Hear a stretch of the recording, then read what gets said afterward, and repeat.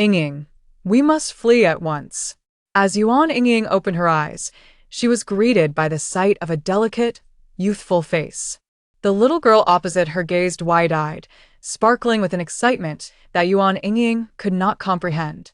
Yuan Yingying gently rubbed her head, still dizzy from the jolting of the carriage, and instinctively inquired, "Where shall we run to?" Jiao Ran, upon hearing this, felt a surge of frustration.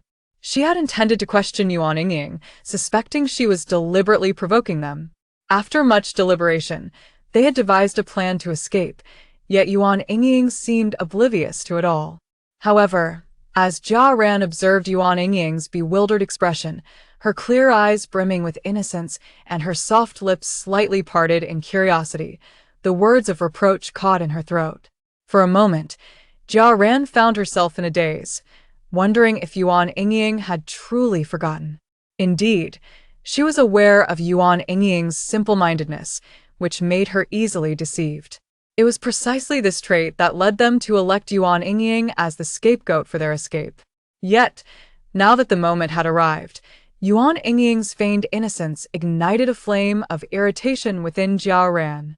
Suppressing her anger, Jia Ran seized Yuan Yingying's wrist. The gentle touch stirred something within her. Putting on a pleading facade, she lowered her voice and said, "Yingying, everything is prepared, you must not back out at the last moment." Inside the carriage, the other silent companions began to murmur among themselves. "Our chance to escape rests entirely upon you. Yingying, one must keep their word." Yuan Yingying was plagued by their incessant noise, and she instinctively acquiesced. With her promise secured, the others finally felt at ease. A wave of warmth surged around Yuan Yingying's wrist. Raising her hand, she noticed a faded red string adorning her slender wrist bone, with a dull, lusterless bead tied in the middle. Memories long forgotten surged back to her like a tidal wave at this moment. The carriage in which Yuan Yingying sat was bound for the flower house. The young girls aboard, much like Yuan Yingying herself, had been sold off due to their family's inability to support numerous children, often parting with the least favored among them. In such a world, the selling of one's offspring was not uncommon. However, those with a scrap of conscience would seek a benevolent household for their children, placing them in service as maids or helpers. If the child proved diligent and capable, their future would not be entirely bleak. Yet, Yuan's parents, lured by the few extra coins promised by the flower house, cast Yuan Yingying into that very establishment. What a place the flower house was! Even the daughters of respectable families would feel a profound sense of shame merely upon hearing its name. For any daughter who entered the flower house, a life of entertaining and flattering others awaited her, a life dictated by the whims of men. Nevertheless, these harsh realities could not extinguish the girl's yearning to escape. Jia Ran, perceptive and lively, immediately discerned that Yuan Yingying, nestled quietly in the corner, possessed a heart softer than tofu. With a blend of coaxing and persuasion, Jia Ran finally convinced Yuan Yingying to take the perilous step of attempting to flee. Jia Ran pondered that if this plan succeeded, she would no longer have to remain in the flower house. However, if it failed, the others would promptly cut their losses, leaving only Yuan Yingying to bear the brunt of the flower house's wrath. Even in Jia Ran's presence, Yuan Yingying did not conceal the disdain that flickered in her eyes. How painful, how filthy! Yuan Yingying glanced around the carriage, realizing there was no clean water available, and thus she paused in her attempt to wipe away the dark marks left on her wrist by Jia Ran.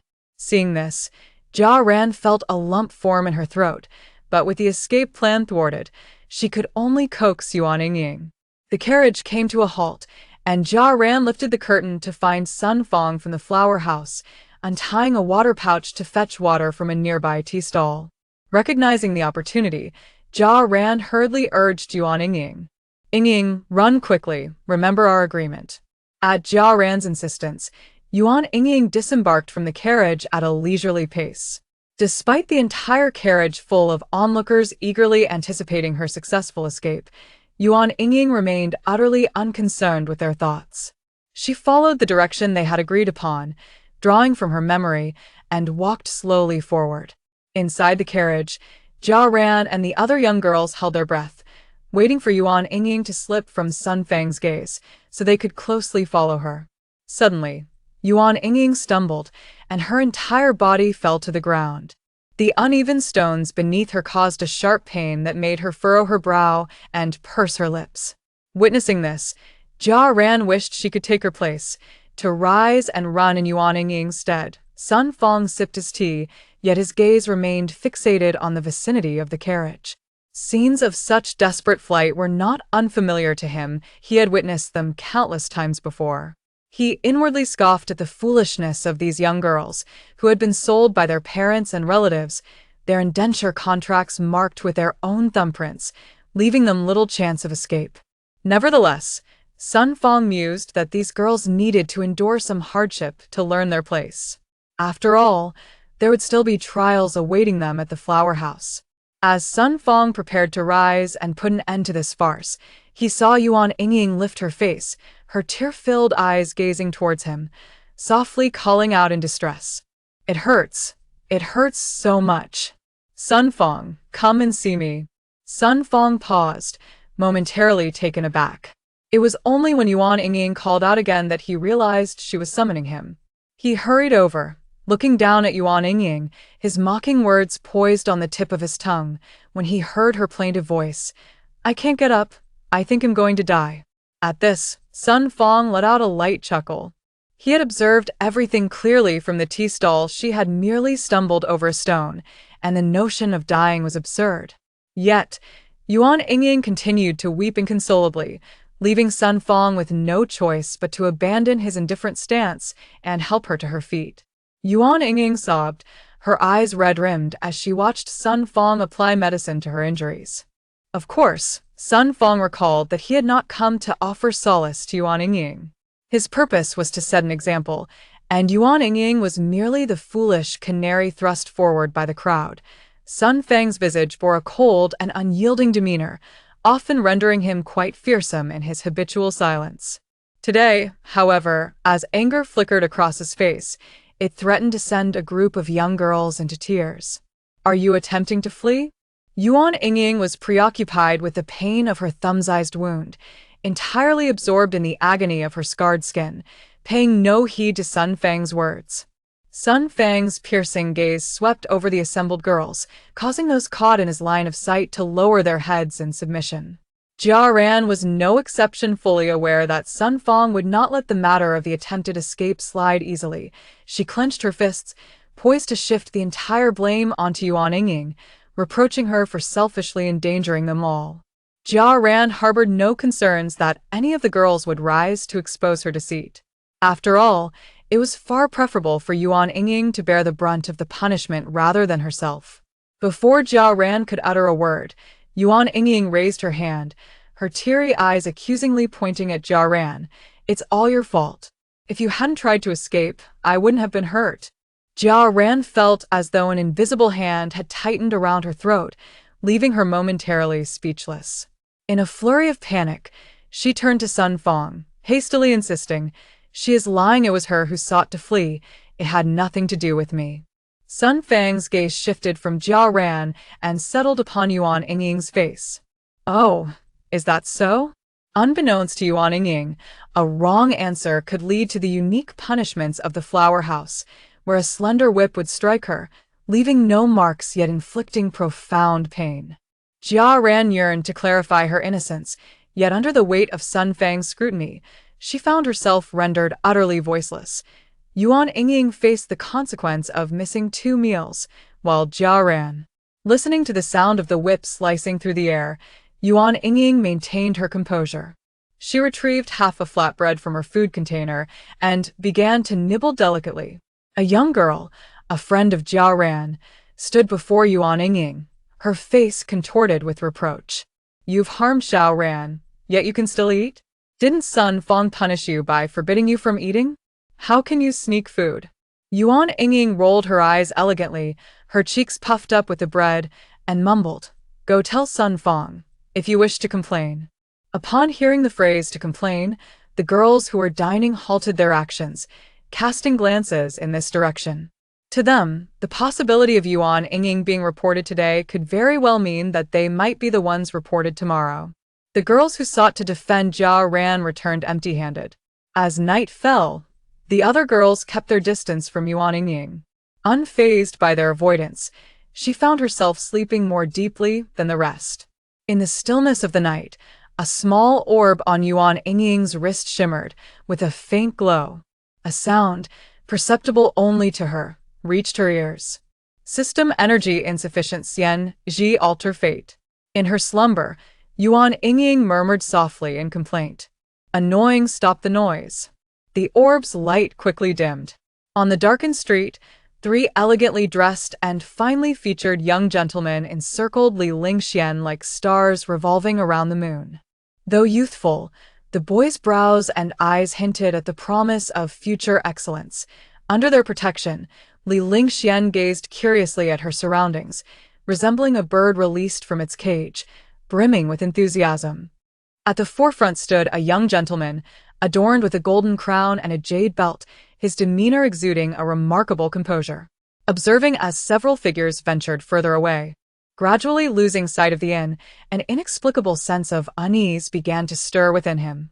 Li Lingxian, who harbored a disdain for external constraints, furrowed her brows upon hearing his words and retreated behind the young gentleman, her tone laced with complaint. How is it that my elder brother, Yan Xianji, despite being a few years my senior, displays such cowardice? Upon hearing his name, Gao Yi hastily reassured her. His dialogue with Huo Wenjing was peppered with expressions of timidity, as if the mere thought of Yan Xianji's departure would render them craven. Although Yan Xianji possessed considerable intelligence, he remained but a child. Moreover, the group had been raised in a lap of luxury, where every outing was accompanied by a retinue of servants and guards, leaving them unacquainted with the darker aspects of life.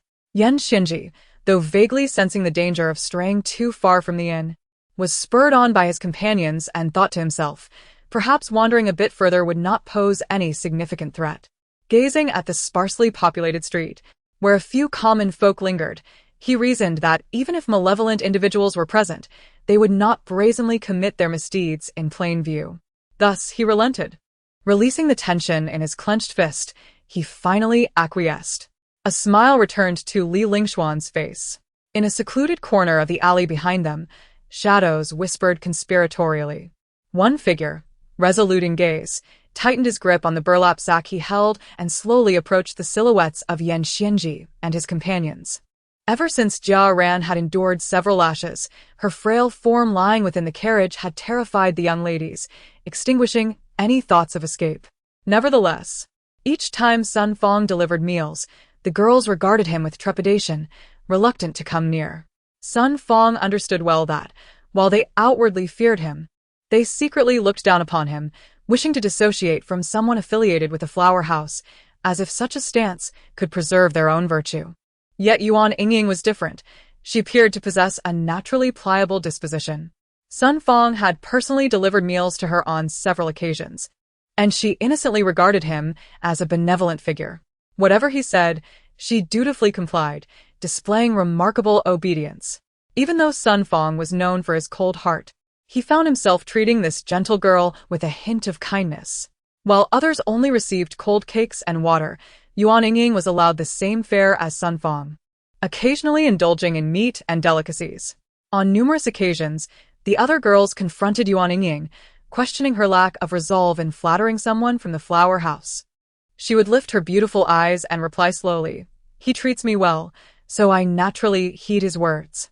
If you treat me well, I shall also listen to you." Lying in the carriage, careful to avoid her wounds, Jia Ran felt a sense of daze upon hearing these words. She had chosen Yuan Yingying precisely for her docility and utility. Now, however, Yuan Yingying had not changed in nature. She simply chose to listen to Sun Fong instead of Jia Ran and the others. Upon arriving at the flower house, Sun Fong dismounted the carriage, and a throng of heavily perfumed women immediately surrounded him, chattering excitedly, "Brother Sun, are there any pretty faces inside?" Sun Fong sidestepped a girl attempting to launch herself at him and entered the flower house. Within the carriage, a group of young ladies huddled together, seemingly seeking warmth from one another.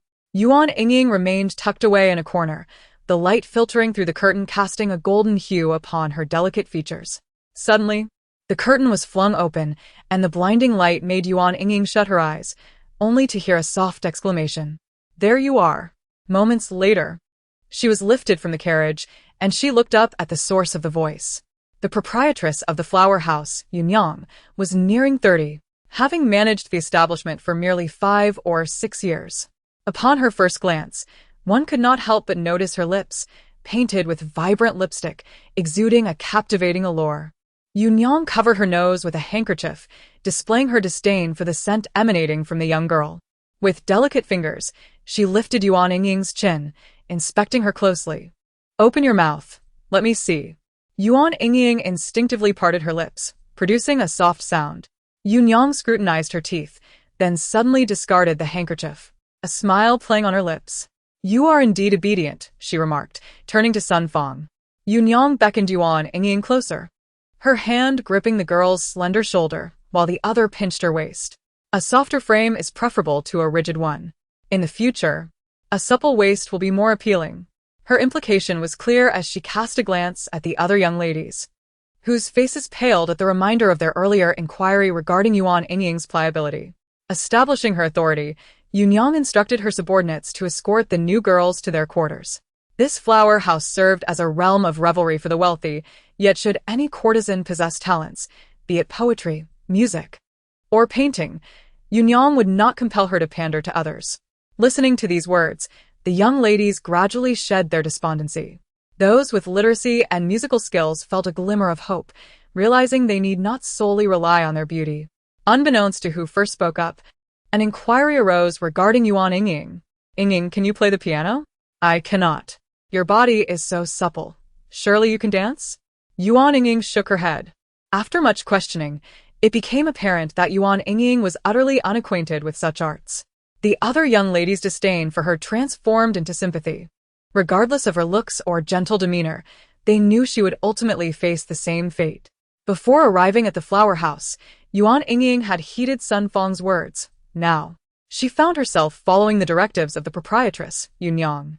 Yuan Yingying held high expectations for Yuan Yingying, recognizing her innate beauty that would surely blossom into an extraordinary beauty in the future.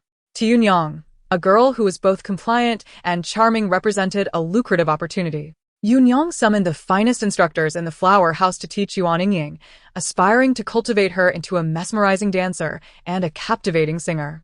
However, the hardships of Yuan Yingying's past seemed to have dulled her natural talents. While she could sing a few simple tunes and perform a couple of dances, she remained far from the enchanting beauty capable of captivating audiences. Unaware of Yuan Yingying's ulterior motives, Yuan Yingying approached her after completing a dance, her eyes sparkling with hope.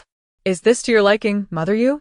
Her sincere inquiry unexpectedly evoked a rare pang of guilt in Yuan Yingying, who sought to exploit her for profit. When Yuan Yingying looked at Yuan Yingying again, she noticed the girl's sweat-drenched attire clinging to her slender frame, revealing her delicate physique, her long neck and fair skin betraying any notion of her humble origins. Suddenly, Yuan Yingying realized that such beauty would draw countless admirers, regardless of Yuan Yingying's abilities. Therefore, there was no need for her to sing or dance as an embellishment. Yuan Yingying grasped Yuan Yingying's hand, feeling its softness. Yet she remained unsatisfied. "Have you been using the flower petal water daily?" Yuan Yingying nodded. "I remember everything Mother Yu has said. 3 times a day, without fail."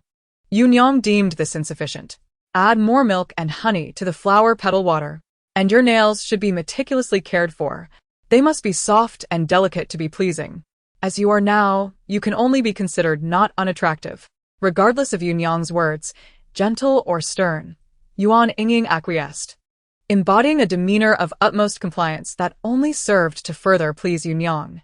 Yuan Yingying cast aside her garments, nonchalantly tossing them into the arms of the approaching figure. As he parted the fabric, she realized he was not the usual servant who attended to her, but rather Sun Fang. A pure smile graced Yuan Yingying's delicate face as she softly exclaimed, "Sun Fang, it is you." Sun Fang responded with a solemn nod and made to leave. But Yuan Yingying suddenly inquired about the recent happenings at the flower house. Rubbing her forehead gently, she lamented, "The incessant clamor has deprived me of restful sleep." Sun Fong replied that several newcomers at the flower house were exceptionally handsome, yet possessed irritable temperaments, constantly clamoring to leave. Intrigued, Yuan Yingying felt a stirring in her heart and instinctively wished to see for herself. Those who misbehaved were to be confined in the woodshed. She fetched a stool and stood on her tiptoes to glimpse inside. The individuals within seemed to sense her presence and turned to lock eyes with her. Her heart raced, and she stumbled slightly. Sun Fong steadied her as she descended from the stool. "What were you just observing?" inquired Yin Xianji. "Nothing of consequence. Merely a mouse," he replied, shaking his head. Gao Yi, who was temperamental and had been raised as the son of a general, had never endured the humiliation of confinement or punishment. Hearing Yin Xianji's words, he vented his frustration. "We have fallen to such depths, and you still concern yourself with a mere mouse." He then pressed, "Those people just now mentioned this place is a flower house from which we cannot escape. Xianji, what is a flower house?" Yin Xianji turned his head away, ignoring him. Even Li Lingxian had heard of the flower house's notorious reputation, unlike the Navi Gao Yi. It was precisely this awareness that deepened Li Lingxuan's regret for having strayed so far, beguiled by a young man's charm, only to end up here. The young man had already stripped them of their fine garments and jewelry, explaining to the Moon Lady that they had been pampered in the presence of the young masters and mistresses, forgetting their manners and thus incurring the wrath of their master, leading them to this fate. Do not listen to their lies about being the son of a prime minister or a general. Those noble youths are always surrounded by admirers. People like us could never approach them, he declared, dismissing their claims as mere fabrications to evade the flower house. Moon Lady smiled faintly, seemingly convinced by the young man's words. Li Lingxian, unlike the other girls, exuded an air of elegance despite her ordinary attire, appearing more like a fallen swan protected by young lords. Yin Xianji, Huo Wenjing, and Gao Yi were rare examples of striking young gentlemen.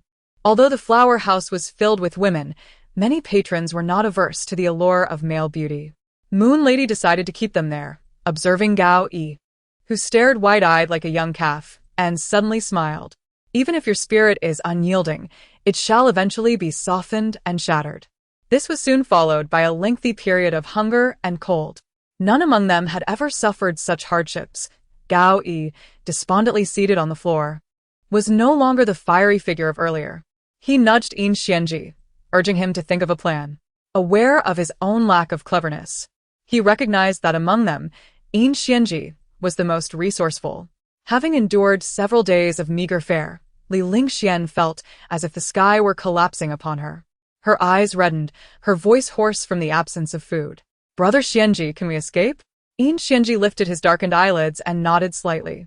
Upon seeing his affirmation, Li Lingxuan's eyes sparkled, while Huo Wenjing questioned, "Is there truly a way? There are layers of guards outside. How can you facilitate our departure?" Yin Xianji met Huo Wenjing's intense gaze and replied calmly, "We need an insider." Huo Wenjing immediately pressed, "Who could assist us? Who would be willing to help?" Moon Lady was the owner of the flower house. The inhabitants adhered to her commands. Who would risk inciting her wrath to rescue a group of strangers? Though his tone was confrontational, he struck at the heart of the matter. While Li Lingxian sensed Huo Wenjing's words questioned Yin Xianji, she parted her lips but ultimately refrained from interjecting. Yin Xianji closed his eyes, envisioning the fair face that had peeked in through the window. He discerned that her gaze held not only curiosity but also compassion. Such a gentle and kind-hearted person would be best utilized. He bowed his head, shrouded in darkness. She would come tonight. The people of the flower house merely wished to teach them a lesson, not to starve them. Therefore, someone would surely bring them food that evening. And the one who had been so concerned for their well-being, Yuan Yingying, would undoubtedly arrive. Meanwhile, Yuan Yingying, suffering from a headache, lay resting on her couch. The beads around her wrist brushed against her skin, their warmth almost scalding her. Yet, she remained trapped in her dreams, unable to awaken. In her slumber, she witnessed the tragic and forlorn narrative of her life, sold into the flower house by her parents and never having experienced warmth or care. She was soon deceived by the eloquent Jiao Ran, who, with just a few words, led her astray. Unlike Jiao Ran's yearning for the world beyond the flower house, Yuan Yingying felt lost and uncertain, unsure of where to flee, but willing to risk everything for her friend. However, with Sun Fang's watchful gaze. Her clumsy escape plan was stillborn before it could unfold. She bit her lip, refusing to divulge to Sun Fang who else harbored desires to flee. The whips, soaked in salt water, struck her frail body repeatedly. Before reaching the flower house, she succumbed to a high fever. Following the failure of her escape plan, Jia Ren naturally distanced herself from Yuan Yingying, fearing that closeness might incite Sun Fang's suspicion regarding her own intentions. Yuan Yingying's frail appearance drew the disdain of Moon Lady, relegating her to the lowest chamber where she had to endure the trials of brewing medicine while battling illness. Adjacent to her room lay the woodshed, where she encountered Yin Xianji and his companions. Upon her first glance, it was not Yin Xianji who captured her attention, but rather Li Lingxian. Although clad in simple garments, Li Lingxian exuded an aura of unattainability. Yuan Yingying grasped her dress tightly, wishing to slip away unnoticed. However, Li Lingxian turned and remarked to the young lord beside her. "She is so ugly, both dirty and plain." Yuan Yingying's body trembled at the words, and she raised her eyes to see Hua Wenjing covering Li Lingxuan's eyes with a tender expression. "Do not look, these people are all filthy." Yuan Yingying felt a flush of humiliation and turned to flee from this place. Yet, a gentle voice halted Hua Wenjing's cruel remarks. "Do not speak so." Yuan Yingying lifted her gaze, meeting the steady gaze of Yin Xianji. In that moment, though she did not yet know his name, she etched his image into her heart. Later, Yuan Yingying learned of Yin Xianji and his companions' backgrounds, understanding that they were wealthy scions ensnared by deceit into the flower house. Yin Xianji grasped Yuan Yingying's hand, his eyes like clear water as he expressed his desire to escape. During these days, Yuan Yingying often brought them meals and crafted knee pads to shield them from Moon Lady's wrath. In her heart, she had silently regarded them as friends, yet she would never voice such thoughts aloud. How could the children of privilege ever wish to befriend a woman from the flower house? Yuan Yingying stifled the bitterness welling in her eyes, her slender wrist resting upon Yin Xianji's palm. "Brother Yin, I will assist you." Li Lingxian exclaimed joyfully, "Wonderful. Once we escape, we shall repay your kindness." Yuan Yingying sought no reward. Her only wish was for Yin Xianji to take her along. Yuan Yingying did not wish to cling to Yin Xianji. Rather, she feared that, once they departed, if the truth were to come to light, Moon Lady, in a fit of rage, might strike her down. To survive, she knew she could not remain in the flower house any longer.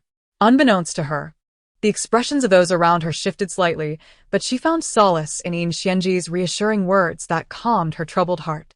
No one knew the lengths to which Yuan Yingying had gone to distract the guards, allowing her to escape with Yin Xianji in the dead of night. They had stolen 2 ponies from the stable, and Yuan Yingying, along with Yin Xianji and Li Lingxian, rode together. Yet, as she reached out, a forceful shove sent her tumbling backward, crashing heavily to the ground, as if her bones might shatter. Just before her consciousness faded, she glimpsed Yin Xianji and Li Lingxian hastily riding away, leaving her behind. No one would linger for her sake. Yin Xianji successfully departed from the flower house, while Yuan Yingying was destined to remain there forever. In the frigid depths of winter, buckets of icy water were poured over her, quickly freezing into frost. Despite the harshness, a glimmer of hope lingered within her as she thought of Yin Xianji. She imagined how delightful it would be if he were to come with his servants to redeem her. Yuan Yingying recalled Li Lingxuan's words about repayment. She desired no such thing. She simply wanted to escape this place and no longer endure the humiliation and torment. Yet, even upon reaching the age of 16, she found no sign of Yin Xianji seeking her out. Had they forgotten the girl in the flower house? The longer she pondered, the more she began to doubt herself, questioning whether Yin Xianji was merely a figment of her imagination, conjured from the agony of her existence in the flower house. When the makeup artist applied her cosmetics, gently touching the small scar on her face, she sighed softly. "Look at you. Had it not been for that young lord, you would not have provoked Moon Lady's ire." The whip struck so harshly, leaving a deep scar that has yet to fade, even beneath layers of powder. A tremor coursed through Yuan Yingying's eyelashes, and tears cascaded down her cheeks. It was not a dream. Everything was painfully real. She had been discarded and forgotten like a burden, and all of it was true. Only the promise of leaving with someone had proven false. The makeup artist hurriedly dusted her face with powder, urging her not to cry, for it would ruin her makeup. Today was the day she would present herself to others, and her worth would be determined by this very moment. That night, Yuan Yingying earned 2 taels and 6 coins of silver. As she approached the room, she learned that the occupant was a wealthy merchant nearing 50. However, upon entering, she did not encounter the merchant but a young gentleman. After years apart, she recognized him immediately as Yin Xianji. He lay intoxicated on her bed, and Yuan Yingying thought she would be filled with hatred upon seeing him again, yet her heart swelled with longing for the one she had not seen in so long. She kept vigil by his side throughout the night, ultimately succumbing to slumber herself. When Yuan Yingying opened her eyes, she was met with Yin Xianji's disgusted expression. The joy she had anticipated upon their reunion froze on her lips. He tore at his clothing, as if it bore some foul substance. Following this, Yuan Yingying's days grew increasingly arduous. According to Moon Lady, Yin Xianji believed Yuan Yingying had schemed against him and intended to punish her. To placate the wrath of the now powerful Yin Xianji, Moon Lady carelessly offered Yuan Yingying to another. She became a mere commodity, passed from hand to hand. At a banquet, she transformed into a dancer for others' amusement, wielding a short sword that had been rigged with a deadly mechanism. A poison dart shot toward Li Lingxian, prompting the young gentleman to rush to shield her. Yuan Yingying, unaware of who had plotted against her, frantically discarded the sword, desperately making her way toward Yin Xianji's table. Though he brandished a dagger with an icy demeanor, she sought his aid, for she feared for her life. To attempt to assassinate a guest of such high status would surely be a capital offense. Despite her suffering, she did not wish to perish bearing such a charge. She needed to reach Yin Xianji and recount all that had transpired between them. She wanted him to fulfill the promises of the past. I desire not riches or jewels. Yin Xianji, I am wronged. Please save me. I do not wish to die. Amidst the chaos, someone shoved Yuan Yingying. Blood flowed from her abdomen, and even the effort to widen her eyes became arduous. Yet, she fought to see the weapon lodged within her, desperate to discern whose dagger it was. She beheld Yin Xianji's face. Pain rendered her unable to articulate her thoughts. Even as she hovered on the brink of death, tears streamed down her face. The mingling of tears and blood stained her garish pink dress, and she crumpled to the ground, her vision blurring. She thought, such is the pitiful fate of one so lowly. Even in death, her end was fraught with humiliation. Suddenly, Yuan Yingying awoke, raising her delicate wrist toward the window. In the pale moonlight, she noticed the rounded marks on her wrist. The beads of the red string had left their fiery imprint. She understood it had been a dream, yet the vividness of the vision left her trembling. As she entered the courtyard, her mind still clouded, she encountered Sun Fong and casually inquired where he was headed. Sun Fong lifted the lacquered food box he held and replied softly, to deliver the evening meal to those in the woodshed. In that moment, Yuan Yingying felt her restless heart quiet, as if returning to stillness. Sun Fong gazed into her lustrous, dark eyes and nodded. Yuan Yingying took the food box and made her way to the woodshed. As she gently lifted the lid, she glimpsed the meager contents, merely a few charred flatbreads and a watery porridge, revealing how little was provided. Moon Lady had spent money, ensuring that Yin Xianji and his companions would not perish easily. However, it was equally unacceptable for her to lavishly support them. These provisions would merely suffice to stave off hunger. Outside the woodshed stood 2 guards, and Yuan Yingying smiled at them, softly explaining why Sun Fong was absent. The guards exchanged glances, their voices tinged with envy. Sun Fong is fortunate. He has someone to do his work for him, while we are left to endure the night watch. Yuan Yingying smiled sweetly, remaining silent.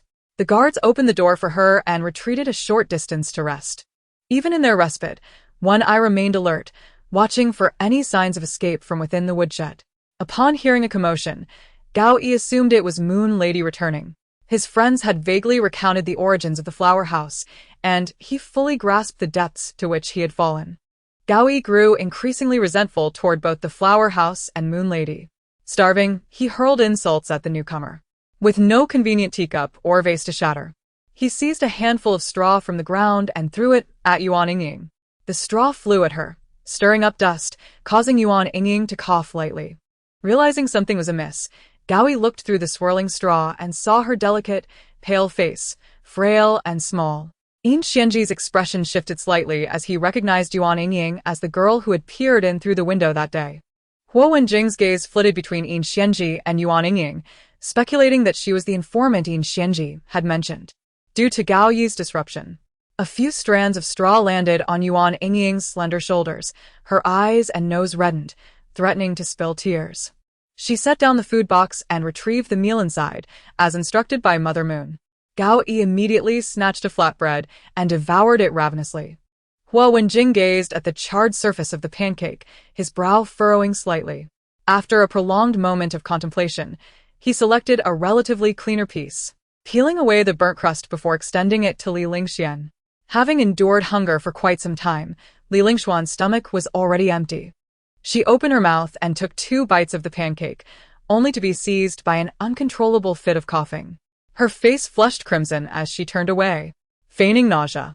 Huo Wenjing immediately rose, his icy gaze fixed on Yuan Yingying, demanding, "Have you poisoned the food?" Yuan Yingying's eyes misted over as she shook her head in denial, feeling helpless. Li Lingxuan's voice, laced with tears, reached them. "Brother Wenjing, this tastes terrible. I can't eat this." In her usual life, Li Lingxian would never treat her servants to such meager fare. Now, as the coarse food settled in her stomach, she felt both aggrieved and saddened. Yuan Yingying leaned against the wall, observing the 3 young lords comforting Li Lingxian with an air of curiosity rather than jealousy or envy. It intrigued her how even such simple fare could be deemed unpalatable. She wondered how Li Lingxian would react if she were to consume the incense ashes offered at the Earth God's shrine. Gao Yi discarded his pancake, adopting a stance of solidarity with Li Lingxian. Yin Xianji slowly rose. Though still youthful, he was notably tall, compelling Yuan Yingying to look up at him. His skin was fair, and despite the dirt on his face, it did not diminish his inherent elegance. When he spoke, his voice flowed like a gentle spring, imbued with an inherent chill. Perhaps he had never uttered soft words before, for even when he deliberately softened his tone, the stiffness remained apparent. Lingxian has a weak constitution and cannot consume such food. If there are better provisions, might I trouble you to fetch them? A breeze rustled, causing Yin Xianji's eyelashes to flutter gently. Yuan Yingying absent-mindedly touched the round beads on the red string, recalling a long and wearisome dream. In that dream, how had she spoken? At that time, Yuan Yingying had just recovered from a long illness, isolated and friendless in the brothel, when she was unexpectedly approached by a rather handsome young lord. In her haste, she had consented, yet her days in the brothel were not easy, and finding fine food was beyond her means. Moreover, having never encountered the world, she had to swallow her pride and make numerous promises to obtain a steaming bowl of plain noodles. Li Lingxian had tasted that bowl of noodles, but upon finishing it, she began to weep, lamenting that if her parents were to learn she had consumed such meager fare, they would surely be heartbroken. When Yuan Yingying departed the kitchen, she did not receive a word of thanks. The bowl of plain noodles, which she herself had not touched, was thoroughly scorned in their conversations. As Li Lingxian and the young lord spoke, Yuan Yingying began to feel a pang of guilt, questioning why she could not procure something better, at the very least. Not merely a bowl of simple noodles. Yuan Yingying lifted her face to look at Yin Xianji. "Mother Yu has said that you may only eat this." Yin Xianji raised an eyebrow. "What do you mean?" Yuan Yingying replied softly, "Those who do not listen should rightly go hungry. However, Mother Yu's heart is soft, and thus she has provided you with food. If you wish for better fare, you must heed her words." Standing at the side of the kitchen door, the wind tousled the strands of hair against her cheek. Her youthful, fair face bore an expression of sincere gravity, as if she truly believed in her words. Obedience brings sustenance. Gao Yi, known for his fiery temper, immediately retorted in anger, "You are aiding and abetting wrongdoing." Listening to that old crone's words, selling smiles here. Yuan Yingying tilted her head to look at him, her eyes filled with innocent confusion, as if she did not comprehend what it meant to aid and abet or to sell smiles. Gao Yi's fury was stifled by her innocent gaze, leaving him unable to express his anger. In frustration, he kicked over the food box, scattering the congee and pancakes across the floor in a chaotic mess. Yin Xianji pinched his brow, reprimanding, Cease this nonsense." The guards, having heard the ruckus from the kitchen, hurriedly arrived. Upon learning the sequence of events, their expressions grew increasingly impatient with Gao Yi. Although Yuan Yingying had only recently arrived, she had always been docile and obedient.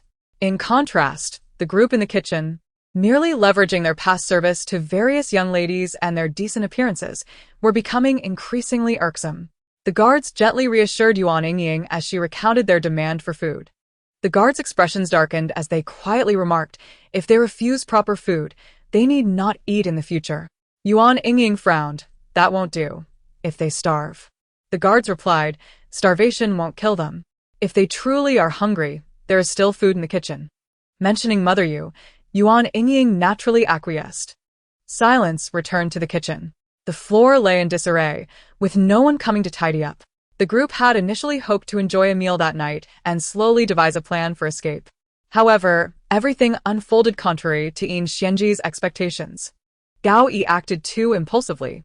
As for Yuan Yingying, she indeed had a soft heart, yet she was excessively compliant. For her to defy Mother Yu's commands and release them would likely require considerable effort. Soon, however, they ceased to contemplate such matters, for the brothel no longer sent them meals, nor even fresh water. Following Mother Yu's instructions, Yuan Yingying bathed daily in water infused with flower petals. A delicate fragrance lingered around her, subtle yet captivating. When Mother Yu visited Yuan Yingying, she had just changed into a fresh dress, her dark hair cascading softly. Still slightly damp, her fair complexion was tinted with a rosy hue from the warmth. Mother Yu raised her hand to take a cloth from the rack, gently drying Yuan Yingying's hair. Yuan Yingying lowered her head submissively, revealing a glimpse of her soft, fair skin. Mother Yu spoke softly, "I heard you went to the kitchen." Yuan Yingying confirmed, "I was delivering food to Sun Fong, but unfortunately it was spilled." Observing her delicate, youthful face, akin to a peach blossom just past bloom, Mother Yu felt a pang of regret and recalled Yuan Yingying's humble origins, capable of swallowing even the most bitter wild herbs without a second thought. Mother Yu's touch became increasingly tender as she groomed Yuan Yingying's hair, for she had always favored those who did not cause trouble and were obedient. Though Yuan Yingying was exceedingly compliant, even when Mother Yu entered the kitchen without permission and felt a tinge of annoyance, the reprimands momentarily escaped her lips. A young servant rushed in, whispering something in Mother Yu's ear. Mother Yu's slender brows furrowed slightly as she regarded the quiet Yuan Yingying, suddenly suggesting, "Yingying, shall I find a servant to assist you?" Yuan Yingying, unaware of her intent, replied honestly, "I already have 2 sisters in my room. I do not lack for help." Mother Yu simply stated, "Let him come to your room, not merely to assist but for—" "Well, never mind. You wouldn't understand. Just follow my instructions." Yuan Yingying complied. Even without water or food, the group in the kitchen continued to endure. This greatly vexed Mother Yu, who pondered a solution. The reason they had persevered thus far was due to the companionship of friends, encouraging one another. If they were separated, Mother Yu doubted these delicate individuals would truly possess such resilience. As for whom to select as the first to falter, Mother Yu had already devised a plan. Her primary focus was on Li Lingxian, as she perceived her character to be weak. Without the protection of several young lords, she would not have lasted this long. Yet, when it came time to choose, Mother Yu's finger glided past Li Lingxian and landed on Gao Yi. Gao Yi glared at Mother Yu with a fierce intensity, resembling a young wolf encountered in the woods, as if he would pounce at the slightest opportunity to sink his teeth into her neck. However, Mother Yu mused that if she could tame this young wolf into a loyal companion like Yuan Yingying, it would surely prove to be a rewarding endeavor. Gao Yi was forcibly escorted away, while Yin Xianji and Huo Wenjing shielded Li Lingxian in the center, their vigilant gazes fixed on Yunyang, fearful that she might strike at Li Lingxian in the next moment. Yunyang calmly instructed, "Go to the kitchen and fetch some stale buns. We mustn't let them starve." Having said that, she gracefully departed. Gao Yi was ushered into Yuan Yingying's chamber, bound tightly in ropes, yet he continued to struggle with all his might. Once the door closed, Yuan Yingying rose, lifting a cup of clear water from the table, and approached Gao Yi. "You must be thirsty. Have a sip of water," she said, extending the cup towards him. For the first time, Gao Yi perceived a fragrance emanating from the clear water, a sweet and enticing essence that beckoned him closer.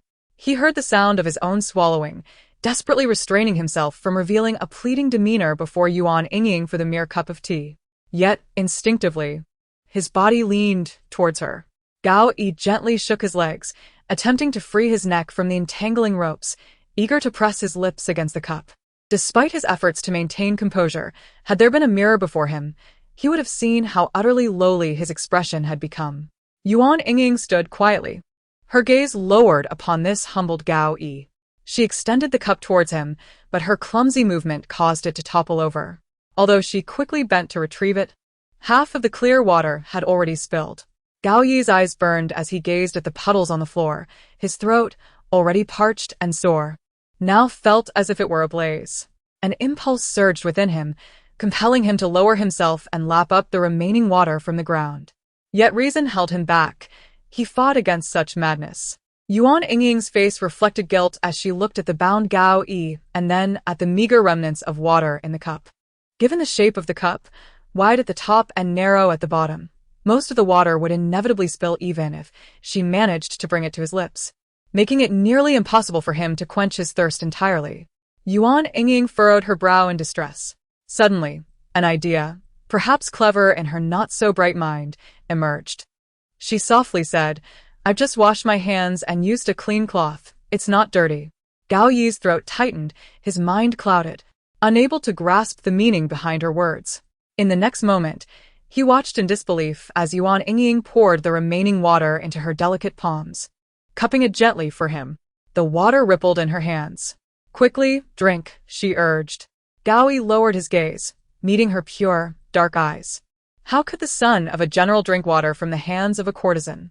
He would not fall so low. He attempted to turn away, giving her a cold shoulder.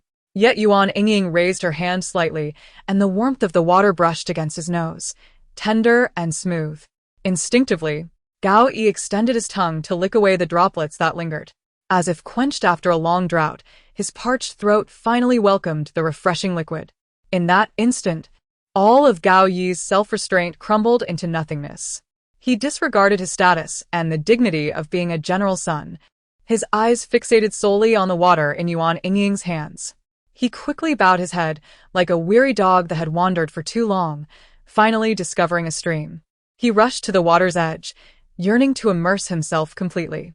This urgency mirrored Gao Yi's current state. He buried his face in Yuan Yingying's hands, drinking eagerly. Her small hands struggled to support him, and soon the water was gone.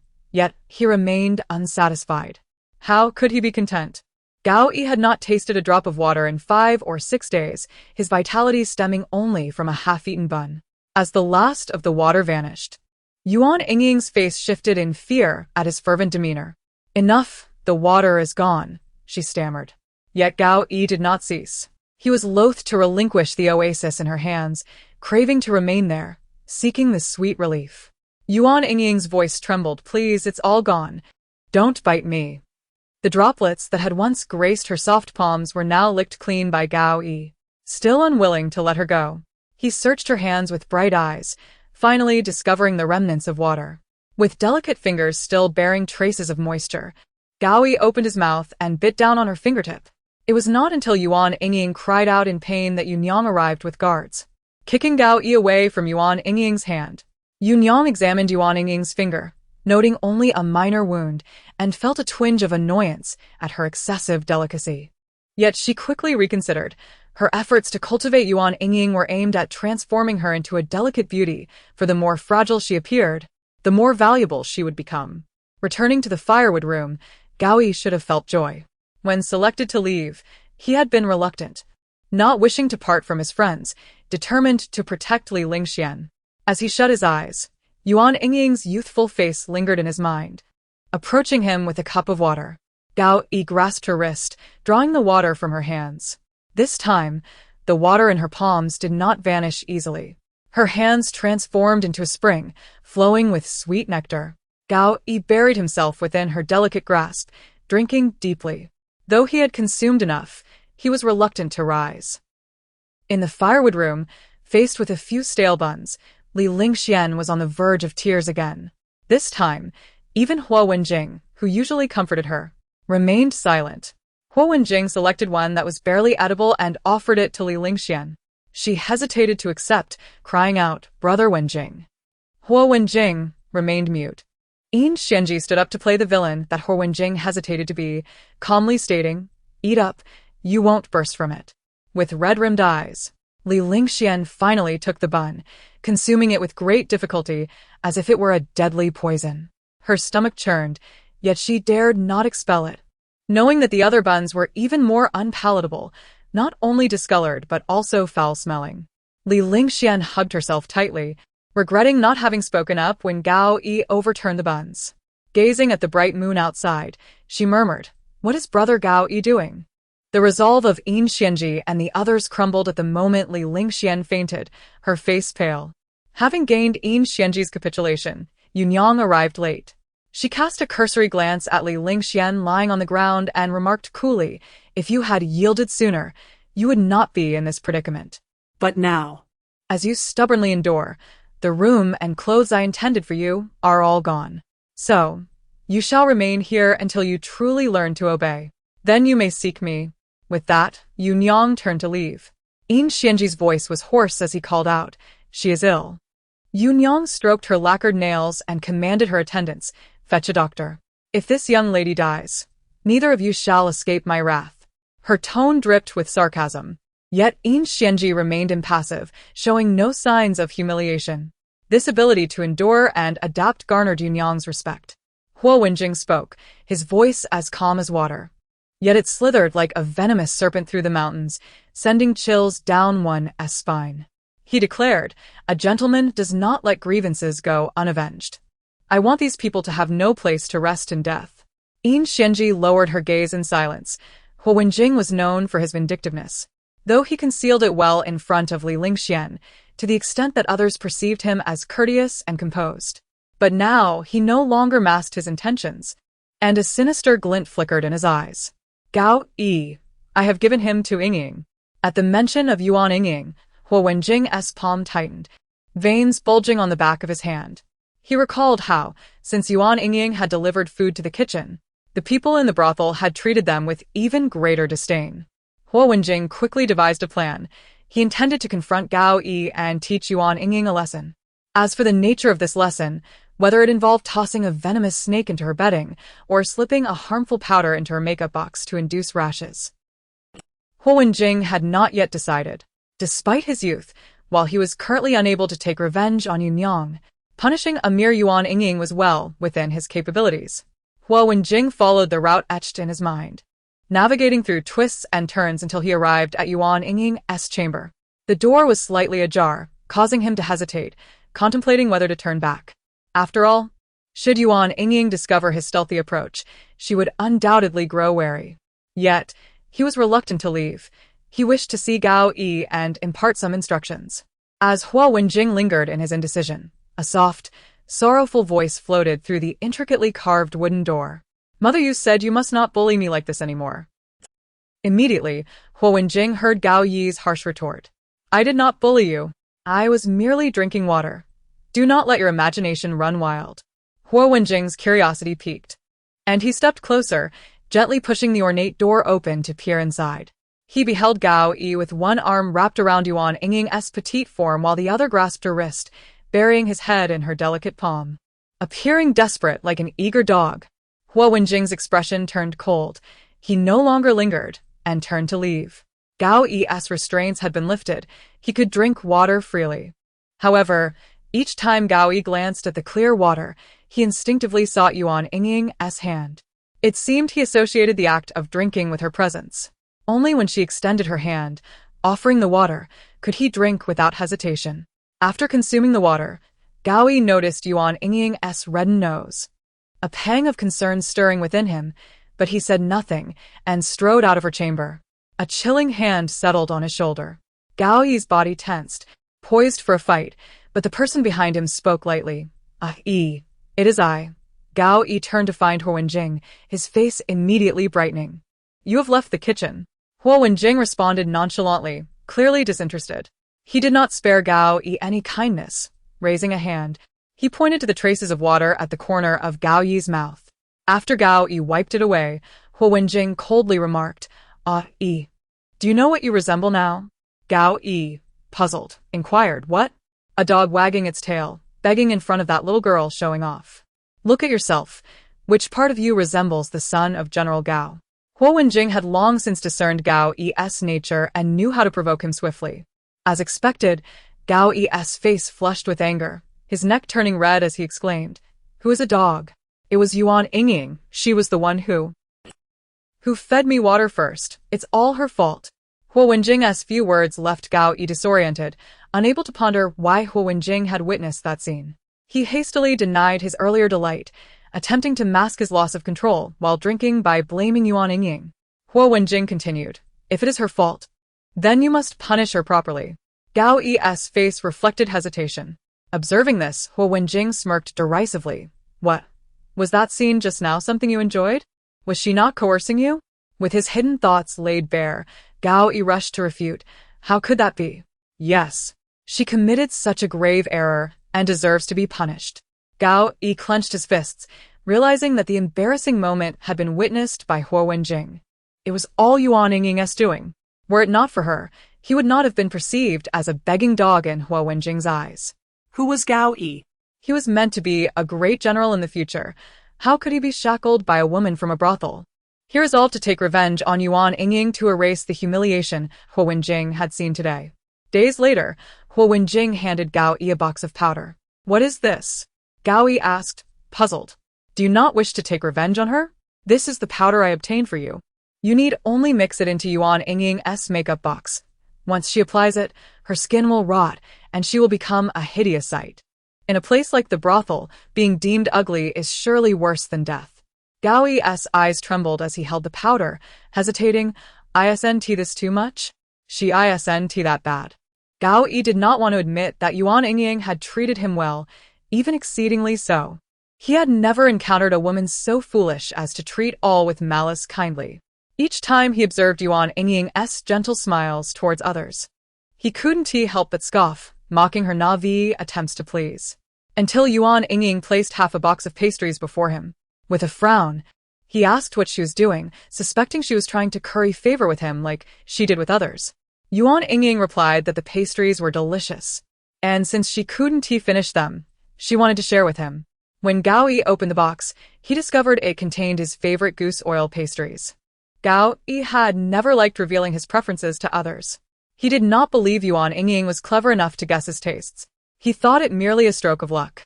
Maintaining a cold demeanor, he devoured the goose oil pastries. After finishing, he recalled to ask, why only half a box? He remembered that a full box contained 6 pieces, yet this one had only 4. Yuan Yingying explained, I ate 2. Gao Yi's face flushed crimson. His mind racing with thoughts. He had shared the same box of pastries with Yuan Yingying. That very box might have been touched by her fingers. Even Li Lingxian had never shared leftovers with him. And Yuan Yingying, how dare she? Alongside his anger, a bittersweet shame welled up within Gao Yi. Huo Wenjing raised an eyebrow at him. Yi, are you softening? Gao Yi lifted his gaze. No. With that, he tucked the powder into his chest. Come help me. His dark eyes sparkled like pure gems. Compelled by an inexplicable urge, Gao Yi approached. He had never engaged in such tasks before. General Gao cherished his son, treating him like his own eye. How could he bear to let him work? Yet Gao Yi did not voice his reluctance. He moved slowly, but methodically. Soon, Yuan Yingying's fingers were neatly wrapped in grass leaves. A glimmer of admiration shone in Yuan Yingying's eyes as she gazed at Gao Yi. In the face of such reverence, joy surged within him. Yuan Yingying turned to rummage through her newly tailored dresses by the cabinet, leaving Gao Yi alone by the vanity. He pulled out the powder, hesitating for a long moment. Gazing into the copper mirror, he was acutely aware of his own disheveled appearance. Clenching his fists tightly, the bones creaked. Gao Yi, come quickly. Yuan Yingying's anxious voice called from a distance. Gradually, Gao Yi made his decision. He approached Yuan Yingying, only to find her trembling, claiming she had spotted a long snake. Gao Yi proceeded in the direction indicated by Yuan Yingying and indeed encountered a slender, non-venomous snake. Chapter 7. As she beheld the slender little snake begin to sway, Yuan Yingying was so frightened that her delicate face turned as pale as snow. Gao Yi casually broke a tea lid, picked up a shard of porcelain, and hurled it to the ground. The little snake on the floor swayed a couple of times before breathing its last. When Yunyang arrived, Gao Yi was holding the lifeless snake. Even though Yuan Yingying had offered her handkerchief to shield him, the sight of Gao Yi grasping the snake barehanded was still enough to instill fear. Yunyang, upon seeing the dead snake, wore an expression of distress. She immediately ordered a search of the room to ensure no other snakes lurked within, and instructed to sprinkle powder around Yuan Yingying's chamber to repel snakes and insects before she was satisfied. However, the brothel was always kept immaculate. Never had there been even a cockroach in the ladies' quarters. Yunyang, puzzled, ordered someone to discreetly investigate. Yet, the snake seemed to have appeared out of thin air in Yuan Yingying's room, leaving no trace behind. Following this incident, Yuan Yingying grew increasingly reliant on Gao Yi. Her eyes sparkled with admiration as she gazed upon him, convinced that he was a heroic figure capable of capturing venomous serpents. When Gao Yi further insisted that she scoop water with her hands, she acquiesced, no longer resisting as she had before. However, each time they concluded their task, she would glance at her water-stained hands, her neck and cheeks flushing with embarrassment. Seeing her in such a state made Gao Yi feel somewhat uneasy. One day, when Yuan Yingying was on her way to Yunyang, rain suddenly fell, and she was caught off guard, her makeup washed away. She recalled how much Yunyang valued her appearance. If she were to see her looking disheveled, it would surely displease her. Yuan Yingying then asked Sun Fong to fetch her makeup box from her room. Just as she opened it and was about to apply her makeup, a cold voice interrupted her. "Do not." Startled, Yuan Yingying dropped the box, scattering the white powder all over the floor. Huo Wenjing approached, bending down to gather the spilled powder in a cloth, and said to Yuan Yingying, "The moment your nails touched the powder, they changed color. It is evident that someone has poisoned it." Yuan Yingying's expression turned anxious, instinctively hiding behind Sun Fong, murmuring, "Poison?" Huo Wenjing urged her to look at the finger that had touched the powder. When she raised her hand, indeed, her once pink and dewy nails bore darkened marks. Just a slight contact had such a drastic effect, she could hardly imagine the consequences had she applied the powder to her face. With the appearance of the snake in her room and the poisoning of her makeup, Yuan Yingying, who was already not particularly sharp-witted and still quite young, felt her complexion pale and her body tremble. Sun Fong offered a reassuring glance and soon summoned Yunyang. After hearing the account, Yunyang cast a doubtful look at Huo Wenjing, inquiring how he had discerned the poison in the makeup box. Huo Wenjing replied in a calm tone, "I was on my way to the west courtyard when it began to rain, so I sought shelter under the eaves. By chance, I noticed Yuan Yingying preparing her makeup and saw her nails had turned black. It was then I suspected the powder was tainted and warned her." Yunyang interrogated the others, confirming that Huo Wenjing indeed intended to go to the west courtyard that day and had stumbled upon the unusual makeup by mere coincidence. Resolving to investigate the residents of the brothel thoroughly, she vowed not to allow any ill-intentioned individuals to lurk within her domain. Yuan Yingying, appearing wan and fragile, expressed her gratitude to Huo Wenjing. He deliberately softened his tone, exuding concern, such a pity. Yuan Yingying's eyelashes fluttered as she gazed at him, bewildered. How can there be wicked people targeting you? Yuan Yingying, already feeling as if she were at the end of her tether, felt a wave of emotion at Huo Wenjing's comforting words, and tears began to flow. Huo Wenjing approached her, subtly placing his arm around her shoulder, gently patting her back, seeking to soothe her startled heart. Though Gao Yi valued his reputation, he could not shake the image of Yuan Yingying's naive face and her trembling, delicate hands from his mind. Suddenly, he realized that as a man, he should never harm an innocent girl. Thus, he abandoned his intention to poison the makeup. However, upon learning that Yuan Yingying's makeup box had been poisoned, a chill ran through Gao Yi, prompting him to confront Huo Wenjing. Huo Wenjing scoffed, "Ah, Yi. You truly are a coward, afraid to resort to poison." Gao Yi retorted angrily, "You must be joking. I wouldn't dare harm a young lady. Such despicable acts are beneath me. But you know the plan. Do you mean to say this was your doing?" Huo Wenjing nodded. "You lack the courage. So, I shall assist you. There is no need for formality between brothers. Gao Yi's forehead pulsed with anger. How dare you? That could ruin her beauty. If she had been a moment quicker and applied it to her face, That is of no concern to me, Huo Wenjing replied, stepping closer to Gao Yi. Have you forgotten our identities? And what of Ling Xian? We cannot stay in this brothel forever. Our only option is to use the people here to relay our messages. But these individuals are selfish. They want to help us. Yi. Do not look at me with disdain. I am not as wicked as you believe. I merely wish to gain her trust and reliance, using her as a bridge for our escape. Huo Wenjing continued, tell me, are you willing to abandon your status and remain here as a servant for the sake of a mere courtesan? You would forsake Ling Xian? Gao Yi promptly countered. Of course not. It is just that your plan is perilous. If someone were truly harmed. Gao Yi needed Huo Wenjing's assurance that no one would be killed before he left, feeling utterly dejected. Once Gao Yi departed, Huo Wenjing's eyes glimmered with contempt. He had not intended to take matters into his own hands, but Gao Yi's excessive compassion and apparent reluctance to let go of Yuan Yingying left him no choice. Huo Wenjing devised a scheme, first creating danger, then positioning himself as the savior. What girl does not yearn for romance, especially in the presence of a hero? He was confident that with a little manipulation, Yuan Yingying would willingly fall under his influence. Yin Xianji entered the room, shedding his outer robe, his voice cool. You should not act this way. Exploiting Yuan Yingying's kindness to escape the brothel could be considered self-serving, but Huo Wenjing's actions had devolved into mere manipulation. In the end, they could leave without a trace, yet Yuan Yingying would likely be left heartbroken. Huo Wenjing countered with a smirk. Not needing to deceive Yin Xianji, as he had with Gao Yi, Yin Xianji would not be fooled, nor did he need to masquerade before him. Indeed, you all are radiant and honorable, while I am but a shameless scoundrel. He moved closer to Yin Xianji, whispering, if you were a true gentleman, you would not contend with me for Ling Xian, especially since you have no intention of doing anything for her. Late at night, Gao Yi remained awake, clutching the powder as if it were a hot potato. This was the first time he felt regret in his life.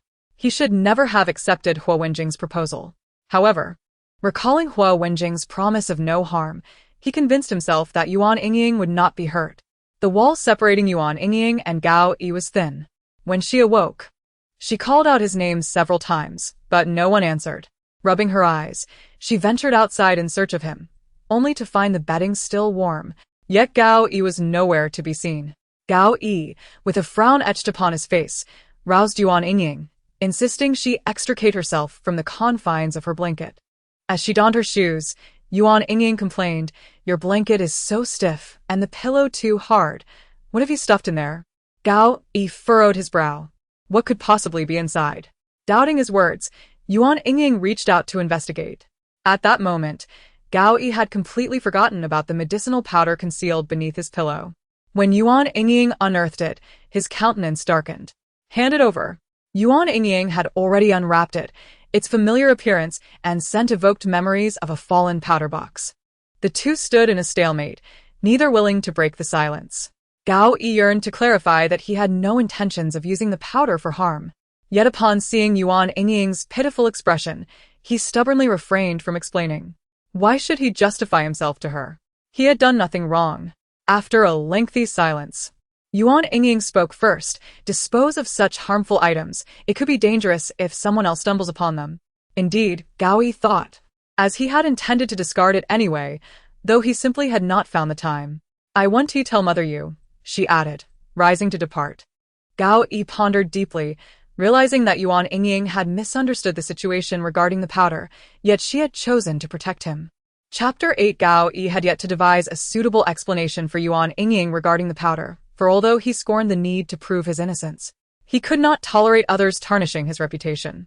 However, before he could formulate an adequate response, he was intercepted by Sun Fong at Yuan Yingying's door. Sun Fong, with an icy demeanor, stated, according to Mistress Yu's orders, you are no longer required to attend to Yingying. Gao Yi, ready to protest, caught a glimpse of a fleeting figure in a long azure skirt behind the door. Coldly, he retorted, that aligns perfectly with my wishes. She is exceedingly delicate, and I have long wished to cease my service. With that, Gao Yi stormed off, stifling his frustration as he walked to the lakeside. forcefully tugging at the vegetation by the water's edge to vent his discontent. Foolish woman. How could I possibly be responsible for this? She presumptuously forgives me. Yet her inherent cowardice remains. She still drives me away. The more he contemplated, the angrier he became, wreaking havoc on the meticulously tended flora. Suddenly, he recalled that the entire debacle had originated with Huo Wenjing. Resolutely, Gao Yi strode towards the lower quarters, determined that while he would no longer serve, he would not allow Huo Wenjing to pin such a heavy burden upon him. Yet, Gao Yi could not locate Huo Wenjing, learning instead that he had departed early. Just as he turned to leave, Yin Xianji blocked his path. Gao Yi, still lost in his grievances against Huo Wenjing, wore an expression of discomfort and snapped. What do you want? Yin Xianji suddenly remarked, Yi, you have changed significantly. Previously, Gao Yi would have clung to their company and sought to capture Li Lingxuan's attention. However, after merely a few days apart, he had visited the lower quarters multiple times without once inquiring about her well-being. Gao Yi failed to grasp the deeper meaning of Yin Xianji's words, eager to confront Huo Wenjing. He merely stated, if there's nothing else, I shall take my leave. Before hastily departing, the bed was rigid, small, and narrow, barely allowing him to turn. Moreover, the odor was far from the fragrant ambience of Yuan Yingying's chamber. It was utterly unbearable. A servant in the same room pointed to a paper package on the table, addressing Gao Yi. This is for you. Gao Yi, disinterested, opened the package and found golden, flaky goose oil pastries inside. His previously tense expression softened into a smile. With a hint of complaint, he murmured, why didn't she linger a bit longer? He paused, eyeing the servant with a sinister glare. Who sent this? The servant replied, your close friend, someone named Huo Wenjing. Enraged, Gao Yi crushed the delicacies in his hand, discarding them along with the paper outside. The servant lamented, if you want to eat it, why throw it away? Ignoring the servant, Gao Yi pulled the blankets over himself, burying into the darkness. That night, he skipped dinner entirely. Concerning her own safety, Yuan Yingying naturally would not keep Gao Yi by her side any longer. She approached Mother Yu, expressing her desire for Gao Yi to cease his attendance. When questioned by Mother Yu about the reason, Yuan Yingying stumbled over her words, unable to articulate her feelings. Mother Yu, not wishing to press her, perceived that Gao Yi's temperament had softened somewhat. Though she found it regrettable that she could not witness the transformation of a tempestuous young wolf into a submissive little dog, she understood that Yuan Yingying's emotions took precedence. Thus, she promptly arranged for Gao Yi to be relocated. Huo Wenjing had once rescued Yuan Yingying, and she regarded him with warmth. Huo Wenjing was measured in his actions and treated others with a gentle demeanor. If he wished to win someone's favor, few could resist his charm. Yet, Yuan Yingying was an exception. Huo Wenjing occasionally displayed overly affectionate gestures, and when Yuan Yingying looked at him in confusion, he would merely smile and apologize.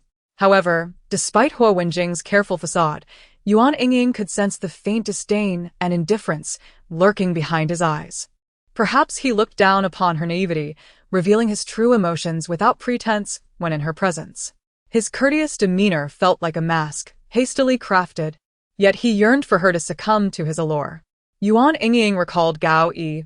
Though he could be bothersome, he had never feigned affection in her presence. Unlike the calculating Huo Wenjing, who seemed to measure every strand of hair with precision. Yet, Yuan Yingying, with her inherently gentle nature, would never openly confront someone she disliked. Nor would she brazenly declare her disdain. However, when Huo Wenjing uttered yet another ambiguous remark, Yuan Yingying found herself lost in thought. After he spoke, he leaned closer, asking, Yingying, what do you think? His smile deepened, his voice low enough for only the two of them to hear. If one finds a steadfast partner, they shall not part until old age. Yet, all of Huo Wenjing's pretenses crumbled when he faced Li Lingxian. Yuan Yingying stood on the bridge, reaching for flowers, requesting Huo Wenjing to weave her a flower crown. Initially, Huo Wenjing hesitated to comply with her request, but her casual tone bore no hint of command. Seeing her youthful, innocent face and hopeful eyes, she resembled a little sister asking her brother for a favor, making it impossible to refuse. By now, upon hearing her plea, Huo Wenjing could gracefully accept a handful of flowers. His slender fingers danced among the vibrant blossoms, and soon, he had crafted a beautiful crown. Yuan Yingying clapped her hands, cheering for him. Just as Hua Wenjing was about to present the crown to her, she bowed her head, revealing her silky, dark hair. Hua Wenjing paused. Understanding her silent request, she wished for him to place the crown upon her head. Compromise, once initiated, tends to lead to further concessions. There is no such thing as stopping in time, only sinking deeper. Yet, Hua Wenjing remained oblivious, thinking it was merely a matter of donning a crown. Having already engaged in the trivial task of crafting the crown, he saw no harm in this additional request. A gentle breeze stirred their garments, carrying the sweet scent of dew-kissed flowers mingled with osmanthus oil towards Hua Wenjing. As he focused intently on arranging the petals for Yuan Yingying, one of the blossoms suddenly brushed against his nose, while her hair, neatly gathered, grazed his lips, eliciting a soft tickle. The atmosphere was tranquil, allowing the calculating Hua Wenjing, who had been so since birth, to feel a rare sense of relaxation. His tousled hair was smoothed down, and his hand lingered on the petals, his nails pinching the vibrant blooms. Dew cascaded down, landing with a soft plop on his wrist. Yuan Yingying's gentle voice broke the stillness. "Are you ready?" Hua Wenjing withdrew his hand with a nonchalant demeanor, explaining, "My hair got caught in the flower crown," as if justifying the time he had taken. Yuan Yingying responded with a soft acknowledgement, turning towards the lake beneath the bridge, admiring her own reflection. A smile graced her lips, radiating an untainted purity untouched by the world. Yet, Hua Wenjing pondered, such a woman would eventually succumb to corruption within the brothel's confines. Suddenly, Yuan Yingying turned and smiled at Hua Wenjing, exclaiming, "You look splendid." It was then that Hua Wenjing noticed her round eyes, filled with innocence and clarity, sparkling brighter than the lake's waters. At that moment, joy illuminated Yuan Yingying's face as she smiled at him, her delicate fingers brushing against the quivering blossoms in her hair. Hua Wenjing mused whether her compliment referred to the flower crown or to herself. The crown, adorned with vibrant blooms, was indeed beautiful, and the beauty of a woman, with a smile as radiant as flowers, ought to be beautiful as well. "Brother Wenjing?" The serene atmosphere shattered as Hua Wenjing turned to see Li Lingxian, her face a mask of disbelief. Dressed in a plain gown, her complexion pale, she gazed at the two on the bridge with a stunned expression. Upon waking, Li Lingxian felt as if her world had been turned upside down. Although they had left the woodshed, they were still trapped in the brothel. What troubled her more was that Gao Yi had only visited once since learning of her illness. Hua Wenjing came and went, barely allowing her a glimpse, while Yin Xianji, though taciturn, showed no concern for her anxious heart. Li Lingxian rushed out from the lower quarters, intent on finding Hua Wenjing and Gao Yi. Yet, she found Hua Wenjing entangled in a tender exchange with Yuan Yingying. An inexplicable anxiety surged within her chest. This was not how it had always been. When she fell ill, Gao Yi would entertain her with playful tricks, and Hua Wenjing would offer gentle reassurances while Yin Xianji, despite his cold demeanor, would remain by her side. Yet now, she felt neglected and cast aside. As Li Lingxian ascended the bridge, she caught a glimpse of Yuan Yingying's figure. A mix of urgency and anger swelled within her. If not for Yuan Yingying's initial refusal to assist, they would have long returned to their rightful places. She would still be the cherished young lady, not reduced to this state. Hua Wenjing discreetly positioned himself to shield Yuan Yingying, fearing that in a moment of desperation, Li Lingxian might act rashly and jeopardize his plans. Unaware of the underlying tensions, Li Lingxian could only see Hua Wenjing, who had treated her like a treasure, now protecting Yuan Yingying. Seizing the opportunity, while Hua Wenjing was distracted, Li Lingxian dashed to Yuan Yingying's side. Yuan Yingying, adorned with green branches and red flowers, her dark, lustrous eyes slightly tilted, exuded an innocent purity. Clad in a simple dress, she resembled a delicate fairy from the realm of Guanyin, holding flowers. In contrast, Li Lingxian, in her coarse linen attire, appeared disheveled and far from the image of a refined young lady. Tears welled in Li Lingxian's eyes as bitterness washed over her. She found herself inferior even to a brothel girl. Anger flooded her mind, and she poured out her frustrations over the past days, feeling helpless and anxious, onto Yuan Yingying. Clothes were tugged, and a scuffle ensued. In the midst of the sudden turmoil, before Yuan Yingying could intervene, the sound of splashing water echoed as ripples spread across the lake. Watching the two contrasting dresses, a plain one and a vibrant one, float in the water, Yuan Yingying made a swift decision and jumped off the bridge without hesitation, swimming towards the flailing Li Lingxian. Li Lingxian clung to Yuan Yingying's front, as if grasping a lifeline, her eyes still brimming with crimson desperation. "Brother Yingying, I know you still protect me." Before he could respond, a flower crown floated by, carried by the current. Yuan Yingying stared at the scattered petals, momentarily frozen, before turning to search for Yuan Yingying's figure. There was nothing, no sign of her. Panic gripped him as he pulled Li Lingxian to shore, only to feel her tugging at his sleeve, her eyes filled with determination. Taking a deep breath, Yuan Yingying gently lifted her damp hair away from her face, speaking softly, "She is very useful."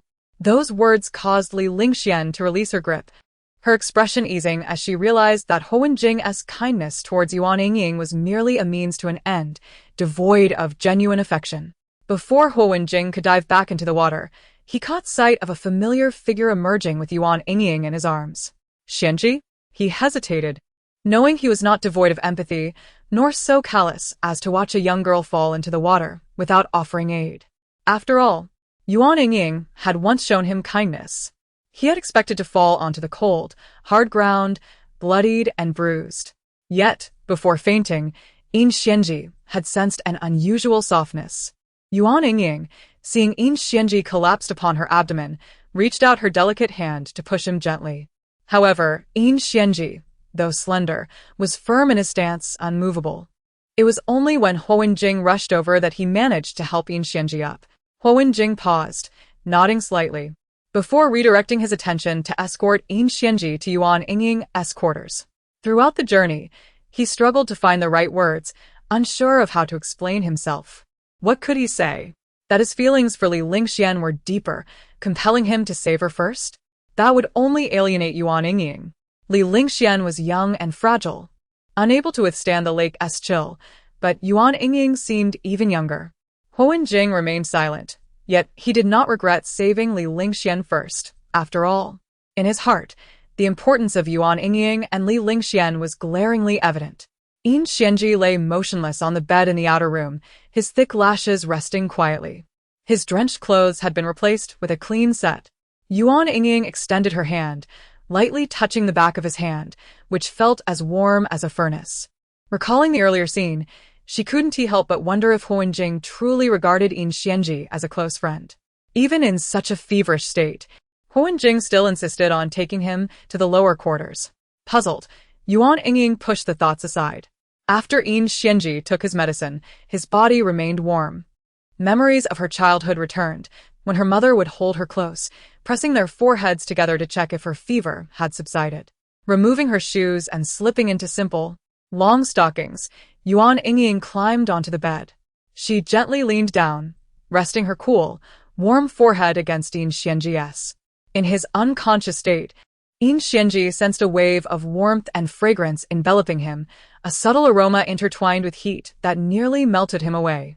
The soft skin pressed against his feverish forehead elicited an involuntary sigh from him. Perhaps it was in moments of illness that one felt most vulnerable. Even someone as aloof as Xianji found his heart softening. Memories of his mother's tender embrace during his own childhood illnesses flooded back, the scent of her comforting presence lingering in his mind. Though he had always been more composed than his peers, he too had once been a child who laughed and played with joy. However, the frail health of his mother had long kept her confined to her sickbed, and she soon passed away. The virtue of unwavering devotion was seldom esteemed by men, and thus his father quickly remarried. Year after year, new siblings entered the household, and Xianji was no longer the sole bloodline of his father. His stepmother regarded him with more suspicion than affection. His father held high expectations for Xianji, demanding exceptional academic performance, noble character, and the charm that makes one feel as if enveloped in spring's warmth. He often counseled Xianji that as an elder brother, he must possess the capacity to embrace others, for an elder brother is akin to a father. Consequently, regardless of the conflicts that arose between Xianji and his siblings, His father would impose punishment upon him without inquiry into right or wrong. Already acquainted with shame, Yin Xianzi found himself compelled to strip off his shirt and endure lashes from a long whip during his father's wrath. He could see his siblings in the corner, mocking him as if watching a play, while his stepmother offered insincere words of comfort. The pain on his back, for Yin Xianzi, became of little consequence. He had grown accustomed to silent endurance and care, much like the way he accompanied Li Lingxian. He would gently advise Li Lingxian when she wandered too far in her play, but if she expressed displeasure, he would remain silent. At that time, Yin Xianzi did not genuinely agree with Huo Wenjing's words. He had merely learned the art of compromise and restraint. He understood which words would incite discontent and thus refrained from uttering them, aligning himself with his father's expectations to speak cautiously and act prudently. With prolonged restraint, Yin Xianzi gradually forgot that he once yearned to live freely. Yet, since the departure of the warm embrace, he had never allowed himself to relax. The teachings had seeped into his very marrow, now immutable. However, when soft skin brushed against his forehead, Yin Xianzi's heart would soften, and he restrained himself with reason, preventing tears from falling.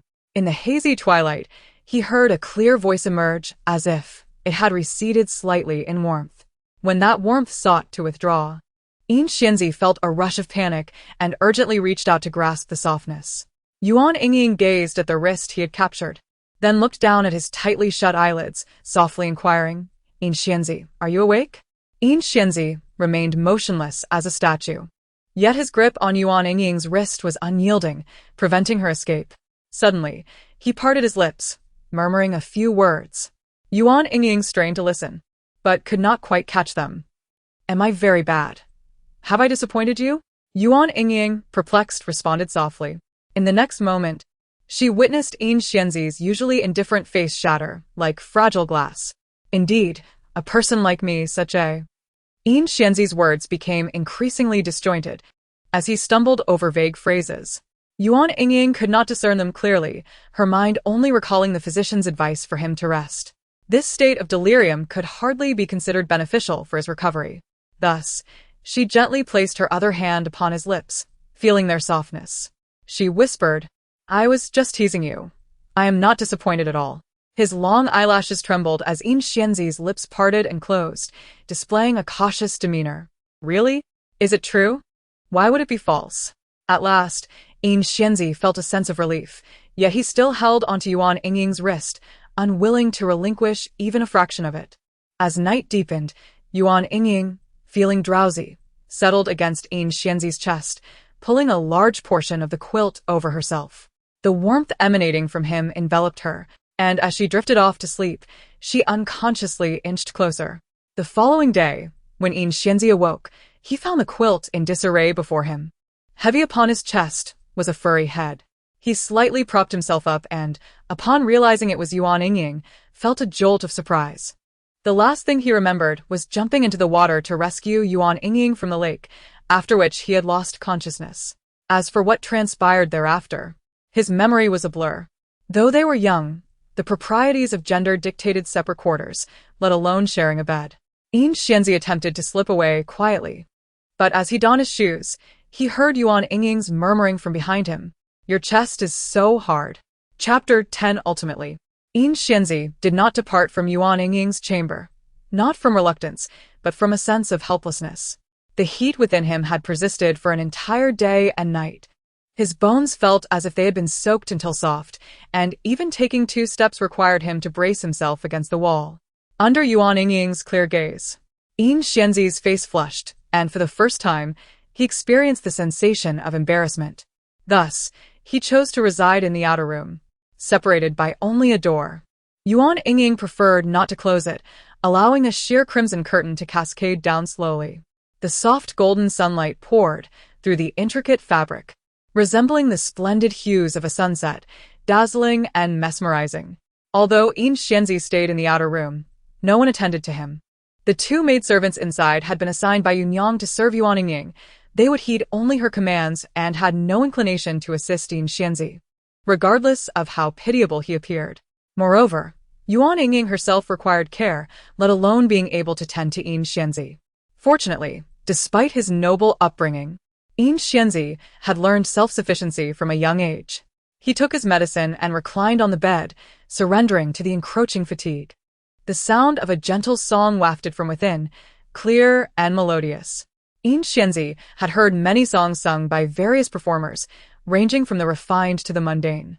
Those sung by renowned artists were particularly unforgettable, still vivid in his memory. He could discern that Yuan Yingying's rendition was not particularly exquisite. Several curves and nuances were missing the intended essence. Yet, at that moment, Yin Xianzi found a certain charm in her slightly clumsy singing, imbued with an unrefined, rustic freedom. From now on, do not long for each other, do not long for each other. Yuan Yingying could not recall the subsequent lyrics. Although Yin Xianzi could not see her expression, he could imagine her scrunching her nose and furrowing her brow, her round eyes filled with confusion. Oh dear, I can't remember. Yuan Yingying decided to abandon the lyrics, well aware that her singing and dancing skills were far from exceptional, just as Yuanyang had remarked. Her only hope lay in the hope of growing into a fair visage, so she would not be cast aside as a mere servant, subject to the whims of others in the flower house. A loud knock on the door shattered Yuan Yingying's thoughts. With a delicate hand, she lifted the curtain, not glancing at Yin Xianzi in the outer room, and opened the door. Outside stood a stiff, awkward face. Gao Yi raised a food box and said in a subdued tone, "I brought your meal." Yuan Yingying vaguely recalled that Gao Yi's duties did not involve delivering meals, but she paid little mind, assuming Yuanyang had reassigned him. She extended her hand to take the food box, but Gao Yi refused to relinquish it, stating bluntly, "This food box is quite heavy. You certainly cannot carry it.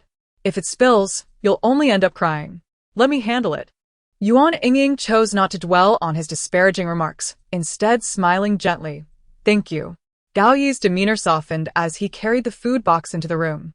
At that moment, Yin Xianzi cast a glance toward the door, and their eyes met. The sound of Gao Yi's footsteps became heavy and deliberate as he set down the food box and approached Yin Xianzi, inquiring how he had come to be there. Yin Xianzi was reluctant to elaborate, simply stating that he had fallen ill, and Yuan Yingying had kindly offered him shelter for a few days. Gao Yi immediately furrowed his brows. "What illness? Are you feeling better?" Yin Xianzi nodded and replied softly, "In no more than 3 days, I shall be able to leave." Yin Xianzi paused, a smile gracing his lips as he remarked, "I appreciate your concern for me." Among their group, Gao Yi was the most unruly.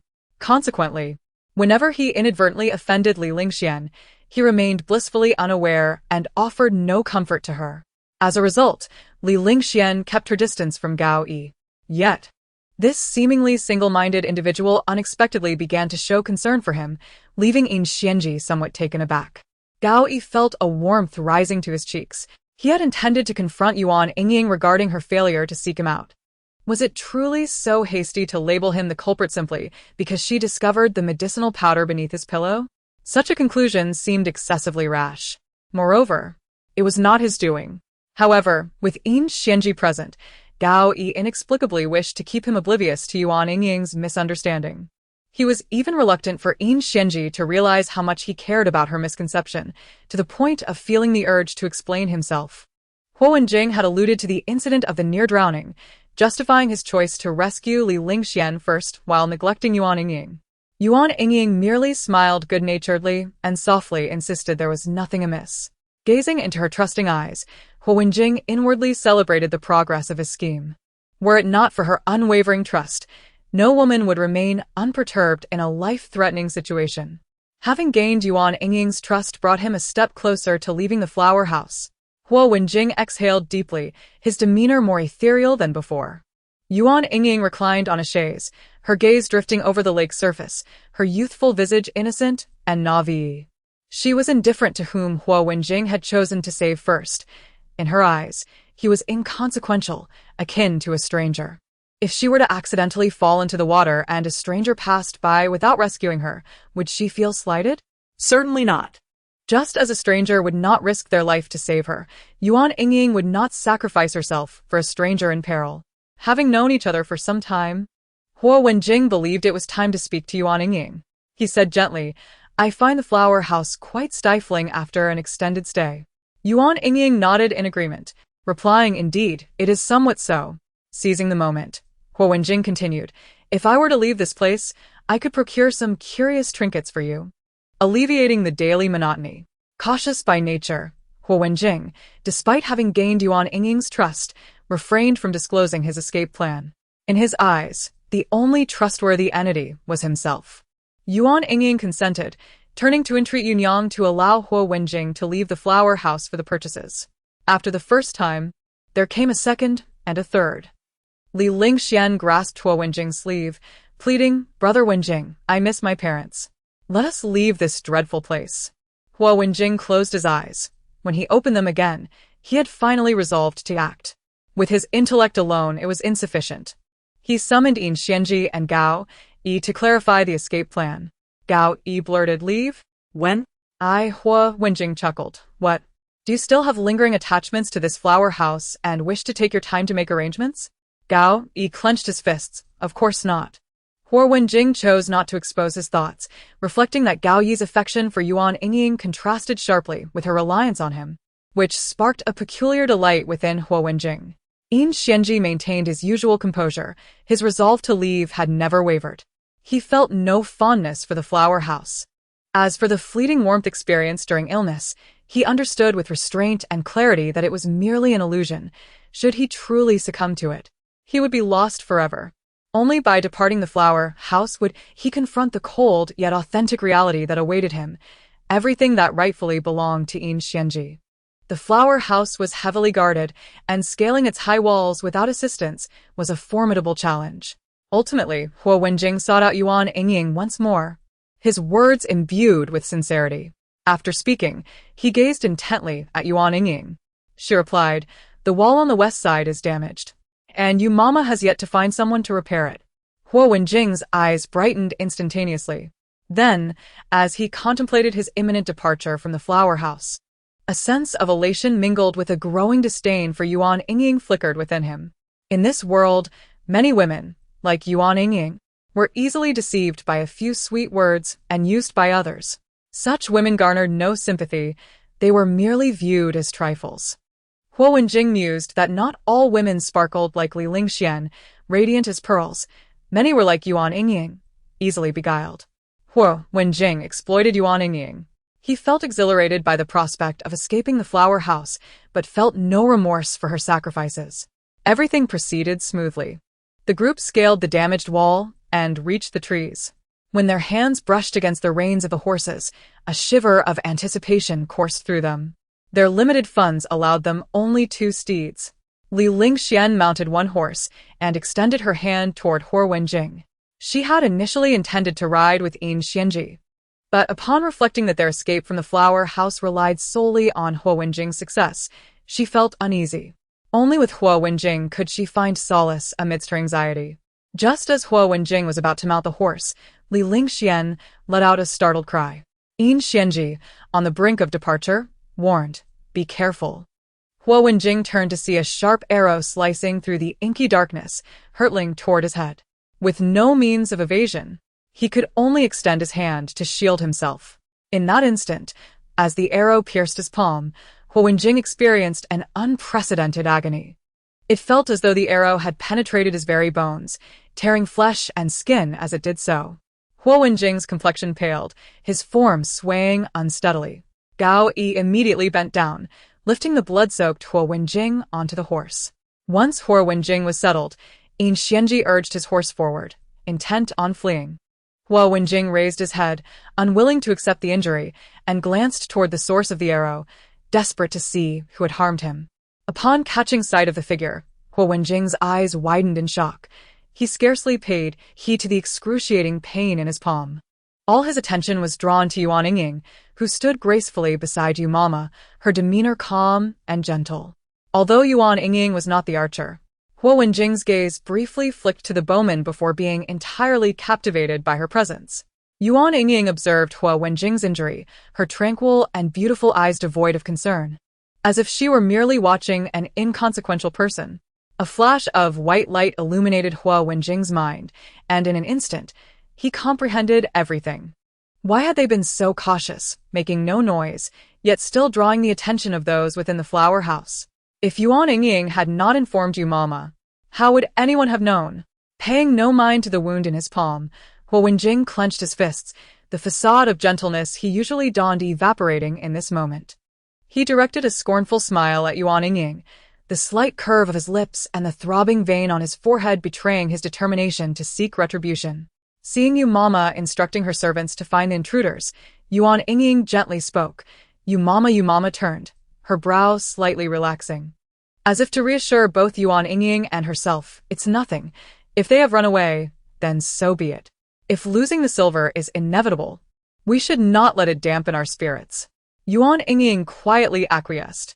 Observing her obedient demeanor, Yu Mama felt satisfied, reflecting that had it not been for Yuan Yingying's warning, she might not have realized the escape until it was too late. If the escapees had vanished without a trace, it would have reflected poorly on her management, undermining her reputation.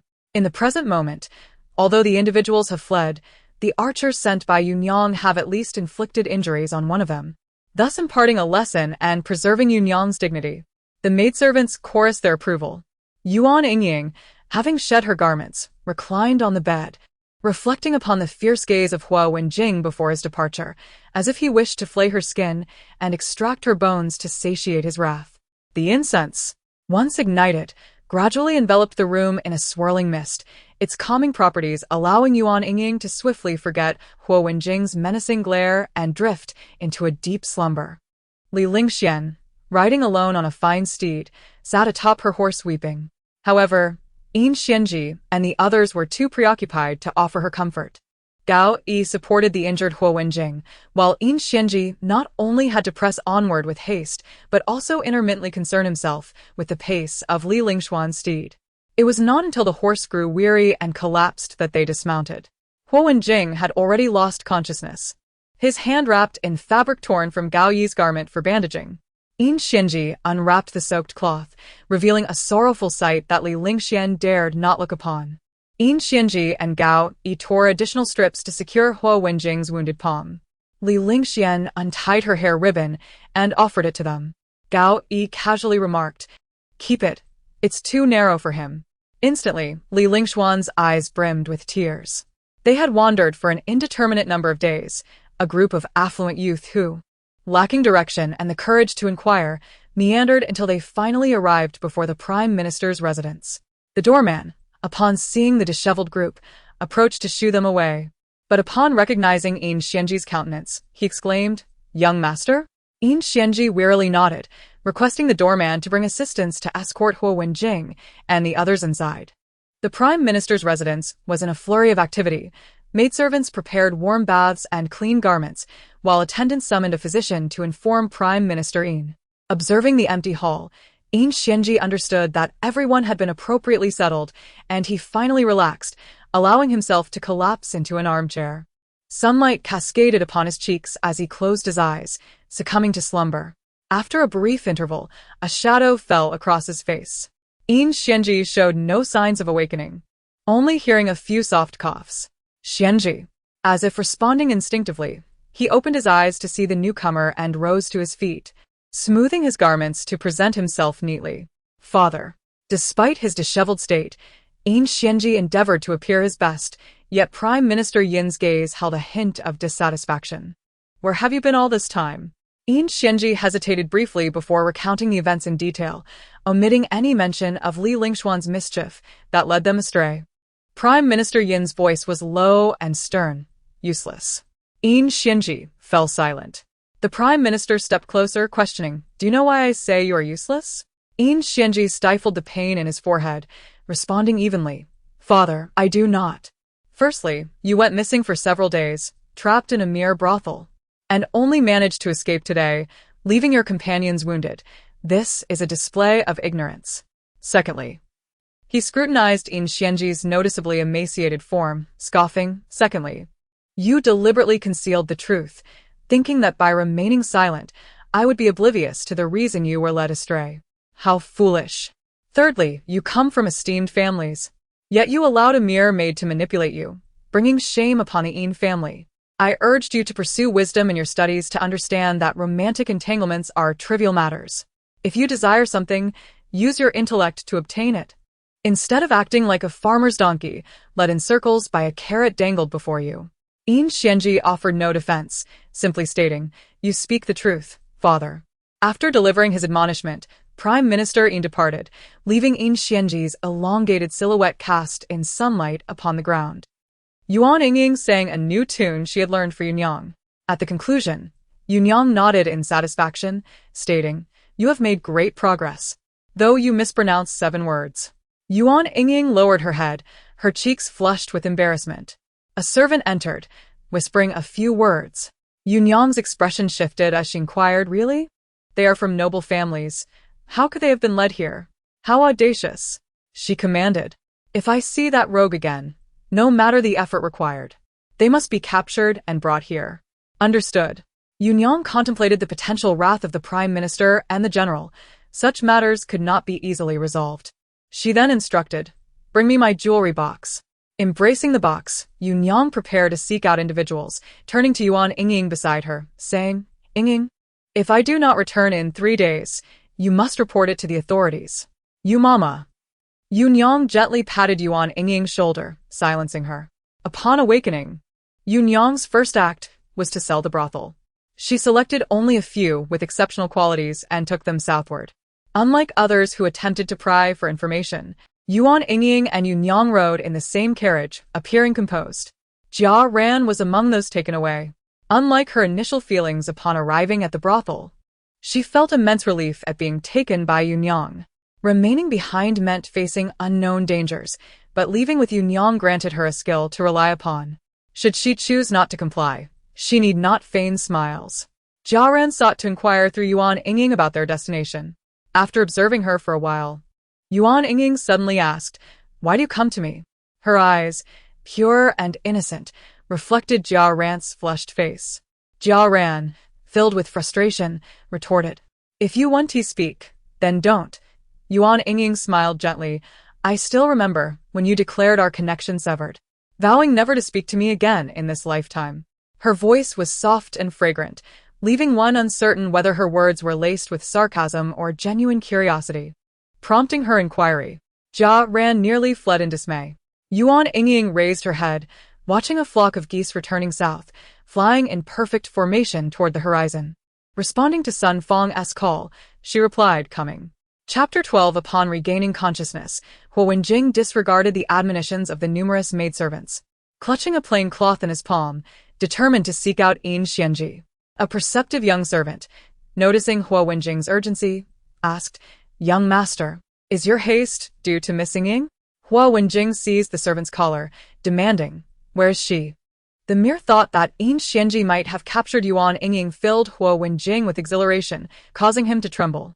During his days of unconsciousness, his mind had repeatedly conjured the image of Yuan Yingying, gazing at his injured palm with her cold, indifferent demeanor amidst the flickering campfires of the night.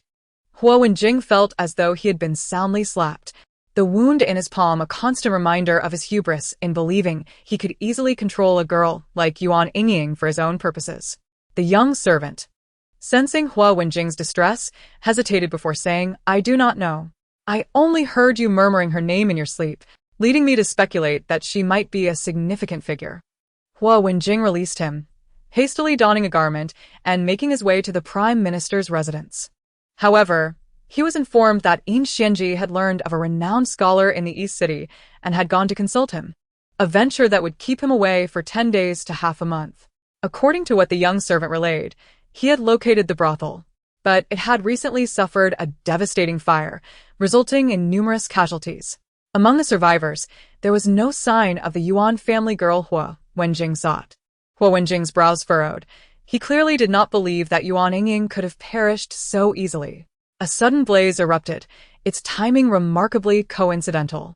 Yet, one wonders whether this fire was the work of fate or the result of human intervention. Given the temperament of Huo Wenjing, he could not suppress the indignation stemming from his failed attempt to manipulate Yuan Yingying, which ultimately backfired, leaving him wounded both physically and emotionally. He yearned to dispatch someone to seek further inquiries, but was sternly impeded by his father. "You are not to mention the incident at the flower house again. Consider it as if it never occurred." How could the son of the esteemed Grand Tutor be so openly disrespected by the denizens of a flower house without inviting ridicule? Yuan Yingying, in a grave tone, persisted in his quest. But how can I easily let go of such a grievous injury? The Grand Tutor, clearly displeased, admonished, "You must remember, you have never left the capital nor associated with any disreputable individuals." Faced with the somber gaze of his father, Yuan Yingying could only nod slowly in acquiescence. Once the Grand Tutor departed, Yuan Yingying unraveled the fabric wrapped around his palm. Staring intently at the flesh pierced by an arrow, his gaze heavy with contemplation. The physician had warned that regardless of the precious ointments employed, the scar upon Yuan Yingying's palm would remain an unsightly reminder, indelible and permanent. This implied that for the remainder of his life, the mere sight of that scar would evoke memories of his past foolishness. Clenching his fist tightly, he allowed the freshly applied medicinal powder to mingle with his blood, his eyelids drooping as he endeavored to conceal the turmoil within. Yin Xianji had sought out a renowned scholar. Though youthful, he possessed a wealth of knowledge and spent his days engaging in sophisticated pursuits. On one occasion, Yin Xianji accompanied the scholar to a quaint bamboo grove, where they listened to a melodious piece. The only accompaniment was the ethereal sound of a gongho, harmonizing with the heavenly voice of the songstress. The songstress's performance was particularly exquisite, eliciting admiration from the scholar, who turned to Yin Xianji and inquired, "Is this not the most marvelous composition you have ever heard?" For reasons unknown, Yin Xianji's mind was suddenly flooded with the lingering, unnameable melody of a voice that evaded his memory. From this day forth, let us not reminisce. In the spring, the capital sought to create a lively atmosphere, welcoming individuals from all walks of life, regardless of their social standing, to participate in the selection of the flower goddess. This stirred the hearts of the governors across the provinces, who perceived the title of flower goddess as mere pretense. While the selection was ostensibly for the flower goddess, it was, in truth, an opportunity to arrange suitable marriages for eligible young men in the capital. Should any of the chosen flower goddess candidates win the favor of the empress or capture the emperor's attention, the governor's position would undoubtedly be elevated. Thus, despite the seemingly minor role of the flower goddess, such a title could wield considerable influence. Consequently, The governors exerted considerable effort in selecting candidates for the role of flower goddess. The governor of Yen City found himself troubled by the choice among a plethora of elegant young women presented before him. While they were indeed beautiful, none stood out remarkably. The daughter of a wealthy merchant exuded grace and propriety, yet lacked vivacity, while the daughter of the county magistrate was alluringly charming, albeit not suitable for high society. After much deliberation, the governor felt that each candidate was lacking in some regard. Observing the governor's distress, an attendant, glancing at the names laid out on the table, offered advice. "Governor, do you wish to maintain the status quo, or are you prepared to take a risk?" The governor inquired. "What do you mean by maintaining the status quo, and what constitutes a risk?" The attendant explained, "If you adhere to the doctrine of moderation, then you could select any one of these young women without further concern. The outcome would be the same.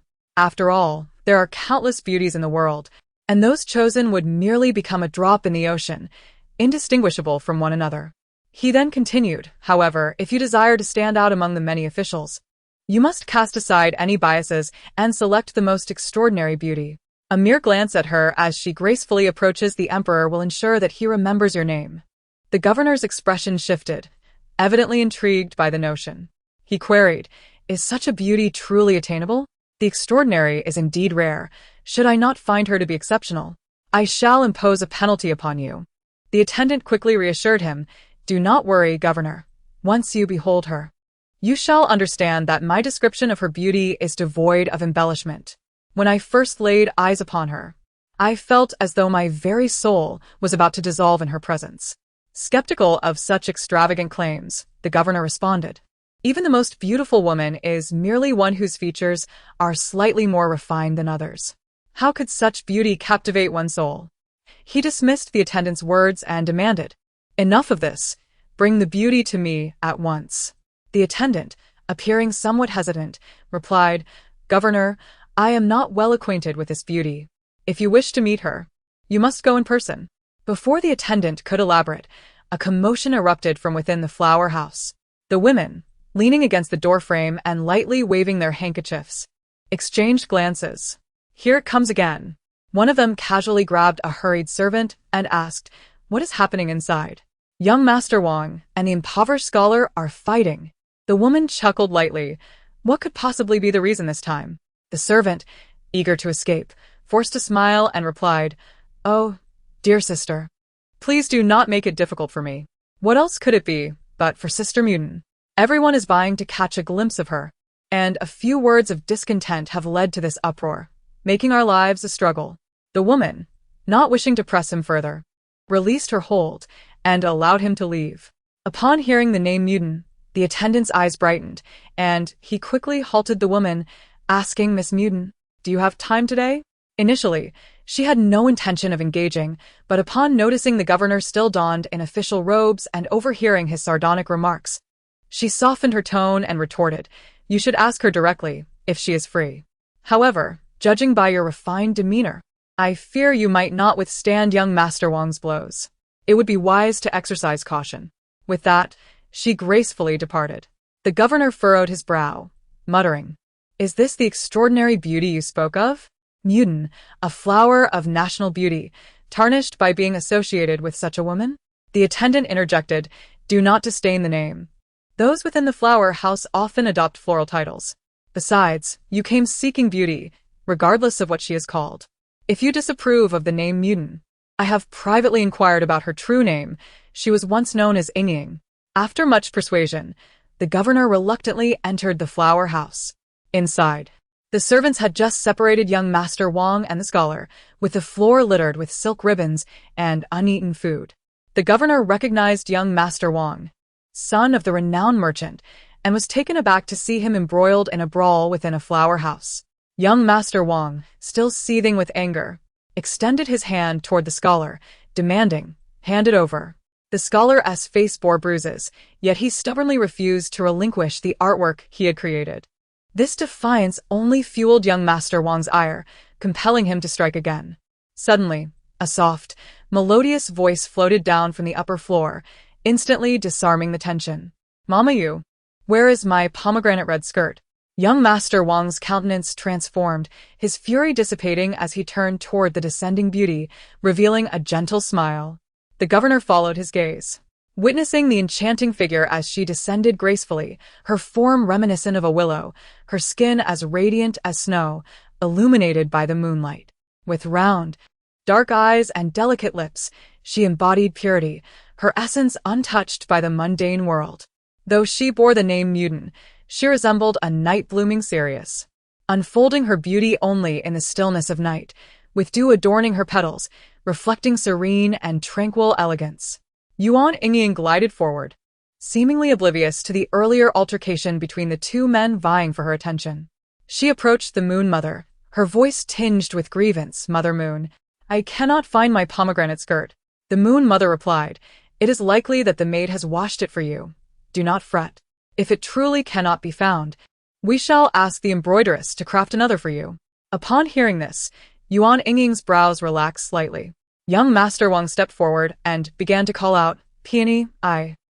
At that moment, Guishusheng unfolded the painting he had tightly clutched in his palm, presenting it like a treasure, and softly stated, "This is a painting I created." Yuan Yingying's beautiful eyes widened, and with her delicate fingers, she pointed at the painting, then at herself, asking, "Is this me?" Guishusheng's cheeks flushed yes. "However, the woman in the painting pales in comparison to your beauty, Miss Peony." Seeing Yuan Yingying silent, Guishusheng's heart raced, and beads of cold sweat formed on his forehead. He had always been awkward with words, knowing nothing beyond his studies. Fearing he might have offended Yuan Yingying with a misstep, he hesitated, but to his surprise, Yuan Yingying's lips curled into a gentle smile. "I am very pleased." Guishusheng promptly handed the painting to the maidservant beside Yuan Yingying. Noticing the trace of blood at the corner of his mouth, Yuan Yingying picked up her handkerchief, lightly dabbing it twice, her voice exceedingly gentle. "How did you get hurt? Does it hurt?" The handkerchief bore Yuan Yingying's delicate fragrance, intoxicating and sweet, causing Guishusheng's cheeks to redden further. No man would willingly admit to being harmed by another in front of a woman. Guishusheng was no exception. He hurriedly replied, I accidentally bumped into something. Yuan Yingying's eyes softened with concern. It must hurt terribly. Guo wanted to bravely assert that it did not hurt, yet he feared that denying it would rob him of any care from Yuan Yingying. Thus, he stammered, unable to articulate a coherent response. Yet Yuan Yingying remained tender, gazing at him quietly, showing no sign of skepticism toward his faltering excuses. Young Master Wang, witnessing Guo growing favor with Yuan Yingying, felt an increasing sense of dissatisfaction. Though many painters resided in Yen City, even if young Master Wang disdained Guo shabby appearance, he could not deny the latter's exceptional artistic talent, unmatched in the city. This prompted young Master Wang to wish to purchase the painting for a handsome sum. However, Guo adamantly refused, asserting that young Master Wang, being from a wealthy family, should not draw too close to Yuan Yingying, lest he tarnish her purity with the stench of copper. Their verbal dispute escalated into a physical altercation. With a mere glance from the Moon Mother, several individuals stepped forward, coaxing and persuading young Master Wang to leave the flower house. Throughout, Young Master Wang had not exchanged a single word with Yuan Yingying. Guo artistry was transcendent, and this particular painting had consumed 3 entire months of his toil, making Yuan Yingying cherish it even more. The painting depicted Yuan Yingying in a palanquin, passing through a bustling street, the wind lifting the thin veil at the front, revealing her countenance. The throng of pedestrians was rendered in a hasty wash of ink, while the figure within the palanquin was meticulously crafted, showcasing Guo painstaking dedication. In the upper right corner of the painting, a small inscription read, "Who does not adore the peony, claiming the finest treasures of the city?" Extending her delicate hand to caress the painting, Yuan Yingying commanded, "Let it be hung up." yes. Yuan Yingying rose and departed. The governor had observed her every frown and smile. Now noticing her intent to leave, he lifted his foot to pursue her, but was restrained by the flower house staff. "How audacious! I am the governor of Yen City." The staff, accustomed to dealing with those who wield power, retorted, "Regardless of your standing in Yen City, if you wish to meet Miss Peony, please return tomorrow night." Rejected with such coldness, the governor's expression darkened. He had entirely forgotten the airs he had assumed before entering the flower house. If he could present such a beauty to the emperor in the capital, how could he worry that the emperor would not remember the name of the governor of Yen City? Considering Yuan Yingying's beauty, even one who was accustomed to lovely faces could not help but feel dazed. When Yuan Yingying participated in the selection of flower deities in the capital, she would undoubtedly capture the crown. The more the governor contemplated, the more fervent his resolve grew. He was determined to select Yuan Yingying for the journey to the capital, and he could not afford to quarrel with the flower house staff over trivial matters that might alienate Yuan Yingying from his cause. Yuan Yingying sat at her vanity, her fair hand reaching for the pearl earrings. Suddenly, she heard light laughter from beside the door. Without turning, she gazed at her reflection in the bronze mirror and softly spoke, "Jia Ran, have you come to seek me again?" Jia Ran leaned against the door frame, her face alight with sarcasm. "You are feigning ignorance again." Upon hearing this, Yuan Yingying displayed no sign of emotional upheaval. She removed one earring and reached for the other, her dark eyes focused solely on the mirror. Jia Ran pressed on, "I cannot believe you. With such a commotion, you are unaware that Guo and young Master Wang have fought. How can you maintain that innocent facade while pretending to inquire about Guo? Poor Guo, toiling to create a painting for you, only to receive a beating in return, receiving nothing more than your handkerchief." Yuan Yingying placed the earrings into her jewelry box, slowly rising to approach Jia Ran. Her delicate face gradually filled Jia Ran's vision, captivating her entirely. "I am well aware they are fighting in the flower house. But what of it?" Seeing Yuan Yingying's serene expression, her eyes clear as water, Jia Ran's anger flared, and she raised her voice. "What of it? They are fighting because of you injured. Shouldn't you feel a sense of guilt?" Yuan Yingying's eyes flickered slightly, seemingly not grasping Jia Ran's words. She parted her ruby lips, her voice airy. "Have you ever ventured into the mountains?" Yuan Yingying spoke softly. "The male lion presents the carcass of another to the lioness as a symbol of deep affection. Jia Ran, if a lion can go to such lengths to please, why should it be any different for men?" Had Yuan Yingying spoken these words with malice or cruelty, Jia Ran might have labeled her as having a heart as venomous as a serpent. Yet, Yuan Yingying did not. Her tone was natural, her eyes glistening with innocence. And her enchanting face, when gazed upon for too long, still stirred one's heart. It was indeed astonishing that such a seemingly delicate beauty could utter such startling words, finding it commonplace for men to argue over her. Yet Jia Ran found herself unable to voice even a hint of reproach. Frustrated, Jia Ran could only leave with a retort, storming away. The eldest son had been busy for quite some time and was soon to depart. Tonight, I shall host a farewell gathering for the eldest son. What say you? The other officials echoed their agreement, surrounding the young gentleman, who stood aloof as frost. With a superior bone structure. Initially wishing to decline, he ultimately acquiesced after much persuasion. Once Yin Xianji departed, several officials hastily conferred on where to hold the evening's banquet. Suddenly, one individual brightened, whispering a few words that prompted laughter from the others. Very well, let us go there. The eldest son is young and accomplished, but his demeanor is too cold. With a beauty accompanying him, he will surely become more amiable. That night, when Yin Xianji was led to the private room, his brows remained furrowed. The host, Lord Lu, noticing Yin Xianji's troubled expression, hurriedly reassured, "Rest assured, although this place is filled with makeup and perfume, it is not like the usual establishments. The roasted goose here is of exceptional flavor." Yin Xianji replied coolly, "It is of no consequence." As cups were exchanged, sounds from below gradually grew louder. In a drunken stupor, Lord Lu remarked, "I have heard that Miss Peony is present tonight. Perhaps we should join the revelry." Before he could finish, Yin Xianji set down his bamboo chopsticks and coldly interjected, "If you all are so eager, I shall not intrude." Lord Lu, suddenly jolted from his inebriation, hurriedly said, "Perhaps it is best not to observe. It is quite noisy and lacks meaning." As he spoke, he instructed his companions to close the windows. When the external sounds faded into silence, Yin Xianzi reluctantly chose to remain. Observing Yin Xianzi's disdain for the matters of cosmetics, Dr. Lu felt a pang of bitterness.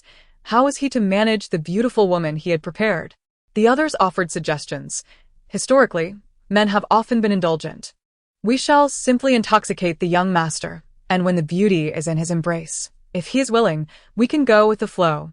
If he resists, we shall claim that the bold beauty intruded upon his quarters, and we were none the wiser. Should he seek to blame us, it will not fall upon our heads." Dr. Lu was delighted and praised the clever scheme. At the ensuing banquet, the dignitaries engaged in back-and-forth exchanges.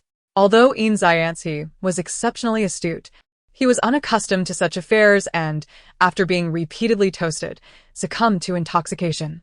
Surrounded by dazzling splendor, unfamiliar faces loomed before Yuan Yingying, who sat quietly to one side. She lowered her lashes, allowing the gazes of the assembly to rest upon her. Like a pearl awaiting a worthy buyer, tonight, only the highest bidder could behold her beauty. Young Master Wang, son of a wealthy merchant, rose and disdainfully surveyed those around him. His gaze lingered on Scholar Gua, where he intentionally paused, mocking the pale hue of Gua's robe. He had prepared gold and silver, certain that the opportunity to meet Yuan Yingying would be his. Confidently, he stood and proclaimed an absurdly high figure, drawing the attention of all, their expressions tinged with envy and bitterness. Seeing this, Yunyang understood the outcome was inevitable. She instinctively glanced at Yuan Yingying, curious about her reaction to the prospect of meeting young Master Wang. Yet, Yuan Yingying remained composed, her cheeks flushed as always, her hands neatly folded in her lap. Yunyang began, "Young Master Wang," but was interrupted by a sudden voice that disrupted her announcement. She furrowed her brow slightly as a figure emerged from the crowd, appearing to be in his 30s, modestly dressed. Yunyang hesitated, yet smiled. "Can this gentleman offer even greater riches?" The prefect produced a token from his sleeve and placed it in Yunyang's hand. Upon inspection, she realized it was a token of a court official, crafted from gold at the behest of the emperor, its weight substantial. The prefect made no attempt to hide his identity and was sincere in his desire to exchange the token for a mere glimpse of Yuan Yingying. In a hushed tone, the prefect declared, "I not only wish to meet Miss Peony, but I also intend to take her away from this flower house." With that fleeting glance, The prefect felt increasingly assured that his choice of Yuan Yingying over the others was indeed wise. Yuan Yingying escorted the prefect to a private chamber, where he expressed his intentions. Since Yuan Yingying had been chosen as a flower deity, she could no longer remain among the women of the house.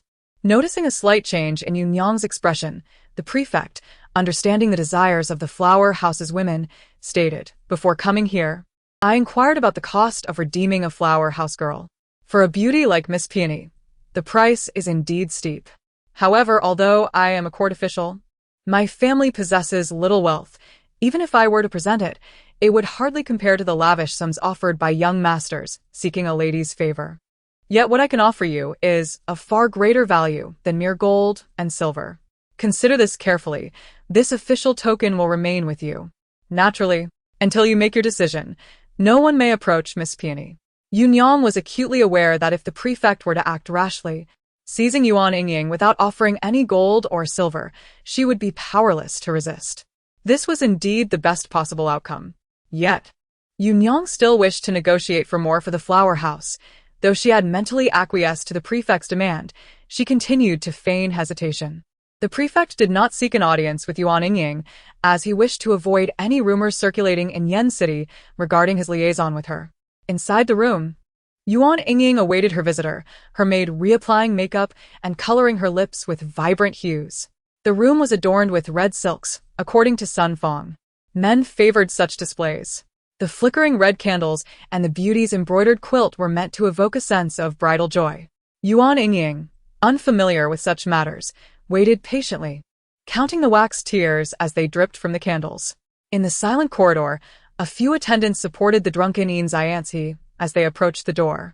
Dr. Lu hesitated, suddenly recalling that they could not be the ones to open the door, lest Yin Xianzi remember the events and grow suspicious. Clearly, a beauty had been present from the start. If not prearranged, why had no one ushered her away? Clearing his throat, Dr. Lu instructed his companions to release their hold on Yin Xianzi. He pointed to a door along the corridor, saying, "Young master, I find myself lacking in strength and shall not accompany you. Simply proceed to the room adorned with flowers. Everything has been arranged." Yin Xianzi, his consciousness hazy, nodded vacantly at his words. Dr. Lu promptly departed with his companions. Yin Xianzi staggered, leaning against the doorframe as he moved forward, recalling Dr. Lu's instructions as he sought the flower-adorned door. A gentle breeze stirred, causing a cluster of small flowers to fall and scatter with the wind before settling once more. Shaking his foggy head, Yin Xianzi bent down to retrieve the fallen flower. Murmuring, "The flower-adorned door." He turned to face the intricately carved wooden door and pushed it open. A delicate fragrance wafted through the room. After being overwhelmed by the scent of cosmetics, Yin Xianzi found this aroma refreshingly pure. His equilibrium wavering, everything before him blurred. Upon locating the bed, he allowed himself to collapse onto it. Yuan Yingying was still counting the wax tears when the scent of wine wafted closer, prompting her to turn, only to be pinned beneath a heavy-set man. His tousled hair brushed against her chin, strands slipping into her slightly open collar, pressing against her fair, delicate skin. His cheeks were flushed, almost burning, as he leaned closely against her chest, the rapid pounding of his heart echoing in her ears. His slender waist was ensnared within broad palms, as Yin Xianzi toyed with her like a precious gem, tenderly caressing her. He lifted his head slightly, his soft lips brushing against her neck. Yin Xianzi remained still, simply savoring the sensation of their skin in contact. Unbeknownst to anyone, as his lips neared her tender skin, a shiver coursed through him. The intoxicating aroma of wine loosened the tension that had long since gripped him, and he was no longer governed by reason but driven by instinct, moving his damp lips gently along her cool, warm neck. His movements resembled a fledgling learning to forage, slow yet unwavering in persistence. Yuan Yingying felt her complexion flush, realizing that the young man before her was inexperienced, a mere youth. Unlike the one who had whispered with Yuan Yingying in agreement, the strong scent of alcohol emanating from him brought to her mind the idea of entering the wrong room. She extended her arm, attempting to push away this presumptuous intruder. "Release me. Go find your own room. This is not." Her soft hand nudged at his head. The slight pain in his skull urged Yin Xianzi to lift his chin and open his eyes. striving to discern the identity of the person before him. He beheld a face of exquisite beauty, her lips painted a rosy hue, appearing soft and fragrant. Her delicate lips parted and closed, her brow furrowed, as if troubled by some matter. Yin Xianji's gaze gradually shifted to Yuan Yingying's luscious lips, their vivid crimson hue blurring in his vision until it became but a mere red. At last, Yin Xianji discerned her words. "You nuisance, I shall inform Mother you. Leave me, stay away from me." Not a single phrase lacked disdain or rejection. A paragon like Yin Xianji had never been subjected to such utter contempt. Even in his drunken stupor, he was attended to with care by his attendants. Moreover, he had deliberately lingered outside for quite some time, allowing the wind to disperse much of his intoxication before entering the room. How could Yuan Yingying dare to label him a filthy drunkard? A multitude of thoughts swirled in Yin Xianji's mind as he listened to her soft, discontented murmurs. Unable to bear it any longer, he smirked slightly and said, "You are noisy." With that, he leaned forward, pressing his lips against the vibrant red of hers. Yuan Yingying froze, her eyes widening in astonishment. She raised her hand, intending to strike Yin Xianji's back in reprimand for this audacious act. Yet, he instinctively began to kiss her soft lips. Their gentle softness collided, initially pausing briefly before intertwining passionately. The bright crimson hue glistened with moisture, its fragrant softness tinged with a hint of tang, rendering her body weak and powerless. Beads of moisture meandered aimlessly down her neck, dampening Yuan Yingying's fair skin and Yin Xianji's neatly tailored garments. A mere kiss drained much of Yin Xianji's strength. He lowered his head, transforming into a fledgling bird seeking nourishment, pecking gently at her cool neck, leaving exquisite red marks upon her flawless skin. Yuan Yingying parted her lips, yet she lacked the strength to chastise him. Her bright, pure eyes glistened with shimmering tears, their corners tinged with a mottled red. Just as the tears threatened to spill from her eyes, Yin Xianji extended his tongue to deftly capture them. He swallowed the droplets and then placed his lips at the corners of her eyes, as if to convey that no matter how many tears she shed, they would not fall, for their ultimate destination would always be within his mouth. Though their garments lay somewhat disheveled, neither paid it any mind, remaining entwined until dawn broke.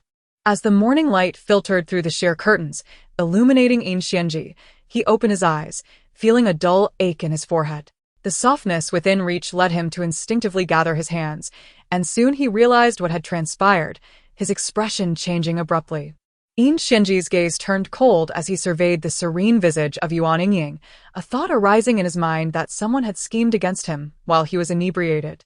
However, before he could awaken her to interrogate her, his icy stare fell upon her slightly parted crimson lips, faintly marked with remnants of teeth imprints.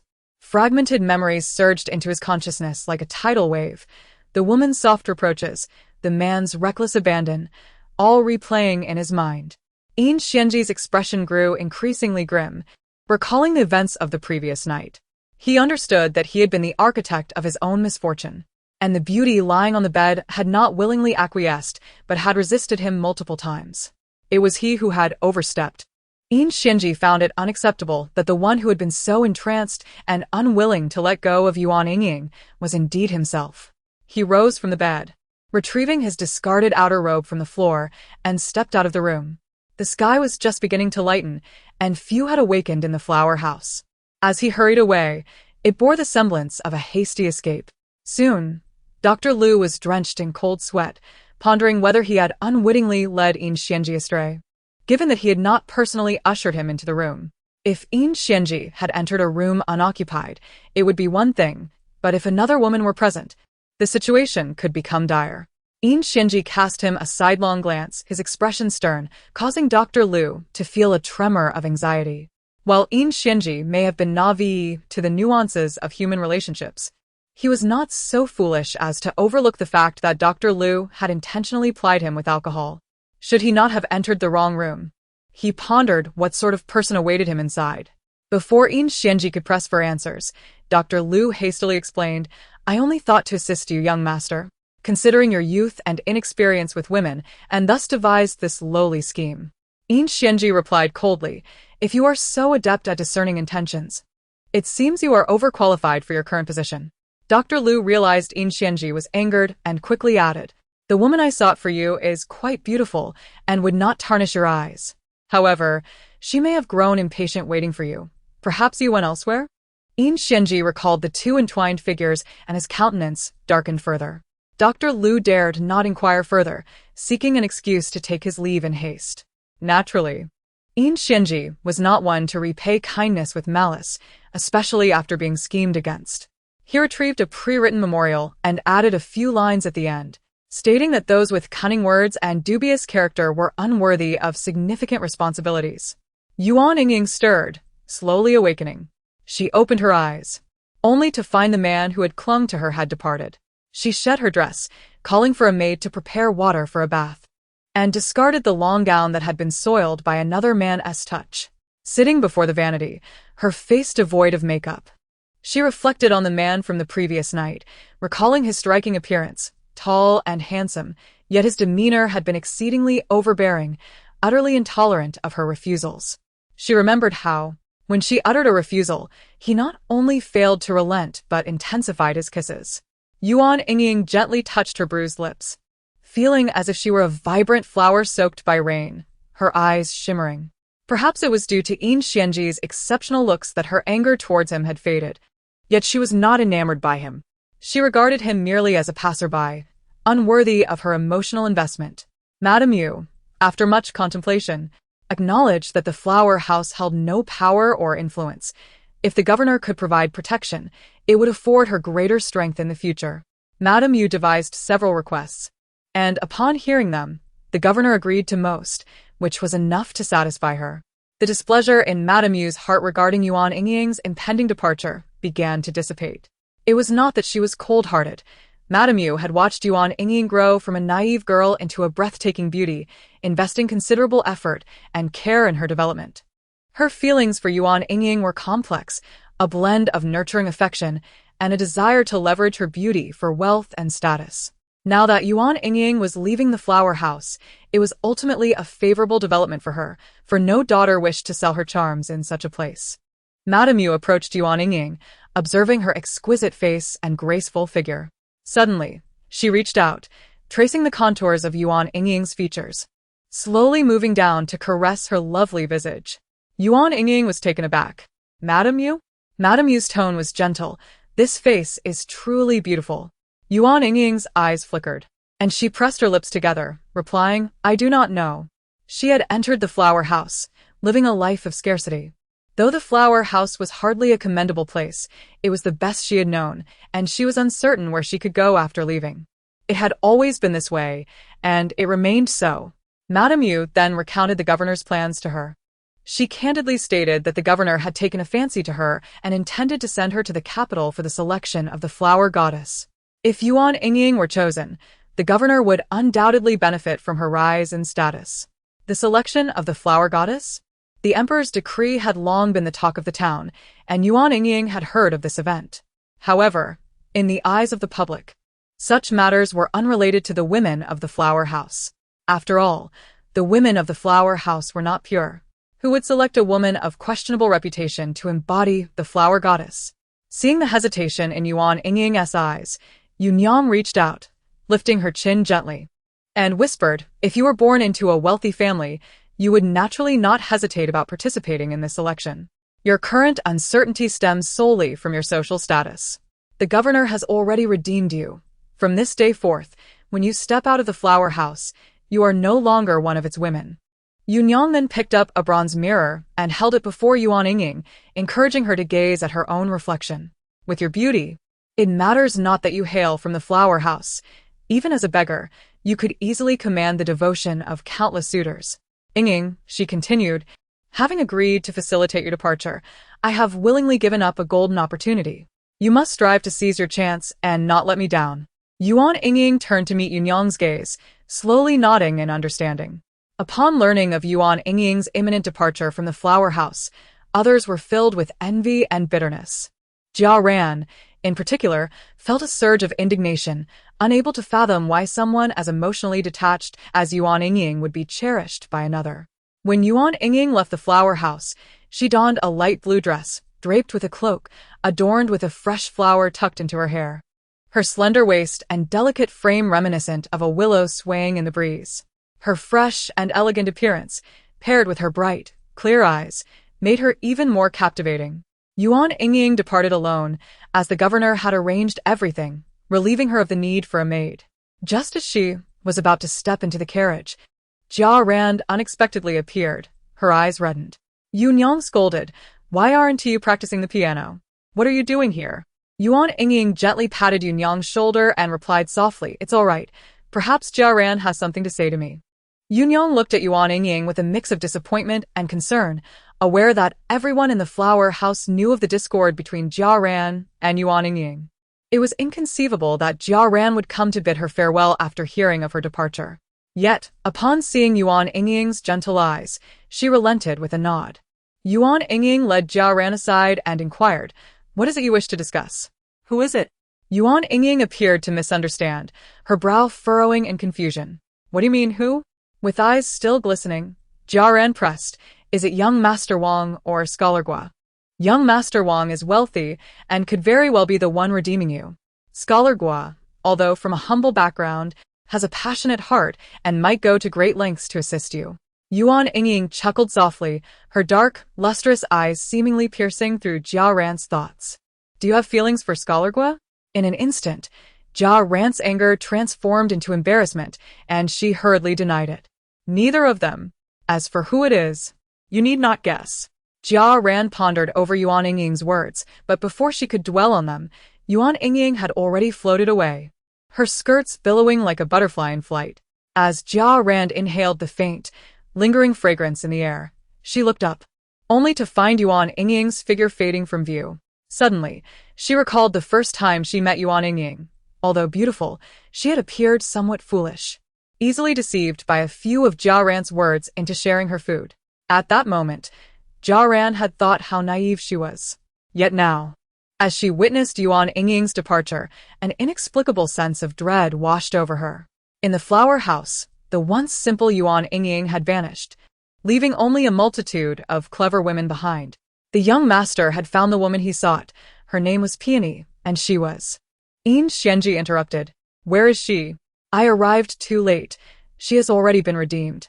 Chapter 16. Due to the selection of the flower goddess, numerous enchanting women from all corners of the land gathered in the capital. The city was already filled with handsome young men and beautiful women, and now it overflowed with the fragrance of femininity. Li Lingxian leaned against the railing, watching luxurious carriages pass by. Beside her, Miss Xin cast a disdainful glance, remarking, "They are merely the common folks' superficial beauties, caked in thick makeup that is utterly suffocating." Afterward, Miss Xun's gaze fell upon the exquisite jade bracelet adorning Li Lingxuan's wrist, revealing her envy. "That bracelet is exquisite. It complements your fair skin beautifully." Li Lingxian lightly shook her wrist, her eyes sparkling with delight.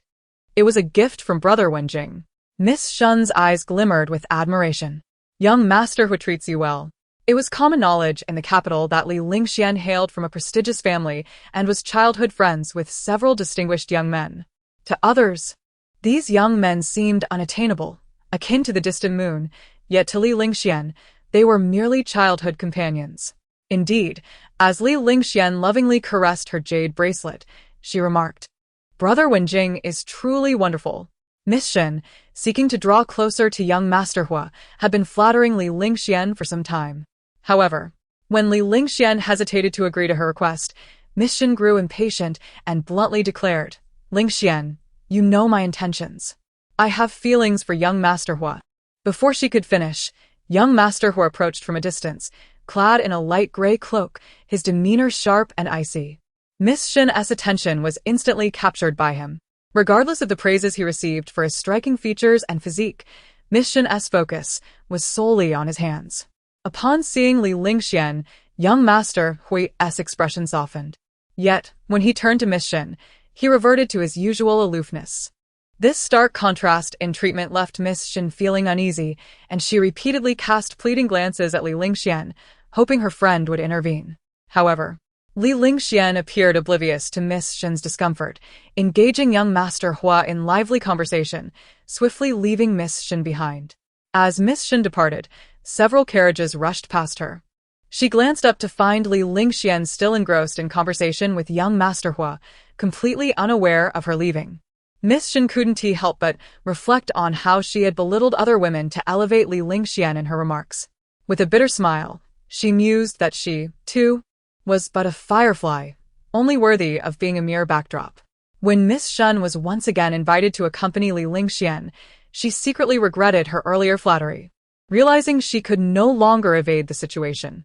Not only did she have to consider the implications for the Ho family, but she also had to account for the feelings of Li Lingxian's childhood companions, compelling her to maintain a cheerful facade.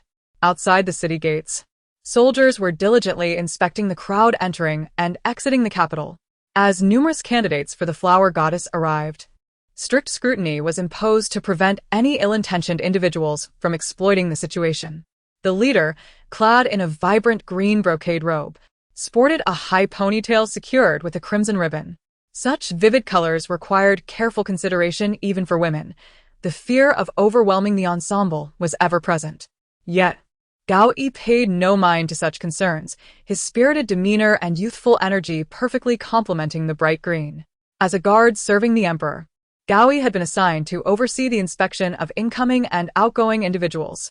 However, he found such trivial tasks beneath him.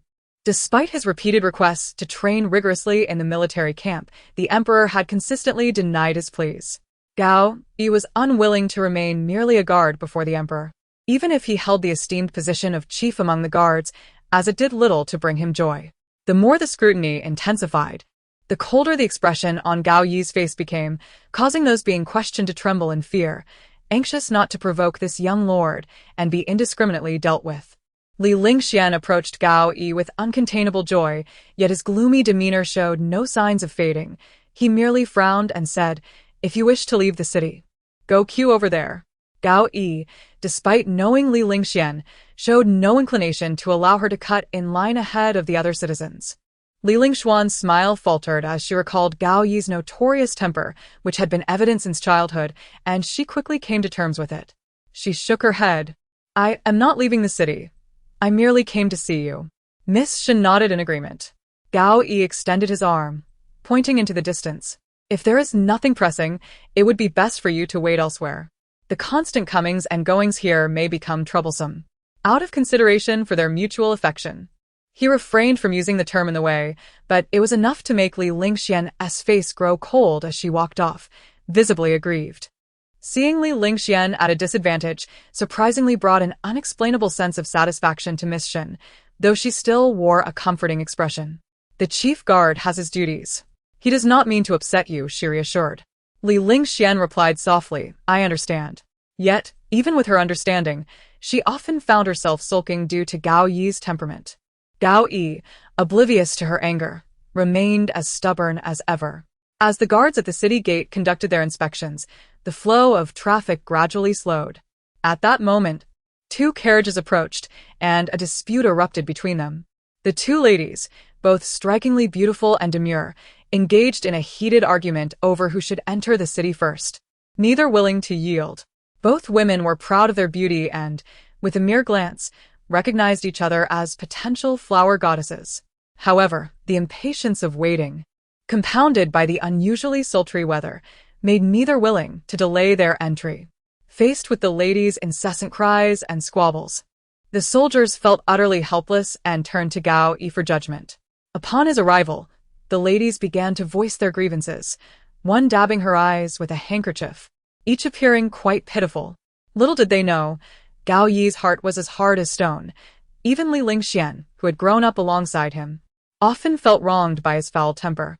Gao Yi found their incessant crying more irritating than pitiable, since you cannot discern right from wrong. "Wait until the crowd has passed before entering the city," he declared coldly. The two ladies stood dumbfounded, unable to comprehend how the handsome chief guard could utter such frigid and unfeeling words. Gao Yi, weary of playing the role of an impartial judge, resolved that if both were eager to enter the city, they should remain until the end and enter together. After all, they would be the last, thus eliminating the need for contention.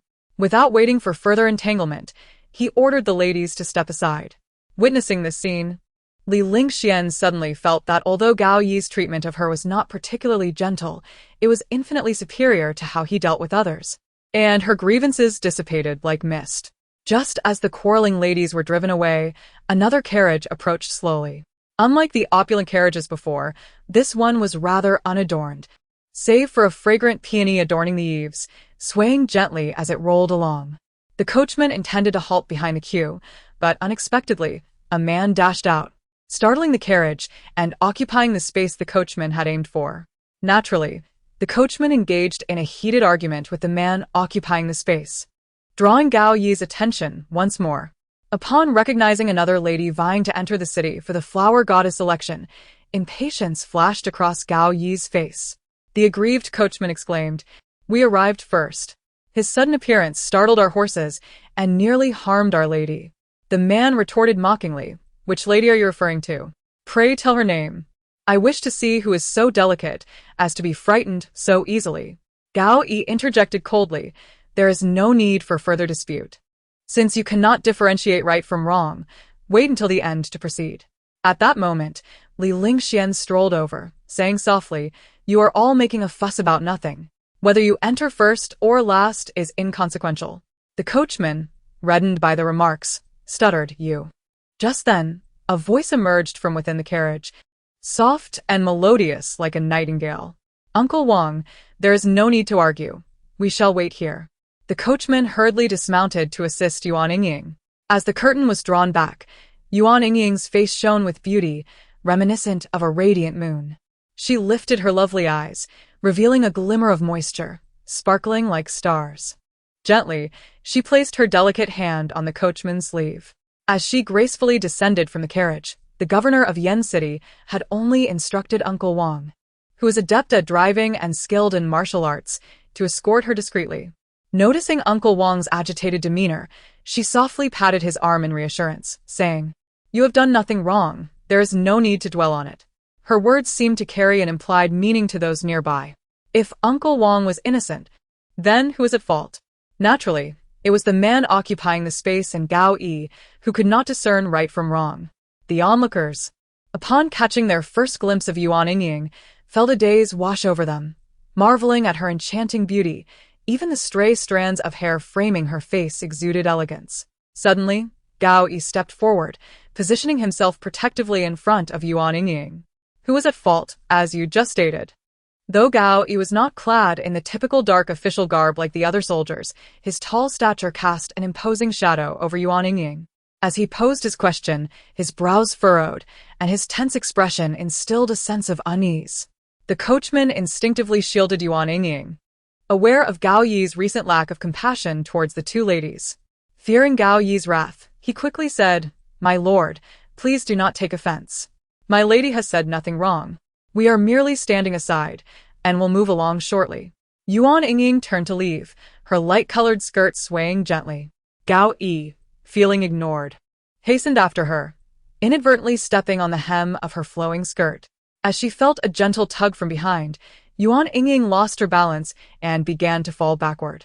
In accordance with Gao Yi's notorious temperament, he could have easily allowed Yuan Yingying to fall and watched her land ungraciously on the ground, but upon hearing her startled cry, her porcelain-like face filled with panic, he instinctively reached out and caught her slender waist. Yuan Yingying did not hit the ground but instead fell into Gao Yi's embrace. In her clear eyes, his face reflected back at her. The crimson ribbon tied at the base of her high ponytail danced with the wind, brushing against his neck and grazing his slightly moving Adam's apple. E. The scene of the handsome man and beautiful woman created an exquisite tableau. Yet, Li Lingxian felt an inexplicable unease. She had seen women more beautiful than herself, but never had she felt so flustered as she did now. It was because, unlike others who might surpass her in beauty, those women had never received such preferential treatment from the person beside her. Yuan Yingying, however, had only just revealed herself, and Gao Yi, oblivious to her name, treated her so differently. Li Lingxuan's heart was a tumult of emotions, and once again, she called out, "Ah-ee." Yuan Yingying's long lashes fluttered as she lowered her gaze, seemingly recalling something, before gently extricating herself from Gao Yi's embrace. "Uncle Wang, let us go." Yuan Yingying had not spared a glance at Gao Yi. Even after nearly stumbling earlier, she chose not to hold it against him, only wishing to distance herself from the chaos of the city gate. Gao Yi lightly stroked his fingertips, a momentary daze flickering in his eyes. Beside him, Li Lingxian's voice reached his ears, but he was too preoccupied to pay attention, responding only with casual remarks. The group resumed its normal pace. With Gao Yi's cold demeanor, no one dared to cause trouble, silently submitting to the inspection as they entered the city one by one. Yuan Yingying sat sideways in the carriage, occasionally engaged in conversation with passers-by, both male and female.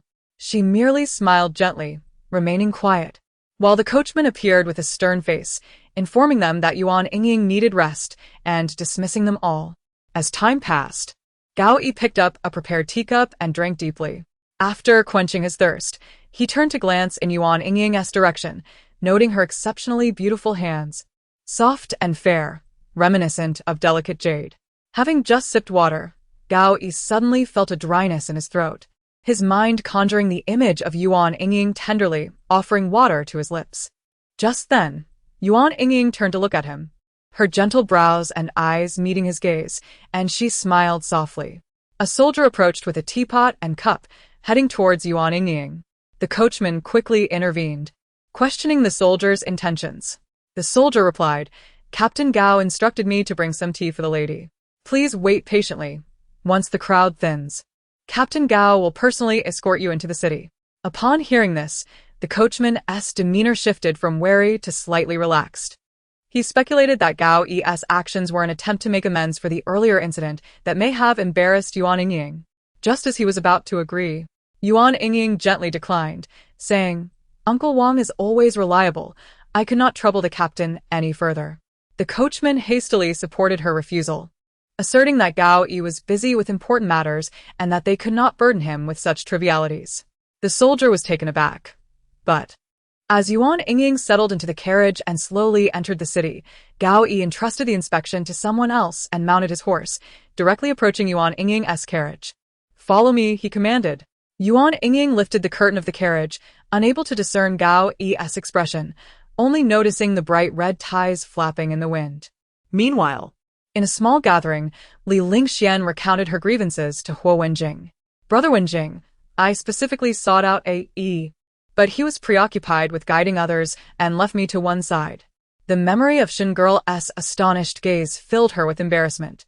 Huo Wenjing comforted her with gentle words, and once she calmed down, he rose to fetch some snacks. He glanced at the distracted Gao Yi and inquired, "A.E., I heard you have been pursuing a woman these past few days?" Contrary to Huo Wenjing's expectations, Gao Yi did not coldly deny it but merely raised an eyebrow and replied, "It's none of your business." Huo Wenjing chuckled lightly, convinced there was truth to the matter. After all these years, he understood that Gao Yi was not an obstacle between himself and Li Lingxian. Gao Yi's mind was solely focused on military affairs. Romantic entanglements held no interest for him. The only rival he faced was Yin Xianji. Given Gao Yi's lack of threat, Huo Wenjing regarded him with a degree of sincerity. Upon hearing that Gao Yi truly had feelings for a woman, Huo Wenjing's expression turned teasing as he asked, "Which lady has managed to capture your attention?" With a smile, Huo Wenjing softly repeated, "Peony." "What is her surname?" Gao Yi felt a flush of embarrassment. In truth, he had learned the name Peony from the coachman, as Yuan Yingying had not revealed her full name. He stood up, his expression turning cold. "Huo Wenjing, you are becoming increasingly verbose." Not wanting to pry further, Huo Wenjing quelled his curiosity about the girl named Peony. That day, Huo Wenjing had an appointment and arrived early, gazing out the window. Among the crowd, he spotted Gao Yi, whose usual arrogant demeanor had vanished, transformed from a fierce wolf to a docile house dog, bending low to speak softly to a lady. Though Huo Wenjing could not hear their conversation, he observed Gao Yi initially bowing his head, then gradually blushing before abruptly leaving. However, halfway through he turned back, noticing the beauty was not waiting for him, which caused him to panic and hastily chase after her. Huo Wenjing wore a sardonic smile. Although he had yet to see the lady, he instinctively disliked her. Merely knowing her for a few days had already ensnared Gao Yi in her web. Was this woman truly as shy and quiet as Gao Yi had described? Huo Wen Jing doubted it. The world was full of women who presented one face in public while hiding another in private, seemingly gentle and considerate, yet often ruthless and cunning. Although Hua Wenjing and Gao Yi were not the brothers many claimed them to be, their years of companionship had forged a bond. Watching Gao Yi being toyed with inevitably left Hua Wenjing feeling displeased. When the guests arrived, Hua Wenjing closed the window, deciding not to watch any longer. However, he resolved to meet the lady and unveil her duplicity. Gao Yi wandered aimlessly through the bustling streets, growing increasingly anxious as he searched. He even began to resent the lively atmosphere, feeling it a hindrance. Each time he spotted a woman resembling Yuan Yingying, he approached with hope, only to have his spirits dashed upon seeing her face.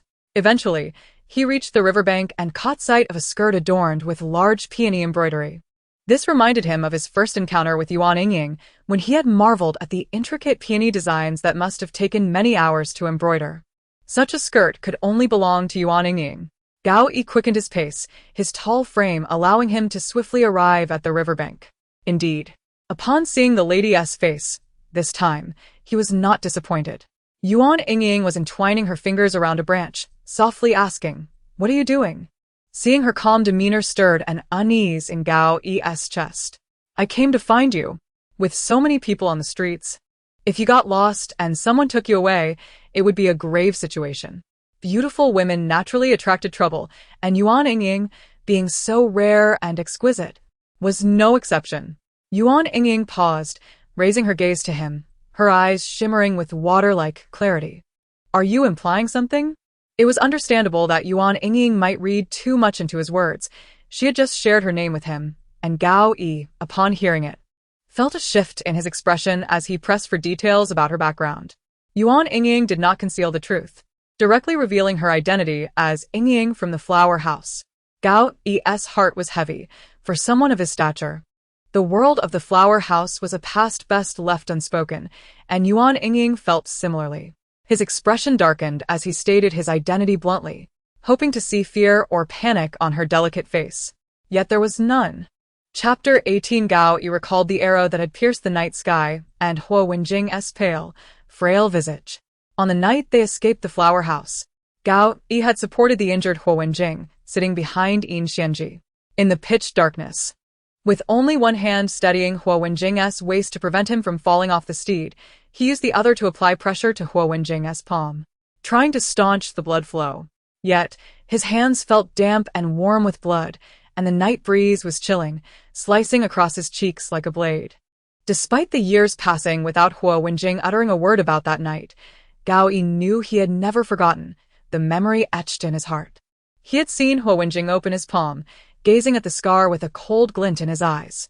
Without the need for Hua Wenjing to utter a word, Gao Yi could already sense the fervent animosity emanating from him. Gao Yi pondered that if Yuan Yingying were to be presented before Hua Wenjing at this very moment, she would undoubtedly be subjected to relentless torment until she was on the verge of collapse, a desperate attempt to alleviate the resentment festering within him. Witnessing Yuan Yingying's innocent and bewildered demeanor, reminiscent of their first encounter years ago, stirred an undeniable ire within Gao Yi. Did she not realize that had she not raised the alarm back then, they would not have been forced to flee the flower pavilion like lost souls, wandering under the stars? Bound by loyalty, Gao Yi found himself deeply troubled by Hua Wenjing's injuries. Additionally, within his heart, there lingered a complex and ineffable sensation. His feelings towards Yuan Yingying were a mixture of resentment and an overwhelming sense of injustice. Gao Yi had also sought out Yuan Yingying's whereabouts, yet unlike Hua Wenjing, whose quest was to confront her and settle the score, Gao Yi's intent was to escort her to the general's estate, to reveal to her his true identity. He yearned to convey that everything he had previously claimed was not mere bluster, but a stark reality. More importantly, he wished to assert that his esteemed status would never compel him to resort to such vile actions as poisoning the cosmetics of a young maiden. That incident had unjustly sullied his reputation. Naturally, Gao Yi did not harbor any expectations that Yuan Yingying would display a shred of remorse upon learning this truth. After all, how could the sole heir of the prestigious general's estate be so wrongly accused? As the news of the fire reached him, Gao Yi's response stood in stark contrast to Hua Wenjing's skepticism. He could not fathom the tragic coincidence of Yuan Yingying's demise. Yet. When he heard the names of the survivors and found that Yuan Yingying was not among them, a profound desolation enveloped him. He mused that death would be preferable. If Yuan Yingying perished, no one would ever know of the proud Gao Yi who had once lain like a devoted pup, guarding her safety. Utterly captivated by the taste of the water resting in her palm, death seemed to be the most desirable outcome. Reclining on his expansive couch, he was suddenly reminded of the small bed just outside Yuan Yingying's chamber in the flower pavilion, a bed barely large enough for a single person. Gao Yi had always relished sprawling on plush couches, yet he had been compelled to curl up in that cramped space. Occasionally, he would turn to his side, the rustling of his movements drawing Yuan Yingying's attention, and they would exchange a few light-hearted words through the curtain. Memories faded like smoke, scattered by the wind. From the very first glance at Yuan Yingying, Gao Yi felt an inexplicable familiarity. While he acknowledged her extraordinary beauty, it was insufficient to evoke warmth in his demeanor towards her. Having encountered countless beauties, even the most exquisite would only capture his attention momentarily before he dismissed them from his thoughts. However, Yuan Yingying was different. Outside the city gates, she had not even spared him a second glance. She had merely lowered her eyes and spoken softly to the horseman, devoid of any semblance of seduction. Yet. From the moment she appeared, Gao Yi's gaze had never wavered from her. Every expression, every flutter of her eyelashes was etched into his memory. It was precisely this that compelled Gao Yi to pursue Yuan Yingying relentlessly, seeking to understand the peculiar feelings stirring within him.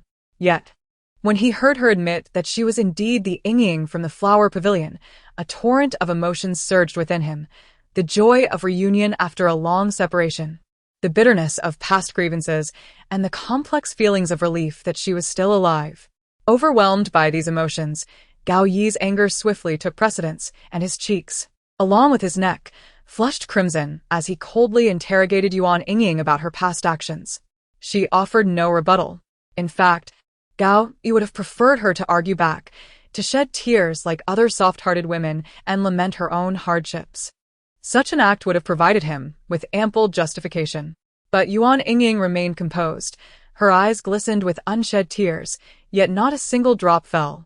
Raising her graceful neck, her skin as soft and white as a swan's, she spoke gently. If you had fled, Mama Yu would have been heartbroken. This seemed to elucidate why Yuan Yingying had aided He Wenjing while also leading Mama Yu to apprehend the fleeing individuals. Upon hearing this, Gao Yi took a few steps back, disbelief etched on his face as he stared at Yuan Yingying. Mama Yu. In the conflict between Mama Yu and them, Yuan Yingying had unhesitatingly chosen Mama Yu. Turning his head away, Gao Yi's expression hardened, and he resolved not to accompany Yuan Yingying any further. Yuan Yingying's gaze softened, her long lashes trembling as her red lips parted, hesitating before ultimately uttering a simple, "All right."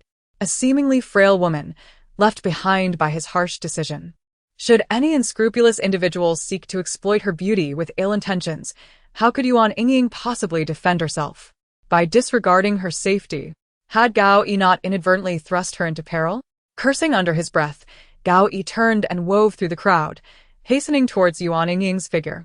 Unbeknownst to her, he had misidentified numerous individuals in his search for her, yet Gao Yi would never boast of such trivialities to her.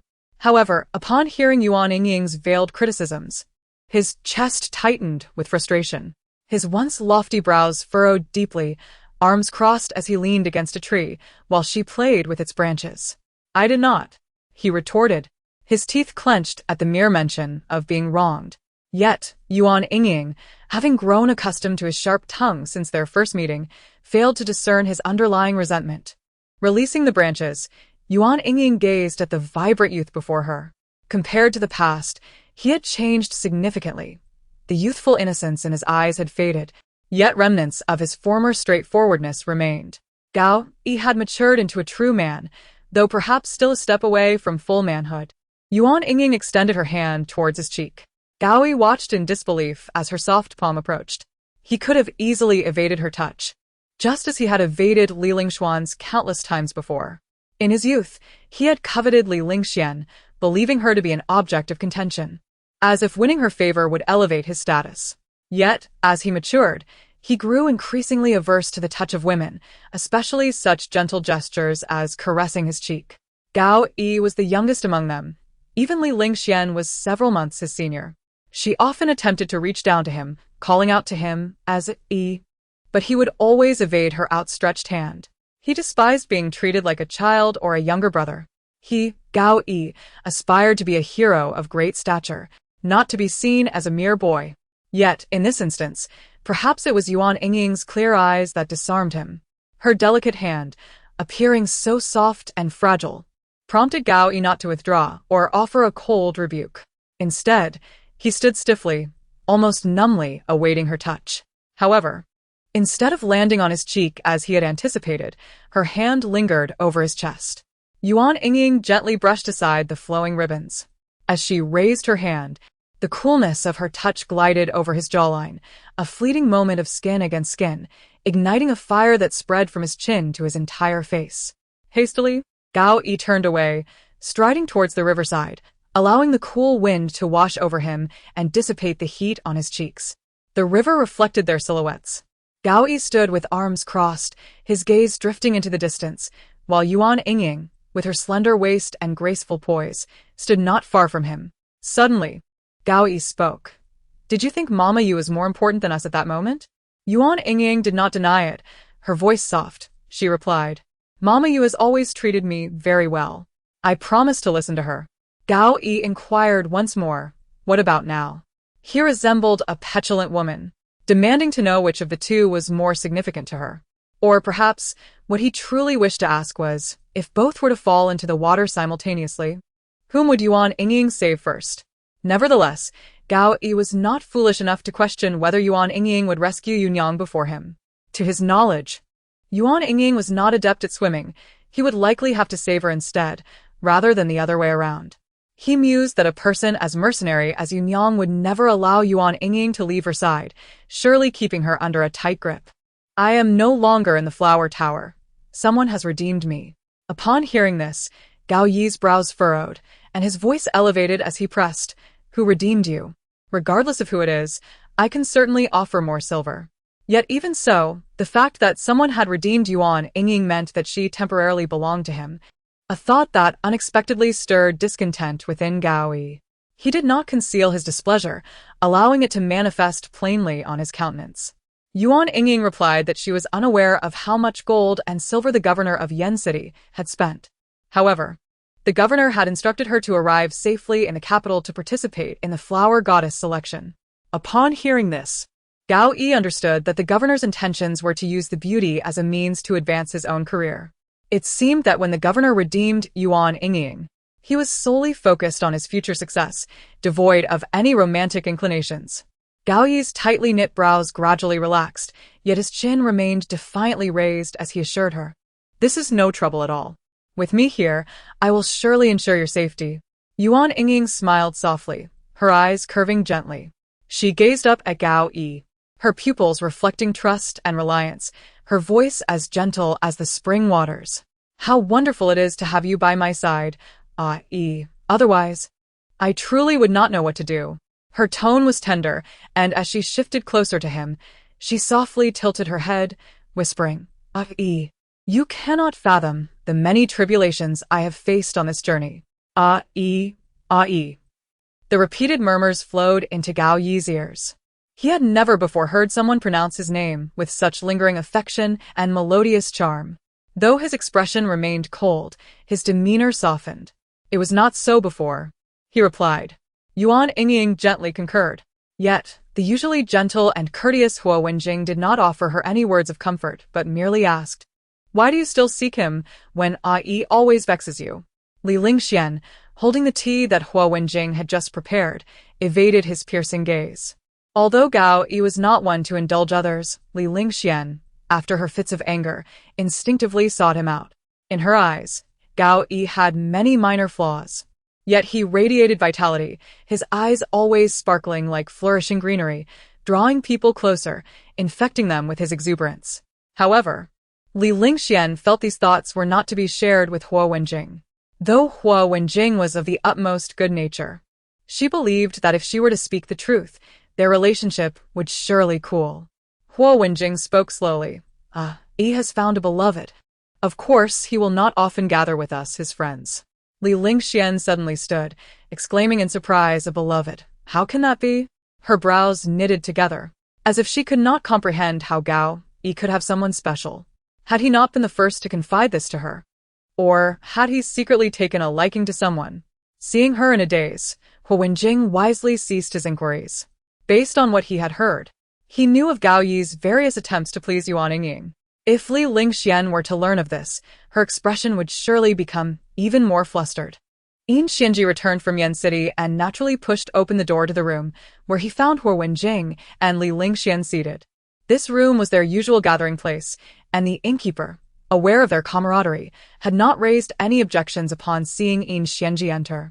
Yin Xianji felt displeased with the innkeeper's lack of discretion but maintained a calm demeanor, giving a slight nod. Li Lingxian, still in a state of confusion, exclaimed upon seeing Yin Xianji, "Elder brother Xianji, do you know that Yi has found someone special? I wonder which family's daughter has captured his attention, making him avoid us and focus solely on her." Yin Xianji's reaction was rather indifferent.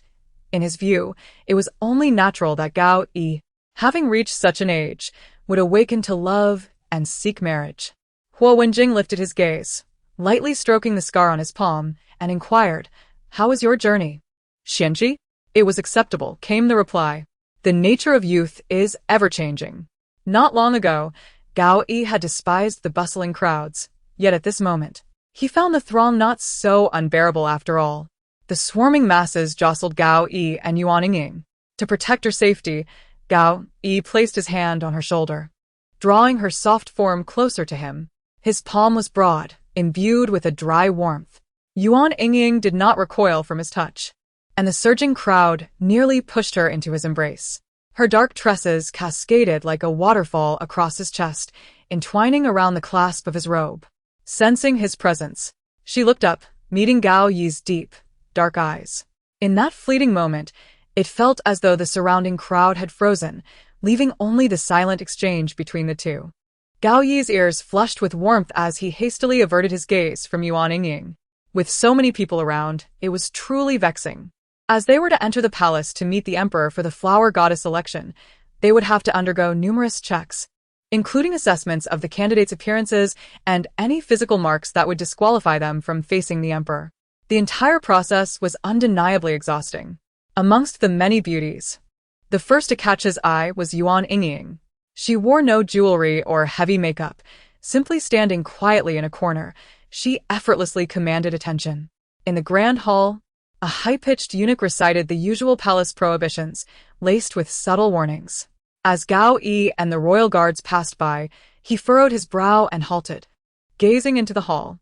Upon seeing Yuan Yingying standing gracefully in the corner, Gao Yi's brow knitted in concern. He recalled the days spent in the flower tower, where she always appeared so serene and docile, a temperament easily susceptible to mistreatment. If not for this, how could someone of her beauty possibly be relegated to such a corner? Noticing Gao Yi's pause, the other guards followed suit in their gaze. "She is the candidate for the flower goddess," they murmured, having heard that His Majesty intended to bestow the most beautiful women upon worthy suitors.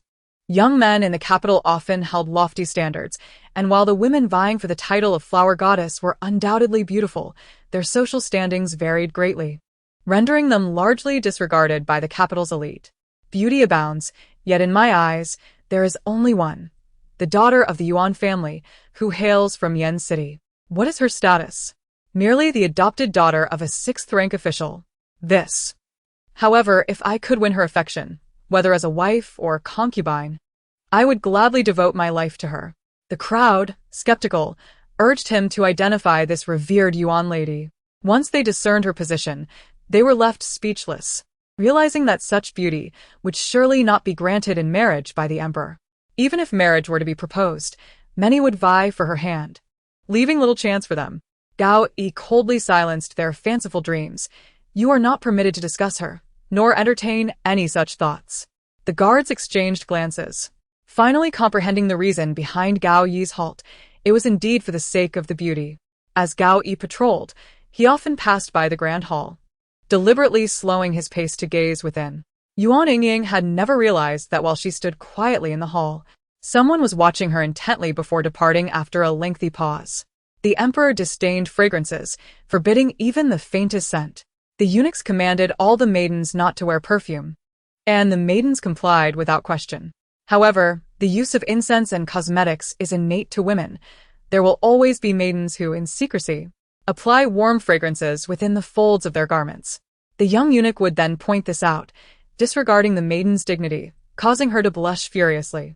Yuan Yingying seldom indulged in the use of scents. Since childhood, she had bathed in various flower petals and typically anointed herself with fragrant balms made from freshly ground blossoms. Year after year, the delicate, elegant fragrance had already merged with her skin, seeping into her very bones. Given her natural scent, there was no need for external fragrances. The prohibition against the use of incense was not a matter of great concern for Yuan Yingying. Yet the young eunuch insisted on confronting her. His brow furrowed as he chastised her for the supposed secret application of perfume. Yuan Yingying softly explained that she had never concealed any incense, nor used it privately. Then from whence does the fragrance emanate? The words caught in her throat, her beautiful eyes quivered, amidst the scrutiny of many. How could she admit that it was her inherent scent, not an incense she had applied? The eunuch continued, if you refuse to acknowledge this, a thorough examination will be necessary. Most maidens, upon being discovered, would bow their heads in admission of their fragrant indulgences. After all, being watched by the palace eunuchs as they loosened their garments was indeed a matter of great shame. Yuan Yingying bit her lip, having done nothing wrong. How could she confess? Once she admitted to it, the young eunuch would press her further to produce the incense. Where could she possibly procure it for him? Seeing her stubbornness, the eunuch reached out to seize Yuan Yingying. Release her. Gao Yi strode forward, kicking away the young eunuch who sought to approach Yuan Yingying. Tears welled in her eyes, her hair slightly disheveled, presenting a pitiful sight. Gao Yi's heart quivered as he declared, she has never used incense. I can vouch for her. The chief eunuch, noticing the commotion, hurried over to inquire about the situation. Captain Gao, you must understand that this examination is part of our duty.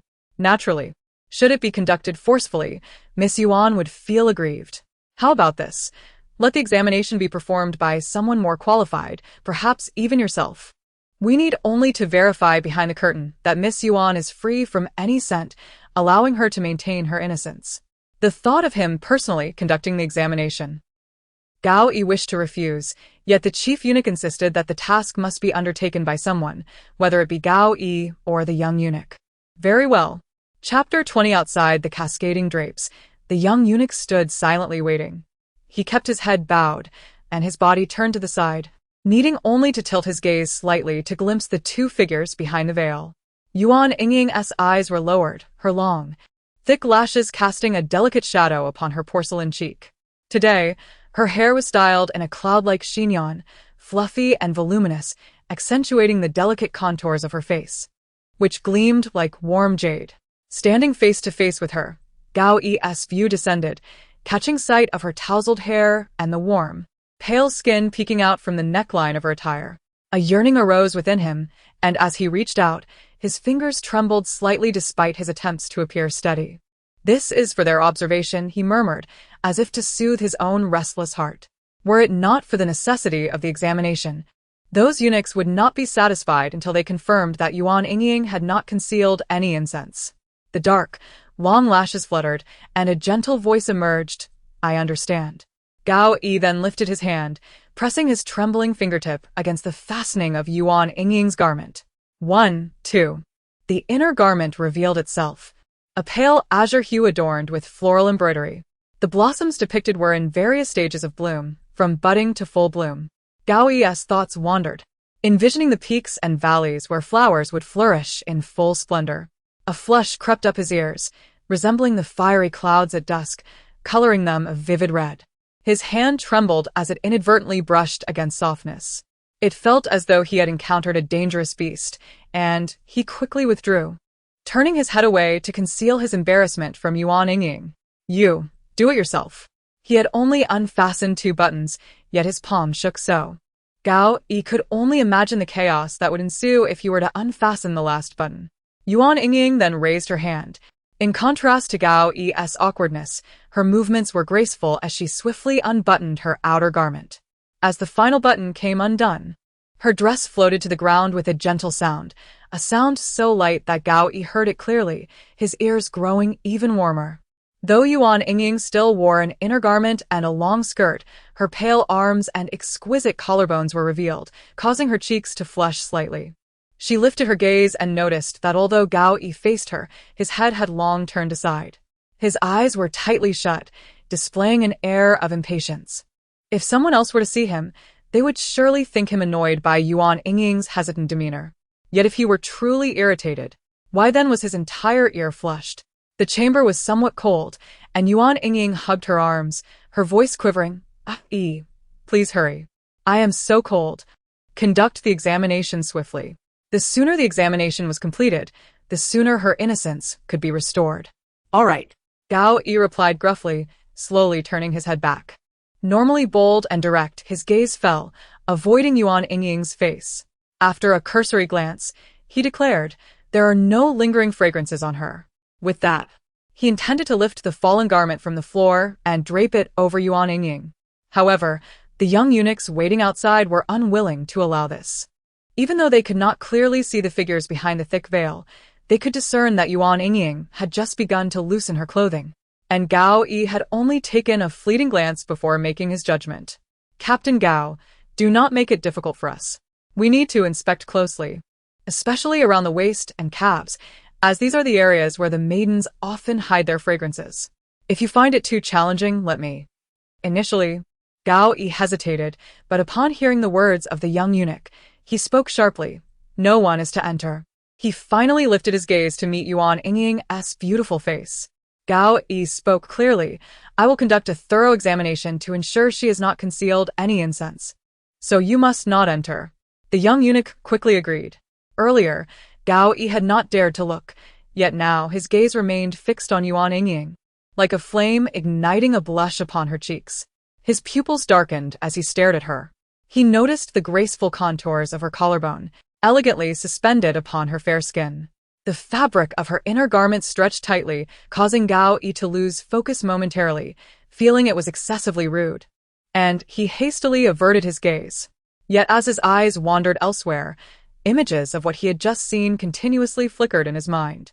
I am so cold," Yuan Yingying murmured, her soft body swaying slightly, nearly losing her balance. Gao Yi quickly reached out to catch her, realizing that her delicate hands were icy to the touch. With her soft body in his embrace, Gao Yi's heart thundered. He caught a faint, alluring fragrance that, though subtle, was enough to leave one entranced. Gao Yi seemed to understand why the young eunuch would believe Yuan Yingying had applied incense. Such a delicate yet captivating scent must have been specially sought after and then applied to her skin. Who would believe it to be her natural fragrance? Yet he also thought the young eunuch foolish. If he were to move closer, he would discover that the scent emanated from Yuan Yingying's very essence, rather than being a mere fragrance clinging to her skin. Gao Yi lifted Yuan Yingying into his arms, draping her garment over her as he exited the hall. As he passed by the young eunuch, Gao Yi coldly stated, "She has not concealed any fragrance. I have personally examined her. If your majesty becomes irate due to my body fragrance, I shall willingly bear the blame alone, and you shall not be troubled in the least." The young eunuch nodded timidly, refraining from mentioning the matter of concealed scents further. What woman does not cherish beauty? Although the emperor disapproves of incense, he cannot be so devoid of humanity as to impose restrictions even on the natural fragrance of young ladies. The women began to envy Yuan Yingying, surrounding her and inquiring one after another about the source of her delightful aroma. A young lady leaned in close, inhaling gently at Yuan Yingying's neck, her face lighting up with astonishment. "Truly, it is refreshing and enchanting, incomparable to any common fragrance." Li Lingxian had extended several invitations for Miss Shen to accompany her, all of which were graciously declined. Observing the refined profile of Huo Wenjing, her heart felt uneasy. She understood that Miss Shen's interest in befriending her was largely due to her desire to be closer to Huo Wenjing. Yet, she was unwilling to play the role of matchmaker, who would wish to witness their childhood companion court another lady in their presence. However, Li Lingxian did not anticipate that Miss Shen would be so petty. Merely failing to acquiesce to Miss Shen's request led to a coldness in their interactions, even resulting in Miss Shen shutting her out entirely. Ling Xian? Huo Wenjing could scarcely recall Miss Shen's appearance. He had never placed importance on those of little consequence. Yet, upon hearing Li Lingxian speak of her close friend, the Shen lady, harboring feelings for him, a flicker of disgust crossed his eyes, as though he were sullied by some ignoble creature. Brother Wenjing, I have but this one confidant. Could you perhaps persuade her on my behalf? After all, who could refuse the request of their beloved? Indeed, Huo Wenjing nodded in agreement. Once he had consented to Li Lingxian, he instructed his attendant to always remind him to maintain civility when encountering Miss Shen. As they passed a spice shop, the attendant caught sight of Miss Shen and, recalling their earlier discussion, promptly informed Huo Wenjing, that is the young lady from the Shen family. Knowing that Huo Wenjing could not remember her visage, the attendant pointed her out. Huo Wenjing followed the direction of the gesture and saw two ladies emerging from the spice shop. His gaze fell upon the one on the left. She was graceful, her steps delicate, with a complexion as fair as frost and jade. As the two women approached, Miss Shen was animatedly conversing with Yuan Yingying, who had captivated her interest since learning of her enchanting scent. Having arranged for a meeting with Yuan Yingying to inquire about her beauty regimen, Miss Shen found great inspiration in these methods and was already preparing to create new scented pills. Upon seeing Huo Wenjing, Miss Shen's expression brightened, but a moment later, she realized that he was likely there because of her repeated refusals to accompany Li Lingxian. The joy on her face diminished. Huo Wenjing's gaze darkened, his usually gentle eyes now glimmering with a predatory light, akin to a beast in the wilderness that had awaited its prey for far too long. Unable to contain her curiosity, Miss Shen asked, "Do you know young Master Huo?" Yuan Yingying shook her head, replying candidly, "I have just arrived in the capital and have not yet made any acquaintances here." Huo Wenjing stepped directly in front of her, his gaze piercing as he scrutinized every inch of Yuan Yingying's skin. Despite the years apart, the moment he laid eyes on her, the scar on his palm throbbed painfully. This agony stirred something within him, causing his heartbeat to quicken inexplicably. He beheld Yuan Yingying's delicate neck, envisioning how easily he could encompass it with his hand. If he were to close his palm, her fair face would flush with an alluring hue due to her restricted breath. With just a bit more pressure, this fragile beauty could be effortlessly broken in his grasp. The blood pulsed violently through his veins. Huo Wenjing halted before Yuan Yingying, speaking in a low tone. It has been a long time. The resentment from that arrow wound was a stain upon his honor. Yet, the experiences in the brothel had tarnished his family's reputation. Even if he did not believe Yuan Yingying could have perished in that fire, he could not openly seek her out. As the years passed, he assumed that his initial hatred would fade. However, upon seeing Yuan Yingying, he realized he had never forgotten. The memory of the arrow piercing his palm still inflicted a searing pain. The humiliation of being deceived coursed through him, an indelible mark on his pride. Yuan Yingying smiled softly. "Since we have never met, how can you say it has been a long time?" Huo Wenjing was momentarily taken aback. He scanned her expression, noting that she did not seem to be feigning ignorance to evade his wrath. She genuinely did not recognize him. A wave of frustration washed over him.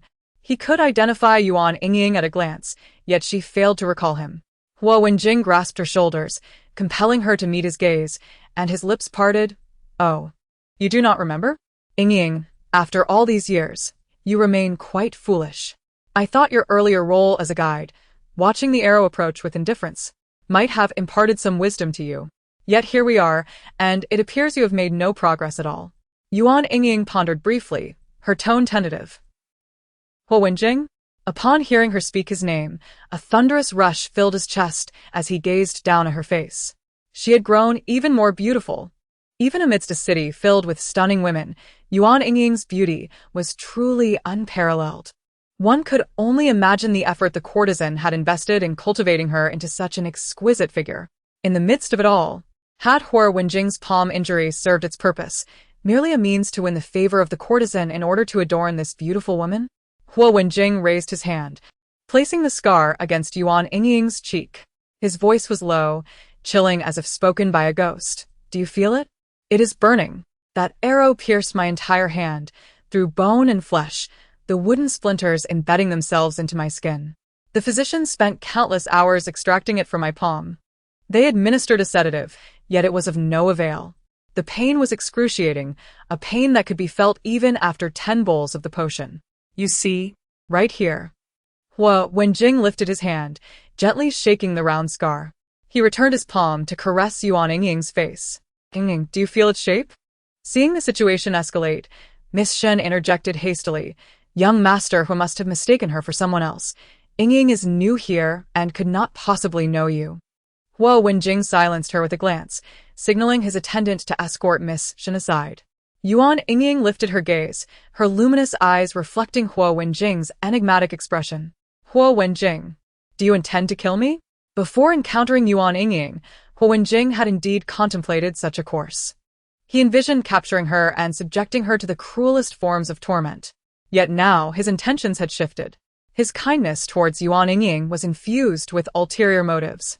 Should she prove to be as he wished, obedient to his will, he would discard her without a second thought once he escaped the brothel. Yet she had not complied. She had even betrayed him. This betrayal left Yuan Yingying feeling as if all he had sacrificed was in vain. His gestures of kindness, his tenderness, were regarded by Yuan Yingying as inconsequential, easily cast aside in the wake of the courtesan's whims. With her lips glistening with moisture, Yuan Yingying found himself captivated by the scent of Yuan Yingying that lingered in the air. She had just exited the spice shop, naturally enveloped in a medley of fragrant aromas. The scent was intoxicating, and as Yuan Yingying drew nearer, it almost clung to his robes. He extended a finger, gently tracing the shape of a scar, and suddenly said, "Yingying, come, touch it." Without regard for Yuan Yingying's expression, he grasped her delicate hand. What he felt was a soft and fragrant warmth. He held her slender wrist, and with a subtle motion of his fingers, he spread apart her digits. 2 of her fingers, one above the other, guided by Yuan Yingying, approached the scar in his palm. The pale pink of her fingertip glided over the edge of the scar, leaving behind traces of pristine whiteness. Pressing on her wrist, he felt her fingers soften, and the pad of her fingertip rested at the center of the scar. A wave of inexplicable joy surged within Yuan Yingying. He found no aversion to the sensation of her touch, even deeming it delightful, though he had often regarded this scar as unsightly. A testament to his own arrogance and the betrayal he had suffered, he had sought in vain to erase it. In front of Li Lingxian, he had been careful to conceal it, never allowing her a close look. Yet now, he sensed Yuan Yingying's warmth transferring through her soft fingertip to his skin. And he suddenly perceived the scar as less hideous. A whisper of regret crossed his mind.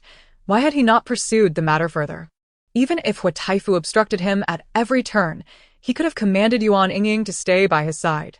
At that time, the wound in his palm had yet to heal, leaving him in a state of disarray. He wished for Yuan Yingying to remain with him, to serve him, to assist him in changing the bandages. If the wound bled, she would kneel before him, gently wiping away the traces of blood. Yuan Yingying, unaccustomed to subterfuge, appeared frightened, as if Yuan Yingying's uncharacteristic actions had startled her. Her lips parted and closed repeatedly. "Let me go." Yuan Yingying not only refused to release her, but tightened his grip. He gazed at the reddened wrist he held, and suddenly his resolve faltered. Releasing his hold, Yuan Yingying nearly stumbled, her eyes brimming with tears as she timidly spoke. "It was I who took Mama-you there. I did not know there would be archers, nor that they would harm you." Yuan Yingying coldly retorted, "Liar."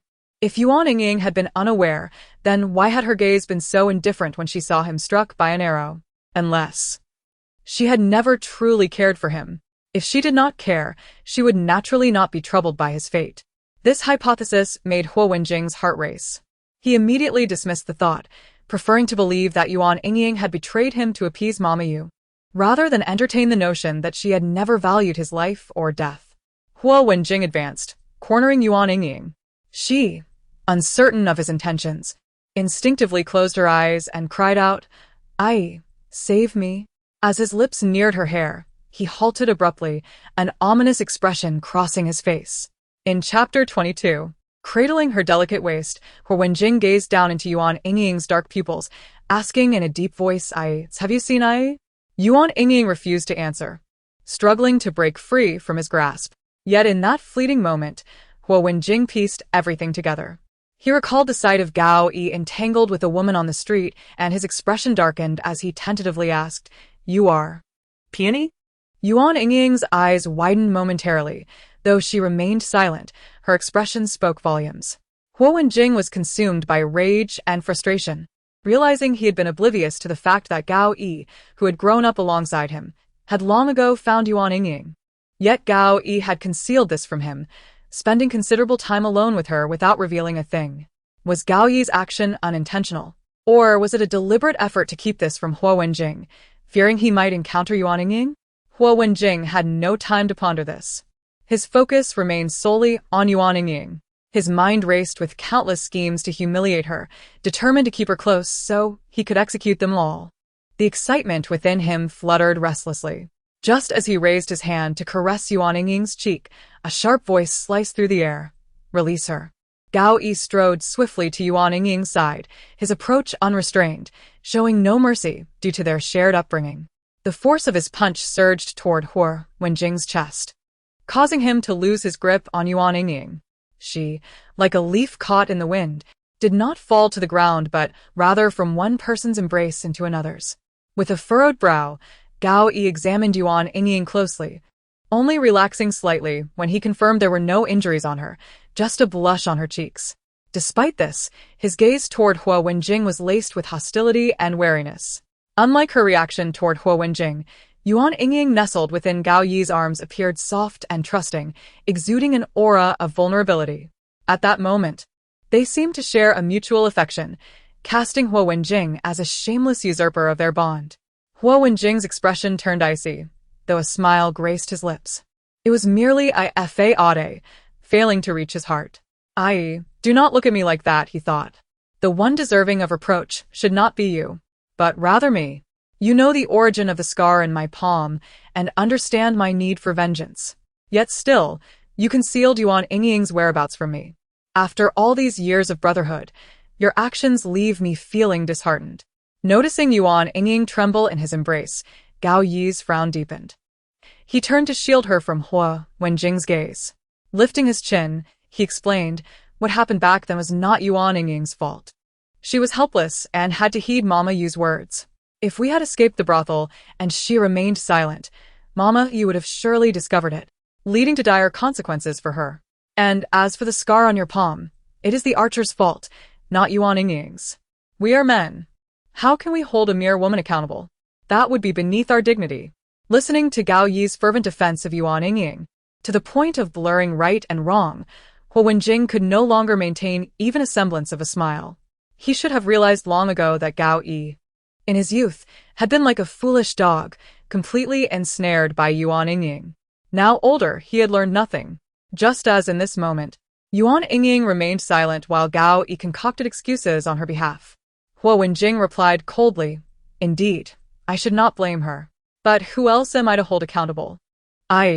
Your heart has become so distorted. If Ling Xian were to know of this, she would surely be utterly disappointed." Gao Yi instinctively glanced at Yuan Yingying, noticing her tremor at his words, her trust giving way to confusion. Panic surged within him, and he quickly added, "Do not mention Ling Xian. Among those who admire her, I am not one. Our relationship was merely youthful sentiment. Her disappointment has nothing to do with me. Your concern for her feelings is lost on me." With that, Gao Yi shielded Yuan Yingying and departed. Ultimately, in their youth, everything had revolved around Li Lingshuan's emotions, yet it was Gao Yi who had first distanced himself. As a servant brought ointment, Gao Yi halted.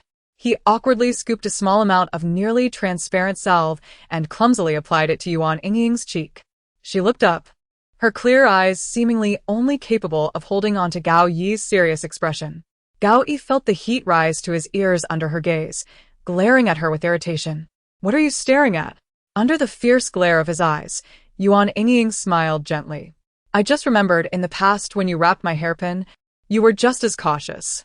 Gao Yi turned his head away, attempting to conceal his flushed ears, and spoke nonchalantly, "I don't recall." Yuan Yingying's voice fell low. "But I still remember." Noticing her dejected demeanor, Gao Yi added in a muffled tone, "I didn't remember earlier, but my memory is good, and now I recall. You were foolish before, misunderstanding that the powder was my doing. In truth, it was all Ho Wenjing's doing. This sentiment had lingered in Gao Yi's heart for many years. And as it slipped from his lips, he felt a surge of anxiety, fearing Yuan Yingying would not believe him or, worse, would have forgotten entirely. The room fell into a prolonged silence, and Gao Yi felt a pang of bitterness, chastising himself for his foolishness. What he had long dwelled upon, the wrongful accusation, had long been forgotten by others. Suddenly, a soft hand brushed through his hair, trailing down to the tips. Gao Yi looked up abruptly to see Yuan Yingying's dark eyes. She spoke softly, "It's wonderful that it wasn't you.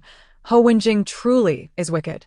Gao Yi's mind spun with the repeated refrain, "Not you, how delightful," momentarily forgetting to evade her gentle touch. He pondered whether Yuan Yingying had ever thought that if it were not him who had committed the act, how splendid that would be. It turned out that he was not alone in his concern over being wronged. Gao Yi lowered his head in a fluster, concealing his expression. And with a muffled voice, he echoed, "Yes, Ho Wenjing is indeed too wicked." When Yin Xianji entered the room, the floor was in disarray. Ho Wenjing sat slumped in a chair, his eyes bloodshot. Yin Xianji did not inquire about the cause of the chaos. He merely placed the items Ho Wenjing requested in the only remaining clean spot and prepared to leave. His demeanor was graceful and serene, yet Ho Wenjing could not help but feel a twinge of malice. Without needing Yin Xianji to ask, Ho Wenjing spoke directly. "I wishes to draw a clear line between us. Do you understand?" Yin Xianji paused momentarily, his voice cold. "Why?" Ho Wenjing replied icily. "What other reason could there be? He has taken a liking to a young lady. Naturally, to win her favor, he cannot continue as before." Yin Xianji frowned. "I would not act in such a manner." Ho Wenjing abruptly stood. "Why would he not? Ai is candid and impulsive, yet he cannot be so heartless. If it is not due to someone pressuring him, you must be fabricating this." Upon hearing this, Ho Wenjing knew that Yin Xianji had seen through all his external facades, recognizing the corruption that lay within him. "Ai has found that woman from the brothel." Yin Xianji lowered his gaze. Faint echoes of clumsy singing reached his ears. Yet the lyrics and the face of the singer had become indistinct over the years. He had learned to forget, realizing that if warmth could not be attained, it was better to forget entirely. Observing Yin Xianji's indifferent reaction, Ho Wenjing's turbulent emotions gradually calmed. "You have forgotten her, the slender girl who dared to lead us in pursuit as we fled the brothel. Ai is now enchanted by her, completely oblivious to the humiliation she brought us." Yin Xianji interjected coolly, "You and I are merely using each other. Though her actions may be questionable, it is within reason to act for one's benefit. Why hold on to a young girl so tightly?" Ho Wenjing sneered coldly. "Ai speaks for her, because he has been bewitched by Yuan Yingying. And what of you, Yin Xianji? Are you truly a noble gentleman who can gradually forget such humiliation?" Ho Wenjing's gaze fell on the scar in his palm, coldness flickering in his eyes. If that scar were to manifest on them, it would only vanish in ashes. Would they still be the same? Certainly not. Yin Xianji, seeing Ho Wenjing's obstinacy, ceased to offer comfort. The emperor placed great importance on the selection of the flower deity, believing that she must possess not only beauty but also virtue and talent. He selected several trusted officials to evaluate the moral character and wisdom of the candidates. Yin Xianji was among them. He disliked being surrounded by frivolity, yet he had long since learned how to navigate such situations to please others. He did not decline, merely accepting the task with a bow. A eunuch led Yin Xianji, praising, "I have heard that the young master, in his youth, often visited renowned talents and listened to many grand performances. Now that he is here to guide these ladies, they will surely benefit greatly." Yin Xianji shook his head slightly, his expression indifferent. In the 23rd chapter, Yin Xianji donned a flowing robe of shimmering hues, his brow and eyes seemingly veiled in a delicate mist. Though his demeanor was gentle, it bore an air of detachment. He stood before the hall, glancing over the many ladies. A eunuch called out a name, and a lady stepped forward from the crowd, bowing slightly and softly singing. After only a few lines, Yin Xianji gently halted her. To him, just a few lines were sufficient to grasp the quality of her singing. There was no need to listen to the entirety. "Yuan family maiden." "Yes." A soft and gentle voice emerged from the crowd, one that struck Yin Xianji as strangely familiar. Yet he did not raise his gaze, focusing intently on the sound. Yuan Yingying stepped forward, her figure graceful, exuding a natural fragrance that captivated the attention of all. She stood poised, her soft lips parting to announce, "I am the Yuan maiden from Yanqing, singing the verses of the willow branches." The willow sways. The lyrics were simple, yet imbued with a unique tranquility. After finishing, Yuan Yingying awaited Yin Xianji's judgment in silence, but the hall was enveloped in stillness. She lifted her eyelids slightly, her gaze meeting his. In that instant, the image of two figures entwined in the night surged into both their minds. Yin Xianji took the flower name list from the eunuch's hands, murmuring, Yingying. the enchanting woman from his dream in Yanqing, and the little girl who had forgotten her lyrics from his childhood, were one and the same. The ladies were in their prime, and Yin Xianji, with his ethereal grace, naturally drew their whispers. The young master has always been gentle with others, never losing his temper. Such a gentleman is fit to be a husband. Yuan Yingying, fiddling with the ties of her waist, recalled the moment when Yin Xianji unfastened her gown. The red in his eyes and the expression in his gaze were quite startling. Memories long buried surged forth like waves, the warmth of skin brushing against skin, the hushed whispers close to her ear. Yuan Yingying felt a heat in her fingertips, abruptly releasing the ties and lightly patting her flushed cheeks. Outside the palace gates, as Yuan Yingying reached a narrow corridor, she was suddenly pulled forcefully into a secluded corner. She looked up to see Yin Xianji's face, cold as frost. From the moment he saw her until she exited the palace, he had uncovered many truths, including Yuan Yingying's commission by the governor of Yanqing to enter the palace as a candidate for the flower deity and her entanglement between Ho Wenjing and Gao Yi. Yin Xianji's voice was frigid. "You did not die." Yet Yuan Yingying frowned. "Why do you all wish for my demise?" Yin Xianji understood that the other person she referred to could not be the simple-minded Gao Yi, but rather Ho Wenjing. Before he could continue his inquiry, Yuan Yingying's gentle voice interjected, "You owe me, and you must grant me one request." Yin Xianji raised an eyebrow. What had he ever owed Yuan Yingying? He contemplated thus, and inquired likewise. Yuan Yingying remarked, "Among the maidens chosen to be the flower goddess, all are of unblemished virtue, save for me. It is solely because that night I lost my purity to you. Even inebriated, your strength was overwhelming, and I could not refuse. Who would have thought that by the next day, your figure would be absent? To act with such audacity, yet shy away from responsibility. Naturally, you owe me." Her words rang true, and as he recalled his hasty departure, a sense of guilt surfaced in Yin Xianji's eyes. Yuan Yingying continued, "I have come to the capital solely for the honor of the flower goddess. Should His Majesty discover that I am no longer chaste, he may not choose me for this role. Yin Xianji, since you owe me, you must help me keep this secret." Yin Xianji nodded in agreement. Hearing the matter of that night recounted repeatedly from the lips of a fragile woman ignited an intense warmth in his chest, his veins thrumming with restless energy. He pledged to protect Yuan Yingying at all costs. Gazing at Yuan Yingying's flawless porcelain complexion, he finally voiced the thoughts he had long contemplated. "If your heart desires it, I would welcome you into my home." In Yin Xianji's eyes, although Yuan Yingying had fallen into the flower house, he was the one who had acted frivolously that day. Having taken the maiden's virtue, how could he simply escape unscathed? Her clear, bright eyes scrutinized him, and her voice, soft and curious, inquired, "Young master, why would you wish to welcome me into your home? As a wife or a concubine?" Yin Xianji's gaze dulled slightly. "I can only offer you the position of a cherished concubine. His wife would be a lady meticulously selected by the minister Yin." And although he felt remorse towards Yuan Yingying, his inherently cold disposition meant that this slight guilt could not compel him to grant her the status of a wife. A cherished concubine was the highest position he could bestow upon her. Yuan Yingying gently declined. Looking into Yin Xianji's eyes, she could clearly discern that his feelings for her were tinged with mere guilt, devoid of any deeper affection. Should she enter Yin Xianji's household, she would either suffer torment or endure a life of solitude.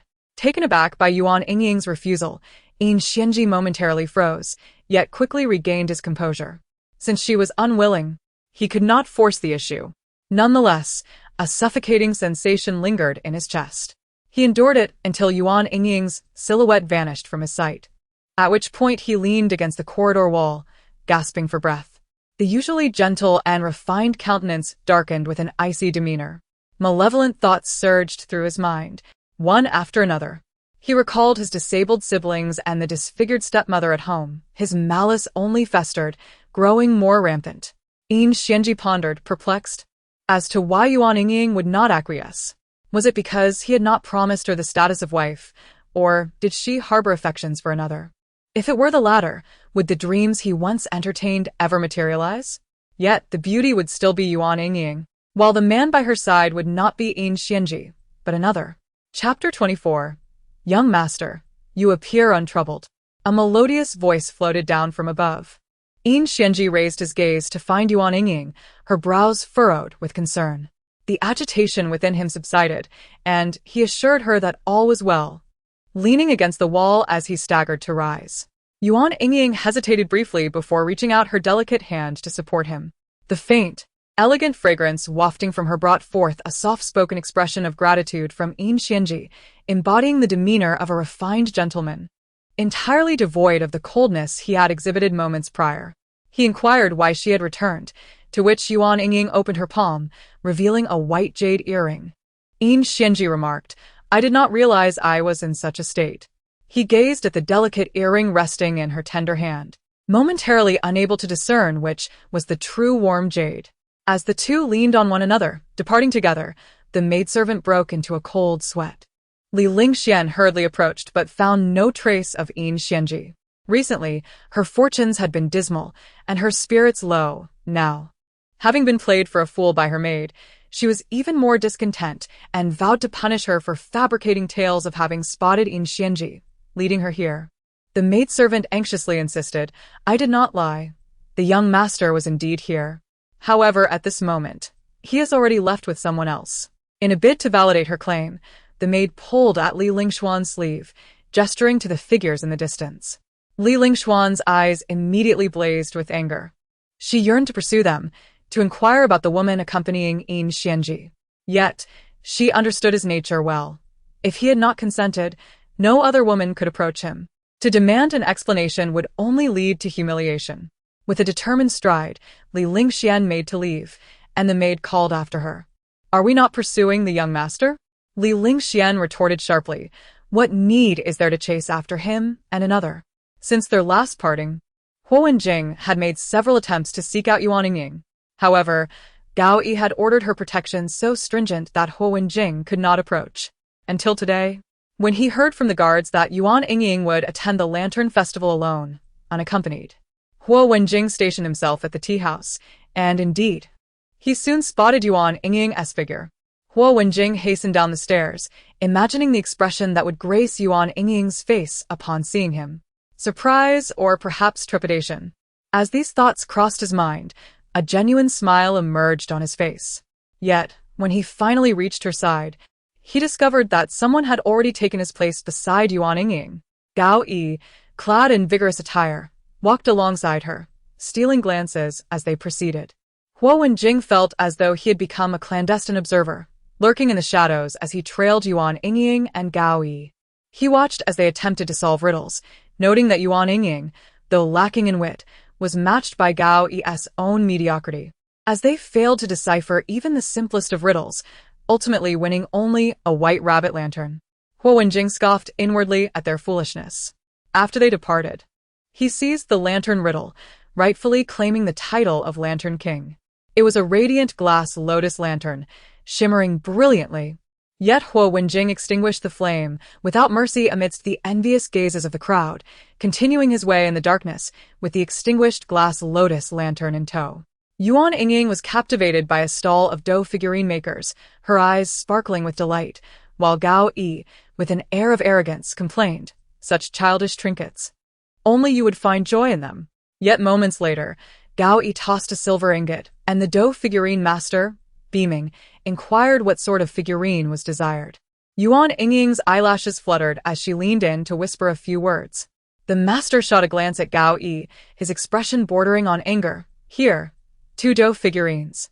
Yuan Yingying held one in each hand, the left adorned in simple attire akin to her own dress that day, while the right was clad in black, bearing a sullen expression, unmistakably a replica of Gao Yi. It took Gao Yi a moment to register, and he became incensed, attempting to snatch it away. In a moment of panic, Yuan Yingying stuffed Gao Yi's figurine into her mouth. The next instant, she grimaced, sticking out her tongue as she retrieved the figurine, exclaiming, "So bitter." Seeing her foolish demeanor, Gao Yi couldn't help but chuckle softly. Of course it's bitter. It's not a candy figurine after all. The two wandered for an indeterminate duration as the crowd at the Lantern Festival began to thin. Gao Yi, hands laden with treasures, looked upon Yuan Yingying's lovely visage and suddenly declared, "Today, I have labored hard. You must reward me." Yuan Yingying furrowed her brows, of course. However, I am uncertain of the remuneration for the head of the palace guards. She lowered her gaze, pondering deeply, and gently urged Gao Yi to lean closer. Gao Yi was perplexed, bending down in compliance. The soft sound of her breath brushed against his ear, and her tender lips approached, causing a blush to spread across his ears at an unprecedented pace. Gao Yi covered his ears, his eyes wide with astonishment. Yuan Yingying smiled softly. "Ah, Yi. This is my reward." A sensation known as valley debt churned within Gao Yi's chest. His gaze towards Yuan Yingying shifted from purity to a darkened abyss. "Young master, do you not need your lantern?" Huo Wenjing's voice turned cold. "I do not require it." The individual bent down to pick up the shattered glass lotus lantern, expressing heartfelt sorrow. Such a fine lantern. How could it have broken? There is even blood on the shards. Huo Wenjing remained expressionless as he wrapped his palm with silk cloth. Upon entering, Li Lingxian lamented her grievances, speaking of the indifference from Yin Xianji and her sense of neglect. Yet, for the first time, Huo Wenjing did not offer her consolation. He contemplated that his hand, entwined in silk, was merely a turn away, yet Li Lingxian failed to mention it. Her every word revolved around herself and Yin Xianji. Huo Wenjing felt a rare impatience and interrupted her complaints with a voice as cold as ice. "What does it matter if I have another woman?" Li Lingxian was taken aback. The Prime Minister was already seeking a match for him. He would inevitably marry and have children. Should he remain unmarried for life? Or should he wed her? A chill coursed through his fingertips, for he discerned the source of the soul tyrant's essence here. As a powerful energy surged forth, the stone tablet began to tremble violently, straining under the pressure until, with a ripping sound, a formidable force of absorption penetrated it completely. At this moment, Fuyu stood quietly to the side, her face veiled, concealing her thoughts. However, when a disciple of the Confucian sect in the early stages of fasting inquired, her body imperceptibly trembled. Li Jian, with a frosty demeanor, looked at the pitiful Du Yojia extending a hand towards her. Her heart softened momentarily. Yet she quickly regained her composure, staring intently at Du Yojia's lips as if about to speak, but after much hesitation, she uttered nothing, leaving Du Yojia waiting for assistance. He descended the city wall, accompanied by his guards, and as he approached his steed, the sound of hooves echoed in the distance, stirring a cloud of dust. A cavalryman rushed in like a whirlwind from the city gate, identifiable by his uniform as a member of the camp. Suddenly, a chilling laughter escaped from the soul tyrant, and a surge of demonic energy emanated from the sword's tip, piercing the heart of the unsuspecting youth, who then began to absorb the power with abandon. The assembled demon cultivators could only watch in fury, but dared not act. "How can the abbot be certain that I am at fault, rather than they?" Mu Ling Tian inquired once more. Kaljin floated above the white city, marveling at the splendid scenery as the world seemed to revolve around Luxiu, who felt as if the entire universe lay beneath his feet. An elderly man, seemingly indifferent, sat just a seat away from the president, his status evidently higher than Baker's. He spoke casually, yet failed to notice the president's darkening expression. Wu Yan emerged from his cave, scanning the surroundings but finding no traces of other cultivators. He began searching for the missing old matron and soon discovered a clue, a basket that belonged to her. Just as Hananjing was about to speak, the door slammed shut with a resounding bang. How terrifying! Du Feng recoiled, unable to fathom the desolate silence that would envelop the upper realm. Feeling that everything was in order, Wu Yan retracted the restrictions, considering the monthly consumption of over a dozen spirit stones. He had no significant secrets left, unless he cultivated within the celestial pearl to avoid speculation. Upon hearing the messenger's words, a wave of relief swept through the Zhao court. For the Qin had only dispatched 30,000 troops to attack Zhao, a force easily countered by Zhao's current army of 200,000. Then Bai Tan succinctly recounted the illusions behind Qingdai, informing Yan Hanshui of the peculiar occurrences in Karazhan. She was grateful for having witnessed such grand spectacles. Recalling the emergence of Yin Meiling, Zhang Lei, and Wan Bear, she had managed to endure. Strength, speed, agility, leaping ability, bone density, impact resistance, all had improved beyond previous limits. Subsequently, the Dragon Pearl crashed into the palace, visibly carving a breach in its wake. The path was not particularly long. The two remained silent in the carriage, gazing out the window, each lost in their own thoughts. Humph, your expression only fuels my determination. Helena was relentless in her pursuit of every clue. It seemed as if a cataclysm had struck. These spirit beasts, unable to evade danger, were left behind, deprived of their vibrant vitality. Despite feeling somewhat flattered by the elder's constant reference to him, Yi Tianxiao questioned why the elder awaited him for countless ages. What was the meaning behind this? The terrifying magma was unbearable for mere mortals, and even for Xiahou, whose prowess had reached an extraordinary level, it was insufferable. He recalled the initial confrontation when Lu Feng nearly lost his life. Was it a misunderstanding? And what of the last instance when Or sought him out to fight? What was that about? The air in the forest. Cough, cough, cough. Feng Shui inhaled deeply, only to be choked by London's heavy smog. It was no wonder that vampires roamed freely in such haze. Under these conditions, the sun was hardly distinguishable from absence.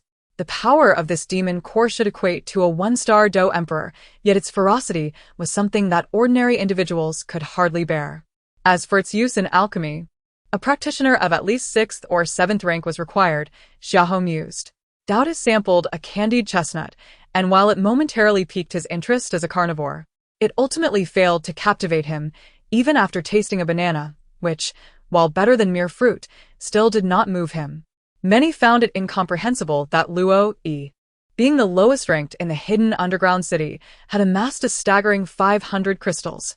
According to the distribution principle of crystals, the greater the contribution, the more one received, implying that Luo Yi's merit surpassed even that of Yili. Among this group, the most exhilarated were the newcomers, for this was Berlin, and to claim indifference would be a lie. The followers of the cute god church, including Baker, were well aware of this association, while exceptions like Luo Yi existed. Baker had not anticipated that Hunan would join the cute god church, a faith devoid of any combat prowess.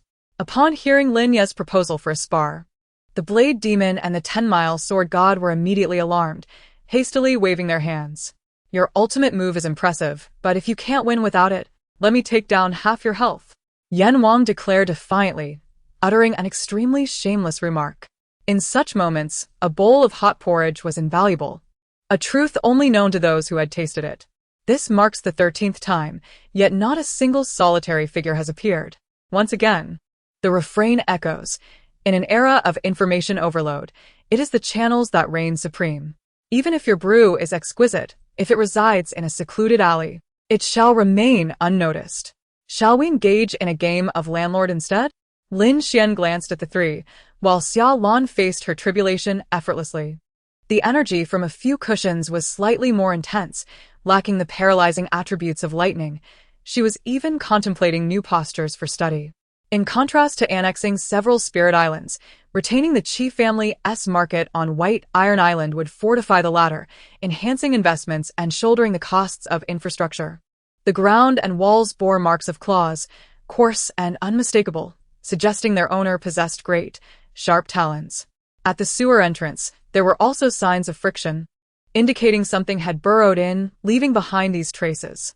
Xiaolon merely looked at Lin Xian and nodded, observing everything around her home.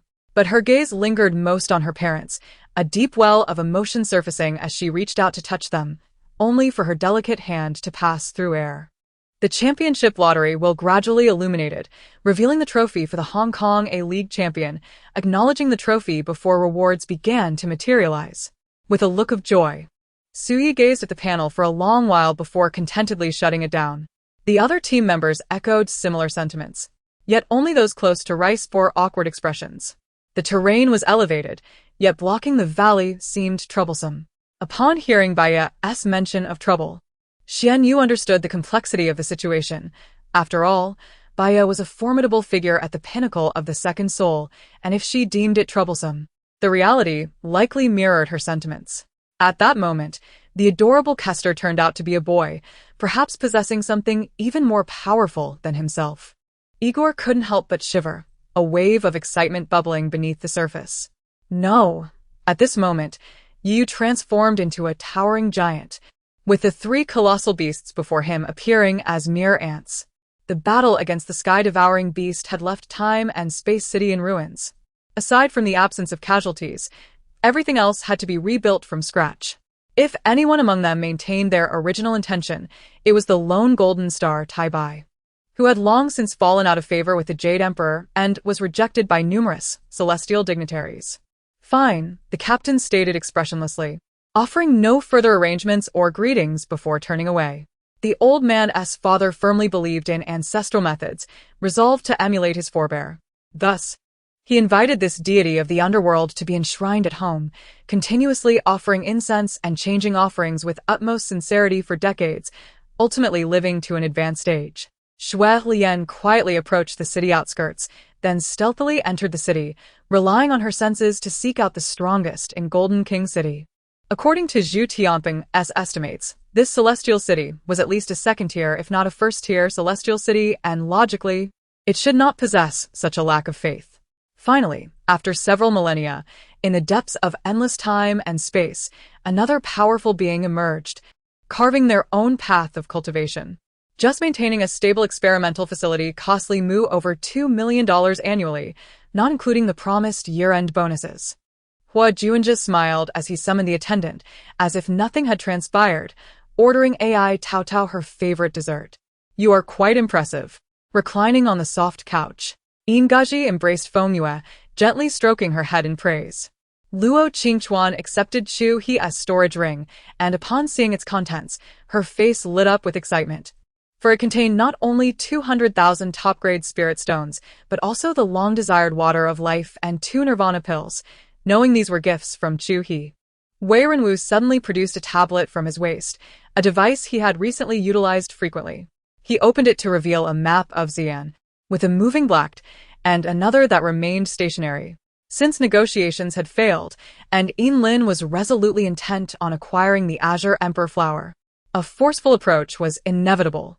She had already crossed significant lines, yet Xia Yanran remained remarkably composed. The explosives could serve as dive-bombing weapons or auxiliary fuel tanks to extend range. However, the F-80 SIXS accompanying Hentinger for nighttime bombing missions were not equipped with ground attack bombs or fuel tanks, but rather with 8 aerial rockets distributed across 2 quad launchers. Yuming wished to inquire further, but saw Wei Renwu signaling him to eat first with his chopsticks, prompting Yuming to pick up his own and begin dining. That afternoon, 2 rare visitors arrived at the president's office of the Dai Corporation. The door remained closed, with the smiling acting president of the Hellion Group inside, while another individual awaited outside. No one knew what transpired within, yet everyone was aware. During attendance today, she had heard a familiar name, initially assuming it belonged to someone Li Liqin despised, likely a clingy individual or someone too unattractive to garner her favor. This secret chamber, reinforced by a super array, possessed astonishing defensive capabilities, able to withstand a full-force strike from the Lanya Star's slaughtering warship without destruction, yet it trembled under the presence of this middle-aged man. Due to the excessive number of individuals, some who could not secure a spot had to kneel and lick the damp earth where clear water had dripped. Ode felt a flush of embarrassment. Nothing seemed right, with the enemy right before them. Were they merely waiting to be ambushed? Sulinga vaguely surmised that the opponent had anticipated their arrival, and in truth, he was also awaiting her presence. Chapter 27. Maternal Prestige? Who would have thought the Mu family engaged in such stratagems? Without that child within, Would the Mu family have had any chance at this marriage? Since conceiving this child, Gu Nian harbored concerns in this regard, hence, whenever her son took the initiative to approach her, she welcomed it eagerly.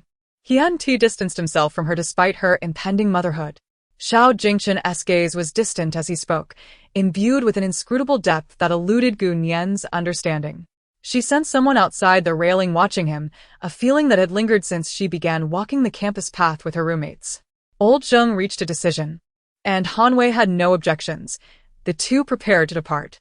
Just a few steps out, they heard a noise behind them, sounds of the stone wall being struck. This was the very spot Han Wei and Old Zheng had just come from, and as they both registered the disturbance, a singular thought flashed in their minds. The giant serpent was closing in. Clark Tang, having pondered deeply, suddenly realized he had lost focus. The main character was still in battle. He should observe how he would respond first. Xiao Jingchen turned slightly, his cold expression rendering his mindset inscrutable, causing Zhang Lingwei to tremble involuntarily under his chilling gaze and instinctively move behind Xiaoanbua. Rongxi, upon receiving this news, went alone to the meeting place without bringing any subordinates. As time progressed and cultivation flourished, the human realm entered its most illustrious era, where powerful beings roamed freely and immortals were as common as dogs. The power of the human realm could even rival that of the divine and demonic realms. Many true gods within the divine realm found their advancement painfully slow, often unable to make any progress even after hundreds of years. Though the strength of Soul Sky was formidable, his physical body was rather ordinary. Had it not been for the protective treasures he bore, he would have been obliterated by Shao Yi long ago. Xiang Tianxiao's countenance suddenly turned as pale as death, with beads of fine sweat appearing on his forehead. He summoned more Dao essence to suppress the surging poison within him. However, he did not cease the battle. The sword in his hand continued to unleash fierce sword qi towards Ouyang Yan, further intensifying the obliterating energy that invaded Ouyang Yan's body. Umans.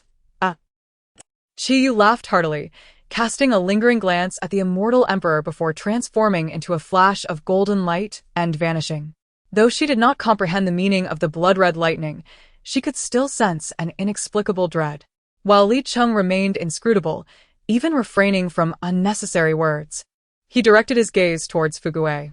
He Wen, feeling embarrassed, bowed to Cheng Shiyuan and the others, genuinely filled with remorse.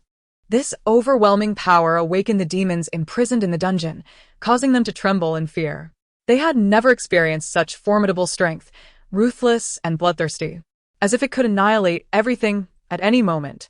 At the same time, he penned a letter directly to King Dafis at the palace of Tuli-E, detailing the entire sequence of events.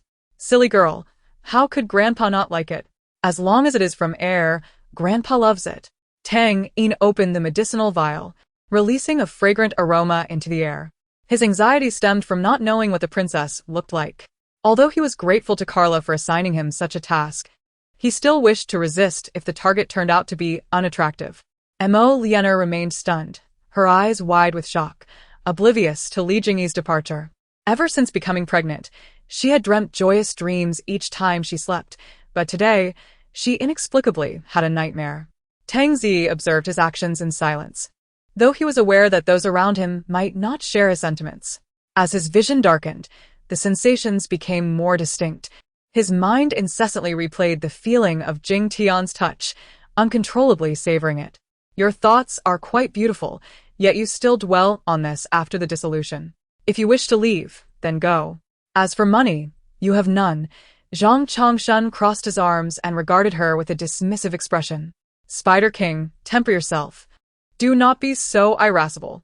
Since you wish to see me, I shall make my appearance. An elderly voice resounded once more. Accounts that suddenly became ownerless were mostly due to the demise of their original proprietors, rendering their assets unprotected by the Star Sea Bank. Nini, this is Fan Yu, my good friend. He has also cultivated illusory light, Mu Zifei introduced. After hearing this, Lin Feng and the others found the arrangement exceedingly reasonable, believing that focusing on their respective attributes would certainly lead to long-term development, and their training speed would keep pace. To kill me, you must assess your own capabilities. Fang Ziqiang gritted his teeth, enduring the pain radiating from his left hand and chest, his breath quickening. Despite his efforts to suppress it, the pain persisted, and the blood that continued to flow would not cease. Unlike Wu Ji sect, which lacked elders, the so-called core disciples numbered only 4, including the concealed Yinyu, whose whereabouts were currently unknown. The Blue Wolf finally issued a command, its first since evolving into a demon, its jaws instinctively parting to reveal a human-like cruelty. A lion chooses and forever opts for the latter, yet as a human, Lin Yong began to subtly question the rules of the game, pondering the rationale behind the harm. Why must the starting point be injury? Is it impossible to avoid harm? Why must I engage in this game? Ling Feng placed the red wine on the table and sat across from Gandersun, remaining silent, merely observing him as he trimmed the roses. Yet I chose to change. Yet I cannot bear the consequences of that change. Now, my very insides are entwined with regret. In Chapter 28, Conan hid breathlessly in the crevice beneath the stairs, secretly grateful for having left a listening device at the scene before fleeing. As soon as he spoke, Liang Tian waved his right hand casually, summoning over 10 various divine artifacts to float before him, including armor and flying swords. Within the golden-armored Silver Emperor lay a black core, which served as its heart. Refining this core would allow one to control it. In contrast, the pursuing soldiers behind were somewhat exaggerated, with 10 oversized modified jeeps. Their camouflage paint even leading one to mistake them for armored vehicles of the self-defense forces. "All right, I will arrange it now," Tianning said, fully aware of the Qinglong gang. Upon Yang Ying's remark, the previously harmonious atmosphere dissipated significantly. Xiao Miaoshuan scrutinized the Yang sisters with hawk-like intensity, while Yang Ying refused to yield, the two locking gazes. On the side, Marquis Shirlai awkwardly attempted to interject, but was silenced by Count Levin's raised hand. Tails, akin to a fish out of water, stared blankly, lifting his arm creakily at the tailor's words. The armed forces of Han Xing received directives from the Chipping County Committee to immediately eliminate Yuan Bai, eradicating this anti-Japanese malignancy. Meanwhile, as the towering figure of Dongfang Liang, the leader of the Star Alliance, appeared before everyone, they could not help but kneel one by one in reverence. Dongfang Liang was indeed the leader of the Star Alliance, his power formidable to an extreme, exuding an unparalleled authority. The Lord of 100 Demons, Elder Tianqing, was also recognized. He was a first-rate golden immortal powerhouse within the demon god sect, his strength not inferior to that of Dongfang Liang. Now, this Lord of 100 Demons was relentlessly pursuing Qinmu. Did he also know that the ascending immortal tree resided within him? "All generals, follow me out of the camp to welcome Wang Fuqing's division," Lu Zigong commanded, shaking his cloak as he led his subordinates out. Gao Shuai understood that Lobanov's notion of longevity was not merely the typical 200 years of human lifespan. Lobanov had occupied the King Star for 3,000 years, indicating his age surpassed 3 millennia. "I apologize, Father. Please convey my regrets to my sisters and thank Polakshusha for her care over the years." As Yulia became increasingly translucent, Gao Shuai observed a deep, dark fissure forming behind her, slowly devouring her soul. The Emperor's words were indeed authoritative. Although he was an unexamined special graduate, his status still held great significance. With this identity, requesting a proctor's position from the Emperor should not be exceedingly difficult. After Mu broke through to the 3rd level of the Heavenly Tribulation, disciples from Yaoqi Palace arrived promptly to invite him out. Ing Qingsong, concerned for Xin Qing's fatigue, assisted her to the dining table before placing Asha onto his lap. Whether the parent-child class was truly effective, Asha's grasping ability had improved significantly, as she could now toss toys into designated boxes independently. Simultaneously, Gao Xianji and biting Deputy Protector Cheng Qianli, having previously served under Fu Mengling, found themselves in competition, leading to discord. For these reasons, Gao Xianji chose to seek opportunities elsewhere. A profound divine power emanated from Han Ning as he raised his hand, seemingly wielding the energy capable of obliterating heaven and earth, a level of energy distinct from celestial power. The Tiansu army was so formidable. Huang Taiji felt utterly powerless against such adversaries. The only thought that came to mind was the old saying among Han people, "As long as the Green Mountains remain, one need not fear the absence of firewood." He knew the password, The previous man, named Jiao Liang, had already informed him. Your Majesty, Qin Fong has led forces to attack. Anfeng cannot hold out any longer. Perhaps we should abandon the city and flee. We might still have a glimmer of hope. Yang Hong suggested. The consumption of one's own kind is not uncommon. In fact, it is quite prevalent, with a mantis being one of the most vivid childhood memories for Qi Jing.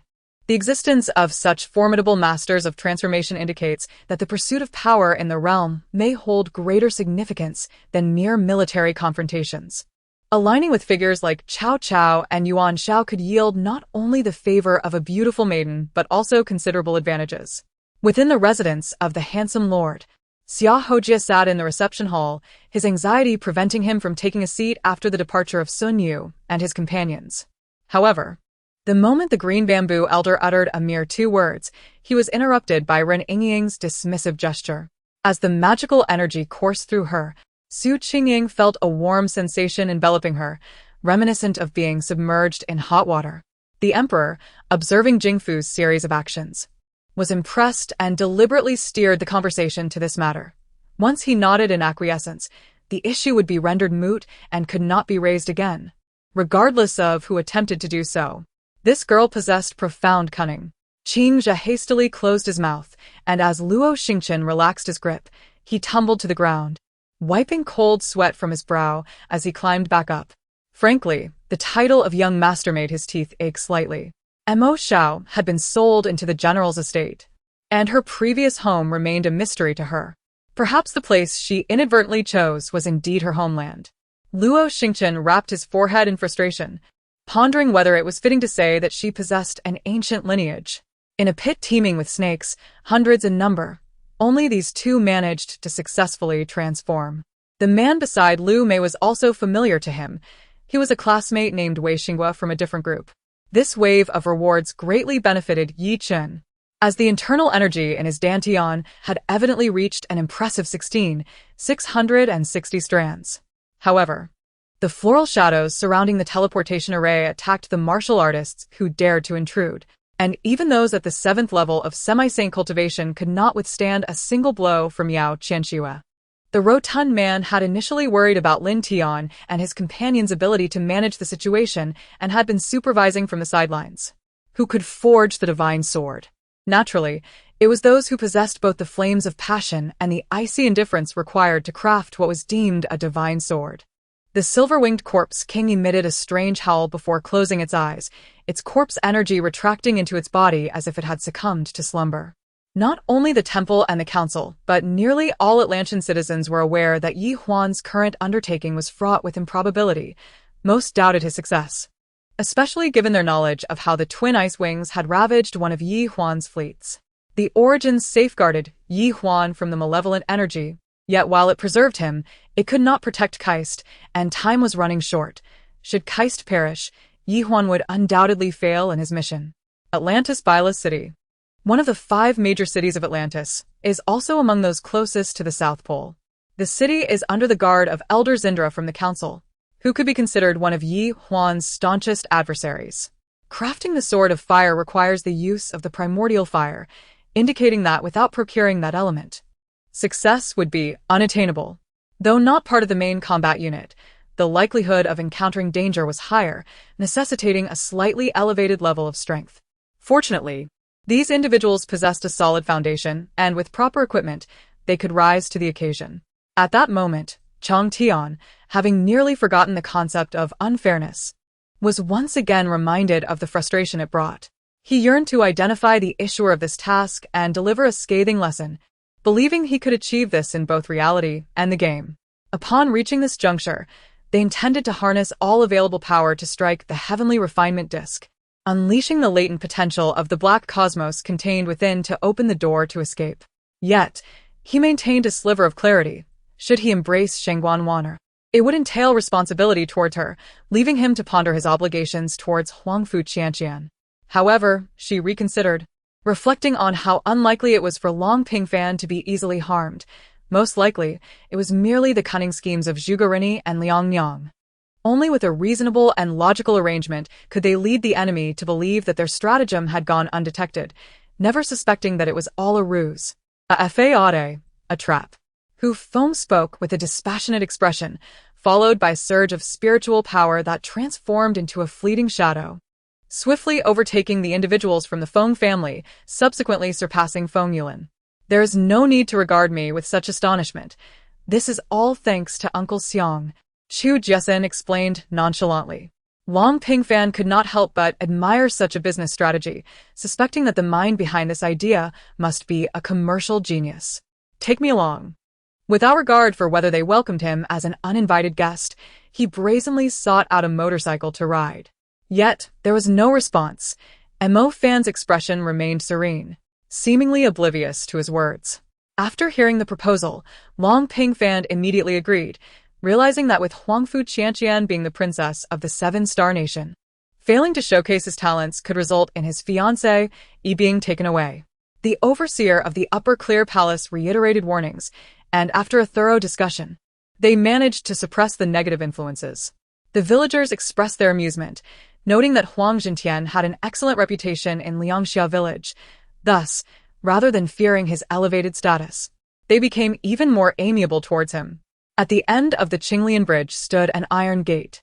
Upon bursting through it, Yuan Shi leaned against the gate, panting heavily, as though he had expended immense energy. Chu Sun exhaled a stream of black light, and in the next moment, countless spirit stones buried him beneath. The tower resembled not one constructed of stone bricks, but rather one made of metal, its entire structure gleaming golden under the sun's rays, reflecting a faint glow akin to a treasure. You both must remember, this battle prioritizes the concealment of information. Leave no survivors. Observing the duo, Lu Ji sternly reiterated, while Zhang Liao bowed in acknowledgement. Everyone present displayed no change in demeanor, except for Xiao Yi, who exhibited a hint of hesitation.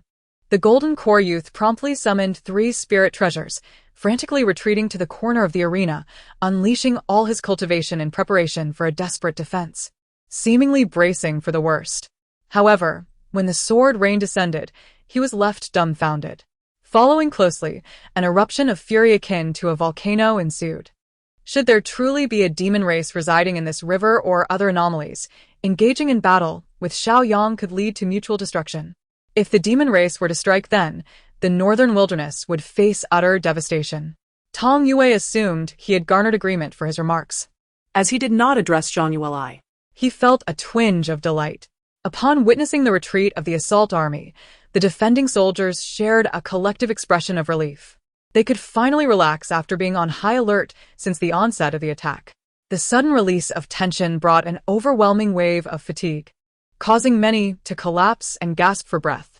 This reckless strategy of inflicting harm upon oneself while attacking the enemy, in some aspects, was indeed exhilarating. In the words of the Zhu family, Mrs. Zhu was so infuriated that she had already begun to wreak havoc, violently throwing objects around the room. As for the current supercomputers, they are primarily composed of tens of thousands of CPUs, resulting in a staggering reduction in space and energy consumption. Adventurers brimming with curiosity, bards seeking poetic inspiration, material-seeking magitech craftsmen or druids, and passionate youths invigorated by victory, all eager to join the infernal army for deeper battles. Along with opportunistic traders recognizing this as a lucrative venture, all flocked to the return fortress. Chu Chenxi did not interrupt. Instead, he simply gazed at her, listening as she chattered away, the inkiness in her eyes gradually deepening into obscurity. These foreign races managed to reach cooperative agreements with the fairies, yet they would surely not extend any kindness to the wizards. She was startled by Chu Chenxi's sudden movement, her heart racing with trepidation. They all understood that the esteemed master might just have a sharp tongue but a tender heart. However, the situation with Master Li was different. If he were truly angered, it would not simply involve a few harsh words. After mending the 2 damaged holes, the most crucial task remained, the fissure that had been punctured by either Yi Shuyuan or Wenxi. She opened a private message from an ID called A Water's Interval, which was a plea for help sent the previous night, expressed with sincerity and politeness. Upon hearing that Yixinga not only had heart issues but also suffered from headaches, her sympathy deepened. The deities of ancient Zhongyang, such as the Flame Emperor, Yellow Emperor, Yao, Shun, Yu, Laozi, Zhuangzi, Confucius, and Mencius, either engaged in grand discourse, stroked their beards with laughter, or glared with fervent eyes, traversing the portal to appear above Kunlun. A voice from behind startled the duo, causing them to tremble, barely having time to observe the corridor beside them. Even Lu Luyun, who walked ahead, displayed an expression of astonishment in her clear, autumn water eyes. However, compared to the three, a hint of enigmatic significance lingered in Lu Liuyun's demeanor. Luo Shui climbed steadily, burdened more heavily, yet still relished the endeavor, finding joy in the struggle. Ning Qianxuan did not point out anyone, as she was unsure whom to indicate. Naturally, seeing others' actions, she felt no need to raise her hand. The envoys from other nations wore expressions of discomfort, pondering how they had forgotten to bring the princesses for the alliance when entering the palace that day. As the competition was about to commence, the referee first called out two names, prefixed appropriately, and only then did the names follow, prompting the two to step onto the stage, bowing to each other before taking their stances. With the referee's signal to begin, they engaged energetically. In the training grounds, the utterance of a single phrase sent ripples through the crowd, causing an uproar among the disciples of the Yi family, with several eager onlookers expressing their delight. In the next moment, the four profound pillars within the dantian flickered wildly, their black, white, gold, and red hues illuminating the dantian with an aura of sanctity. One must not ridicule her for being a new-century citizen unfamiliar with grand spectacles. She had originally promised her mother a trip to the hot springs during summer vacation, something she had eagerly anticipated. Time passed gradually, and the night deepened. The illustrious hunting team remained obediently still, not making any further moves. Suddenly, the sound of cracking filled the air, followed by fissures in the atmosphere expanding outward, and the sea began to surge violently toward Marlin Vendo. Behind him, shadows shifted as a colossal golden Buddha emerged, accompanied by the resonant chants of mantras. Ha! What opinions could a mere student have? Merely not causing trouble would suffice. Ha! The nation of Ha chuckled coldly. Just as they resolved to charge forward, 5 figures had already dashed out, notably the companions of Xiangzhua. Even in the medicinal garden, upon entering, he was instantly transported by a mysterious light, clearly the action of a saintly figure keeping watch over him. Song Go, still uneasy, resorted to his old tactic, patting his disciple's shoulder and channeling energy into him.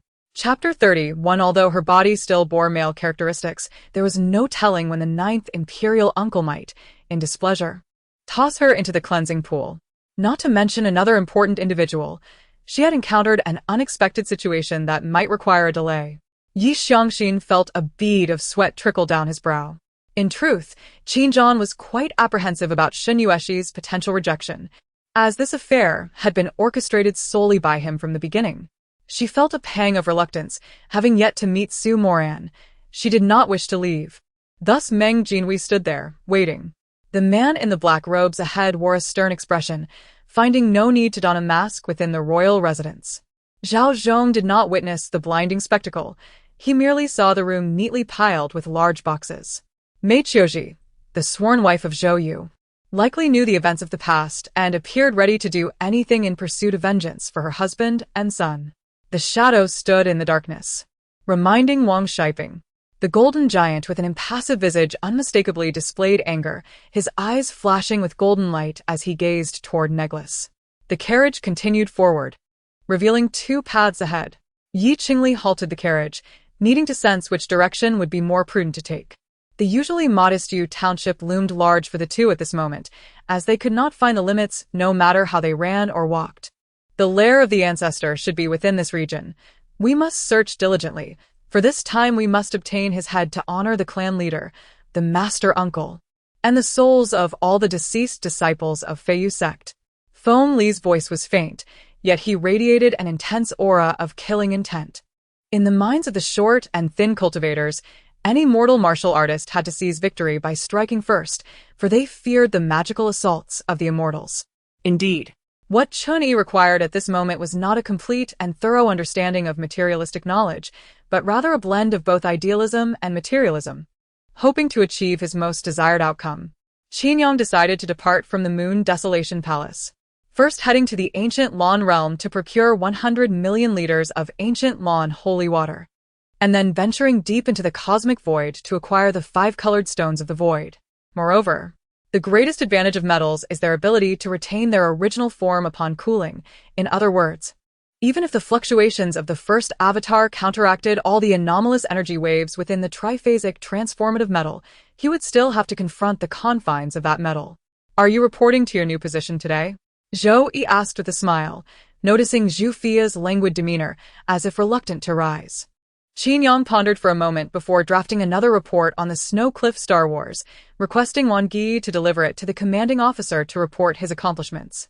Gao gently brought a cup for Xing Er, refilling it with tea and gently pushing it toward her. Xing Er expressed her gratitude softly, yet her gaze remained lost in the swirling tea foam. After a considerable detour, Lin Sheng could finally glimpse the houses constructed by the indigenous people, all built against the mountains, shrouded in the mist that perpetually lingered in the valley, resembling a celestial realm. All she needed to do was find some materials on demonic cultivators and then devise a strategy to uncover Fong Zillian's weaknesses, after which she would await Yi Yang's emergence from seclusion. He smiled faintly at Chu Moyang, saying, "I have met the elder brother since we last parted in Dexiang. I trust you have been well." Chu Moyan preemptively replied, "We met not long ago. Do not use our prolonged separation as an excuse for your changed appearance." Meanwhile, with over 1,000 cultivators on the magic cube, the practitioners of the cultivation realm were unafraid of being robbed by the chaotic forces. For these 1,000 cultivators were all elite selections. Bu Fian scoffed, flinging the corpse of a first-level deity aside, challenging the notion that deities could not perish. The higher powers can indeed be vanquished by those beneath them, and once again, the Bu brothers have become the focus of attention. A year prior, they were the first to slay an angel, and now they have each succeeded in killing a deity. What of us, the White Fox clan? Shall we simply stand by and watch? Dongfang Tian narrowed his eyes and suddenly kicked towards Wanli, exclaiming, "You foul-mouthed crow." That was the voice of Sister Ba Sha. Ding Minner, swearing an oath, insisted she had not deceived Wang Shishir. Yet even Wang Shishir was uncertain, particularly regarding Ding Minner's claim that Qiao Chuqing spent nearly 200,000 on a French dinner for a handsome man. This she found utterly unbelievable. The oppressive atmosphere dissipated momentarily, allowing Mike to painfully grasp his dismembered left arm. Damon, having freed himself, hastily began to heal Mike. The two were now like grasshoppers tethered to the same string. Mike's demise would bring him no benefit. Shen Yu retreated, yet Li Feng surged forward once more. With a swift whoosh, he executed a phantom charge, darting to the right side of Zigfei and delivering a precise strike. How splendid! My dull-witted husband has finally come to his senses. The public wedding is meant to assure me that he has entrusted his heart and will no longer act recklessly. If you are well, I can rest assured. Since my father's departure, you and the 2 children are my only remaining kin. Should you remain safe, I can devote myself to protecting them. Drawing from Hua Tuo's memories and the comprehensive guide on kidney disease treatment, Qin Juanqi believed he could surely heal his mother. As Qi Yu and her companions strolled through the forest, they suddenly heard a familiar cry for help and halted. They listened intently, recognizing the voice. A terrifying array of beasts, blood-red grass, and peculiar tree roots surrounded them. This prairie seemed to conceal a profound secret. The organizers, it appeared, were here to uncover these mysteries, but lacked sufficient manpower, thus recruiting these unsuspecting youths. Thus, the various sects of Amei and Wudong have ceased their rivalries, focusing instead on martial arts and spiritual cultivation. Shaolin, not to be overlooked for its maintenance of monk soldiers, remains a priority for the court, constantly monitored and controlled. In a forgotten flower tower, Lu Shiba, Qinda, Huangzhong, Duran, and Suolanta silently observed old Jiu. However, at this moment, Li Wei had succumbed to death. Even the elders could not revive him. On the second floor of the assembly hall, at either end of the corridor, were spacious conference rooms. Du Er meticulously inspected every corner of the room. Beyond caring for Lu Qingshan, she bore the responsibility of protection. Despite her inferior strength, she exerted her utmost effort. A cacophony of voices filled the complaint channel, while those in the leisure hall were thrown into chaos, fleeing in panic. Many combatants halted to witness the duel, perhaps believing the outcome would determine ultimate victory or defeat. Time slipped away in darkness. He could only assess the battle through sound. His acute focus on auditory cues allowed him to discern a faint cracking noise nearby. Logically, these individuals should hold the rank of elder in the second-tier top sex, attending the auction. As the host of Tinghe Tower, El Qingmei, and the honorary elder of Shangdan sect, Shang Jingxing, should be receiving them. When Zhou Qingmu sensed the gazes from all corners of the city drawing near, he quickly stabilized his mind, attempting to conceal the colorful light within him, inadvertently attracting even more hidden attention. In truth, there are those in this world whose fleeting youth leaves an indelible mark, making them unforgettable over the years. As he spoke, He Xiao swiftly appeared before the two, attempting a lethal punch. Lu Jingchun raised his fist to meet the attack. Seeing this year's top scholar, so remarkably handsome and exhibiting such refined demeanor, the Emperor Wu's admiration grew. Other film companies were eagerly embracing VR technology. Yet as the leading enterprise in Chinese cinema and Asia's largest film group, Haotian Media remained indifferent. Xu Kaikai, caught off guard by a sudden onslaught, instantly sought refuge beside Shinxian. Upon recognizing the newcomer's face, an absurd sensation welled up in the hearts of the three. Wang Xing sensed that this time, all 21 of his distinct principles were being invoked. Lin Zhan stepped forward and gently opened the coffin lid, revealing a corpse clad in a red wedding gown, its face obscured by a red veil. Chen Hao could never have imagined that his single use of advanced Tai Chi would attract the attention of the Tai Chi Chen family. Yet even if he were aware, what of it? If he could not even handle an ordinary family from Earth, how could he hope to conquer the universe? He had no doubt about Elder Fei's words, for he possessed 3 body-refining pills to wager. As for time, this was not Earth. There were no mobile phones, and as long as he did not delay excessively, it would pose no issue. Presently, the heads of the Tan and Xia families awaited at the Yi family, ready to proceed to Xia's as soon as news reached them. With a rugged stubble that could not hide his handsome, mature face, dressed in a straw vest and exposing his arms, he strode barefoot across the scorching sand. Each step he took was akin to that of the thunderous god Zeus, his form crackling with violet-blue lightning. Or perhaps, in ancient times, there were no so-called practitioners on Earth, only ancient warriors? If that were the case, from where did his legacy originate? As if that were not enough, the king also commanded him to save lives. The crux of the matter was encountering a quack doctor who nearly caused the princess's demise, yet by a twist of fate, he ended up saving her. He Xinli's subtle expression shifts caught Kangxi's attention, although Kangxi chose not to press further. Qinmu took a deep breath, infused with excitement, as he immersed himself in the study of formations. Time gradually passed. For 3 whole hours, Qinmu remained at the altar, engrossed in his research, shutting off all senses to the outside world. Kangxi slowly rose, exited the meditation room, and gently closed the door behind him. Truly, this youth's inexplicable appearance, within a mere 3 days, showcased martial prowess and astonishing medical skills far surpassing his peers, rendering it almost unbelievable and raising suspicions. Then, under Su Wei's astonished gaze, a green-hued Yang Hao emerged from his body. She stared in disbelief at the figure that mirrored Yang Hao, struggling to accept the reality before her. Fortunately, the mountain peaks beneath him were immensely vast, with hundreds of feet still towering above. Otherwise, the earlier landslide would have destabilized the mountain's internal structure. Although they were merely ordinary security guards, and though they felt unremarkable passing through the gates, deep within their hearts lay complex emotions, hidden love, and sorrow. The two parties instinctively parted, only to collide once more with a primal ferocity, as if they were ancient beasts in a brutal clash. Before Tu Yuan could finish his words, the 3 of them simultaneously shrugged and spread their hands.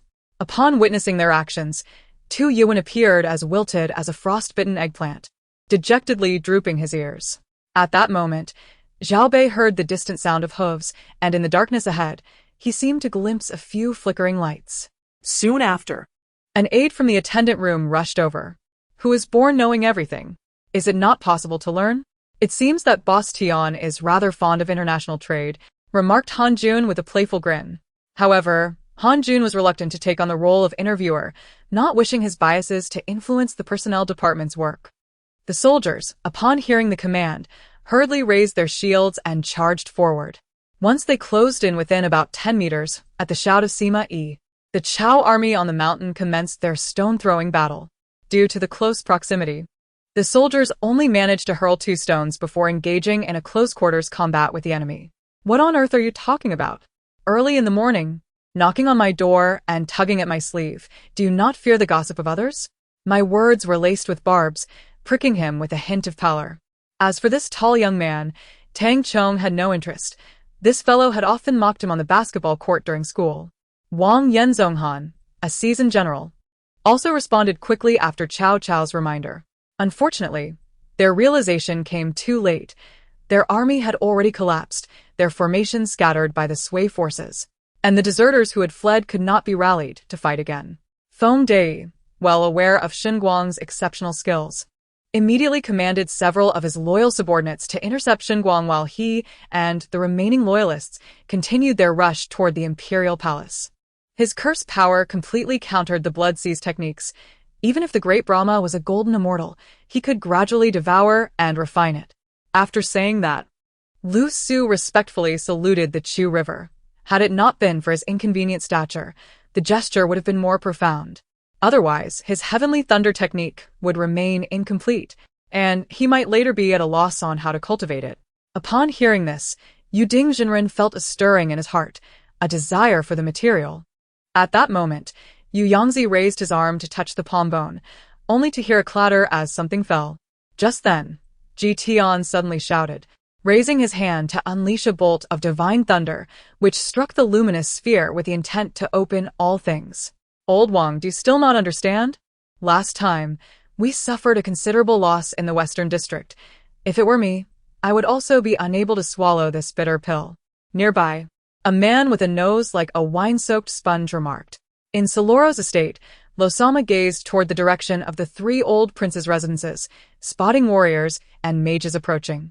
Ultimately, desire cornered reason, leaving only a fleeting clarity deep within the pupils. Thus, the 3 royal families remained at an impasse for countless millennia, and in the end, Ji Huangtian had already given up, planning to take an alternative route by intervening in the eastern wilderness, relying on its fortunes to achieve his own goals.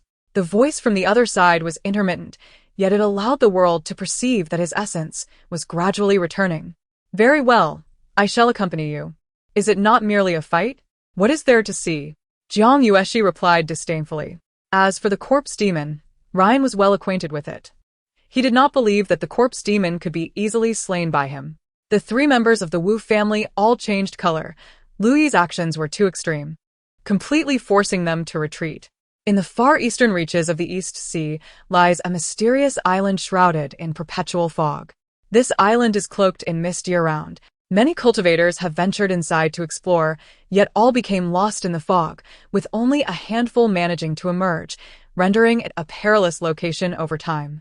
Rodriguez nodded and smiled, indicating that the players should resolve their conflicts independently.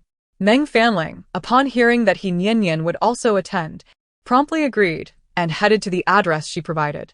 If not for studying abroad and certain long-term exchange programs such as visiting scholars, the visa duration is typically 3 months, which is also the maximum period for general tourist visas. He had just heard the gradually intensifying footsteps and fragmented conversations, yet he paid them no heed, instead quietly lowering his head to message Hijing back home. Yet, Burgess's momentum had already begun. He gritted his teeth and endured 2 blows from Kunba, ultimately completing the maneuver. For such a conclusive ending, Su Zhou was utterly dumbfounded, his mind racing with thoughts of how this could possibly be acceptable. This is how the upper echelons of the world operate. As long as you continually present them with satisfactory offerings, money is never an issue. Once money is not a problem, everything else falls into place. Harry blinked, chuckling softly to himself, wanting to nod in agreement, yet ultimately shaking his head like leaves in the wind, reflecting on his own complacency and attitude. He was already busy. If he could not even share 3 meals a day with Su Yiqing, it would mean losing 1/3 of their interaction time. Approximately a week had passed since the siege of Gear City, and I found myself in my bedroom. Through the window, I could see a snowy mountain blanketed in white, along with the dawn sun just rising. Let us go. It is time for a meal, she sighed, addressing me, and reached out to take my hand. I stepped back, causing her to miss, and she looked somewhat embarrassed. Her classmates cast disapproving glances at me, their eyes silently pitying her for having me as a sister. I only remembered the need for cotton pads during menstruation.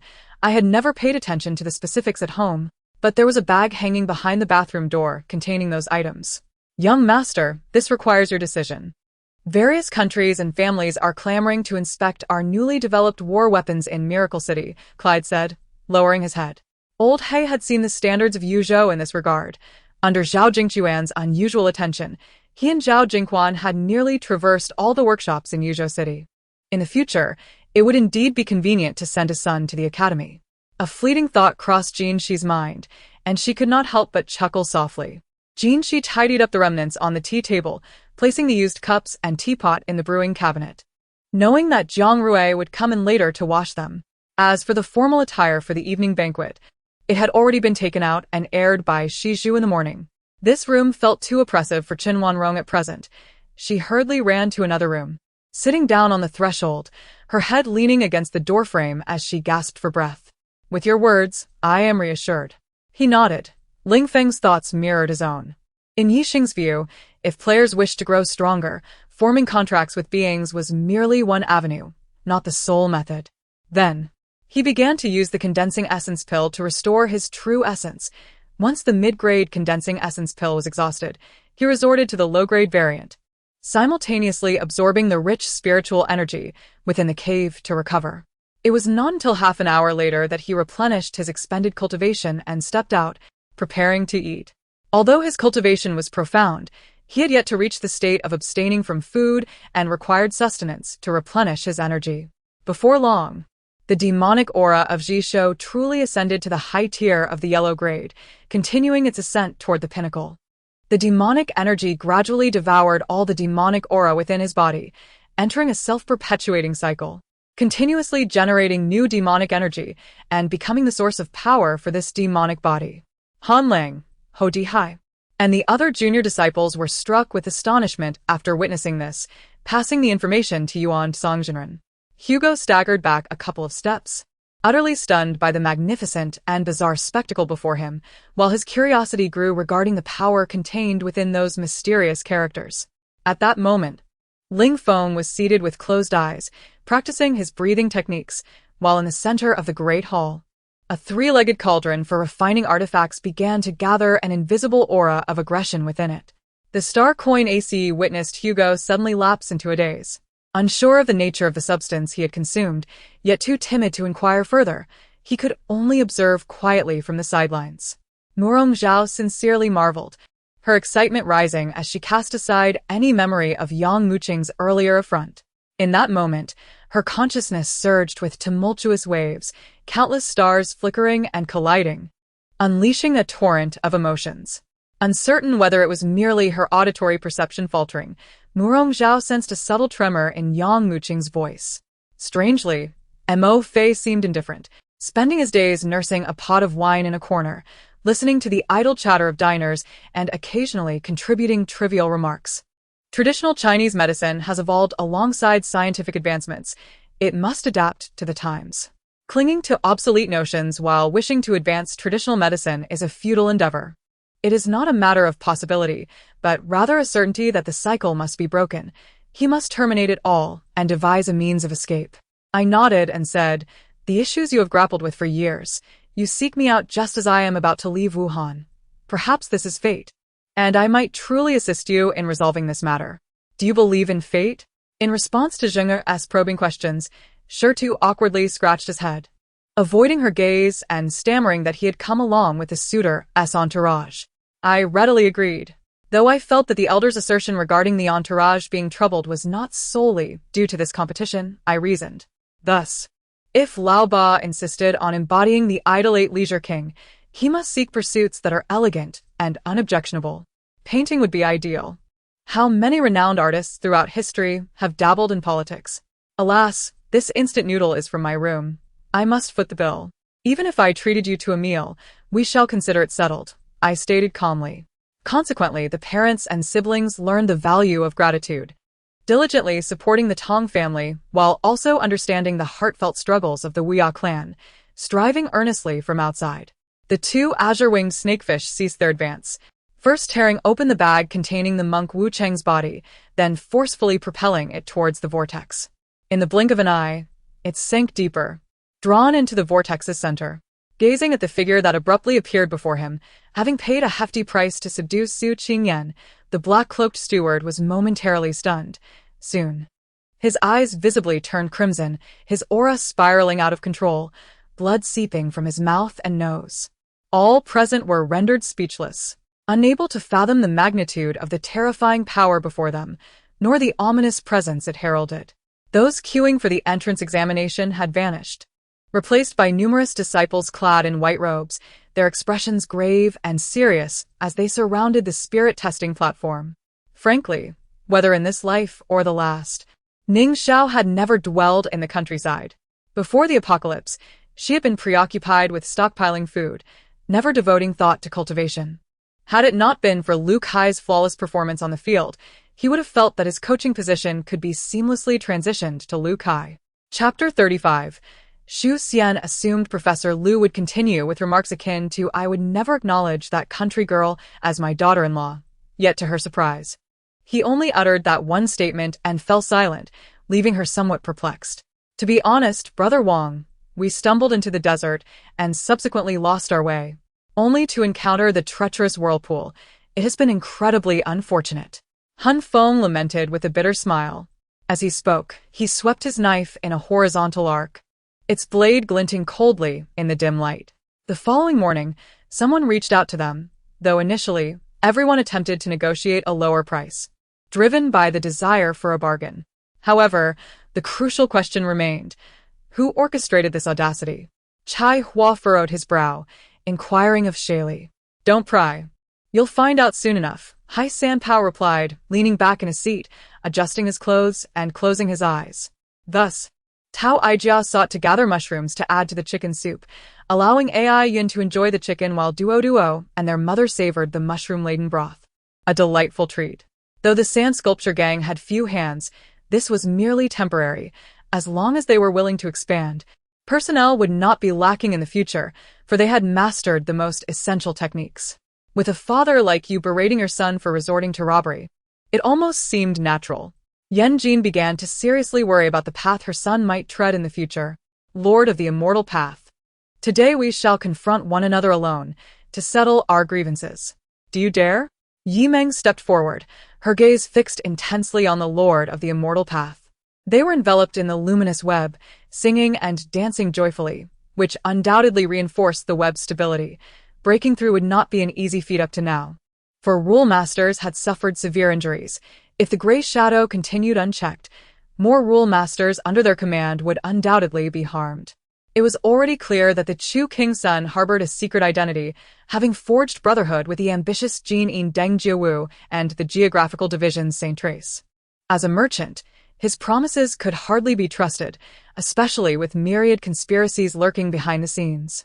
Whether it was a case of being deceived during the signing or whether Su Pingyang had altered something afterward, Yu Luosheng had no inkling.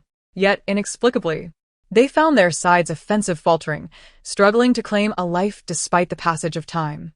Gost, what troubles you? Chun Shi turned to his left shoulder, astonished to discover the playful black cat displaying an expression of utter shock. You say I am a transformed snake, so you cannot accept me? But what of you? You too have ventured into that ancient tomb. How can you be so certain that you are not a transformed snake yourself? The transformation of Lei Yun caused Ding Yang to frown. He realized that the next strike would be the final alchemical thunder, the most formidable of the lot. He could distinctly sense the terrifying energy accumulating within the cloud layer, a force that had nearly breached the Dozong threshold, sending shivers through him. Domain? Just as Su Feng was struck by curiosity, a wisp of energy flashed by him, illuminating his mind, and the aura of soul-snatching was once again felt.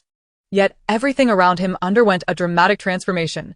Su Feng had not anticipated the sudden emergence of a domain.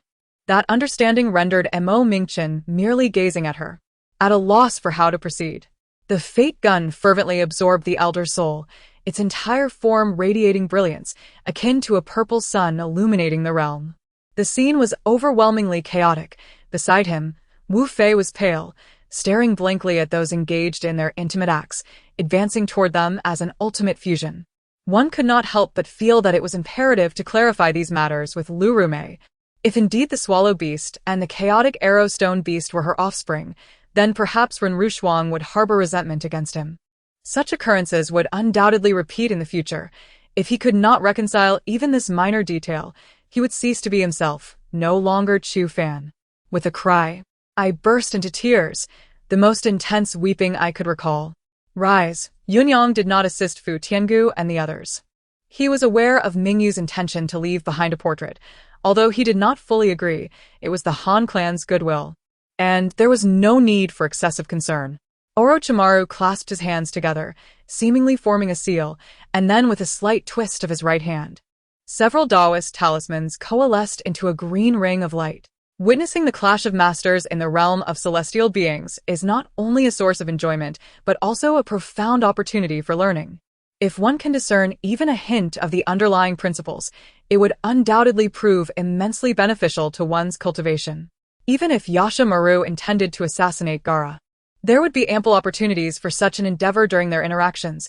There would be no need to disguise himself as a stranger to strike, rendering the act superfluous. Counting the considerable amount of money in his hands, Wang's eyes twinkled as he silently bowed and exited without uttering a word. Then just go ahead and strangle me, Mo Shang retorted, defiantly lifting his chin and adopting an air of indifference, akin to that of a pig unperturbed by boiling water. No sooner had he spoken than a tremendous explosion resounded, shaking the very earth beneath them. A dazzling fireball erupted from a nearby location, likely the site of the Rofei Corporation headquarters. Hataki Kakashi, is it?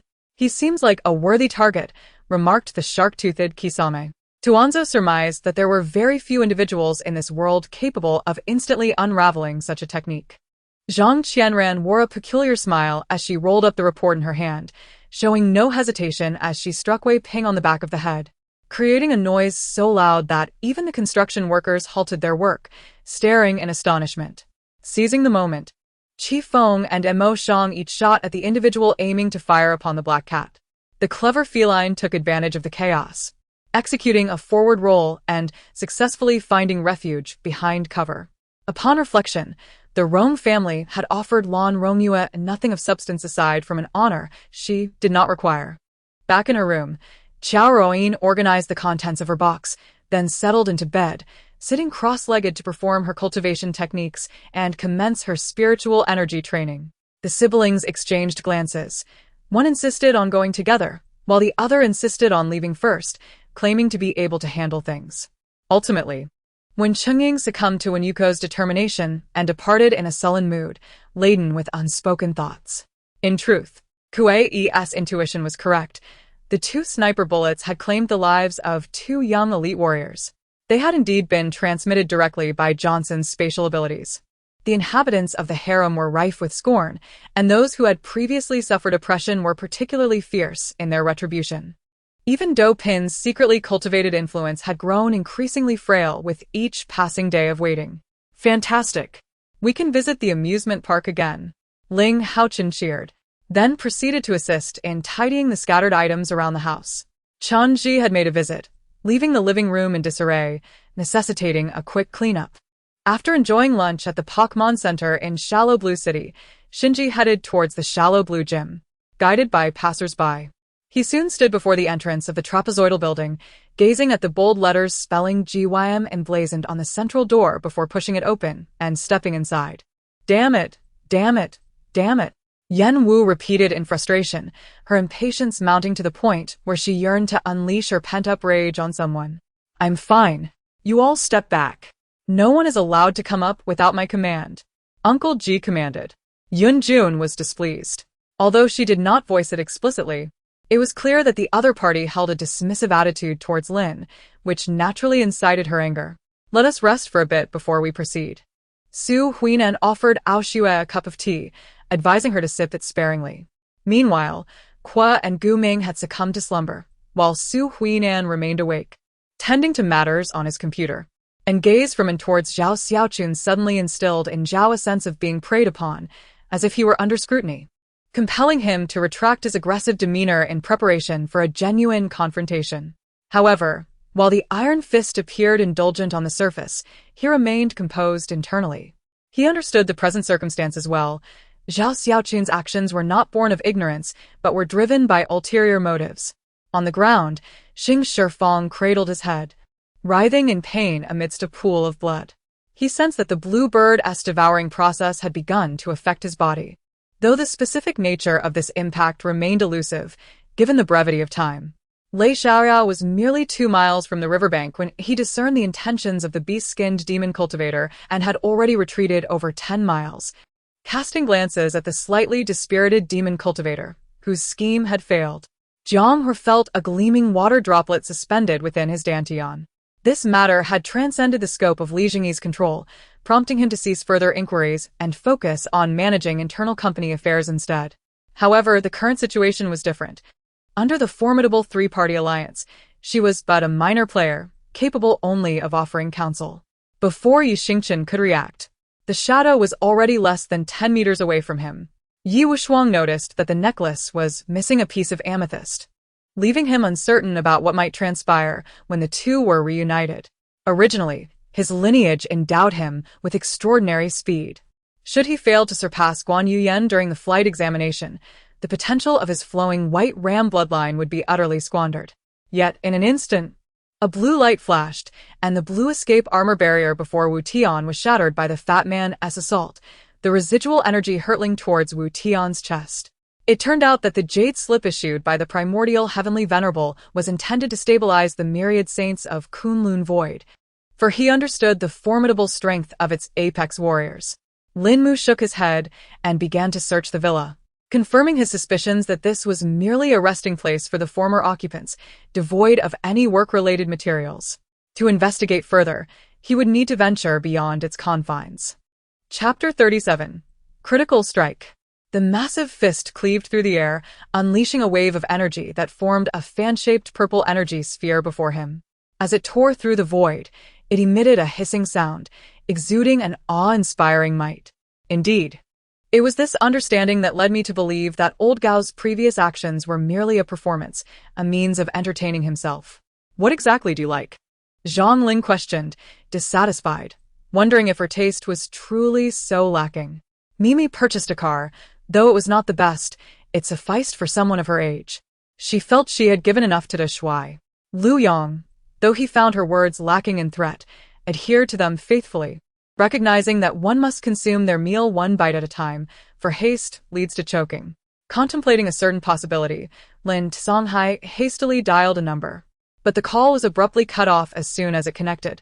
The two songs chosen by Wu Xian were equally classic rock anthems, a genre that Zhao Mu's appreciation for had been conveyed through their dormitory companions. However, Lin Songhai was unfazed by this tactic. After their confrontation, he emerged unscathed and even received praise from Zhou Qijing. The tone of the mysterious figure suggested that he had been greatly provoked by Ji Chongfeng. Yet the subsequent cryptic sounds elicited a cold sweat from Ji Chongfeng. The old man beside him was equally puzzled, having spent many years at Baiyang Palace. He had been contemplating how to transcend the primordial purple qi, surpassing the saint level and reaching the status of the Dao ancestor.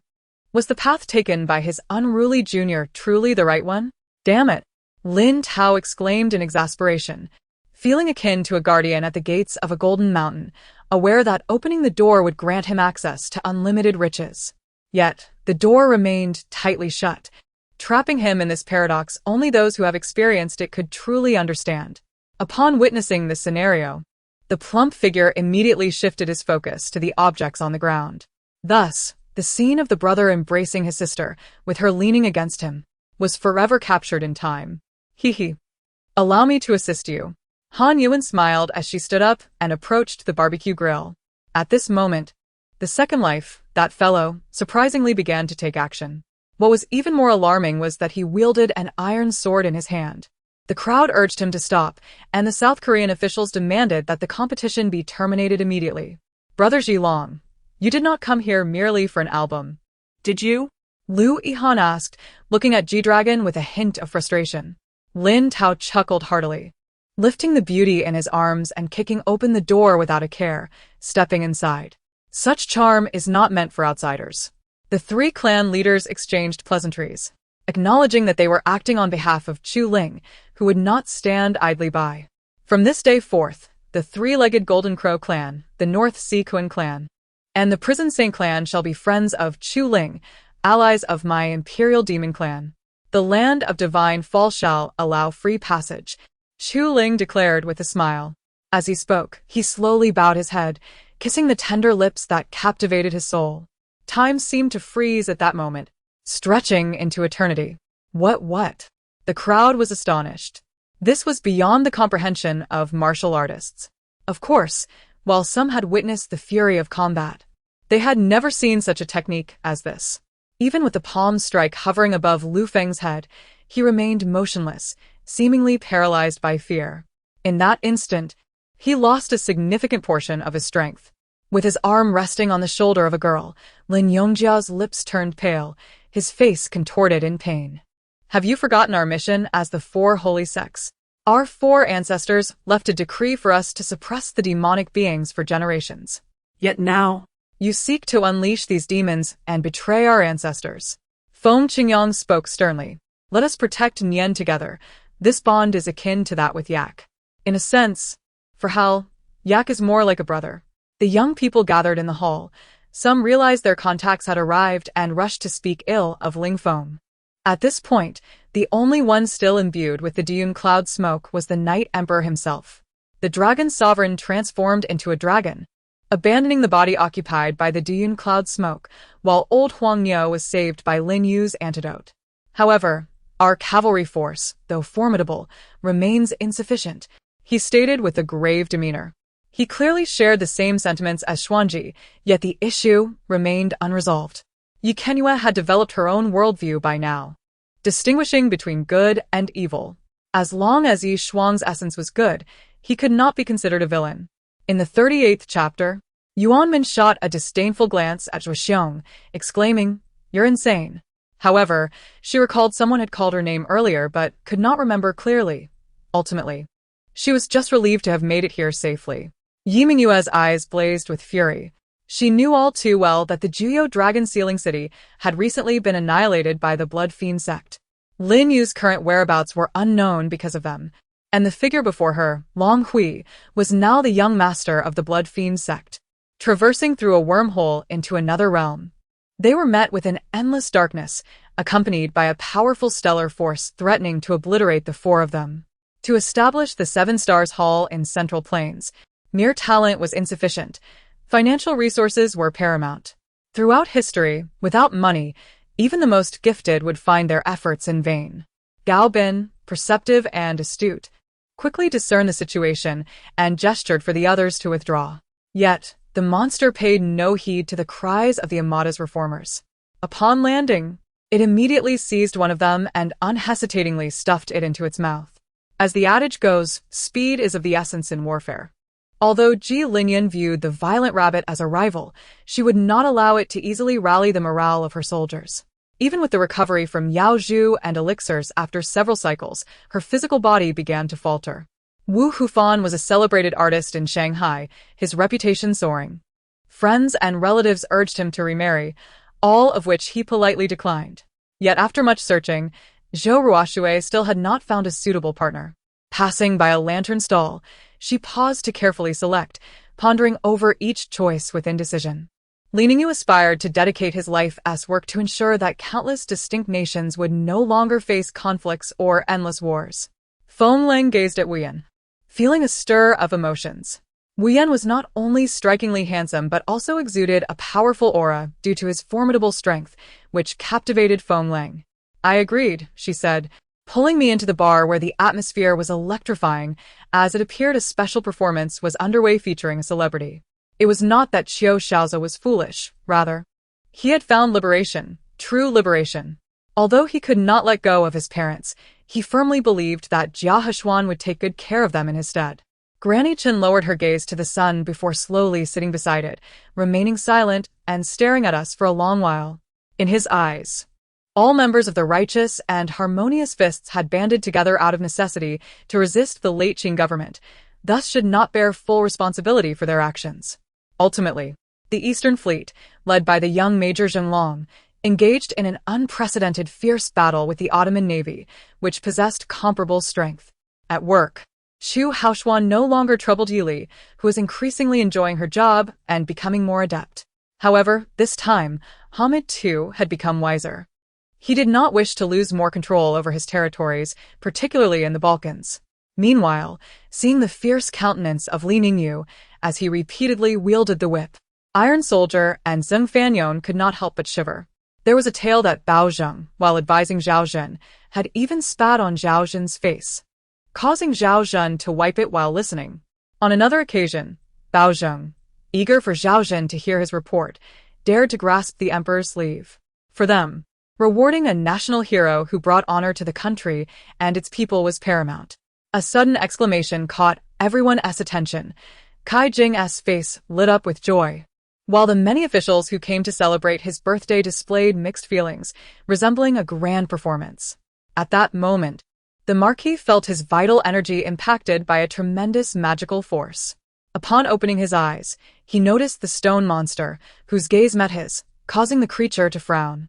Jiang nodded, leading Wu Yong, Su Guanzhong, and Chen Guang into the village, where Wu Yong was well acquainted, exchanging greetings along the way.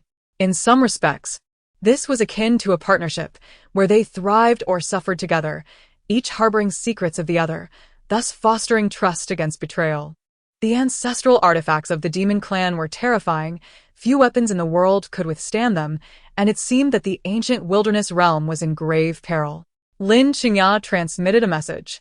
Zhang Yuanhao was even less capable, with only mid-stage foundation establishment cultivation. Relying solely on his mastery of the flame of destruction barely qualified him for the threshold of a third-tier false stan. If not for the powerful physique granted by the Golden Scorpion bloodline, any third-tier false stan cultivator present could easily overpower him with a single hand.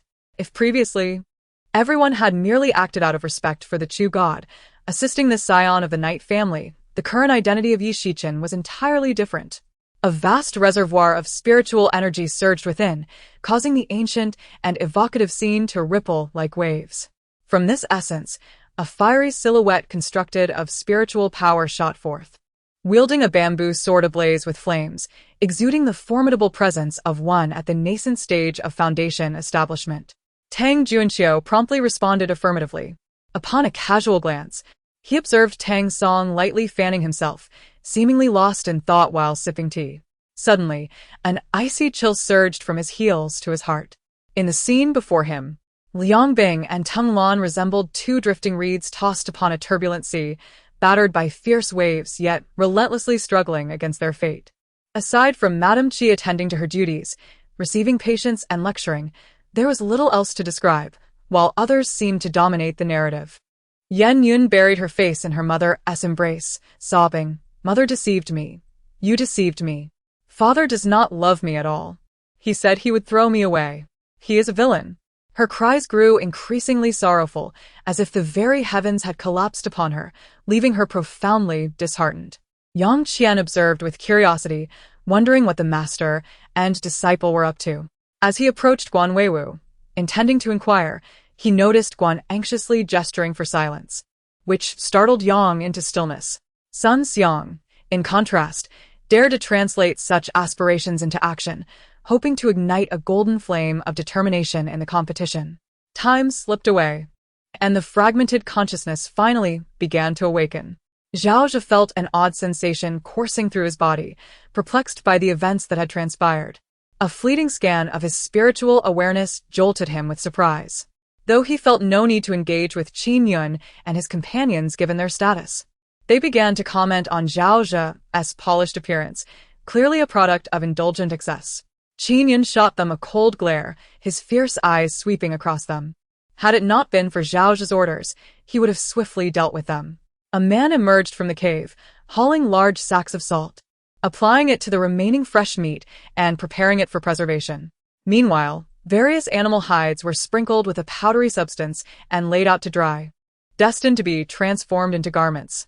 Watching the vanishing silhouette of Yu Qianqiu, Wei Chuanqiu sighed in resignation, fully aware that once the news of the inner Dan acquisition spread, it would herald a calamity for demon cultivators in the mortal realm.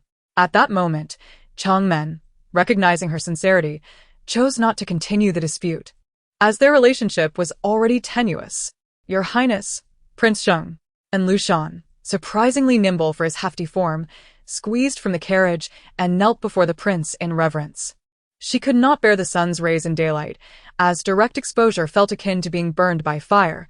Yet, the sun's influence was less intense during the day, not draining too much vitality. However, at night, she feared that the excess warmth might not sustain her life force. Changmen had cultivated the 8-9 profound arts to the 5th level, her physical strength rivaling that of ancestral witches. Even against the concealed Emperor Jiang, Changmen would emerge victorious. Among the ancestral witches, the most powerful, Xianming, had even bestowed upon her a drop of precious blood. The argument at hand lacked humor. The information revealed within the dialogue was invaluable to Xiao Qihan, skilled at synthesizing information. After spending time with the Khurasan cavalry, Hudu gained a deeper understanding of the ambitions of the Dashi people for expansion. He gradually realized that, compared to the Tang, the Dashi possessed a much stronger impulse for territorial growth. When the child was born, the third young master was absent from Shi Chen's side, never having fed the twins or changed their diapers, nor witnessing their first crawl, their first steps, or their first words. This absence remained a lifelong regret. That is your military spirit. Yi Jianjun could not suppress his inquiries. Lin Tianyao regarded him coldly, remaining silent. Bai Xiaoxiao ignored his modesty and strode into the palace. Upon closer inspection, she noticed a man in white lounging against the bed, smiling at her. Meanwhile, Li Nyang appeared carefree, her good humor amplifying the laughter of the maidens around her. Though she could not intervene directly, the scene was more dignified than if she had acted herself. How could she not be pleased? Without the formidable support of the Chu family, how could she have orchestrated the intricate traps and schemes against Yun Duo, even going so far as to exploit Daiyu's jealousy and Jieziwei's affection to facilitate Yun Duo's abduction abroad? Upon hearing Ming Qingyue endorse Qiao Yuan's proposal, MOU nodded in agreement, devoid of any factional affiliations. What could persuade others? The great eagle perched on the right. If we were to proceed, we must approach from that side, then locate the confinement of Dai Rui, Lin Jing, and Li Feifei. This seemed manageable. Villain, Erzi murmured upon noticing the newcomer, then returned to his play. Such sweet words, he scoffed. But where was the neutrality when Yan Odian was defeated? There were many supernatural beings, and many could not evade their fate. Wu Fan lamented that only the two of them remained in the area of Fengtian. All others had perished. Luo Mo, even if he could no longer make his way in China, would thrive in America. After all, he was no longer the same as before. Bai Yao's gaze shifted between me and Yenlo, and suddenly he burst into laughter. I was uncertain of the reason for his mirth. Yet his carefree laughter embodied the freedom we all longed for. This prompted Roman to think of Teresa's decaying heat magic and her image-s fragmentation. Jiang Qi was eager to leave this place, and for the first time, he found Su Jiu's voice enchanting. In the 41st chapter, Yu Fei commanded the mecha unit with poise, guiding the entire brigade with precision, a challenging endeavor. Once networked, the command mecha displayed every unit's location and terrain, demanding considerable focus even after filtering the data. Dean chuckled heartily, scrutinizing Mo Yen, who donned a tailored light blue suit, exuding an air reminiscent of a gentleman from the islands. Others, witnessing Su Li Mo's graceful departure under his command, displayed expressions of sheer astonishment. In any case, you are to remain at the general's residence. If you wish to survive, keep your distance from Bai Li Xiaoyi, Feng Xiaoshuang noted, observing Yi Mingzhan's gaze without uttering a word. All along, He Fei had never truly acknowledged Lady D's affections. He owed her an explanation. She opened her eyes to the sudden appearance of Yi Mingzhan, cloaked in black, who raised his sword to strike a tree, which appeared to be at least 1,000 years old. Before the blade penetrated the bark, it transformed into countless flailing arms. Luo Suf had ventured to K2 Peak today. He needed to check on Dean and Theodore, being among the first to learn of their matters. Jing Hao flicked his wrist. unleashing a powerful force that sent the golden longsword sprawling, taking the opportunity to thrust his blade toward the throat of the man clad in golden robes. Thus, the closer one approached success, the less a potion alchemist could afford to relax.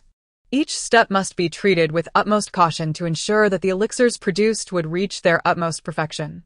Mo Qing, relying on his psychic abilities, navigated the pitch-black cavern, his sole intention being to evade the other trial participants as much as possible. Spectral shadows continuously surged forth from the body of the ghostly commander, colliding with the indistinct figure, while the dragon's soul unleashed a series of formidable breaths. The Chonda Palace remained warm and inviting, devoid of the usual cacophony of children's laughter and play. At this moment, all the children sat on the couch, listening intently to Xiao Chua recount tales. It's because the Godfather favors you. Without you, Godfather and Aunt would never quarrel. Aunt even said she would become a mother who plays the flute in the future. It's all your fault. I despise you, Qi Xiodi exclaimed, stamping her foot on the circle drawn on the ground before storming off in frustration. However, following the demise of Princess Liao Fei, the kingdom of Feihong lost its mighty soldiers, allowing for a relatively fair confrontation between the two sides. Though spring had already arrived, the weather remained capricious, with warmth elusive, leaving an enduring chill in the hearts of many. The breath visible in the air formed a misty white fog as Lan Junyao fixed her gaze upon the delicate petal resting in her palm. Wang Pe, indifferent to their affairs, remarked dismissively, "What does your business have to do with me?" As he took his sister's hand, preparing to depart. Just as Yao Moen exited the room, she happened to see Han Jini entering through the front door of the gathering immortal tower, pulling Qi Xiodi along with him. A flush crept across Yao Moen's cheeks, since the day she unjustly accused Qi Xiodi. Her concern for Yi Junqing's safety had overshadowed her attention towards Qi Xiodi and Han Jini. Jing Shang Yinghua felt slightly embarrassed, pondering if she should admit that she had been entangled with her before they even met due to a mere title. Nightlight mimicked her, intending to crash into slumber. But under Lu Qian's fierce gaze, which conveyed that he would not be allowed to bed until he washed up, he hurriedly retreated to the bathroom. Whether or not Kamiho Toma had lost his memory bore little consequence on subsequent events. With his character, he would still make choices faithful to his heart, rendering memory largely irrelevant to him. As the Duke of Annihilation's words fell, a wave of distortion rippled through the void, an invisible, terrifying energy rushing towards Qing Yi, intent on strangling him. Just as the bidders marveled at the virtual projections above their heads, Yang Xiaoxiao spoke up. Thus, Wu Ting continued to enjoy his role as governor, promoting a trusted confidant to replace Wang Gu, truly turning misfortune into fortune. Deep down, he longed to explore the world outside, aspiring to save more lives with his medical skills, a common ambition shared by all physicians. Damn it, I'm sore down there and you still call that fun? It's utterly absurd. Go apply some oil first. Lu Yao grumbled to the lady seated on his lap. Noticing Xiao Yifei's astonished expression, Mu Feng quickly inquired if he had misunderstood something.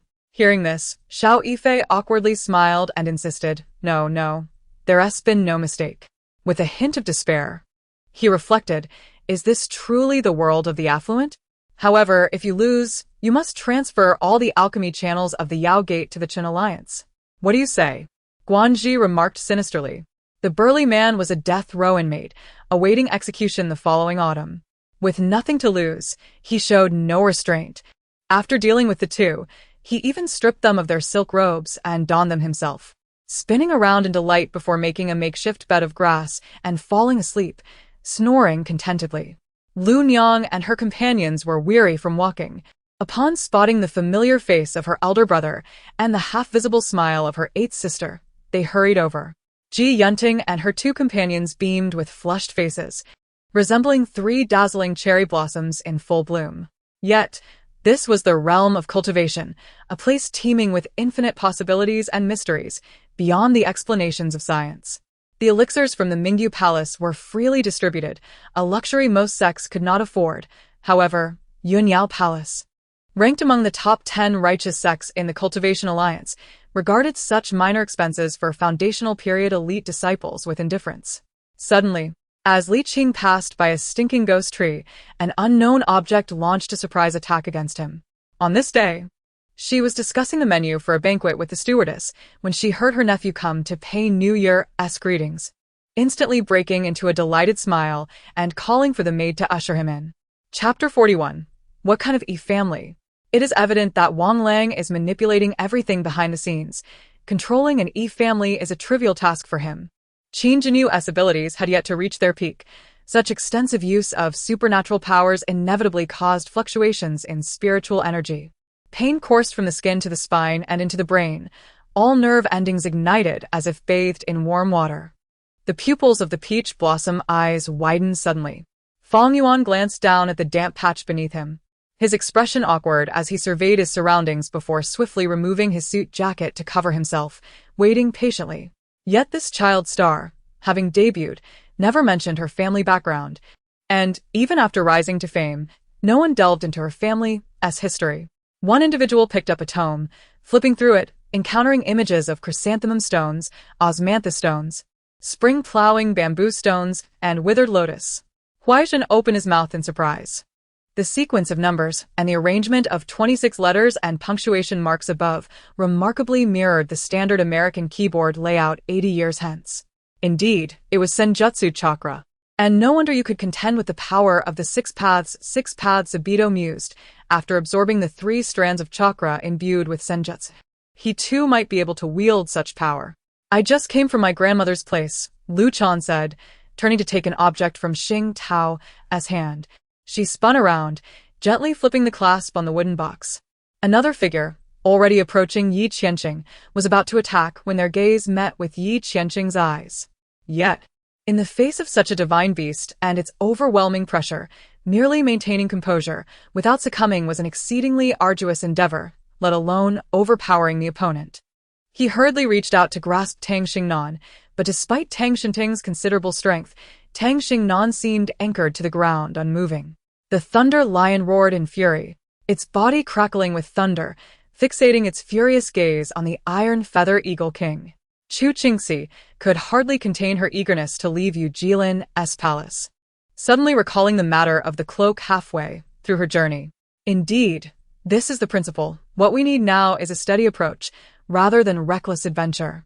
The path of martial arts. Yasha spat blood, tumbling several times before collapsing to the ground, his eyes filled with suspicion and confusion. Chu Qingxi looked down, noticing that her hair was wet and her clothes soaked, rendering her shirt somewhat translucent.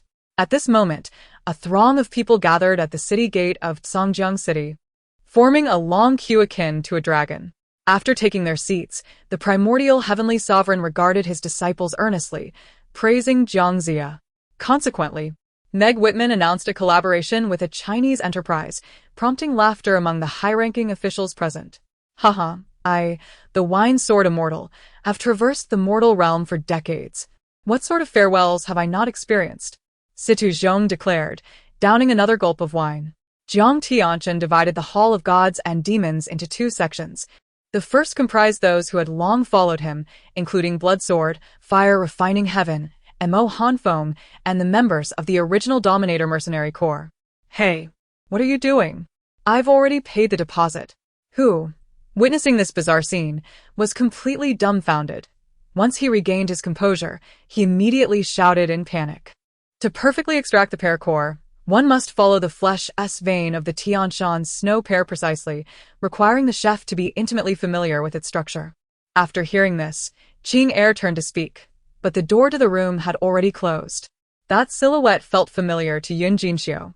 Just as she attempted to discern the face, the curtain of the sedan had already fallen, obscuring her view. Yin Ziyu was still in the hospital in confinement, draped in an outer coat over her patient-esque gown, her complexion rosy and her spirits high. Thus, the figure before them, Huaining, was not a local master but rather an outsider, as the examination target was not the mediocre locals but the formidable entities from beyond.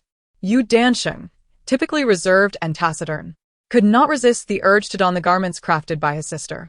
The warships arrayed in the void seemed to encircle them, while within the defensive formation, they felt ensnared as if caught in a web, poised for reinforcement at any moment. Furthermore, his participation in the alchemy conference raised questions. Did he believe that only by claiming the championship could he obtain what he desired? She yearned to approach her, yet she retreated as if fleeing from a plague, ultimately turning to flee toward the elevator. The expression of fear in the eyes of the demon dragon child was unmistakable as he gazed in horror at the cloaked youth before him, and the bystanders could clearly sense that something was amiss. Yen Dong sighed and smiled wryly, noting that his subordinate had once been General Bai's vice commander, and the boy's courageous demeanor mirrored that of his father from years past. Chapter 42. Lingyang could not ascertain whether what he had witnessed was an illusion, for the fissure had vanished, leaving no trace of the room's previous state. The short and stout owner felt a wave of relief as Yang Huan finally grasped his words, wiping the sweat from his brow and nodding solemnly. Lien Wanru remained unaware that the mechanism she had set in Yen Su's room had already been discovered by Yen Su.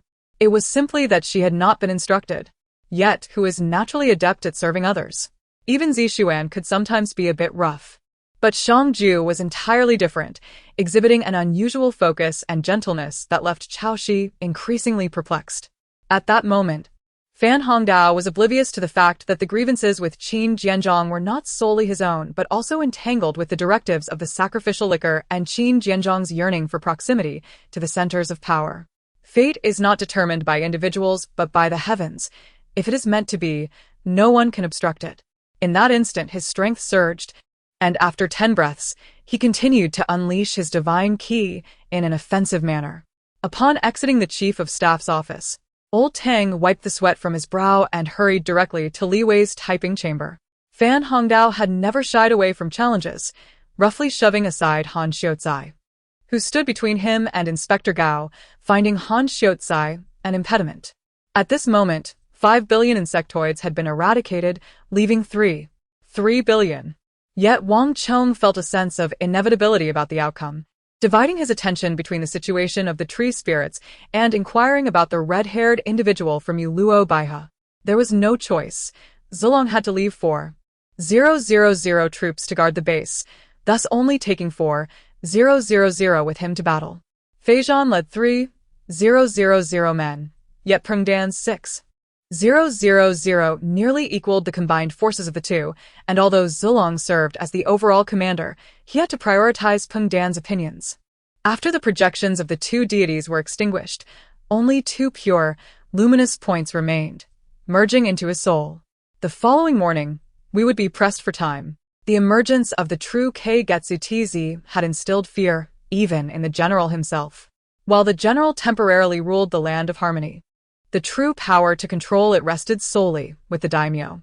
A thunderous gunshot rang out, and the colossal beast let out a deafening wail, its pain and fury amplifying its strength, flinging the skeletal warrior aside and, in a desperate bid, dislodging the bone sword from its mouth.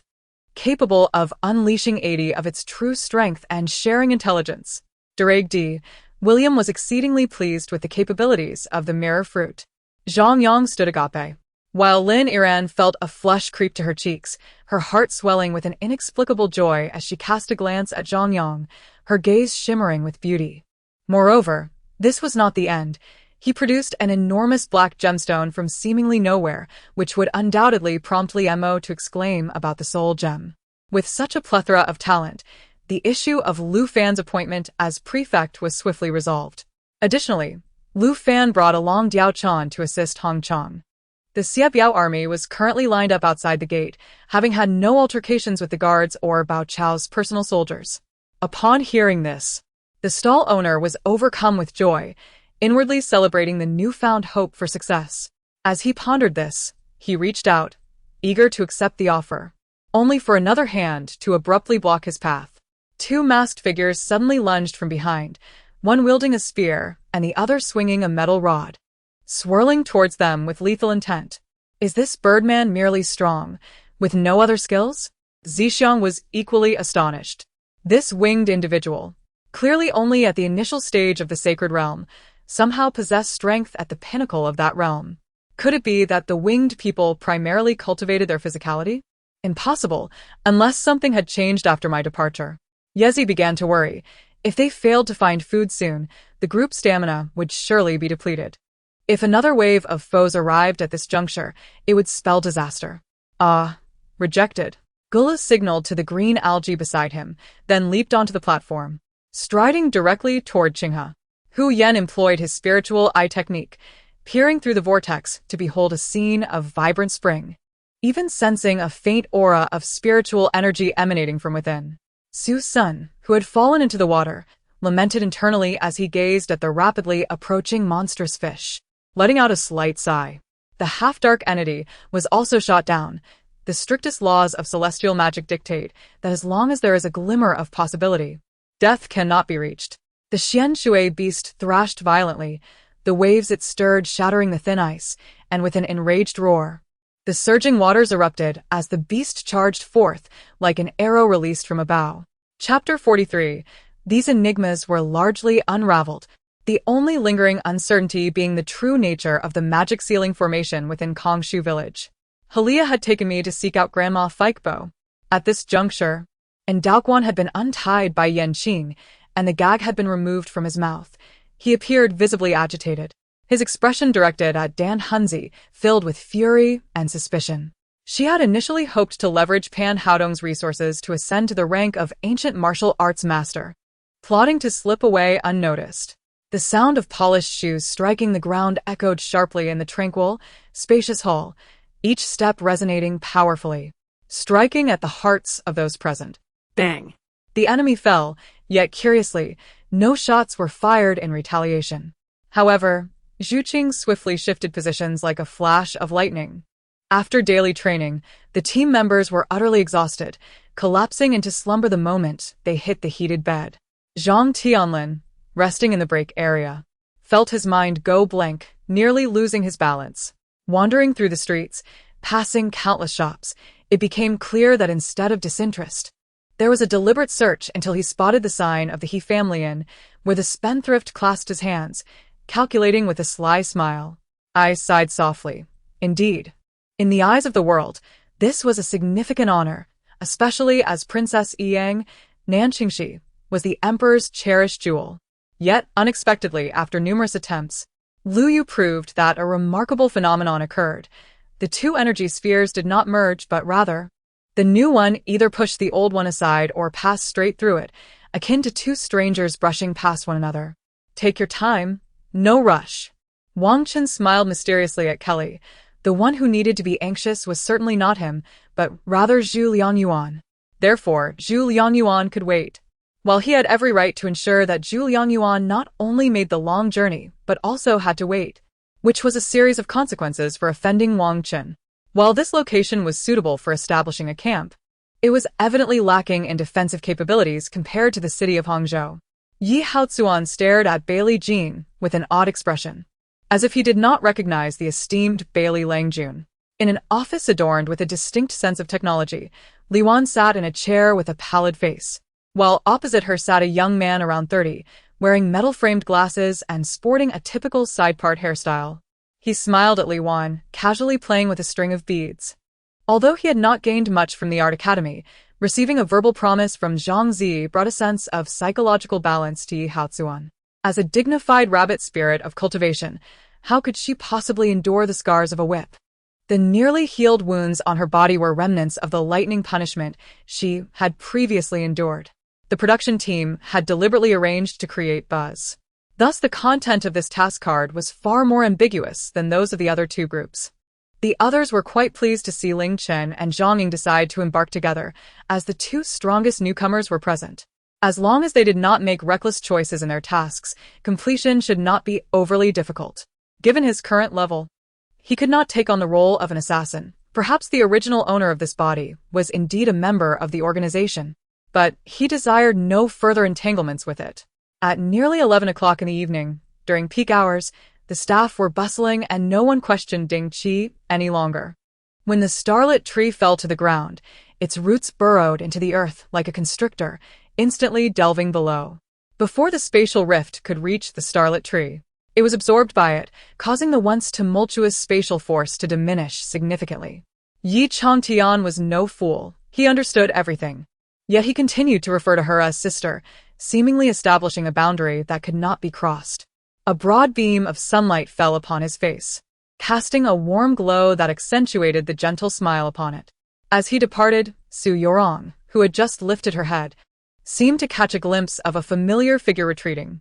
The newcomer wore a dark red robe, a black cap atop his head, and black boots on his feet, while a folding fan danced gracefully between his fingers.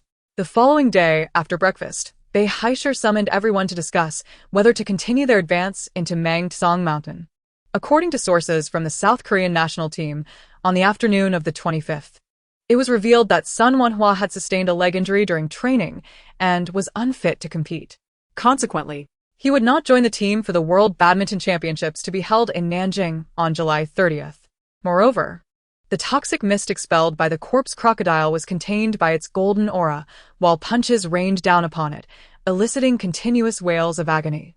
After maturing, Xie Qianxiu sought the reasons behind the disappearance of his kin, traversing various sects to uncover the truth, which incurred the ire of many, rendering him a public enemy among the cultivators of Huaxia, often pursued by their wrath. The elder nodded repeatedly, expressing strong agreement with the middle-aged man's words.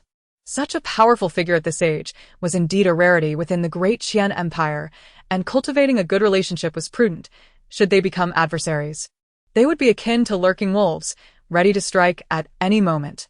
Very well, let us all embrace the influx of energy, Siyu declared, as an almost tangible force surged into the beast servant. Moments later, the thousand-handed Buddha felt a piercing pain, involuntarily letting out a muffled groan as he staggered back several steps. Upon seeing Prince Jing, Rui and the others had prepared themselves for the thought of him being afflicted by a chill, yet the sight of his gaunt figure still took them by surprise. Chapter 44. The two types of thunder could be generated within the Tai Chi diagram. Even now, two bolts of tribulation thunder lingered in Qi Huan's dantian. She speculated that if she were to attain the nascent soul, there would be no need to risk her life under the thunder above, as she could sustain herself. Facing Niu San, Lin Shifan held no mockery in her heart. Such a person might not be the sharpest, yet their loyalty rendered them a valuable asset. Upon encountering two unfamiliar faces blocking his path, Zhang Ning initially displayed no warmth. This thought led the Ning siblings to ponder whether their father could bear such a blow. If he could not withstand it and perished outside, would this apartment not become theirs? At that moment, the door to the private room swung open, and three young individuals entered uninvited, striding in confidently. Lin Shifan sat beside Alice, inhaling the alluring fragrance emanating from her, which inevitably stirred a sense of greed within him. Transdimensional communication required special messaging talismans, with Hei Feng departing alone and not being in the same space. Finding her would be akin to searching for a kite with a severed string. The elders naturally enjoyed the generous treatment from Tsang Yunhua, thus they expressed their heartfelt gratitude. The death of Tsang Yunhua was a sorrowful affair for such individuals. He possessed feathers, enormous wings, sharp claws, and two heads, resembling a two-headed man-eating beast. Yet his physique was even grander, and his feathers were darker, his eyes a deep crimson. However, before Qing Lin could catch his breath, 9 colossal bolts of lightning descended from the void. Phoenix Mountain almost shimmered with the hues of Chinese mythology, even featuring a sacred forest of steels for visitors. Lin Yumai nodded, offering no further pleasantries, and quickly dashed into the mist-shrouded hot spring hall. The sun opened its eyes, and the once sleeping Fonlei city began to stir with life. Although the Ursi planet was resource-poor, humanity was always busy striving for survival. In truth, Kuan Jian had almost uttered that he had never seen someone so despicable, but out of consideration for his sex harmony, he refrained from voicing his thoughts entirely. Brother Dao was a natural at being two-faced. His sudden change of demeanor was even more impressive and sorrowful than what I had crafted. Jiao Jian was indeed fortunate. Had his external wounds not been treated with snake gall, the bleeding would not have ceased, and had he not consumed the snake meat roasted with celestial herbs, his internal injuries would have remained unhealed. However, he soon realized that the presence of many strong individuals might not necessarily be a bad thing, should chaos ensue. He might seize the opportunity to fish in troubled waters, potentially claiming the dragon vein's essence. Upon reaching this point, Chu Hongxiu fell silent, acutely aware that continuing would be a significant taboo. Yet, unbeknownst to Song Lingfeng, a mercenary lay in wait on the 4th floor of a nearby high-rise, wielding a uniquely designed black sniper rifle, aiming at Su Qi and his companions. In the same apartment where she had last seen him, A tall figure stood by the window, though not at the same window she had previously shattered.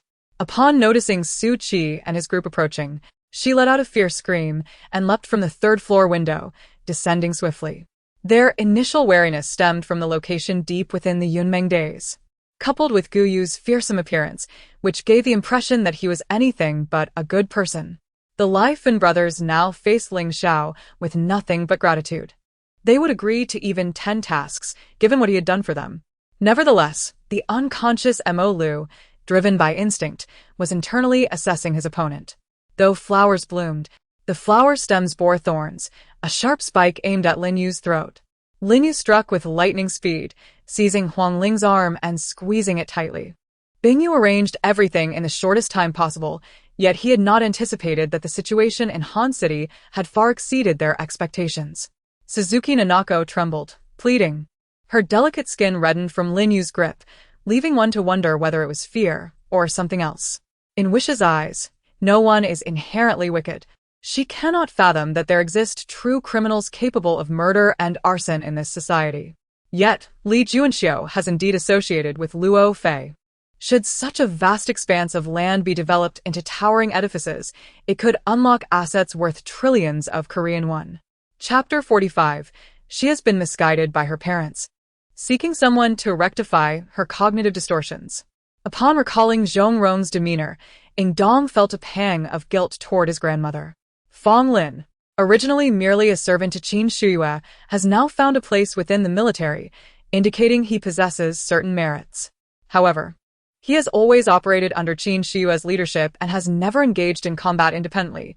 This presents a prime opportunity to prove himself. Arguing with a youth who has just lost his parents about whether his adversary is at fault is a futile endeavor, regardless of the outcome. It would only lead to resentment. Su Ningshuang escorted Yan Fingjia to the base of the Tianyu Group building before proceeding to meet the matriarch of the Yan family. It appeared that everyone had conspired to discuss the appointment of an heir. Thus, the emperor expressed his curiosity regarding their choice for the crown prince with a faint, enigmatic smile. He mused that if the members of the Ningguo house were so cold-hearted, it was no wonder that Xin Yan appeared so aloof. Although his team had already begun developing 10 units, they could convene a press conference upon completion to seize the initiative. I have discovered a topographical map of a hotel, which likely indicates the location of a so-called treasure, Amy remarked. Mild pollution may not significantly impact the area, but as it intensifies, they would be inexorably consumed, becoming part of a bizarre tale. Wu De directed a harsh remark at Yang Chen, hastily following in Wu Liang's footsteps. Fearful of being left behind to face a beating from Yang Chen. Class monitor, have you completed the assignment the teacher assigned? Qin Li sensed the icy undertones in Fu Ziheng's gaze, but chose to feign ignorance, sweetly diverting the conversation. Zhao Qi nodded and, after greeting other actors, took a seat beside Huang Tao, while Zhao Ning surveyed the meeting room, feeling a sense of incompleteness. However, Song Ying was equally perplexed. Wu Han, a professional singer, could not possibly be there merely as a competitor. Could he be a supporting vocalist for someone? After organizing the information, Zhang Buke displayed a bright smile and dialed Lin Xiaoxiao. At most, just drink more water tonight and make a few extra trips to the restroom. Su Ke seemed to anticipate her thoughts and added this reassurance. Oh, the Soul Blade Talisman. Yi Kwa exclaimed lightly, though he appeared unconcerned. The involved parties wield considerable discretion. In the absence of choice, the principle of closest connection may be applied to determine outcomes. The newly emerged Americans are reluctant to be engulfed in warfare. Yet the early groundwork laid by Umbrella Protection was entirely orchestrated by the Umbrella Corporation. This organization, having deteriorated over the past 2 centuries, has grown accustomed to its operational style, rendering human rights and justice meaningless to them. Moreover, it is readily apparent that the herbal remedies presented by Wu Qinghuang far surpass in spiritual potency those from the Misty Hidden Academy. Anyone who consumes the heavenly spirit fruit may enhance their cultivation by 60 years. However, this fruit exists solely in the ancient celestial realm, and none on the Mill continent have ever laid eyes upon it. Under Yi Linger's pressing inquiries, the maid recounted the rumors surrounding Tan Xiao, who is said to have perished while pursuing Fong Ju, struck down by lightning in a horrifying demise. Upon learning that Fong Ju was still alive, Yilinger felt an overwhelming sense of injustice. She could not remain passive and resolved to confront Feng Zhu. Since the establishment of the Western sect by Jiejin and Junti, Mount Sumeru has become its main base, albeit the Western region is barren compared to the East, leading to the disdain of the myriad gods and immortals. The Taoist of the Supreme Clarity sat on the first mat, the Taoist of the Jade Clarity on the second, and the Taoist of the Upper Clarity on the third. He scratched his horned helmet, appearing quite bewildered, still unaware of his physical condition. It is a method of cultivation that pushes the body to its limits. Although most warriors and knights cannot harness elemental powers, they can utilize their extraordinary physiques to cultivate a force suited for them, known as fighting qi. Zheng Gang yearned for Zheng Tu to be closer to the common folk, hence when Bai Xiao left, Zheng Gang kicked Zheng Tu out, leaving a sizable shoe print on his backside. She pondered why, knowing that Zhangde was suffering due to his karmic retribution and was plagued by malevolent spirits. She would still choose to assist him. Their vision could not compare to Xinbing's. They could scarcely make out the river surface, let alone the person struggling within it. Ever since departing from the storm, luck has been inexplicably on her side. Not only did she acquire an exorbitantly priced 8-winged war god, but upon arriving at St. King Mountain, she also obtained 30 stone souls, causing her to feel somewhat elated. The metallic affliction was brief. She had exerted herself diligently.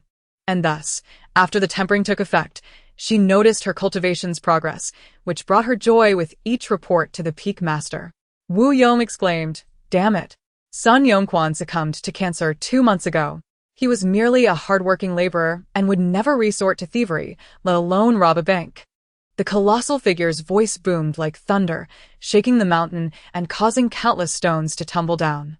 However, since the wine has been procured, it would be a shame to let it go to waste. Perhaps indulging oneself once would suffice.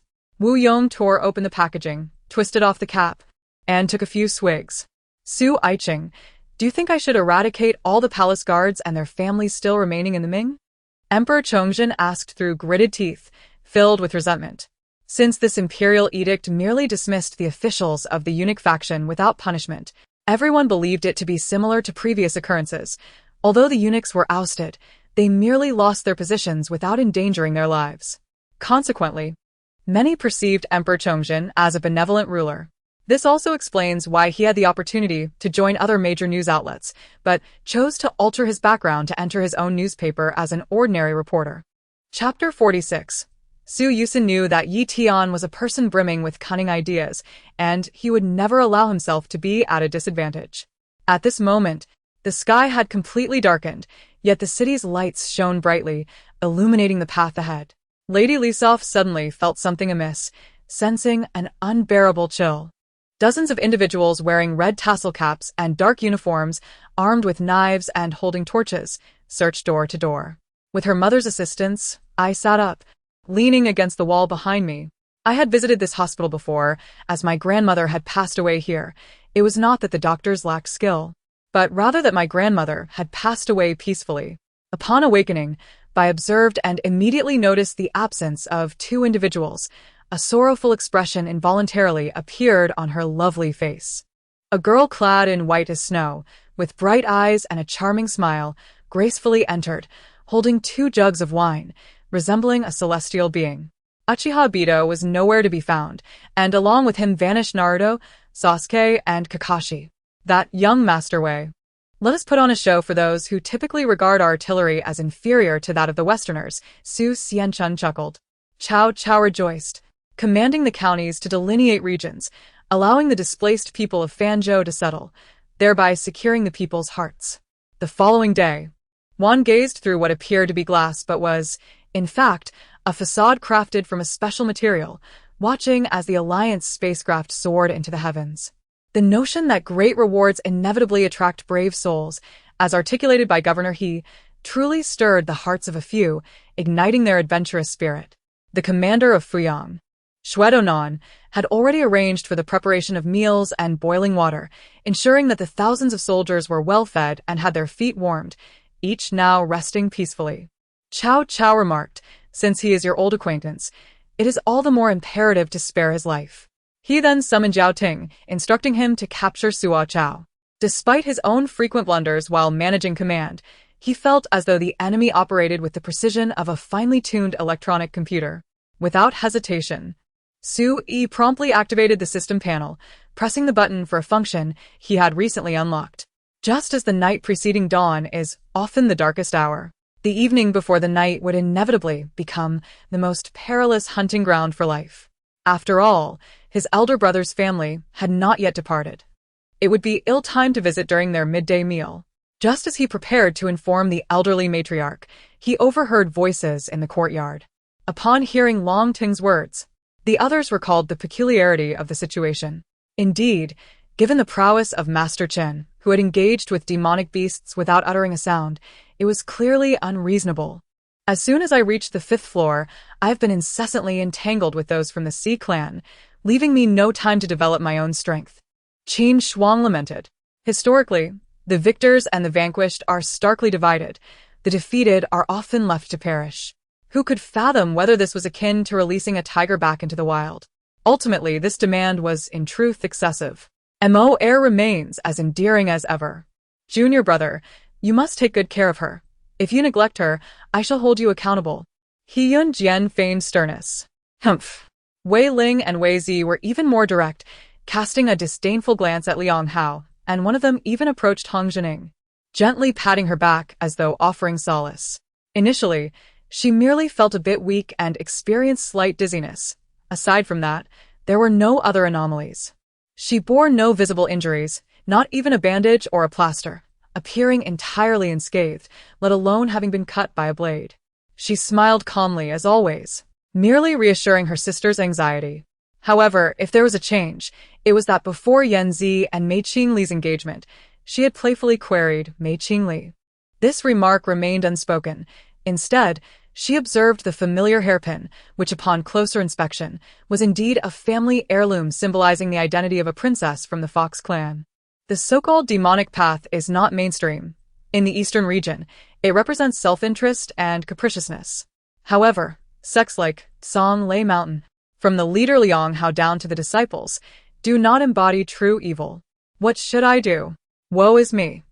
Where has my father gone? Upon hearing this, Dongfang Xiaoying began to weep once more. Gazing at Chen Xian's belt, seemingly carved from demonic crystal, a look of exhilaration crossed Situ Xing's face. As the eve of school approached, neither mother nor sister exhibited much sorrow. Of course, there was a hint of reluctance, as exemplified by classmate Ji Siu, who played a farewell tune. Moreover, was Ko Xiao, this unexpected variable, also part of his foresight? After pondering extensively, Lin Chuan ultimately left feeling perplexed, having failed to discern any clear path forward. Chapter 47 AI fixated on the computer screen, contemplating a conundrum: how to create a film of the future while evading the system's punitive measures against the original author.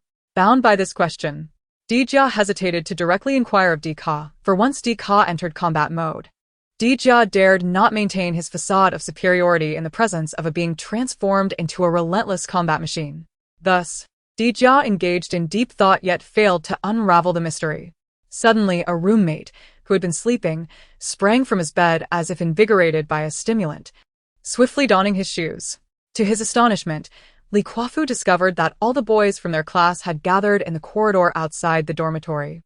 Although Lin Feng had sensed the energy fluctuations of the blood drop, confirming its origin only intensified his disbelief. Those who recognize the times are thieves. It seemed this old fellow had not yet deluded himself into believing he could stand against the divine. He likely recognized Li Kuafu's strength and sought to resolve matters through negotiation rather than combat. In such a locale, all forces could traverse freely. Thus, to secure this place would mean to control the vital arteries of other regions, ensuring that whether attacking or defending, one would maintain the upper hand, significantly raising the likelihood of war's outbreak. Gong Yaolin aptly ceased his narration, gazing at Lu Nan in astonishment, nearly convinced he was a sorcerer, effortlessly plunging himself into a state of weakness. Nonsense, my bosom is naturally ample. I have no need for sponge padding. Allowing you entry today is akin to inviting a wolf into the house. Summer Qingqing exclaimed. Yang Tianling shouted, cursing loudly, prompting the taciturn Chao Shouqing to intervene. Placing a hand on Yang Tianlong's shoulder, Yi Chen inhaled deeply, unhesitatingly extracting the key and inserting it into the rock wall. The sound of shifting stones and rotating mechanisms filled the air, and the rocky barrier before him began to retract, unveiling an entirely new realm. With a single whip strike, the dragon's spirit vanished instantly. Hu Junyi seized the moment, and the dragon spirit's disappearance sent dust and debris swirling in the arena. What if the king remained obstinate, insisting on embarking from Nanshan? Zhang Yang, feeling discontent, conjured the most reasonable rationale he could muster. Who could have imagined that the boy, once akin to a rogue, would grow into such a formidable figure in less than 2 years, shielding her from the storms of life? However, grasping the essence of the source is no simple feat. Many martial artists who reach the pinnacle of their craft dedicate their lives to this pursuit, yet the chances of success are exceedingly slim. A single utterance of childish from Xinjiai, accompanied by her absolute negation, utterly dismantled Hu Jingting's victorious mindset. He felt that the Xinjiai before him was a stranger, wholly incapable of comprehending his experiences. To earn money, one requires recipes and culinary skills. With this opportunity at hand, how could one possibly miss out? Turning her gaze to the 2 men beside her, though her vision was blurred, she could still discern them clearly, and her anger ignited. Xiao Anxin felt as though he were enveloping her in his embrace, his presence soothing her pain. The players in the thread exhibited a myriad of antics. Lin Feng certainly noticed the disparaging remarks about himself. However, he remained unfazed, confident that his mindset was resilient enough not to be swayed. No, I am merely curious. You and your wife truly complement each other, Dan Yingying remarked innocently with envy. After several stops and snatching orders, the actual amount paid after discounts was merely a few coins, even cheaper than taking a bus. Throughout his running about, Lin Feng would always stop by the medical clinic to greet Elder Gong. Ling Hao and Yuan Lao sat centrally, as the old leaders of the Western Sea Military District and the central authorities had departed. Thus, under a series of strategic plans, this magazine had instead secured the market's leading position. Under the moonlight, Yi Tian observed the chief's lips curl into a faint, elusive smile, which, in a mere second, transformed into a visage of fervent determination. Let us not speak of challenges. Merely maintaining the stability of this alliance, without it fracturing, is already a testament to formidable leadership. Chapter 48. If the words of the first 2 individuals still left room for interpretation, the remarks of the third were unmistakably personal attacks. What if she suddenly had a change of heart and reported us? Ajay also felt a twinge of anxiety. Captain Zhang, what is the situation in Yanggu County? Can my Wudalang steamed bun business continue? Wudalang inquired. Jin Ziyuan, Jin Hupao, and Jin Wangqing shared similar sentiments, as did the fleeting figure of Jin Qingpeng, whose family bore the weight of immense wealth and prosperity, clearly not without justification. After speaking, I dared not meet his gaze, lowering my head to the quilt before me, tears welling in my eyes. Suddenly, an arm appeared above me, pulling me into his embrace. The headquarters of St. Peter was situated in an ornate Russian building in the icy district of LC, rising 4 stories high, capped with a distinctly rounded dome that was visible from afar. Zhu Xiangjuan was now unreservedly criticizing Bai Xiaowei, much to Bai's annoyance. It was one thing for the instructor to protect Zhao Shuhua, given that he was an officer of the 4th Battalion. After all, it was only natural that he had better connections than I. I had long heard of General Lu's subordinates, Su Gongming and Zhang Junyi, both renowned as exceptional generals. Their reputations were indeed well-deserved. How could I allow them to come here without meeting General Zhang? As her grip on the kitchen knife was subtly restrained, Qin Zheng slipped beside her, enveloping her and holding her hand firmly. His shop was right across the street. He had even asked the shopkeeper to pay a visit to the Su family's medicinal herb shop, ostensibly to offer condolences, but in reality, he sought to witness the spectacle. Bartholomew the Great Bear belonged to the nearly extinct Bacchania tribe and was one of the primary bloodlines of the Seraphim. Indeed, Shufei's heart felt a bit more at ease. After all, a genius could hardly be bullied by a fool. Watching a throng of pirates charge forward, Crocodile, Mihawk, and Luffy remained momentarily still. Shen Yinyin, overhearing the conversation between Cici and Shen Linxiao, could distinctly sense the tension laced within their words. Hua Zhongting savored the dish she had prepared. chewing slowly to appreciate its exquisite flavor. The children delighted in such antics, rushing towards Su Qian, encircling her with enthusiasm. Zhu Damping had previously admitted that she had little interaction with Xue Hui, only harboring a simple disdain for her. It was as if she had struck a pose. Soon, seductive words of affection echoed from the computer, akin to electric currents stimulating his eardrums, quickening his heartbeat. What is it that this fellow Taoist is drinking? The Jade Emperor was visibly taken aback, gazing at the dark liquid in Fong Luo's hand, which continued to bubble, revealing his confusion. The bomber grasped one of the handles, representing 14 magazines, located on the side of his seat, pulling it down a notch. Damn it, if you keep laughing, I swear I'll tear your mouth apart. The middle-aged man, filled with indignation, shouted as he retreated. On the open sea, a ship flying the skull and crossbones billowed in the wind, crewed by a dozen rugged men, their faces contorting with excitement at the sight of an approaching merchant ship. Newly born Yu Fan lacked the legendary golden fingers. Like any other infant, he could only emit cries and peer through half-closed eyelids at this unfamiliar world. Changsun Wuji glanced towards the Ming Dynasty officials seated in other compartments before breaking into a smile. She has a point, it was you who brought the filth. And hence the snake appeared. One pointed out to another. In an instant, as the smoke cleared, Zhang Sanfeng was seen cradling an unconscious child, the little one wrapped in Zhang's discarded coat. The actors had arrived. The surrounding youths exchanged knowing glances, quickly falling silent, this peculiar hush drawing the attention of an increasing number of onlookers. While the scholars in Jiangnan awaited the announcement of results, rumors stirred their curiosity, leading them to speculate about the nature of the impending upheaval, entertaining various theories and preparations. Some wondered if this spring's results would be dominated by northern scholars, while others feared that the results might be annulled once again. A cold voice accompanied a scream. The voice belonged to Yi Xinghuan, while the cry emanated from He Qiushui, who had just moments ago exuded confidence. Although the Baitang River was neither deep nor wide, it connected Qingjiangpu with Hangzhou, serving as a crucial waterway from the northern officials' river to the Huai River. Huashan, there is no need for tension. My mind is made up. This lecture is something I must deliver. What follows, whether good or ill, is beyond anyone's prediction. We only need to know what we must do and pursue it resolutely, Yu Jinji stated with a smile. Countless sounds of objects hitting the ground echoed as the 14 onlookers stared in disbelief at their elder. Su Feng recalled the legends surrounding the scepter. Once it was summoned, the heavens would tremble and the golden dragon would emerge, exuding an overwhelming power.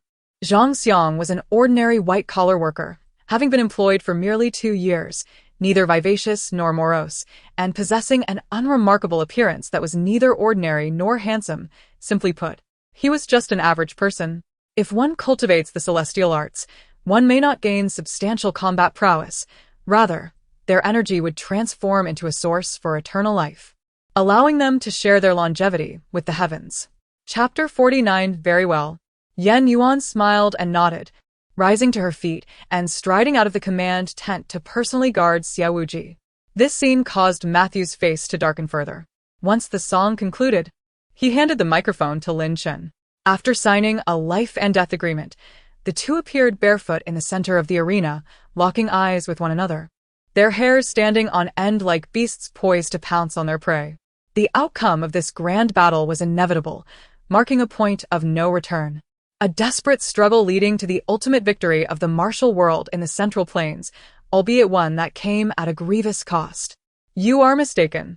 While your son indeed offended me, his offense does not warrant death. However, compared to his slight against me, his transgressions are far more severe. Even a drawn-out execution would not be excessive, for he has offended all of humanity, Chen Feng stated, looking down upon him. Once his subordinates departed, Li Mingdao cast one last glance towards the building where Lin Xinru was located before instructing the driver to roll down the window and leave. The fire element spiral sword surged forth from the domain, cleaving towards the oncoming fire element spear, the two weapons colliding midair, producing a resounding boom as they vibrated with visible intensity, shaken by the ferocity of their encounter. Shiman Kuang aspired to defeat them one by one. Even if it exhausted him, he doubted he could obtain the mysterious artifact. Feng Jianli felt that the fellow had resigned to his fate. Perhaps finding joy in being a cat, cared for by a litter box attendant, free from work, simply enjoying a blissful life. Lead the way, Lin Xiao gestured, following Aisling towards their temporary stronghold. However, unexpectedly, due to the inertia, Gu Joy stumbled forward after Qiao Yan pulled her, colliding into his embrace. Upon finishing his words, the iron-faced elder's expression twisted into a grimace. I do not believe it. Xiao Ji shook his head, skeptical of any notion that Feng Xian was dismissed due to guilt. Even if he were, with Feng Xian's capabilities, he could surely have notified them in advance. Gaozhan was eager to rush over to test things out. What if he transformed into Ultraman? That would be quite amusing. Imagine him transforming in the midst of a battle with Di Jia, undoubtedly terrifying his opponent. Yet, participating now would yield no benefit for him. Whether Lu Xie or Lu Bian ascended to power, if Luoyang regained stability. This battered Eastern Han could endure a few more years, but for Feng Xian, those years would hold no significance. Hua Dazai wore a look of helplessness. What was initially a jest had unexpectedly escalated into this situation. It seemed he would have to visit the beast-taming guild to offer an apology. Nonetheless, his capacity for endurance far exceeded that of an ordinary person. He felt that had it been him absorbing the essence of the ancient pine, he would not have been overwhelmed. Instead, he had been brutally beaten by Qian Chen and subsequently thrown into the police station, only released the day before. This was also the last resort of the Jiuhua Xianzong when faced with an insurmountable adversary. Kanju, Shumi, and Iai Luo had retreated to a relatively secluded corner, conducting their final checks before the impending conflict. Lu, I will lead a charge against them, Hao Yaoqi, standing behind Lu Zongmin, announced. Brother Mufan, let's go. Bear called out with a smile as she approached Mufan. Thank you, officer. The strategist understood that when Su Lang proposed a drink, it meant he acknowledged their efforts. Furthermore, General Strike was mass-producing Mark VI Sentinel robots, machines capable solely of manipulating metal, with immense energy consumption and limited applications. There were few commendable individuals, and while she was adorned in designer brands, residing off-campus, she possessed a lavishly decorated house adjacent to the school merely for midday rests. However, currently, while circumnavigating the globe, the treatment was not quite the same. Thus, with the rain falling, it was imperative to seize the opportunity for a refreshing bath. Although she bore no foul odor, a thorough wash would undoubtedly leave her feeling rejuvenated, and she recognized the need to utilize nature's bounties. This is why Captain America, shield in hand, would not be struck to the ground or sent flying by the Hulk or Thor. In the face of the frenzied Su Lingsu, Feng Xingying could only respond with indifference, summoning a flame and hurling it at the bloodworm. Presently, her identity remained concealed, and others were unaware of Aunt Tang's thoughts, which were entirely reasonable. Dr. Su, can you cease your recitations? You are not Tang Sung, and we are not the Monkey King, so why persist? The monk outside could no longer endure. Upon seeing the forum structure with a white background, the emperor sighed, for it was already filled with diverse regions, and he could discern their contents merely from the titles. The calm demeanor of the higher-ups was evident, yet their familiarity was equally apparent. Go apply for discharge. I can hardly wait, Mui said as he rose from the bed, moving to the window, watching the brilliant sunlight cascade from above, lifting his previously gloomy spirits, eager to explore the world outside. After exchanging blows repeatedly, both fighters' fists collided, causing them to stagger back several steps. Rather than continuing the fight, they locked eyes, discreetly assessing their injuries. Suddenly, the door swung open, and an elder with slightly graying hair, clad in a blue robe, entered, followed closely by a strikingly handsome youth of 15 or 16, with long, curled eyelashes and flowing hair, a figure destined to become a remarkably handsome man. Lu Chun's spirit found its way to his temple, and with a thought, his essence arrived in the divine realm. Your servant pays homage to the real Zhang Yong. The attendant exclaimed excitedly upon seeing Lu Chen, rushing forward to bow deeply. Falling petals carried a hint of sorrow as he cast a glance at Lan Rongyue. He was reluctant to admit it, yet reality affirmed that Lan Rongyue was indeed quite lovely. As they passed through security towards the tarmac, Yi Xiaomei remained reluctant to depart, lingering until their figures vanished into the night. Hey, they're married. Why are you staring and grinning like an idiot?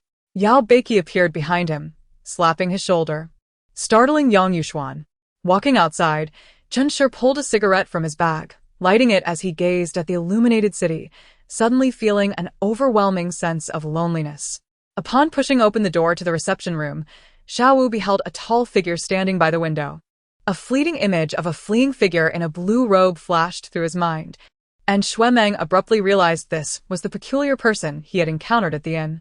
With a light step, she was grateful for her athletic shoes and casual attire, avoiding the impractical skirts and heels that might have resulted from Jiang Qian's relentless persistence.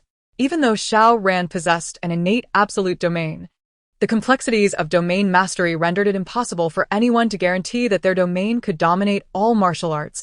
Situations of being countered would inevitably arise. In the Valley competition, each sect was to present 5 participants. However, our sect was rather sparse, thus only 4 could be sent. I simply hope none of you are eliminated in the first round. That would suffice for me, Pan Shizhi remarked with a smile. The former Human Pass, while not as affluent as the Central Plains, was a crucial trade hub along the Silk Road, bustling with envoys from various Western nations. That's good. You can die, the scholar with a Confucian robe said, his eyes glinting as he pointed his finger at Tian Yugu's brow. A tall individual supported the collapsing structure. He was among the tallest in the Xianming Yuanjia. Yet, regardless of the circumstances, Xi Yingqing felt he could not withstand any of these events. Qin Buo was already a military doctor of the Dragon Breath Army, possessing his own insignia, which granted him passage after presenting it to the gatekeeper, who saluted him respectfully. After Fong Liu and regained his composure, he felt he had lost significant face. Initially, he intended to test Ichen's true capabilities. Xue Yi had advised him to find ways to establish a foothold in Jingtao City, Shaoqing, and Baolang City, making them a bulwark for Qiankafeng. I've given it considerable thought. Jingtao City can be disregarded for now, focusing instead on Shaoqing and Baolang City, Su Tang declared. The unforgettable incident finally unfolded. The following morning, it was Mu Li who awoke, having been startled by the urge to urinate. His age had dulled his faculties, yet the moment his eyes opened, he began to scream desperately, only to faint shortly thereafter. Speaking, he retrieved a specially designed climbing rope, woven with strands of hair, remarkably sturdy, with a 3-pronged hook at its end, specifically crafted for securing objects while climbing. It served as the sole assurance of safety. As the murmurs of the crowd quieted, the elderly man with white hair announced for Mei Yuaning and the others to showcase their spirit beasts. Yulan closed her eyes in anguish. The haunting memories of that day would not fade. The ending they had once envisioned, a harmonious conclusion, had not materialized, and the intricate threads of concern between them rendered their gaze at that moment both poignant and chaotic. Now he was undeniably the true leader in the competitive fishing realm, his popularity soaring and his fanbase exceptionally loyal, achieving a level unprecedented in history. Whether future rivals would emerge remained uncertain. Since Loi had guided them toward reform, she had forbidden them from calling her their leader any longer. After searching the house fruitlessly for mangoes, Su Tao ultimately ceased her efforts, collapsing onto her bed. Chapter 51. As Haoyan observed the onslaught of sword intent, he unsheathed his scythe, preparing to deflect the incoming strikes, the clash of blades resonating with the sound of steel colliding. Upon reflection, I too find this peculiar. Your immense storm appeared before us quite suddenly. Haoyan possessed 1 4th grade and 4 3rd grade elixirs, which meant he was required to pay 20 low-grade spirit stones. However, he could hardly handle a ghostly corpse, despite being a person of some cultivation. What a lack of diligence. Even a wild Taoist would surpass him in the end, and his master insisted on delivering a reprimand. My words evidently rendered the atmosphere quite awkward. She forced a smile and released her grip on me, the alluring charm that once enveloped us receding like a tide. Allow me to inform you, Ling Yufeng, that I am resolute in my intent to eliminate you today, and I demand retribution. Do not mistake me for a gentle soul.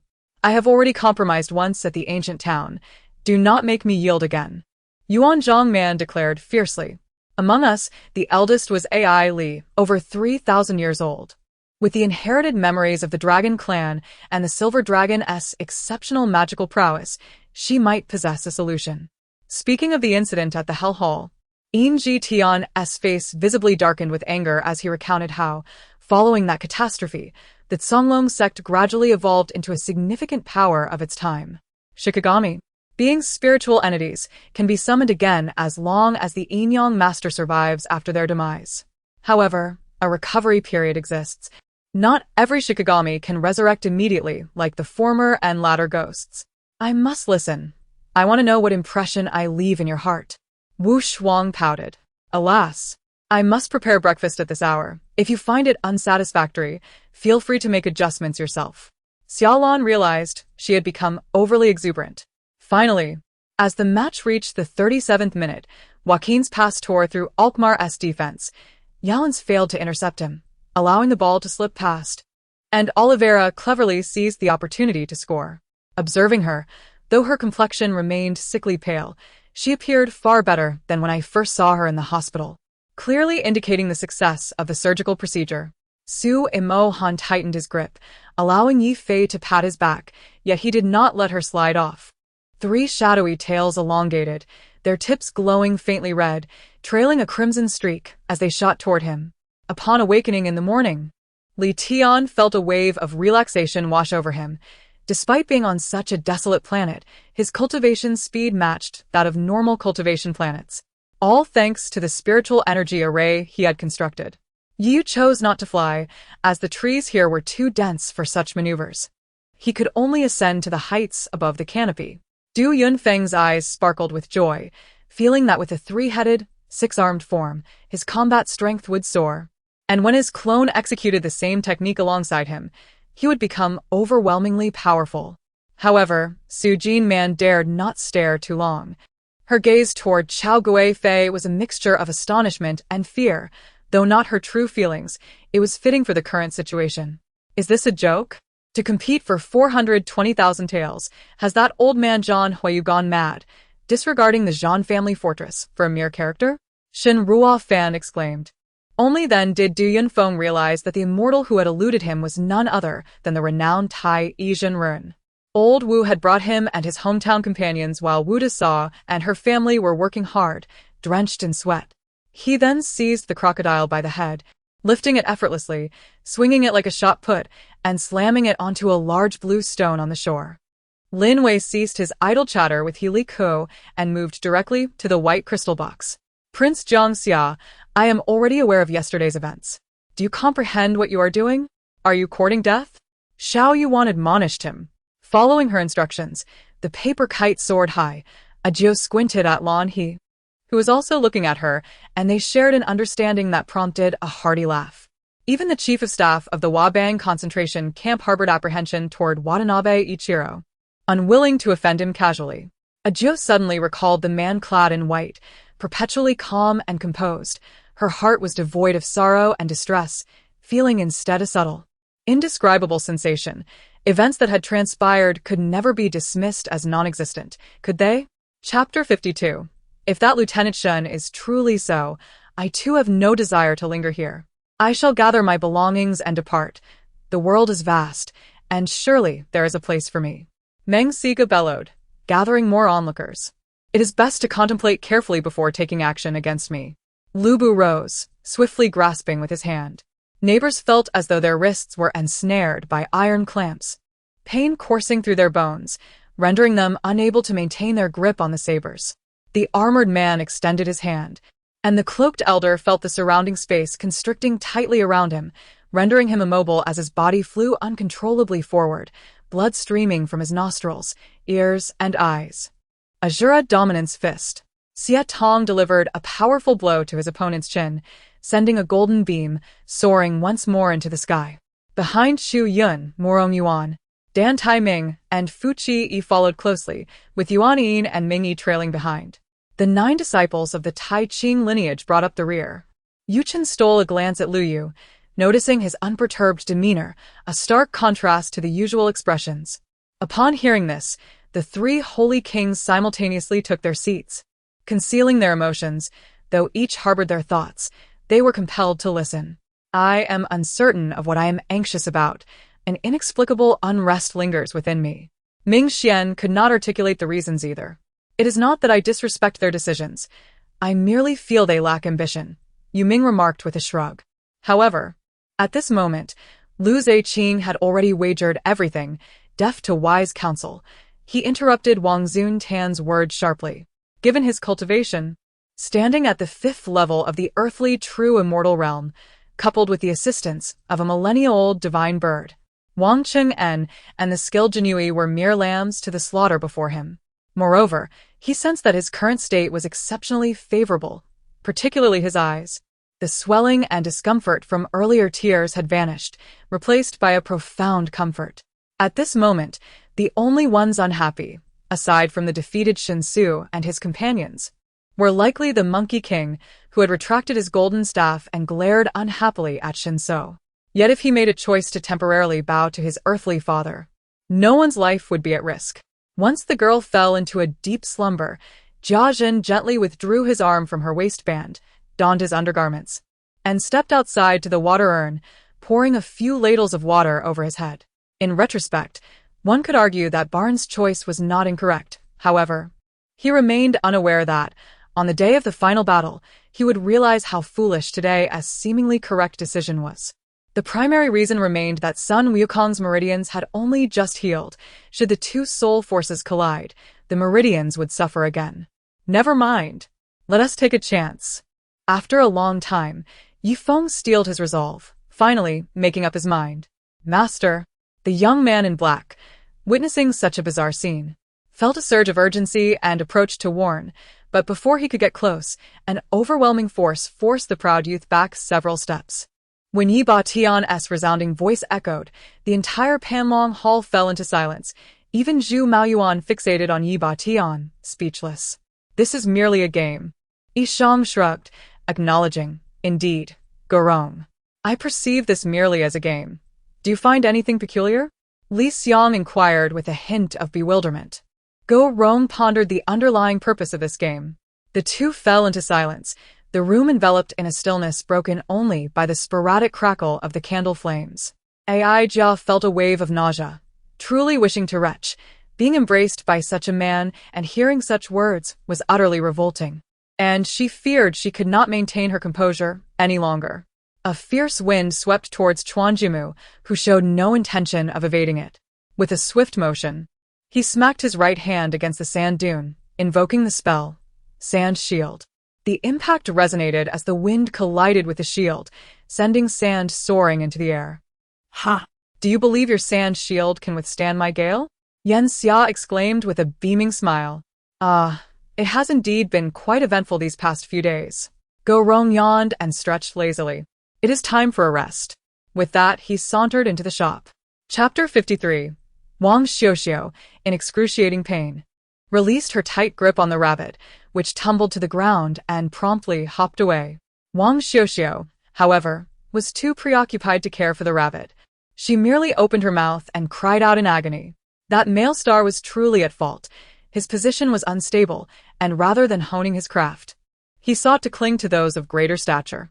He may have succeeded in attaching himself, but after a month, the allure faded. Long Qibei remained an enigma, friend or foe. Luo Qianfan found it challenging to discern the intentions of this young dragon. The words spoken had consequences, and Bai Qiu faced the repercussions, while Li Yang could only hope that he would learn from this experience. Outside the Sky Island, a pirate ship drifted farther away above the ocean, 1,000 meters above sea level. Liang Levzu, upon seeing Zhao Yuqin's radiant expression, realized her strategy had borne fruit, prompting her to extend her hand towards him. The expressions of Kai Jing, Tongguan, and Gao Qiu shifted. They understood that in terms of martial prowess, they were no match for the skilled individuals before them. Suddenly, Kai Jing hurled an object into the sky, which erupted in a burst of sparks. It was a firework signal. By the time Liang Levzu and Zhao Yuqin arrived, two bickering individuals were on the verge of conflict, only to be quelled by Zhao Yuqin's stern admonition. The steward discerned that this was not a directive for him to be busy, but rather an indication to leave. Nevertheless, it was inconceivable to allow an unknown member of the Wuyue clan to vanish from sight. The fierce gaze of the bear dog fixed upon the now-dumbfounded Chang'an, who sat frozen in fear. The canine emitted a low growl of dissatisfaction, retracting its fangs and licking its lips before settling down. What can I say? Who allowed him to indulge me? Look, I wounded him, and he seems none the worse for wear, Chang'an replied dismissively. After all, his previous lethal bite was a result of Yi Xing's actions that had plunged their group into peril, yet now the latter had rescued them with his own strength. Thinking of this brought Moon Heart a sense of joy. She found herself missing that girl and resolved to devise a new scheme next time. Although she held affection for Chang'an, she never contemplated what to do with it, nor did she feel any embarrassment about it. In the heart of the earth, Gaia with her azure locks was being pummeled by Ruai against the table, while Alea cowered in fear, bracing for her turn. Despite Zhonghua's previous attempts to adapt and correct himself, his unique disposition proved resistant to change, leading him to decide that if he could not modify himself, He would alter society instead. Xia Lu chuckled, deftly dodging Wang Yushuan's playful punches, which posed no threat to him. At that moment, being held by Qin Shen, whose exaggerated grip lacked the gentleness of a mother's touch, was nonetheless reassuring. The roughness of his palm offered a profound sense of security. What does it matter how beautiful she is? It is of little consequence, for I am already more exquisite than she is. Regardless, Feng Jia's arrival undeniably stirred commotion. As she entered the council chamber, the previously orderly line outside disbanded, with everyone jostling to glimpse what transpired within. Thus, for several days, whenever she encountered Lu Mingxiu, she feigned sleep, displaying no trace of warmth. Amber, choked by Linglu's words, found herself at a loss, her typically proud demeanor shattered, as tears streamed down her flushed cheeks.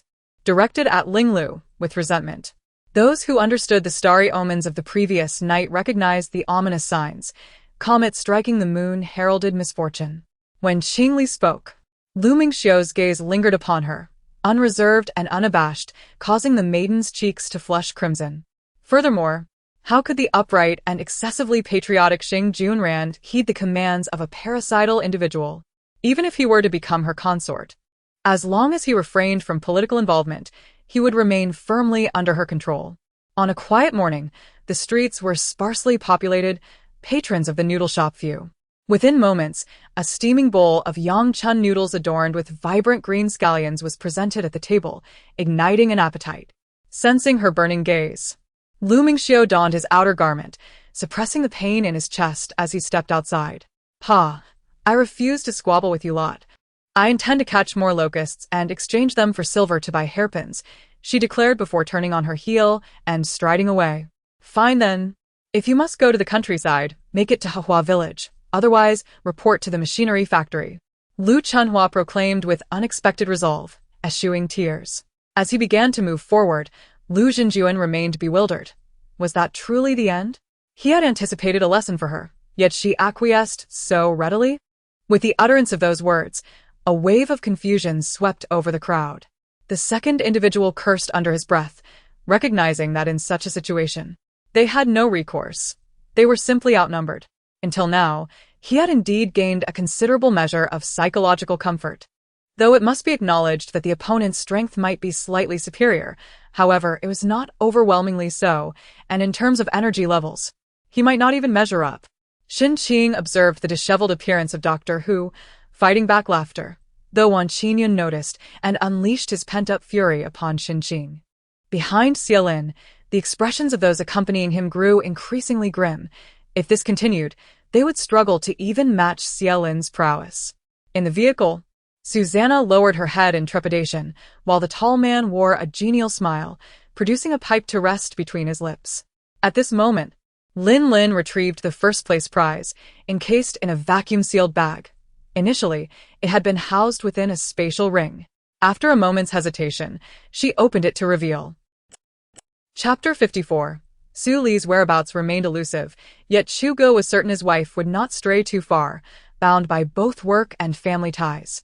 She must still be within Jiangcheng. The previous incident in Yanjing, where he had sought the public's assistance in locating her, had inspired him. He resolved to replicate that approach and enlist everyone's help in finding his wife. As the water boiled, Chu Xinyu noticed that the sweet beets had yet to be fished out and hastily reminded her. To be fair, the shop's location is quite favorable and the space ample. With a bit of renovation, it could open soon. I shall go change my attire.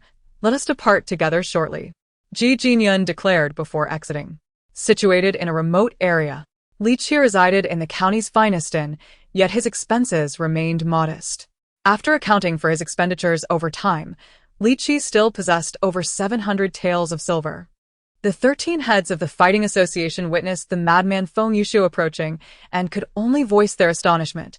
How dare you insult me so? The elderly man, overwhelmed with fury, spat forth a stream of blood and collapsed to the ground, unconscious and unaware of his fate. However, Chu Xiao unexpectedly sneered at him, and an ominous premonition surged within his heart. Su Lancheng, on the other hand, dared not breathe a sigh of relief. She knew that the miraculous physician beside her was bound to speak up soon. On the crowded bus, Jiang Yi clung to the iron pole, feeling a heavy dizziness settling in his mind, nearly fainting when he was timely caught by someone. Wang Yong found himself frequently relying on the vitality of magical stones for recovery, cautious not to misuse magic, as it was a nascent life. Upon reaching Songjia village, night had already fallen, and the children at home had long succumbed to slumber. Fortunately, the village's security was relatively good, and the children could safely remain at home. Yet, when Song's mother entered the house and saw the 3 children, whose eyes were swollen from crying, her heart was burdened with guilt. At that moment, Yuan Lai had not yet encountered Han Su. He merely noted the name, not expecting to meet him today. What do you possess to negotiate with us? Liang Hai stepped forward, his aura surging as he pressed towards Jiang Ning. The elder, fearing the depths beneath his feet, believed that a misstep would lead to becoming just another skeleton in the chasm, and thus, he cautiously offered a word of comfort before summoning Ada to proceed. Chunguang, what do you think? Su Xiuxiu, observing the situation, turned to inquire of Song Chengwang. You need not break the law. Just speak to Song Yuanxian and ask him to spare me. I am but a victim of deception. I truly know nothing. Upon noticing Su Xiuxiu's apparent anger, Lu Xiangxiang spoke recklessly, even dragging Song Yuanxian into the conversation. Unleash the invincible form. Jiang Ning bellowed as he activated his formidable state, the crimson golden light crackling with threads of thunder. The crowd engaged in pleasantries, conversing with Lu Yan, who responded half-heartedly, her mind clearly elsewhere, fixated on Su Shu. However, what troubled him was that Fan Yu's figure was entirely absent from the scene, even as he sensed Fan Yu's presence. Gao Wanlong felt a sudden spike in his blood pressure upon hearing this. How could he have thought of such an impractical endeavor? The difficulty was insurmountable. Moreover, without support from domestic fruit and flower companies, it would merely be a form of self-entertainment. Mu Luo gestured, and immediately, servants brought forth several large boxes. Placing them before them, is Lu Li's father, Jiang Yujing? Yu Pianpian exclaimed, suddenly feeling her mind swirl in confusion. Upon receiving such news, the entire Hai Ming entertainment was set ablaze with excitement, and even the entertainment industry in Huaxia stirred with fervor. Over the past few days, Lu Shuang pondered this issue, with various organizations and clubs flashing through his mind. In the vast northwestern region, the only possible organization was the Northwest Wolf. I'm not quite sure about that. Lu Shuang decided to feign ignorance, thinking it best to avoid any errors on his part. The two rushed to inspect Gongza Yinghui, discovering he still had a faint breath. One called for an ambulance, while the other contacted Lu Fei. The 4 family heads exchanged glances before ultimately trailing after the elders.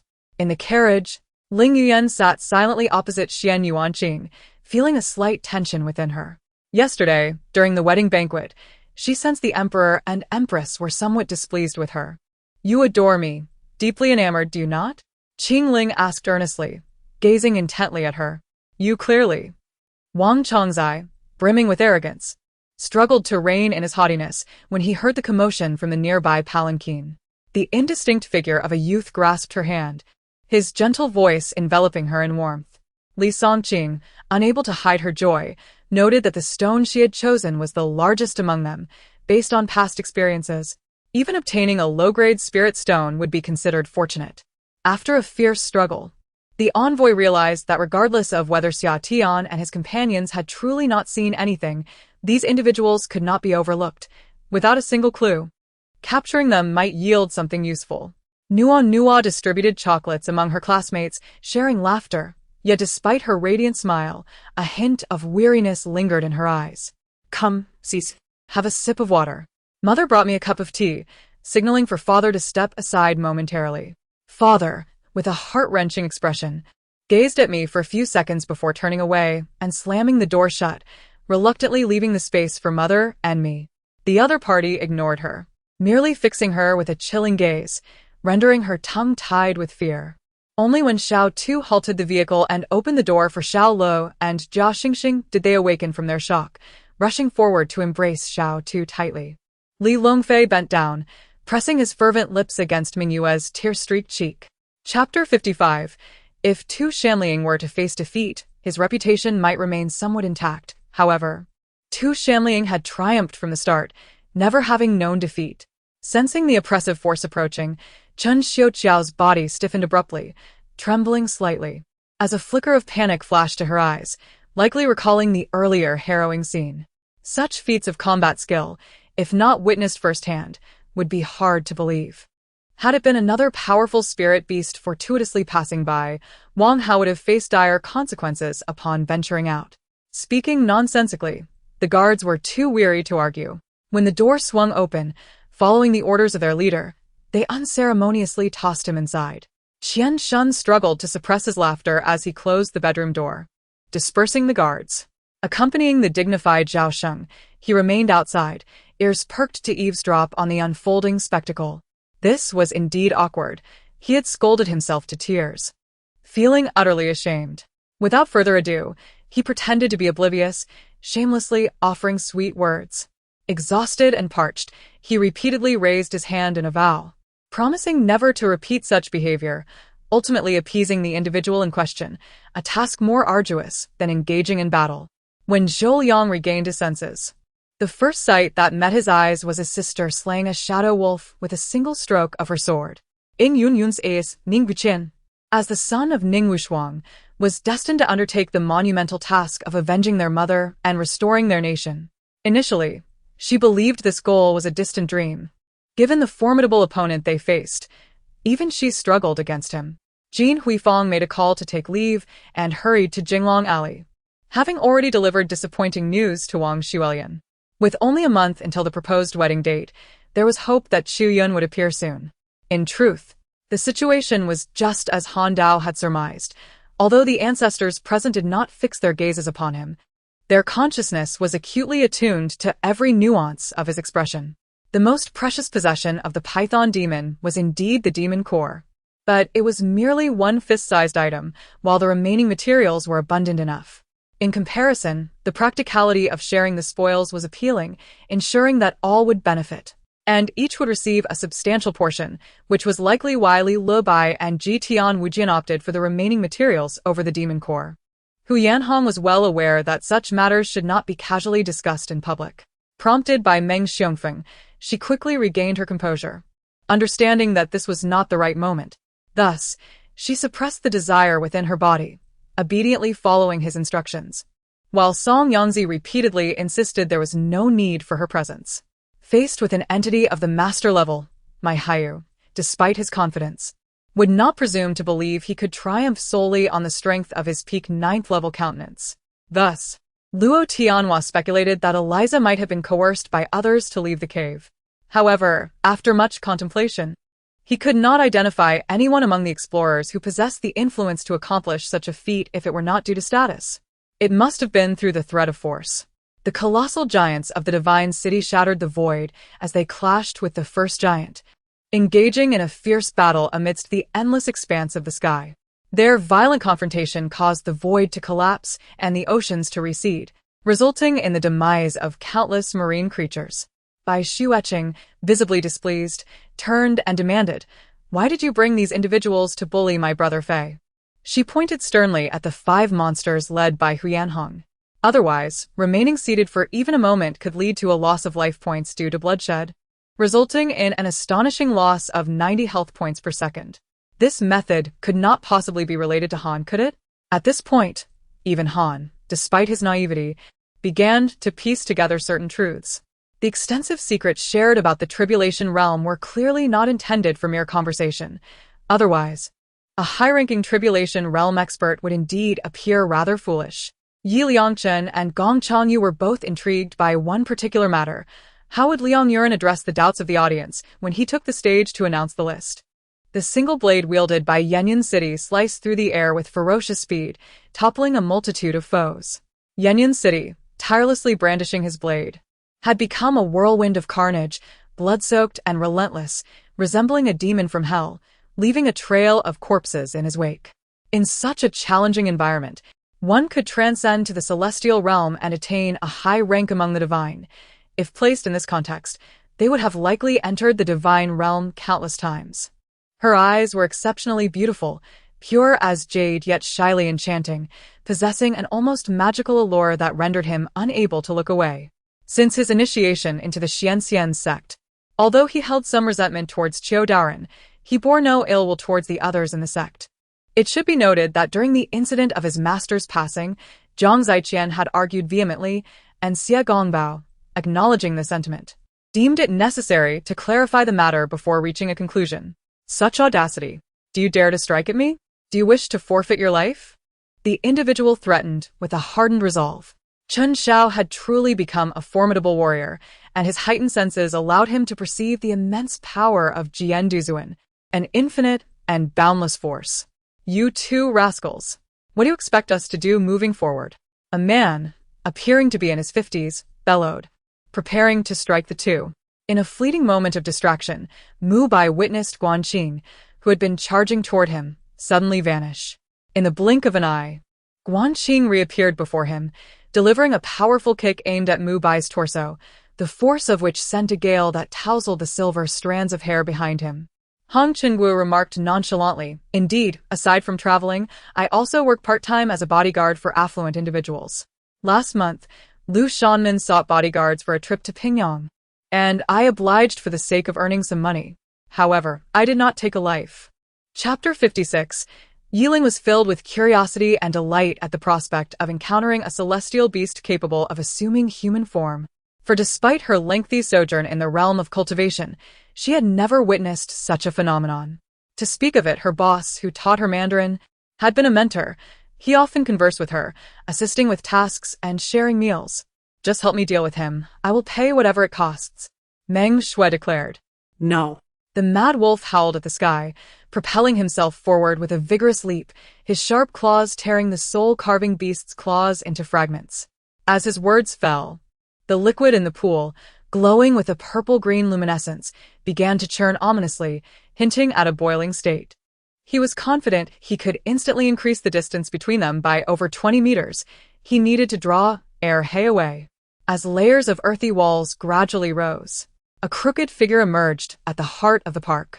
This is correct. Maintaining a calm mind is vital.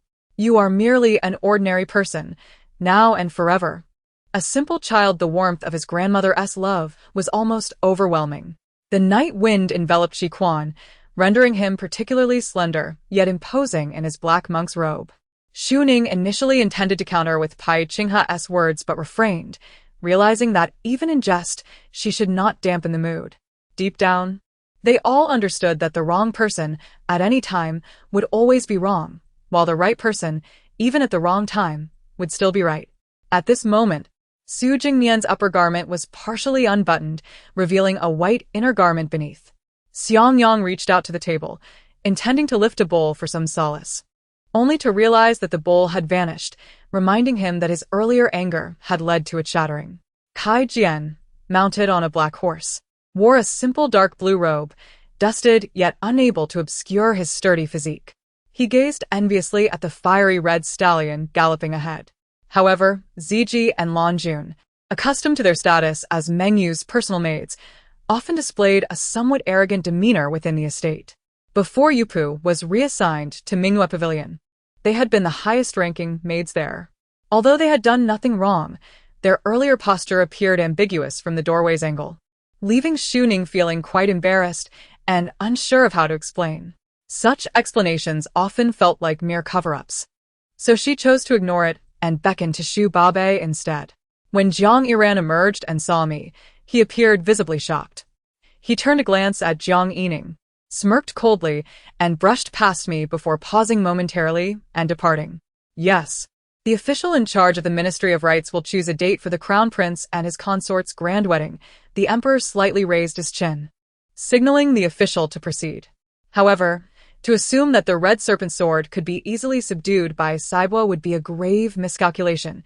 Instead, it retaliated against the blood-red Serpent Sword, brimming with primal ferocity, as its forked tip lunged back towards Saibwa's blade.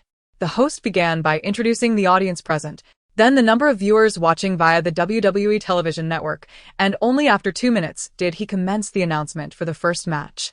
The founder of the Hilton family, Conrad Hilton, had established a bank in his early years, served in the military during World War I, faced bankruptcy, and ultimately revived his fortunes by managing a hotel in the prosperous town of Sick in Texas. The family business was sufficient with his sister involved.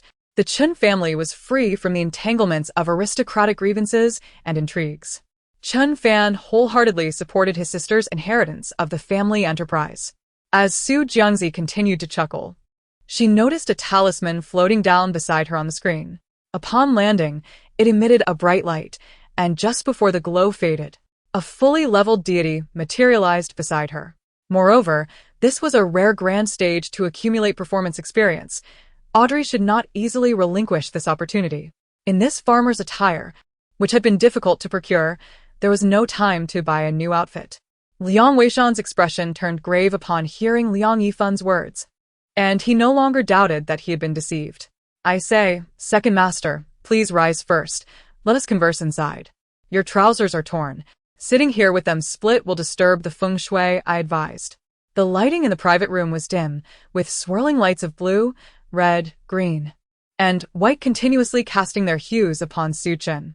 Xiao Chen dripped the substance into the wound on Mokana's chest, which immediately erupted in a burst of dark golden flames before extinguishing, sealing the injury with a layer of amber-like material.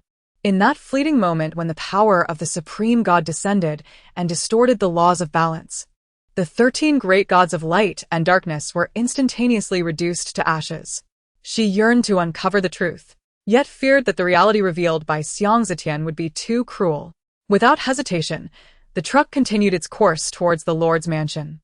The city guards intended to intercept them, but upon the display of a certain token by one of the passengers, they were allowed to pass without obstruction.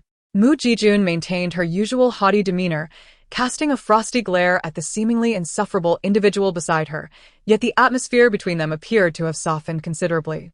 The remaining members of the Sea Clan merely glanced in the direction of the arrows but found no clues, thus leaping over their fallen kin to pursue Xiaochen. Chapter 57. Gong Wuer and a few others were equally curious, and Yan Changlan generously distributed one to each of them for inspection. Even Yu Feng, who had previously kept his distance, approached to receive one for examination. Over the years, Gu Heng and Yan Guang had maintained their connection. With the North Great Wasteland in need of personnel, many had been dispatched from various military districts, allowing Teacher Bai to proceed there as long as someone was available to receive him. This was also a crucial reason for Shui Xiuwai's ultimate choice to utilize the Earth Whip, as the assessment from the members of the Broken Mountain sect indicated that the Earth Whip far surpassed the Earth Spike in value. Thus, even if she could no longer select additional resources after the 80-point expenditure, she should not hesitate here. In that moment, the many disciples found themselves in a complex emotional state. As peers of this era's prodigious cultivators, they couldn't help but feel a mix of reluctance and shame. During Ji Jingxi's final visit to the palace, Li Duobao unabashedly revealed his stance before the emperor, leading Wei Di to prioritize dealing with him, the traitor, upon regaining consciousness. Although concubine Lu eventually managed to discreetly protect him, Li Duobao had endured significant suffering prior to that. Of course, gratitude was also owed to the unwavering support of his brothers, along with a nod of appreciation towards my esteemed friends, Wudong and Su Shui, for their assistance throughout my journey. The once missing organs began to regenerate, and Chen Yang felt a new, substantial inner elixir forming within his dantian.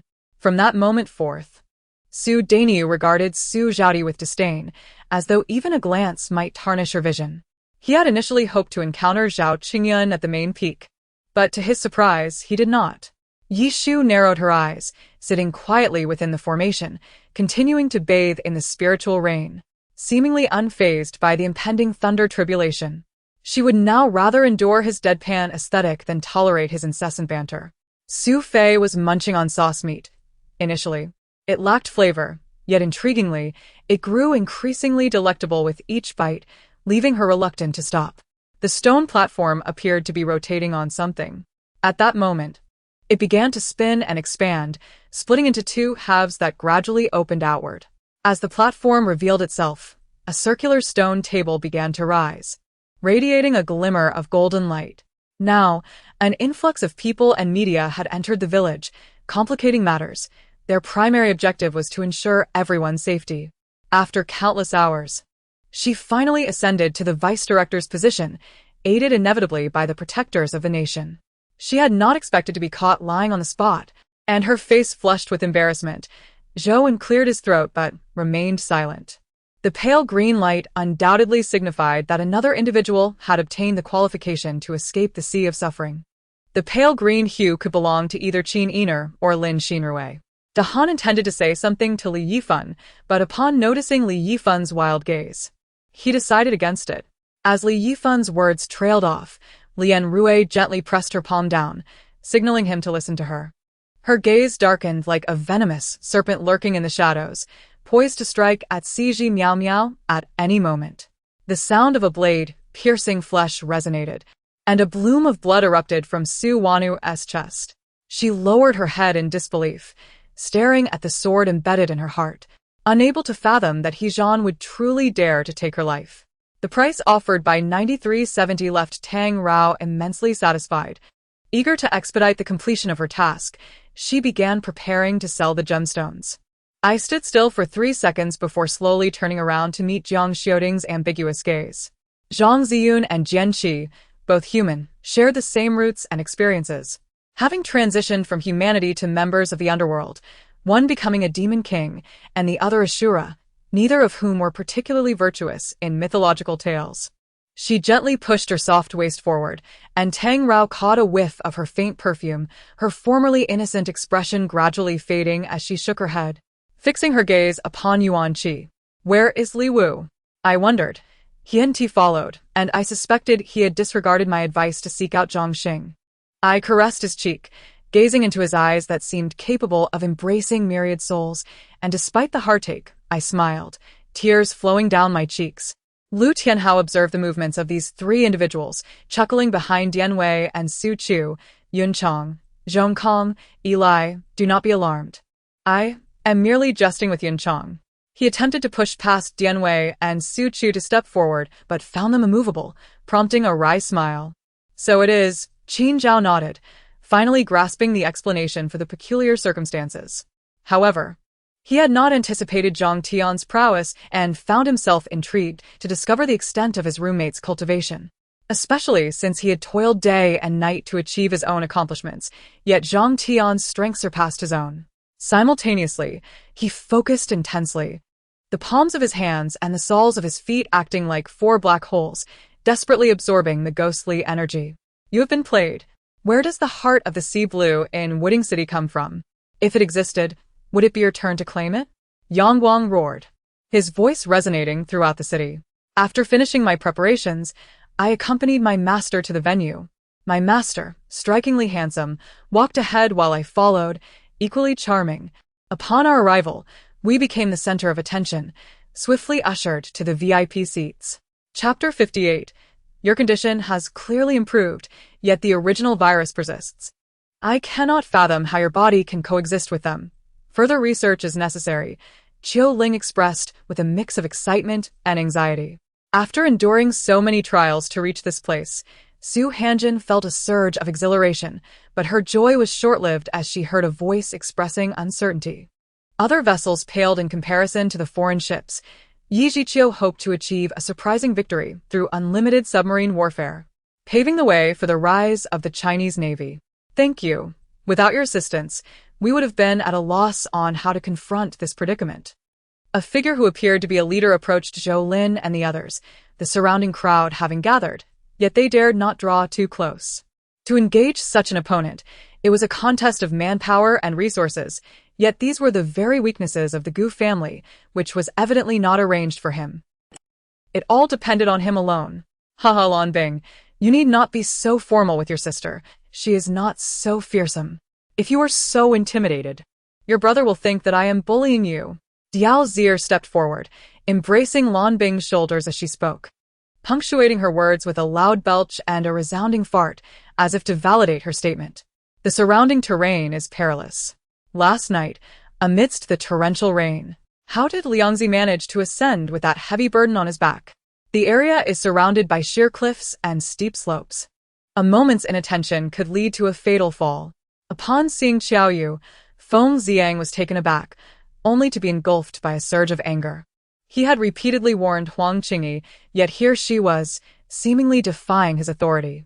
A flash of murderous intent crossed his mind, indifferent to Xiaoyu's enchanting beauty. Previously, meetings were quite straightforward, merely involving the allocation of tasks while everyone busied themselves. Indeed, it was the guest room. His master bedroom had been commandeered by Zhang Yu, and unwilling to sleep on the floor, he had no choice but to prepare the guest room for himself overnight. All of this was a result of Yi Tian's efforts on her behalf. She could not betray the expectations and kindness he had shown her. The registrar, holding her phone, quickly suppressed her shock and excitement, gripping the device tightly as she scanned for registration. The vengeful spirits followed her gaze and, upon spotting the earthbound spirit, their eyes filled with hatred. Black Tiger erupted in laughter, his face displaying a rich disdain, convinced that Yi Tian was merely boasting and courting disaster. Transport was no longer a concern. He knew numerous drivers capable of moving materials or selling products without issue. He struck the table with a resounding bang, immediately bestowing the title of Marshal upon Prince Yuan Yingying, commanding the 3 armies. Good sir, I merely inquired. Why do you jest with me? Meng Bo cast a disgruntled glance at the old man. Early the next morning, news of the Walkers' 18-point victory over the Pistons flooded major media outlets. The emperor glanced at the edict, perplexed. What scheme was Yunjin concocting? He had already secured Hexian, so why was he suddenly inclined to release her? Gao Qing's presence awakened in her a sense of the world's beauty. She no longer merely envisioned it, but yearned to embrace this tangible splendor that was now before her. Hu Qian's words ignited excitement in Ling Lan and Gu Hanhao, who dared not interrupt but quietly awaited Hu Qian's recounting of this ancient and peculiar tale. His intention was to lure the gigantic spider into the woods, utilizing the trees to impede its advance. Zhua Liang nodded and remarked, "The troops in this vicinity are no longer usable." However, he furrowed his brow, pondering that the emperor had only granted the tiger talisman for the troops here. Using soldiers from elsewhere would likely be unfeasible. For an ability user like Wang, who possessed only controlled powers and not physical prowess, the black-robed prophet felt gravely provoked by Wang's audacity to engage in close combat, halting his intention to flee and turning to deliver a fierce kick. Bang! The door was smashed to pieces, a huge head embedded within it, as he quickly located the source of the scent that had drawn him. It was too early to draw conclusions, yet one could not deny that Li Xinyun was indeed the prime suspect. Doubts lingered in Gu Hanhao's throat, rendering him unable to articulate his thoughts. Lan understood that the white-haired man in the photograph could not possibly be Gao Qing. The image's quality suggested it was from a long time ago, certainly not recent. The crowd exchanged glances, not having discerned Xian Shuang's methods, but speculating that they were merely lowly tricks. The earlier individual had been particularly inept. Had it been herself, she would have surely endured. I gently encouraged Gao Shiming, suggesting that having purchased such an expensive house, perhaps she should follow her cousin's example and acquire a modest vehicle, such as a 4L or a Volkswagen. After all, a car was merely a means of transportation, and driving a low-key Audi would enhance her stature as a celebrated star. Ancestor, Jiu Yibilian cried out mournfully, rushing to the side of the primordial demon Qilin, aiding him from the void. Come forth, Xianjing giant python. Let us fight side by side. Somi radiated a sacred aura. Among the 2 particularly striking crystal cores, one emitted a silvery glow while the other was translucent, radiating a mesmerizing 9-colored light. Truly remarkable. Over the course of 5 days, he felt as though he were living a life of royalty. Free from early morning training and the constant pressure to push beyond his limits, all he needed to do was rest. This is precisely why large cities prefer to accept 100 battle pills over yuanbao. Carrying such a vast quantity of yuanbao is exceedingly inconvenient. Previously bustling with patrons, she had even been approached by diners, yet once the master entered the establishment, many around them suddenly turned a blind eye. Though it was widely claimed that Qiao had earned 100 million annually from Nike, the truth of such assertions remained dubious. Bill Duffy hastily urged Huang Yu not to act impulsively. In truth, Huang Yu had not been entirely without lucrative sneaker contracts. However, Duffy believed those brands would not benefit Huang Yu. After fully unleashing Huang Yu's offensive capabilities this season, the Lakers would undoubtedly face significant changes next season. The likes of Shannon Brown, Josh Powell, Derek Fisher, and Jordan Farmar would all be up for contract renewals, and at this juncture, Huang Yu's role would become crucial. After exchanging a few words with Nagoro, despite his reluctance to concede, the executive president wielded a decisive blow, compelling Nagoro to nod in resignation and depart the arena with his bag in hand. Instantly, a delicate web formed, cradling Jianghua within it, gently laying him down, only to vanish in an instant. The plan to open the bloody gates and sacrifice the entirety of Nanyun City in order to eliminate the master had been conceived from the outset. Lin Kong had never intended to survive. Yes, my lord, thank you. Peng Fei felt a wave of relief wash over him upon hearing that Li Wujie bore him no ill will, just as despair enveloped Jin Qingchun and the others. A fierce wind swept through, hot blood splattering on Jin Qingchun, followed by the horrifying sound of internal organs hitting the ground. Thus, she realized that all of this was her due. Tears streamed down her face.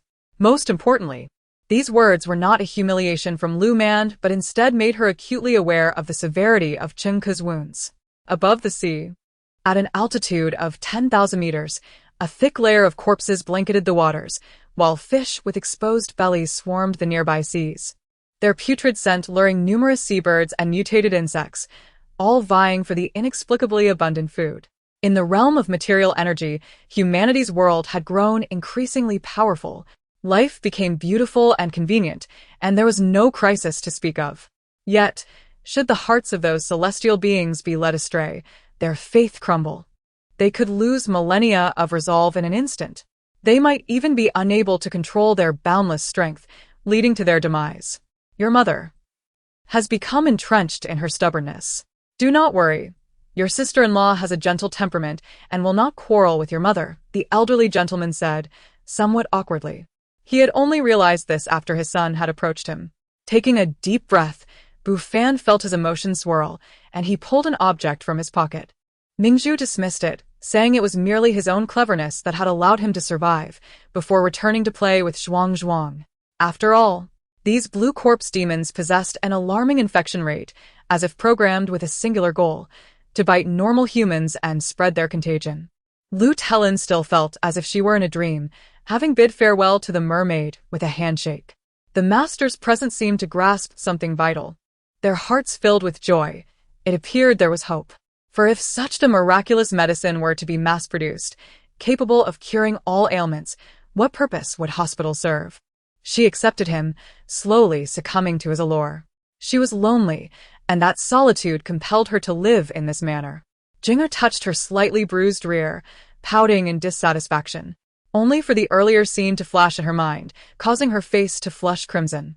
Regretting her words, she wondered why she had asked him for his WeChat, as if she wished to maintain contact with him in the future. Martina's father, Berlusconi, a politician, deemed the matter settled, feeling that there was no need for coldness between him and Hugo and his family.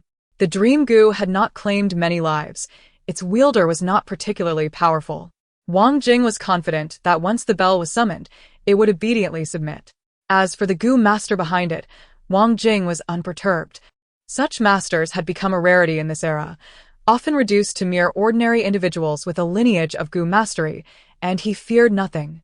From his words, Lu Shiyan learned that the military salaries were indeed extorted from the common people, with the treasury having dispatched them only for them to be intercepted by the likes of Zhongshan en route. Upon returning to the boundary, he performed several different seals.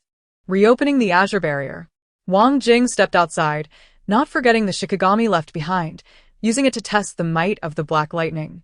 We reached an agreement with Parma regarding the transfer fee yesterday, so today we traveled from Trapani to Parma to discuss matters with you in person. As soon as Selly and Hugo finished speaking, they hastily conveyed their purpose for visiting, indicating they had persuaded Parma to release the player. Footsteps echoed from the outer office, signaling someone's arrival. The door swung open, and Park Anna entered, carrying a set of clothes, locking eyes with Zhang Zhao. Initially expecting Li Yan, no one anticipated it would be Park Anna, resulting in an immediate awkwardness. Chapter 60. The man was robust and muscular, his skin gleaming with a metallic sheen, exuding an air of confidence and dominance. Especially striking was his scholarly demeanor, which had shattered to pieces, leaving no trace behind. The gray-bearded elder laughed heartily, then vanished alongside the black and white taiji symbol on the ground. Zhou Jigua's easy concessions sparked new thoughts in Zhou Jifu's mind, although the brothers had clarified their stance. Zhou Jifu surveyed his elder sister's opulent abode, which radiated wealth from every angle. Your intuition is truly astonishing. I have not chosen unwisely. Only you can restore my freedom. The enigmatic celestial demon couldn't help but exclaim. Two land cruisers flanked a modified Century Star RV, where Gao Yulan reclined on a soft leather seat, observing Xiaolin as he perspired profusely, while calling Xiao Tianqin. When this incident became public, the school felt pressured, holding several meetings and inviting a psychologist to focus on the mental well-being of the senior students, causing widespread anxiety. All teachers began to pay special attention to underperforming students to prevent similar occurrences in their classes. William had grown impatient with the nobility of the Goya kingdom repeatedly disregarding his demands. With a subtle gesture, he signaled Hardin to take the struggling noble spy away. It was evident that this village had developed due to the port, serving as a resting place for passing Gu masters, while the surrounding fishermen had lived there for generations. As he approached the cave entrance, he overheard the news that a certain inn had been ruthlessly destroyed by a Taoist, causing his legs to weaken, nearly leading to a fall. You still laugh and drool. I let you bully me. Seeing Chu Wangshu's lewd smile, Lin Mike was no longer easy to handle. Promptly reaching for his waist, then executing a swift 180 turn. Yang Hao perked up, pointing a finger to access the item list, examining the details of the blue orb. Moreover, Yi Zihao comprehended why Wu Dai Heidu had previously killed the innocent employees of this factory. However, after hearing Shan Qijuan's earlier remarks, Yamei realized she had underestimated the complexity of the situation. At that moment, Alice believed she could effortlessly crush Xin Chao, leaving behind a piece of fabric to provoke him, vowing to double his humiliation. The three carried a single backpack containing a few changes of clothes and valuables, traveling light, though the two engines weighed heavily. Sighing, Mo Fan stated he disliked such idle pursuits, relying on boasting and deceit for profit, before picking up his bag to head upstairs. The boys and men who had been stealing glances at her were startled, believing she had noticed their peeping. Of course, these were items purchased by artists. Generally, production crews with less favorable conditions would not incur such additional expenses. The lacquer used was not a chemical industrial product, but rather crafted from raw materials brought from the mainland, employing ancient methods. This craftsmanship may lack the vibrancy of chemical products, yet it embodies a deeper essence. Paired with the natural grain of the golden Nanmu furniture, it created a seamless harmony. He detested the tasks of ink grinding and calligraphy, but Sijin insisted that now that he had entered the Council of Ministers, he could no longer be solely a martial general, necessitating the writing of formal documents, making it imperative for him to practice his penmanship, albeit reluctantly. This was an unnecessary question. Even if I were to show mercy and spare you, would you believe it? Qin Fan shook his head. What could compel these ancestral beings and great sages to willingly sacrifice their foundations to venture into the origin world? The whimsical Feng Jun chuckled at the comments flooding the screen, noting that the audience had significantly increased, likely a result of the buzz surrounding this new handheld console. Moreover, how could a soldier, fleeing for his life, manage to fold his blankets so neatly and even don his military uniform and hat? After disembarking, Shi Qianmei walked beside Wu Tao, instinctively rubbing her arms, clearly unaccustomed to the northern chill. Grasping Jiang Yinua's cheeks, her screams morphed into whimpers.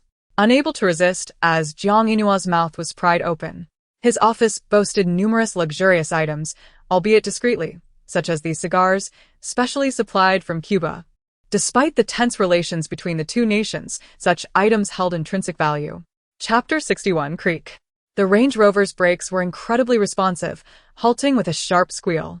The two security guards near the entrance had already jumped aside, only returning when the vehicle came to a stop. Lin Shun's eyes sparkled with delight as he tightly grasped Jin Yang's hand, gazing into his face. "I'm dizzy." Upon hearing Xian's words, Li Rui couldn't help but pat his forehead, collapsing once more before the formidable Xian. The second set featured a traditional suit and wedding dress, witnessed not only by friends and family, but also by various acquaintances connected to the Sheng and Chu families, arriving to bestow gifts. Initially intending to enjoy a leisurely day with Zhang Ran at Hingshan, they found themselves embroiled in yet another incident. Although the frustration was released, it inadvertently led to further complications. Furthermore, she was married, and he was to be wed. Many years ago, she had recognized that there would be no conclusion to their story. Naturally, Su Jiaojiao would not divulge the details of her past with Gu Lanshan, merely nodding with a smile, yet her peripheral vision caught sight of a familiar car parked by the roadside. Unexpectedly, the 5,270 perimeter had managed to erect a spiritual energy shield, effortlessly neutralizing the strike. "Do not digress. I wish to discuss serious matters," Han Jinyong remarked with feigned annoyance as Zhang Haiping evaded the topic. To him, these individuals clad in various robes appeared as mere delivery men. It must be said that if someone else were to step into this place, they would likely think they had entered the realm of the underworld. Li Feiyu cast a displeased glance at her, his expression dark. She truly spoke without the burden of understanding. Her speed far surpassed his own, especially since he had just begun to gather his soul and was still unfamiliar with the control of flight, rendering him quite slow. However, from Xiao Ran's perspective, I believe he acted imprudently. Regardless of the circumstances, he could not force Xiao Ran. Yu Fei let out a cold chuckle, then raised his hand, unleashing a surge of true energy that dislodged the bullet lodged in Guiping's knee. Li Weidong observed the reincarnated individual of the greedy wolf star from afar, his gaze piercing through the layers of mist, attempting to glimpse into the person's past and future. "I am not gravely injured, merely fatigued. I understand that the Sea Lord is quite anxious. Let us depart now," Yu Fei stated. She cherished being by his side, enveloped in a sense of security. Amidst the clamor of the world, being in his embrace brought tranquility. When Tang Feng, Su Chan, and the likes of the flowing sand fairy emerged from the blood sea of witches and demons into the teleportation array, they found Shi Yue and dragon god Luai impatiently awaiting them outside, with several fighter jets prepared for immediate takeoff. Upon seeing Tang Feng's arrival, Shi Yue nearly sprinted towards him. "This is truly an excellent method of assessment," Su Yuan mused, his facial expression difficult to articulate. "He was not the first to attempt to seize my body." Lin Yu smiled faintly. If this creature chose not to possess him but instead control its lifeless shell to engage him in battle, it might indeed pose a slight inconvenience. "Spare me your feigned compassion. I acknowledge my defeat today, and however you choose to deal with me, I accept. But mark my words, after today, I shall not let you off easily." The minister of the Shadow Club clearly showed no gratitude. At this moment, Sun Qing realized that today's auctioneer was indeed the young master of the Huangfu family and dared not delay him further. As time passed, a month went by filled with unease among all, during which all monstrous invasions ceased, giving the illusion that extraterrestrials had abandoned their plans for Earth. Yet, the three lurking beasts around the breach conveyed an ironclad truth. They had not given up, but were instead gathering strength. Zhong Gongyu signaled to Han Xing, indicating that they could not confront Wang Yu today. Offending Yu Marin for the sake of dealing with Wang Yu was not worthwhile. Wang Yu's actions contradicted his usual clever demeanor, opting to resolve matters with the most foolish and direct approach.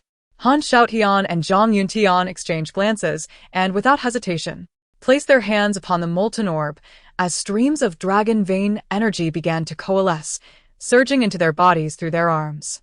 Regardless of whether the children comprehended his disjointed words, they all firmly etched them in their minds.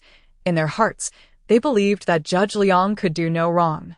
In the chapter titled The Betrayed Promise of the Demoness, Ji Tiancheng found himself too weak to control the powerful spirit beast, the mutant tiger.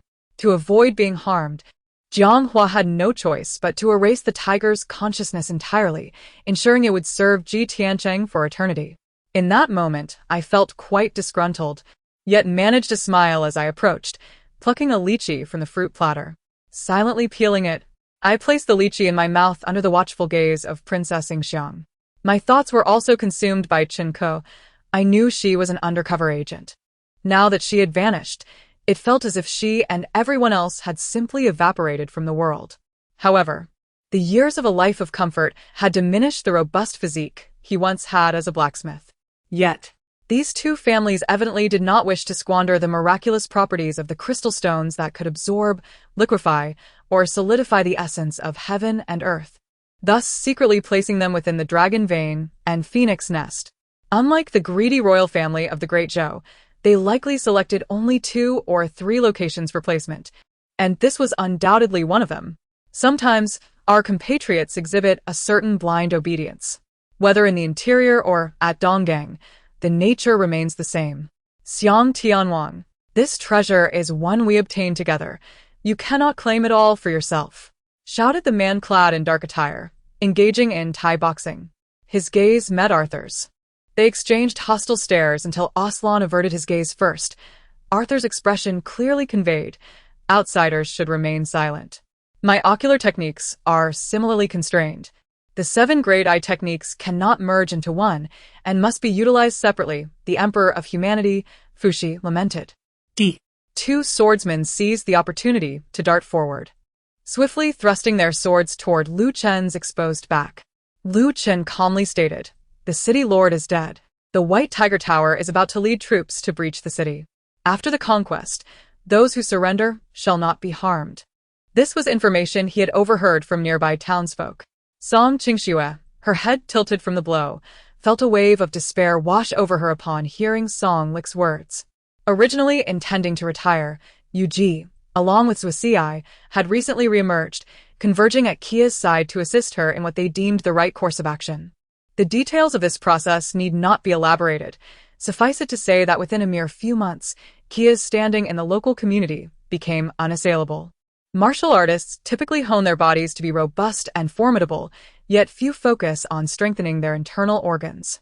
One individual, driven to madness, had once slaughtered an entire town to concoct a magical potion. Following a tirade from Shangguan Ruming, Princess Zhu Pa felt quite embarrassed, pressing her palms together before Jin Tian. This person was likely a retired border soldier, a key component of the Jinhui and a staunch supporter of the Ming dynasty's holy emperor. Upon raising his head, the face beneath the mask was as dark as night. "Mo Bai, how did he find this place?" "I have eaten," Yimu replied, unfazed. Yue found nothing surprising about this. It was a question she would often ask. She was simply that dutiful child. Would you bite her? If he could not even manage such a simple task, he had no hope for promotion. He would surely leave an impression of being ineffective, and promotion would be utterly impossible.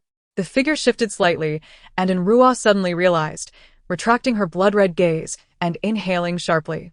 It was an undeniable reality. This was merely a matter of time. What was meant to happen would inevitably come to pass. Back then, she had witnessed Ling Yun's brutal ferocity. Yet, at that time, to conceal her own dereliction, she had dared not report the truth to Minister Chen or her superior. Yue stealthily ascended the stairs. Upon reaching the 2nd floor, she gently pushed open her parents' door, finding them peacefully asleep. "There are only 3 bullets, you know. I prepared them especially for them." And Mo Xian raised his gun, aiming at Zhao's forehead. When their group arrived at the Eternal Ice Cavern, even the shivering Xian Shi and the heavy-headed Xian Hu felt the chill. Luckily I haven't put my phone in my pocket. Upon opening it, Liao Jingxian could only exclaim, "Thunder God, you need not strike. I have already been struck down by lightning. Make way. No one is allowed to approach."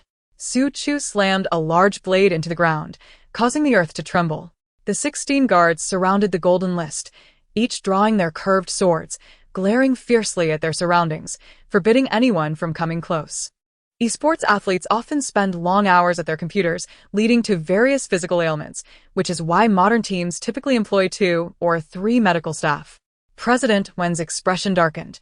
If he were to refuse Ninshu, it should have been done subtly, not in such a blunt manner that would publicly embarrass him. Lin Liren gazed gratefully at Liang Shan and the others as they departed, realizing that his sister intended to reserve this opportunity for him. The hour was drawing near. Meng Fan reached for the order slip on the table, a triumphant smile gracing his lips as he handed it over.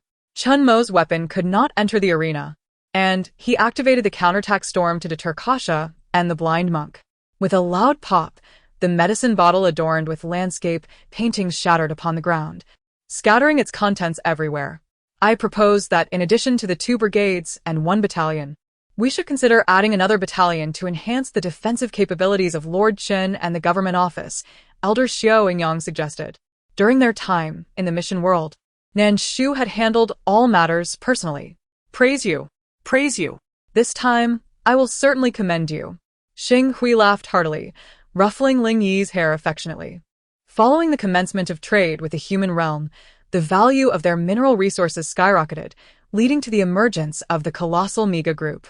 The second son of the Xue family, who had just risen to his feet, turned as pale as a ghost, having previously asserted that no fool would engage in business.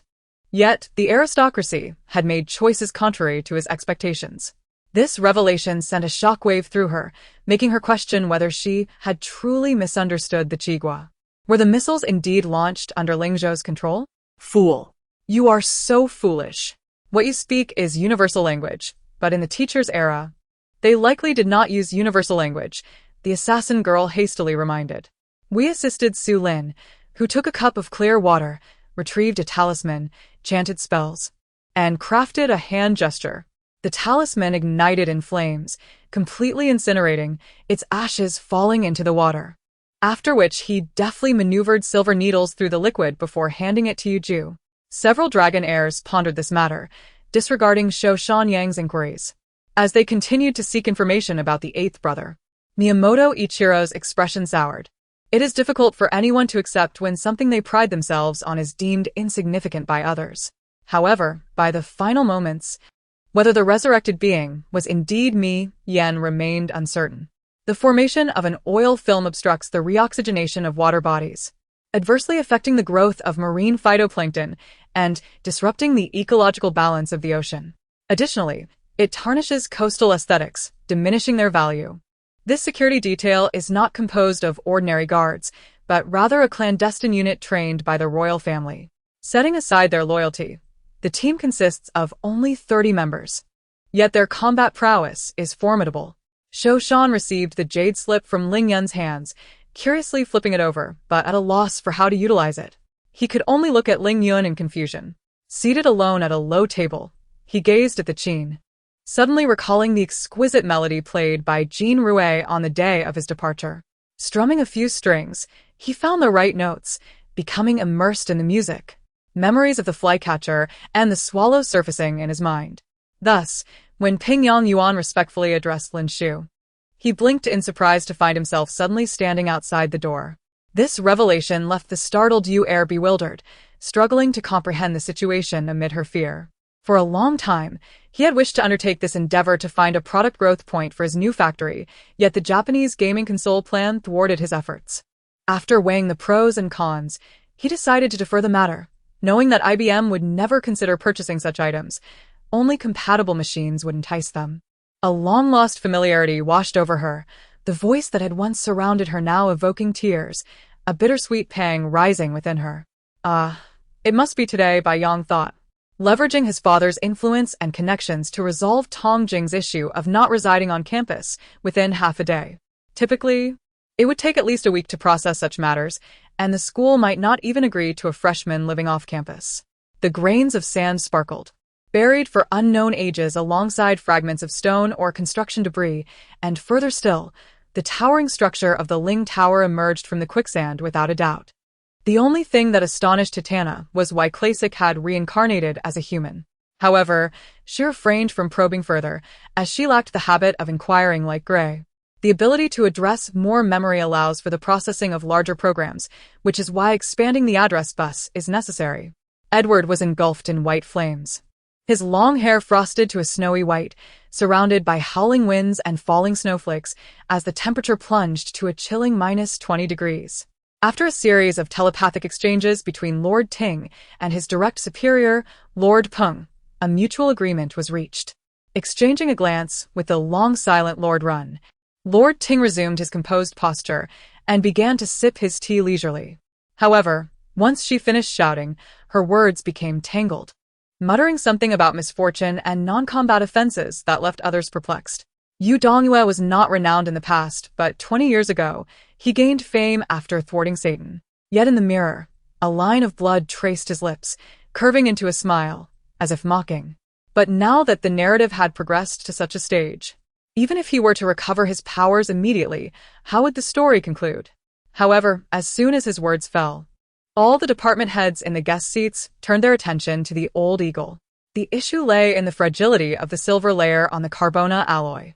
The new weapon, a double-edged sword partially coated in silver, did not adhere perfectly, resulting in silver flakes shedding. Upon closer inspection of the humanoid beast, Li Jian found her increasingly grotesque, and on several occasions, he contemplated pulling the trigger to end her existence. It's nothing, just a routine inspection of the cargo on board. The glimmer in his eyes indicated that matters were far more complex than he claimed. Uncle Lu Han remained silent, seemingly infuriated, as the situation spiraled without resolution. Meanwhile, Lu Wushuang and Yuan Yingying, standing behind Yonghua, were still in shock from the earlier scene, their expressions blank, heads adorned with torn window paper. Before Tang Feng could finish speaking, he vanished, sprinting towards the third floor. Just as he moved, 2 bullets whistled down from above, targeting not Tang Feng, but rather the unsuspecting Han Xinlan beside him. Lu Xiangqian was bound uncomfortably, and after some deliberation, Su Luoi decided to untie him. Seeing Li Yichen mentioned by Luo Feng, he finally spoke up. As Zhao Si stepped out of the luxurious suite in the star-picking tower, a fit of carefree laughter echoed from behind him. Leon chose to forego hair in favor of better cooling for his brain during intense thought, prioritizing science over mere aesthetics. Zhou Rui seemed unable to escape the situation, indifferent to potential developments, as she did not reject Li Li's approach. The 6 items obtained from the Earth attribute mineral sources included a rare treasure capable of producing G2, marking a successful venture for the Duchess of Jiulu. The 4 exchanged cold glances throughout, with Su Jinghan suspecting a connection between Chu Jin and Xiao Yi, his expression darkening. The thought of acting alongside someone duplicitous and malicious sent a cold glint through AI Bing's clever eyes.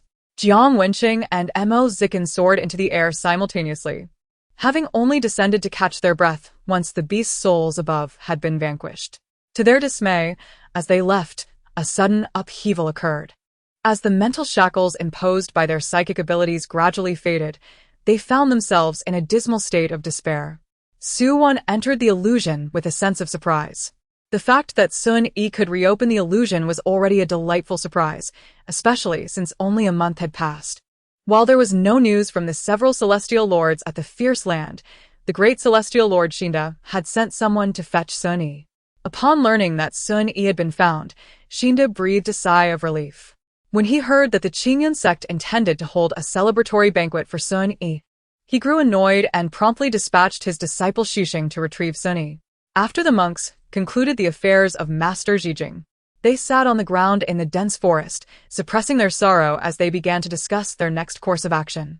Undoubtedly, every object bore the vivid vermilion mark, and the Chinese seal script appeared particularly striking.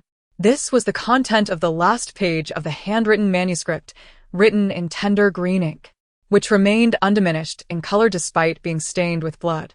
Go ahead, say whatever you wish, but rest assured, the girl Chushue will eventually find someone else, Ziyuni expressed with confidence. Thus, the eunuchs had no choice but to exert themselves to climb, striving upward, for they could find no other refuge than the palace. Such a sight! Ziyunya's eyes were filled with astonishment, as if he had been thoroughly frightened, beads of sweat forming on his forehead. Lin Yi glanced at Luya and the others, her curiosity piqued regarding the images Lirong had shown Su Chongqun. However, Su Chongqun had remarked that those were Lin Yi's husband. In the midst of my rambling thoughts, I suddenly observed a multitude of monsters crawling out from the abyss below. Uncle Zhong was surprised to see that the newcomer was Yuan Chentang. Qin Ting, why are you here instead of in the cave? Before he could finish speaking, he was overcome by a series of cold sneezes. Hua Heng's heart fluttered with secret delight. Was her wish finally about to be realized?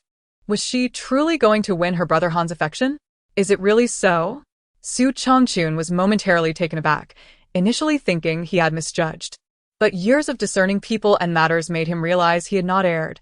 Rather, Yi Xiaobai was simply very well composed. He cast a helpless glance at Gu Ruohong, who was still dazed and confused, and cleared his throat.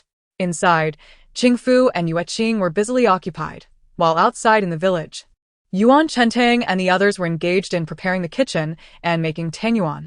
This afternoon, upon seeing her elder brother busy outside, Chen Xin seized the opportunity to lend a hand, moving items and assisting the aunts in making tangyuan. However, Lin Yi understood she needed to discuss Su Changchun's invitation with Yi Xiaobai. Darling, I need to tell you something. Lu Zhao's life had settled into a monotonous routine, filled with the daily chores of washing and cleaning. To prevent any misfortune from occurring, the king promptly declared a nationwide ban on the use or possession of spinning wheels and spindles, threatening death for any violators. 15 or 16 years later, the king and queen vacationed in a remote location. I don't wish for this to happen either. Forget it, pretend I never said that, Shi remarked before lying down on the mat to rest. Qi Jiao declared, in my harem, there's also Miao Jiang, the biting cat. After Qi Jiao spoke, a series of beeping sounds echoed in the room. Hee, we have considered this issue, but we are not asking you to finalize it immediately. Take your time. I hope you can provide us with a satisfactory response when the time comes. Li Kailong added, addressing Lin Xiao. How could such a thing happen?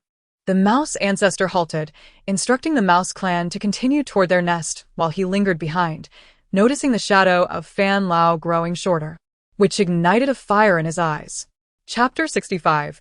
Han Chao reluctantly played along with Lu Rui's performance, and at this moment, Han Chao found it difficult to speak, but had no choice but to cooperate with Lu Rui. These cat spirits had no plans, but their strategies were indeed intricate. The reason 12 elders attacked by Jianli was a result of internal factional strife. No one wished to be defeated by the other. The Persian soldiers, witnessing the emperor's generosity, erupted in cheers, their morale soaring. Ardashir ordered several generals to lead the charge, the army forming ranks as they charged toward the camp of Volagase's 6. He Long, having been dragged down, was now terrified and disoriented, trapped by these individuals in the room, fully aware of the unexpected events that could unfold. It was evident that Xinghai's skill surpassed those of his opponent, a towering man whose intimidating stature was countered by his rigid body and lack of wit. After a few fierce attacks, he found himself forced to retreat repeatedly under Xinghai's pressure. Zhuge Liang arrived in Hanzhong, accompanied by Generals Chao Hong, Li Dian, Zhou Tai, and Chen Wu, leading an army of 60,000, with Wei Yan coming to receive them. Zhuge Liang stationed his troops and entered the city, with Chao Hong and the others to strategize on how to attack Yizhou. Agreed. Though Dominique simply uttered 2 words, his eyes began to blaze with intensity. The trusted leader glanced at Lu Ji, who nodded subtly, signaling agreement, and they rushed off with great fervor. Lu Zhe rode a magnificent white horse, galloping with exuberance, accompanied by 30,000 armored soldiers, stretching for over 10 miles. Su Chu and Dian Wei, having both surpassed 50 years, sported gray hair and frosted beards. Under normal circumstances, no one would be present in the cafeteria at this hour, yet the lights remained on. As the enormous visage loomed closer, a flicker of black-red arrogance manifested between Shank's gleaming black blade. Long Haotian, with innocent eyes, nodded seriously and swiftly darted out of the grass hut. At that moment, Chen Wan was leisurely strolling with Mo-Yi, every move she made falling under Mo-Yi's watchful gaze. Feng Jinyuan sat on the straw mat, gazing up at the furrowed brows of Long Haotian, who appeared like a demon risen from the depths of hell. There was also one named Xie Xiaofeng. Despite the imposing name, he was simply an unremarkable sycophant. Yang Qianqian pulled out her phone and blurted something nonsensical before putting it away. Beside her, Haoshen could no longer restrain himself, moving closer to Zhang Bao's side, rolling up his sleeves and glaring at him with an expression that seemed to say, "If you say another word, I will hit you." Shun Yaowei leaned down, peering through the rippling water, catching a glimpse of the man concealed beneath the clear spring water. The young man glared fiercely at Chen Yu below, asserting that if one could not even muster a fierce word in the underworld, they were unworthy of being a competent figure in that realm. Is that so? Then what are the events for this youth poker tournament? Aunt Zhang inquired. Han Xingqi smiled slightly, unperturbed, knowing that while others may be unaware of the cards the two held, he was fully aware that Mond could not possibly submit a single report. These individuals were a group of orphans cultivated by Su Haifeng, his personal guards, naturally loyal to him. While the previous games of Go and chess were manageable, the ability to win at Do Diju truly astonished everyone, proving Han Xingqi's capability. Zhao Xinghe's thoughts drifted aimlessly when suddenly, his phone in his pocket rang. After all, many believed that having lived for decades under radiation exposure without any issues indicated that radiation had little impact on them. Yet, in truth, everyone knew that many diseases today stemmed from radiation exposure, such as leukemia, aplastic anemia, and various tumors. She assumed that Qin Yan was being difficult and wondered what she had done to offend him, her heart filled with anxiety and unease. Tom Lien, upon hearing those words, wore a face of utter despair, akin to a frostbitten eggplant. He relished the idea of embarking on entrepreneurial ventures with his friends rather than inheriting the family business, feeling little sense of accomplishment, as if everything he had was merely bestowed upon him by his family. He had invested significant sums to recruit a number of assassins to gather intelligence outside the city, only to be met with a sudden onslaught from the cavalry of the security forces, resulting in casualties on both sides. Initially, he presumed that the man before him, being favored by the Prince of Longevity due to the Yang family, would not dare to harm him. However, he was taken aback by the prince's drastic change in demeanor, which was exceedingly unreasonable. Should he act according to the prince's demands today, he would have no face left to present to the world. The 300 disciples were equally astonished. Though they had witnessed numerous magnificent palaces, this was their first encounter with an object imbued with an aura of mysterious power. After their palms met, both retreated swiftly. Lu Nu stepped back 11 paces, while Zhu Wen retreated a staggering 15. The flames blazed fiercely, and the temperature within the stone chamber seemed to rise imperceptibly. Even Qin Mu, with his robust physique, could faintly sense a touch of heat. Zhang Li offered a wry smile, having already offended various sects. Joining them was a daunting task, and this path appeared to be a dead end. In Chapter 66, he recounted how Mo Songlong of the Demon Sealing sect controlled the sect, dominated the Demon Mountain, and bullied Xiao Tsongtian, detailing how he activated the Blood Demon Seal, abandoned his corporeal form, entered this realm, and devoured Ruoyan's primordial spirit to inhabit her body. Master, why must you insist on accepting her as a disciple? This person is arrogant and unruly. She will surely be difficult to tame, Mu Xiao stated coolly. She see and seemed to perceive her unspoken thoughts, the smile on his face gradually fading. After an initial failed strike, he rolled sideways and launched a fierce kick toward Lu Chong's head, exhibiting an astonishingly aggressive attack. Qiyu Yao glanced at Lu Yingying's elegant chamber. Even without seeing her visage, she could surmise that she was infuriated. During her conversation with O Zikai and Yin Bai Tang, the stakes had already risen to 40,000, and a neighboring remark of 50,000 had left her utterly frustrated. A somewhat ethereal hand emerged, striking the boulder with precision, shattering it into gravel. The photographs taken were of decent quality, sufficient for Su Wei-yi, who pursed her lips and retrieved her sketchbook, quietly beginning to draw in reference to the images. It is worth questioning which dynasty did not witness the slaughter of ministers, particularly those slain by King Zhou. If you conspire against the throne and undermine the state, how could I possibly spare you? My duo suggested checking arrangements and remarked, perhaps we should refrain from such actions. There might be scoundrels amongst us who'd rather seek out Liu Bei for a feast. They decided to consult Nangong Su, who mentioned pursuing the matter further. Shall we come to visit you for a bit? You seem to be living quite comfortably here, De Bao directly inquired of Emperor Jing. In stark contrast, the elder, head of the Bai family, along with the Zhou family patriarch and the remaining two, wore increasingly somber expressions. However, having worked for so long without a single word from them was decidedly peculiar. This is not a matter that can be dismissed simply because of your denial. We will disclose the truth in its entirety. They valued this market highly, aspiring to introduce their armed helicopters to the eastern great nation to fill a significant void. Thus, they engaged in discussions with Liu Dajuan, only to be frustrated by the persistent focus on military helicopters in their dialogue. Sona Mo, with a bitter smile, did not shy away from admitting, indeed. She had accurately guessed that this series of unanticipated actions was influenced by the suspension bridge effect. The launch of nuclear weapons requires multiple procedural verifications, typically using preliminary protocols to assess their effectiveness. Given the murky situation, testing was prudent. Gradually, both individuals began to smile. Though shrouded in dark robes, their faces remained obscured. Chen knew how attributed all responsibility to himself, believing that had he not confided in Qin Xing, she would not have sought revenge against Yu Ruilin, thereby sparking this chain of calamities. The ancient ancestor of 10,000 ghosts inhaled deeply, greedily absorbing the ethereal energy, feeling his withered mind rejuvenated. Yet, pressing matters required attention, prompting him to produce a piece of bone jade and cast it into the void. Had they walked as a couple, it would have been simpler. However, given the ambiguous nature of Chu Yungu and Xia Ying's relationship, openly refusing felt constraining. Thus, they would not disguise their connections under such an ambiguous pretense. Huang Ting scoffed, too arrogant and self-assured.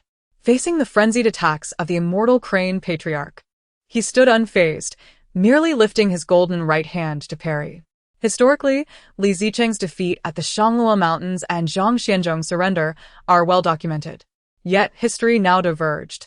Li Zicheng appeared to thrive more freely than ever before, seemingly more formidable than his historical counterpart.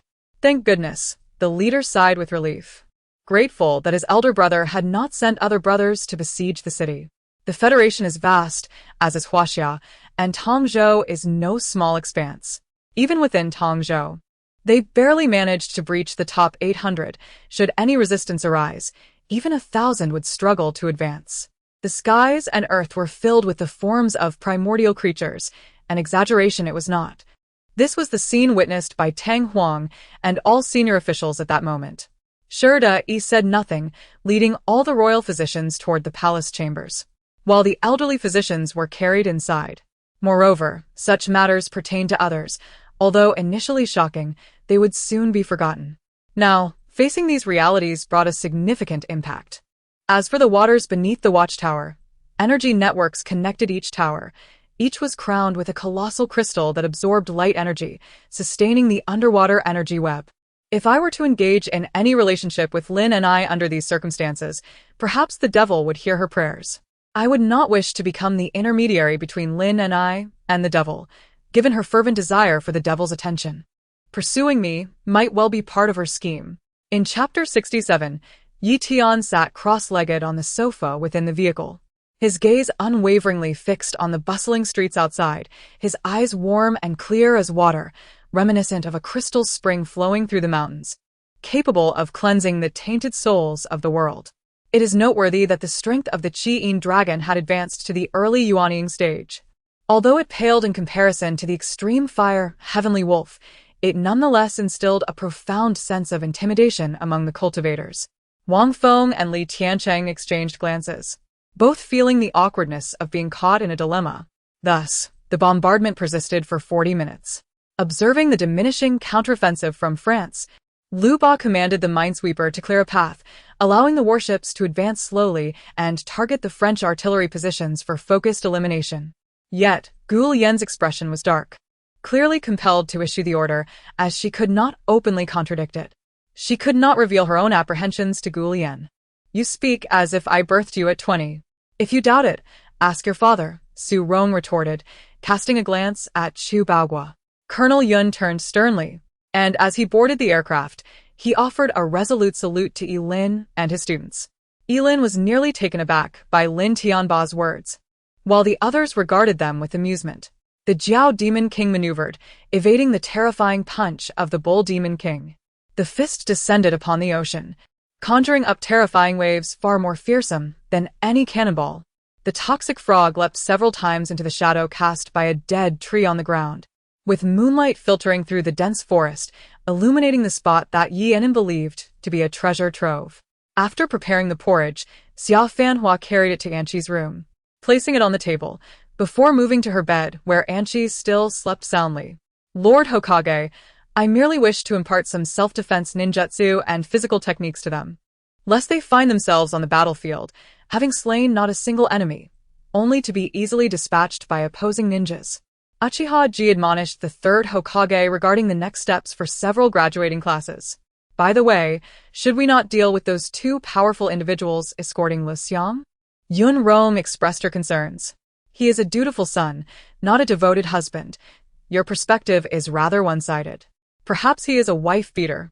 Sun Siyuan teased Han Peipei. I believe you are fatigued, hence I intend to offer you a massage. Lance replied with an air of calmness. Zaya's Exio was perplexed by its hum. But Yan Qingqing understood, as it incessantly called for its sister, quickly burrowing into Zaya's Exio's embrace and bouncing onto the couch. Zhang Jing'an took a different approach, leading the audience into a misunderstanding with the initial filming. She paused, squinting slightly before leaning closer to the wall to observe the image. It was indeed a profile of Zaya's Exio. Qin Yang watched Yi Meier, engrossed in her cultivation, as he sipped tea beside her, guarding her from interruption. Naturally, Bai Daohong felt displeased. Yet with the Grandmaster Bai Daohui himself absent, he found it difficult to voice his grievances. The day finally arrived in Yi City, where they summoned disciples to locate the city's largest inn and settled in. Subsequently, Lu Changhe ventured alone into Yi City. It was his first visit to the imperial capital of Deqi, and he was struck by the city's splendor. This bullet was swifter than the last, the searing air distorting the view, as silver light and golden flames danced in tandem, the bullet tip casting a shadow of death. Students, please ensure your spiritual weapons are ready as you enter, announced teacher Su Sha, tirelessly managing the entrance, while Xing Jing'an, yet again summoned to bear the burden, assisted. Yi Anan observed Su Yang, slowly shaking her head, pondering that Chu Jiang might be a friend of Jiang Feiyu. However, Huyen Jingfu truly was remarkable. At such a young age, she had already attained the early stages of a grandmaster, though not as formidable as those hidden prodigies within her clan, on the surface. Zhuge Jingfu was undoubtedly the youngest genius. As the group soared eastward, traveling over 100 miles, a stone pillar broke through the clouds, revealing myriad golden rays that cascaded upon a sea of clouds, painting the white mist and dark fog in a resplendent golden hue, signaling the arrival of dawn. The scars that touched the depths of his soul, compounded by Pang Lanny's transformation, left him breathless. Li Shen gazed at the helpless Pang patriarch standing beside him, sighed softly, and made his way toward Pang Lanny's room. With the withdrawal of the Dream Ripper and the Secret Seeker, the risks had undoubtedly escalated. To insist on taking the lead at such a perilous moment would be tantamount to seeking martyrdom to illuminate others. After escaping from the Silk Cave, they indeed encountered a Huanghua temple ahead. Wukong, curious to see whether the events in the dream would replay, refrained from stopping his master from entering the temple and subsequently enjoying tea and dates, ultimately succumbing to poison. Su Muji understood best that offending Chu Yunduan meant offending the righteous sex of the world, compelling her to suppress her murderous intent. With a resounding crash, a section of the fortress wall collapsed under the relentless bombardment of Huachao artillery, claiming the lives of numerous Tatar soldiers. Perhaps this exemplified the adage that beauty is in the eye of the beholder. In reality, Dong Mengwei might not be any less unattractive than Shishir. Ultimately, Saika Sh Ma crafted a lifelike trunk design with a broken wooden spoon, complemented by a creatively concocted tree trunk cake made from light cream inside a chocolate firework shell, unveiling the victory of the opening match and securing his first triumph. For a long time, it was always Zhou Binlong who sought challengers. Yet, no one from Huaxia ever dared to confront him. This time, however, Chen Haiyan boldly stepped forward. More crucially, those so-called martial arts masters had been unable to defeat Zhou Binlong. Where did Chen Haiyan find her courage? Shangping took his belongings and rode towards the imperial city, where the 6 departments were located.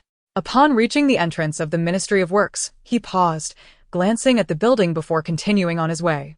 The water buffalo fighter jet, though notorious, survives as a lone specimen now displayed in Finland's Aviation Museum.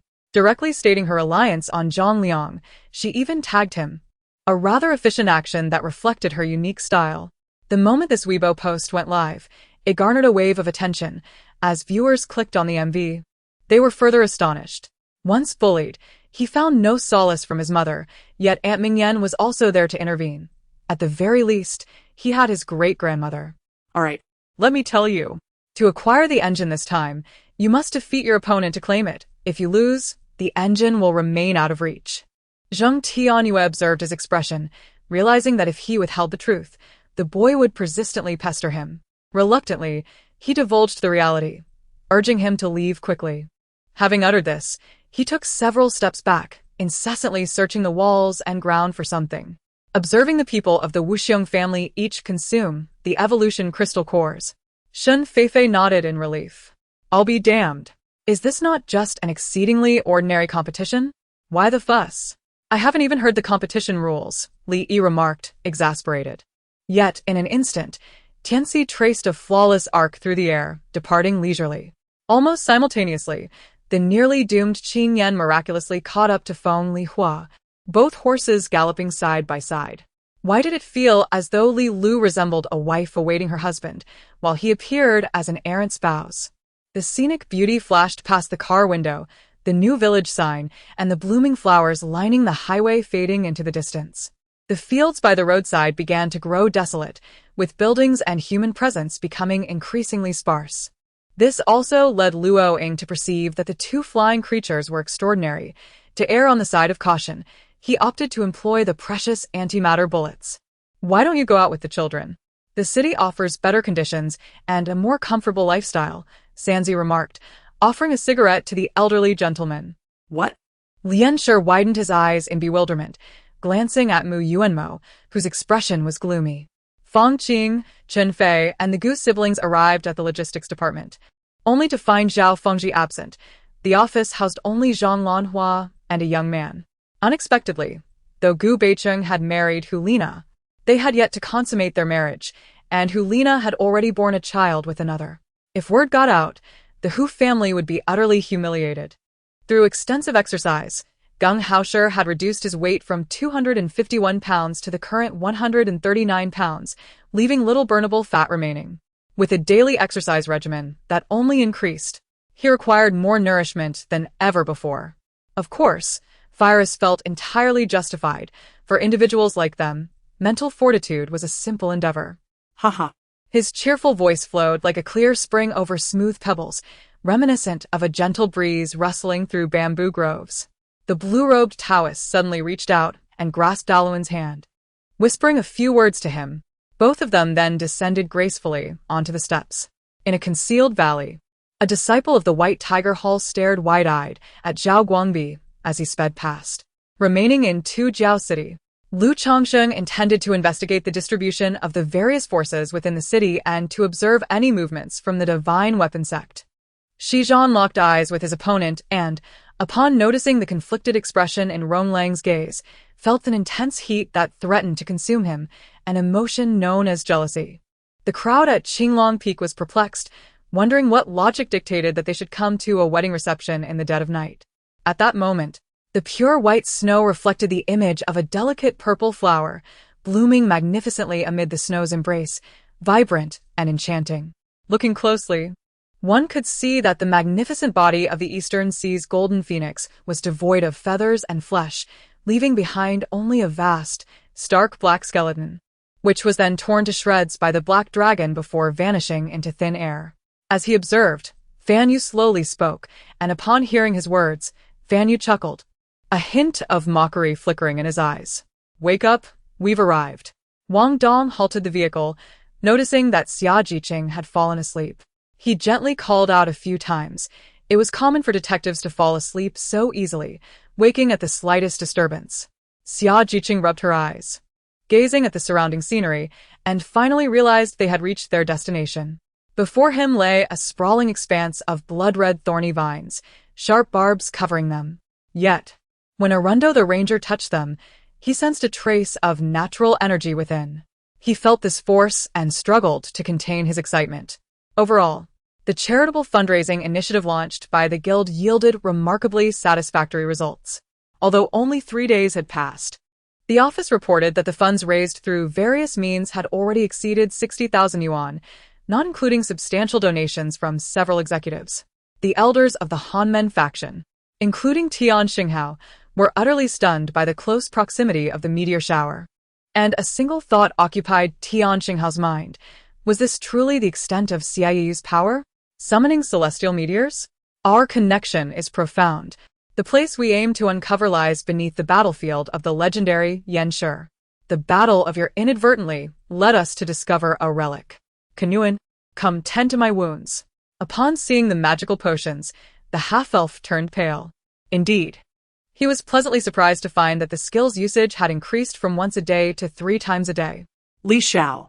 The 3 young masters greeted Li Xiao with lowered heads, showing utmost respect. Gao Ming pondered for a moment before saying, I do not oppose your assistance, but might you consider alternative methods? Do you not care at all for my pride or feelings? The previous sentence mentioned Chen, while the latter alluded to certain fortunes, as if fearing that everyone was unaware of whom he spoke. Upon entering the courtyard, he noticed the living room lights were on. Stepping inside, he was taken aback by the sumptuous feast laid out before him. Jiang Jie's eyes widened further, just as he was about to inquire. His sister shoved an apple into Huzi's mouth. Gu Hengyu's arrogance resurfaced, adorned in flamboyant attire and casual flip-flops, presenting a demeanor that was simply asking for trouble. Previously, replicating elixirs took decades, which had already dealt them a significant blow. With her keen eye, she could instantly assess that the house spanned at least 200 square meters. Moreover, with their belongings in tow, and some carrying cash for registration, they could attract unwanted attention, which would be troublesome. Secretly wiping the sweat from his palms on his suit trousers, he pushed open the door, and what he beheld immediately brought tears to his eyes. 10 meters away, the iron chain was on the verge of being severed. Without hesitation, Shen Xingwujin made a decisive move. Blood surged through him as his hands transformed into iron claws. With a swift turn, he grasped the chain, leveraging its last tautness, and propelled himself forward, covering the final 10 meters. Everyone watched in awe as Yang Chen evaded a full-force strike from the late-stage foundation builder. The disparity between early and late foundation stages was significant, and many imagined the manner in which Yang Chen would be obliterated. In a corner of the Dragon Soul space, a distortion occurred, and Yunyu joyfully slipped through. It was vast, with no discernible end, a white expanse that felt chillingly cold. Yi Zhen, upon hearing the news inquired by Qilin, was momentarily taken aback, but soon understood. Jun Ninglan was certainly not a person of aimless actions. He must have a plan that compelled him to venture to Liang City. Unhurriedly, she prepared tea, fine biluacun, exuding an aromatic fragrance that was refreshing and delightful. During today's South Morning Court, the Holy Martial Emperor apprehended an official for bribery. The official presented a gift along with a list that included his name. However, Yigui had not received any bribes from him, leading him to suspect that the Huang family had secretly accepted and concealed it. Indeed, there is no doubt, a squad leader candidly remarked. But I am nonetheless pleased for old He. After all, this brings glory to the bandits. Gulping down food heartily, tears unexpectedly streamed down his face, falling in large droplets onto his plate, which he then swallowed in great mouthfuls. An hour later, a deafening roar erupted from the furnace, and a cloud of black smoke billowed forth, releasing a putrid odor. Yet it was quickly dissipated by the formation. Yao Mukin frowned and approached the furnace. Shi Miyue nodded, stating, "It appears so. However, I believe there are still at least 100,000 troops ahead capable of dealing with the Empress Dowager's 2 nephews. He is still making a final stand." Lu Hong's expression darkened further. He had intended to curry favor with the newly appointed vice mayor and hoped to cultivate a relationship with Jiang Bo, but he never anticipated that Yi Bai would not show him an ounce of respect, even going so far as to have him handcuffed. Chapter 70. The Cheng family had previously conveyed that their fortune was built upon jade. Although Cheng Xian expanded the family business into various sectors, even establishing close ties with the military, it was still the jade artifacts that garnered the most admiration. At this moment, the man clad in black felt an overwhelming sense of despair. As the aura of the netherworld serpent seeped through the fissure in the formation, he discerned that the creature had not yet crossed into the divine realm, igniting a flicker of hope for survival within him. Despite the series of events leading up to the auction causing many attendees to vacate the venue, It was evident that leaving the auction hall did not equate to abandoning Liyun City. Numerous individuals lingered outside, awaiting news from within. Since the last time he was reborn after the catastrophic calamity, he had been sealed within the underground palace by the celestial beings, with the only means of release being the breaking of the heavenly gate. The key to activating the Wheel of Fate rested upon 12 jade tokens. Without them, the wheel would be of no use.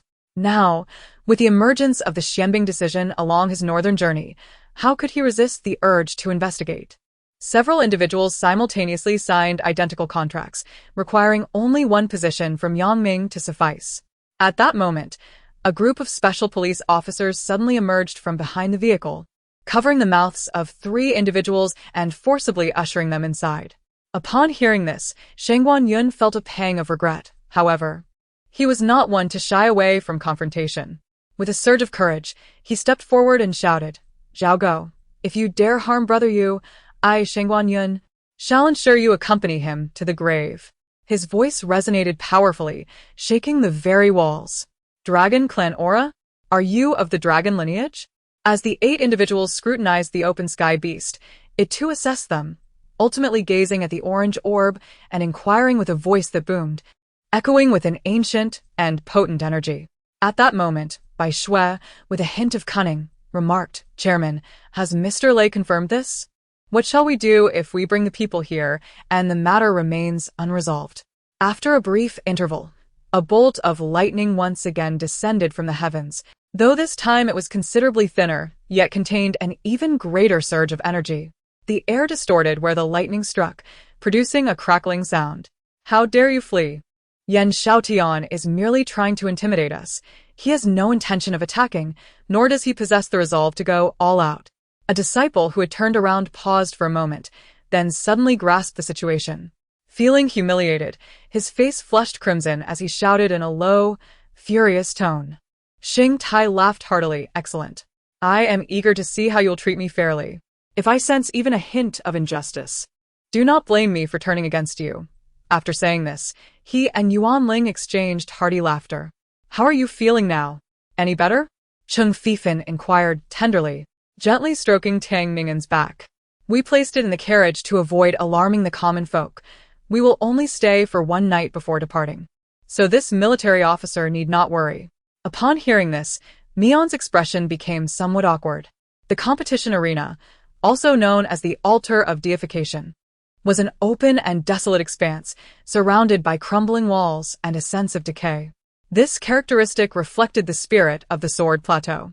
In the past, during the turmoil of the Heavenly Heart, the Tao sect stood defiantly against the Heavenly Path.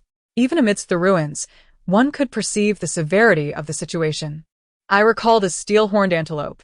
It may possess a hard head, but its other attributes are not necessarily formidable. Yi Feng narrowed his eyes, a hint of coldness emerging. "I refuse to believe that during the months of confrontation with the Black-Clad Hall, no one was injured. You must be aware that swallowing the soul-settling pill only alleviates the symptoms and does not provide a complete cure." Qiu glared at Song Jianli with an imposing demeanor. On the other hand, the Flower Fox clan displayed a wild frenzy, charging in without regard for technique, intent solely on tearing their opponents apart. In an instant, the front of the safe zone transformed into a slaughterhouse. "What on earth?" Xiao Peng was taken aback, turning to glance at their Chenghe microvan police vehicle. He noticed a dog sticking its head out, tongue lolling. Was this what they referred to as a police dog? Having sustained grievous injuries, he initially planned to rely on the 9 Nether Lotus for healing. However, to his dismay, calamity struck anew as the 4-eyed flower scale serpent intruded unexpectedly. Then, let us battle. After a fierce confrontation, they finally subdued it to the point where even its mother would not recognize it. He had hoped to safely consume the 9 Nether Lotus for healing thereafter. Amidst the vast desert, under the blazing sun, the brown expanse was boundless. 2 clouds of dust approached from opposite directions, the sound of hooves echoing as sand and gravel scattered. 1,000 steps, 500 steps, 200 steps.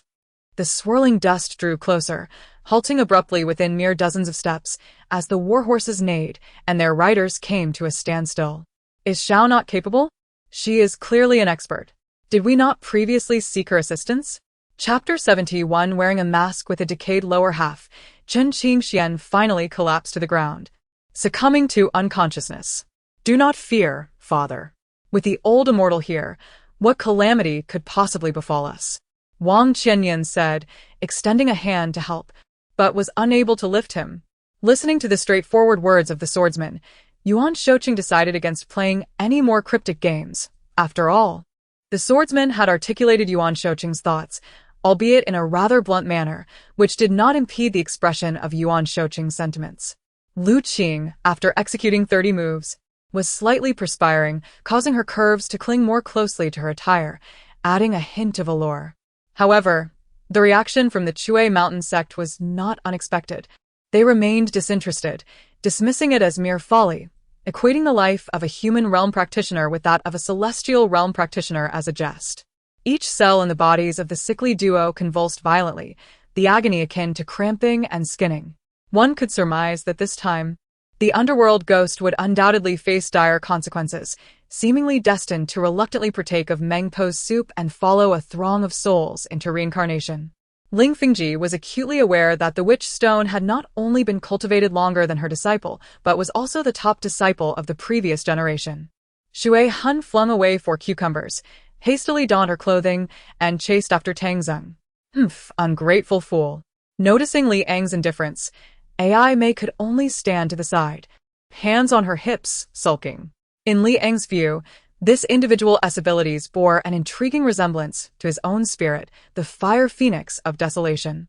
Upon hearing, Li Xiaoning did not respond with anger at Li Yu's harsh words about their father, for the sting of Li Yu's remarks pierced her heart, leaving her in profound silence.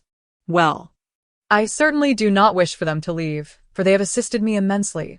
However, at this moment, I truly cannot find a reason to keep them. Nevertheless, contemplation is a commendable approach. Initially, God was writing diligently, when suddenly his face turned pale, eyes reddened, and he fainted in his chair. The attendant fanning him was startled, retreating a couple of steps, nearly fainting himself, hastily summoning the physician. Zhao Xiyu had perhaps overstayed his welcome in observing, and Tong Mu needed no reminder. As long as a fight did not break out, they would have no choice but to flee. The grass was crushed by the crocodiles, the leading crocodile bleeding profusely, while the warrior-level crocodile lay motionless, its blood seeping out and transforming the murky water into a crimson tide. Care for a cup of tea? How shall I address you? I smiled, seeking to earn the trust of the cloaked figure. After speaking, I personally served him a cup of tea. In the focal point of vision, the heart of the 6 demons president began to warp, the space around a certain point starting to spiral like a vortex. Yuzi Shi's expression shifted as she twisted her body, catching the snake-like face with a swift palm, stifling her cries. Sister, do not worry. Since we have encountered such a significant opportunity, we shall not let it slip away. I envision our child being born in the foundation establishment stage. Zhang Qiuyang exclaimed with joy, envisioning a bright future. In Zone 87, Bai Yuling appeared in a desolate wilderness and, upon checking her map, found herself thousands of miles beyond Pingcheng. The secret knowledge divine spear vibrated at such a high speed that it caused the surrounding space to warp, creating a distortion within a small radius, occasionally flashing with golden light. These passages were the 8 major routes scattered around the Iron Sword Peak. It was unclear what insight Dongfang Lingmu had gained. Yet she resolutely guarded the entrance to one of these passages. Fueled by the recent emotional turmoil of Xi Fubao, he had performed beyond his limits. Indeed, after the fervor of striking the spirit subsided, his right arm began to tremble slightly. She lifted her head, gazing at the heavens, biting her lip fiercely until a trickle of blood emerged. Although he was the head of the Han family, there were times when he found himself powerless.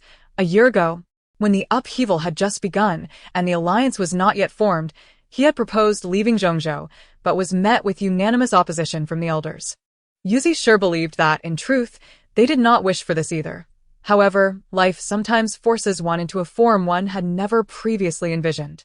After revealing his identity, the original body led everyone smoothly past the security line, striding confidently ahead while the patrolling soldiers saluted him.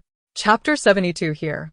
Although Yuan Lai has discovered a location that appears to be suitable for inserting the key to the desert, They dare not act recklessly due to the absence of the genuine key. At this moment, atop the cliff, amidst the nameless dunes, there are numerous tense figures. The sword soul was directly dragged down from the cave's peak, and the enormous stalactite that entombed the sword soul was simultaneously torn apart. Bai Ling tirelessly dispatched every capable soldier at her disposal into the battlefield of the Celestial Realm, ensuring that the forces at the main battlefront of the Celestial Realm remained steadfast at over 5 million. Ho Chung was acutely aware that defeat loomed on the horizon, yet for the sake of his future, he must secure victory. After an indeterminate wait, the chaotic spirit cat inexplicably lifted its head and opened its eyes, gazing towards the luminous barrier through which it and Yu Bai had entered. When Zhou Muli informed Wu Yonglin that the troops led by Wei Chao were under the personal command of Tong Guan, he realized it was an old adversary, Zhang, who had slain his son. No wonder he was in such a hurry. A cerulean shark surged from the water, striking down the rapidly exploding Kai. Kai fell into the water in a pitiful state, and before he could intervene, the ghostly shark transformed and cleaved through the water, soaring into the air. Ling Tian, the master of the cave, and Zhou Rolin gradually aligned themselves in a parallel line with the figure in the center, their minds synchronizing as they progressively closed the gap between them. It was indeed instinctive, yet it did not signify our weakness, sighed Yun Ting. You must be deceiving me. Su Mian swatted his hand away, unwilling to believe his empty words. I can go out. You must resolve this medicinal nature tonight. I do not mind if you seek Lu Tingting. Both of us are willing to serve you, allowing you to once again indulge in the pleasures of last night. The thousand-faced beauty spoke softly, her voice imbued with seduction. I have matters to attend to tonight. You need not wait for me. Xiao Yunfei recalled the evening's mission, recognizing that he should not be distracted at this moment, nor should he involve her unless it pertained to extreme indulgence. The desert is replete with yellow sand and fierce winds, a truth especially evident in the Shadow Wind Desert, which is vast. It is said that an ordinary person could not traverse it in a lifetime, while the kingdom of yellow sand is established on its periphery. Subsequently, Li Jinya propped Su Mian's delicate body up, seating her at the head of the bed, feeding her porridge and sustenance, bite by bite. When Su Mian could no longer eat, Li Jinya coaxed her to finish. Technology. Lunar spacecraft. Alien flying saucers transformed into hexagonal composite spherical spaceships. Is that so? Yet she distinctly felt it was no dream. She remembered the hard object, the tangible sensation in her grasp. Although Tang Feng revered iron blood, he was also a man of iron will. However, the people of his era exhibited a rather feeble pursuit and steadfastness towards such ideals and beliefs, rendering him incapable of comprehending this oath. It is worth noting that the Huaxia nation has consistently prioritized research in the field of lasers, for lasers serve not only as formidable weapons, but also in the treatment of certain ailments. It is precisely for this reason that Huaxia has devoted itself to research. However, to date, only a dozen varieties of lasers have been discovered. Xia Charan suddenly discarded her umbrella, taking 2 or 3 steps to abruptly pull MASU-MANHUA away from the railing. The barbaric spirit was taken aback, rushing to seize the umbrella from Xia Charan. After a moment, Nanyuechen stood up, commanding the Nanyang army to retreat from the borders, leading the way towards the Nanyang palace. You speak. I am experienced. Allow me to listen. The older constable tapped his ears, blowing on his nails, bearing an expression that conveyed disbelief. Li Shimin came to a halt before Wei Zheng, gradually squatting down to reach for a leaf. Oh. The red ring boy's face changed dramatically, lightly retreating a step, as if startled like a rabbit. Observing Yuan Meng, Chun Zhan embraced her tighter, relishing this fleeting moment of warmth. After a long while, Chun Zhan ultimately chose to release her. The difficulty of meeting again is rivaled only by the anguish of parting. Though reluctant, departure remains inevitable. Overthinking serves only to exacerbate one's sentiments. On the road, she too gathered several subordinates, issuing commands before preparing to personally head to the barbaric fist arena. Once calm, Long Fei immediately recognized that this brief moment of distraction was his most grievous mistake. He swiftly adopted a lewd expression, his gaze fixated on his sister Wang Hong, the sound of swallowing palpable in his throat. Chapter 73. Lin Prung turned his head, his gaze somewhat uneasy as he glanced aside. To be honest, when Duga Shuqin made that remark, he felt a flicker of happiness within. Regardless of the circumstances, a medical officer must be present within the team, and it is essential that their combat skills as a soldier remain unimpaired while they tend to others. Nisa and Terry simultaneously split to the sides. Nisa raised her battle axe high, while Terry swiftly transformed, both launching an assault on the Snowman King, striking towards Philip's arm. Nonetheless, Liang Chen sensed that the land held deeper significance. According to Zhang Yuanji's own description, the house was far from remarkable. In a residence, the terrain and water features are crucial elements. It was evident that Zhang Yuanji's great-grandfather had not invested considerable effort when acquiring the land. It seemed more an act of settling down than anything else. Consequently, the battle between the great Emperor of Heaven and Master Huaiji's heavenly Buddha palm escalated into an intense struggle, with both sides fiercely clashing in the skies. Ultimately, the celestial ancestor witnessed their ascent to the 77th layer of heaven and employed his full abilities to prevent the great emperor from fleeing to the 99th layer. This was indeed auspicious news, for the situation in Yinchuan, a deranged enemy, is far more terrifying. Lin Ping secured the 5 iron arrows onto his back and, together with his companion, exited the tent, heading towards the city walls of Yinchuan. They soon realized this might be the legendary Ghost Wall, and dared not linger within the classroom any longer, hastily fleeing the building in fright. As the night deepened, the room's lights extinguished, yet Liang Chen remained seated by the window, quietly smoking. Soon, a refreshing night breeze swept in, prompting him to lift his gaze. He found Bai Qinyu, who had mysteriously appeared outside the window, leaning against the sill and gazing into the distant night. Ah! After all these years, the Feather Emperor remains unchanged, never asking for help. One must understand that even a figure of such stature as the 5 emperors has their moments of need. I see, Tu Jia, Qianer. You may leave. I shall meet with the Feather Emperor alongside the Purple Emperor. Once they departed, the principal opened a concealed door within the room and stepped inside. Her graceful presence became a striking sight, her steps light and exquisite, as if she were a celestial being dancing from the heavens. Once, the Tsang Wang Mansion and Jin Wang Mansion shared a bond of mutual support and affection. Now, their relationship had become so intricate that only those involved could comprehend it. Everyone looked at Li Fuyo in confusion, unable to discern what scheme Xiangyu was concocting.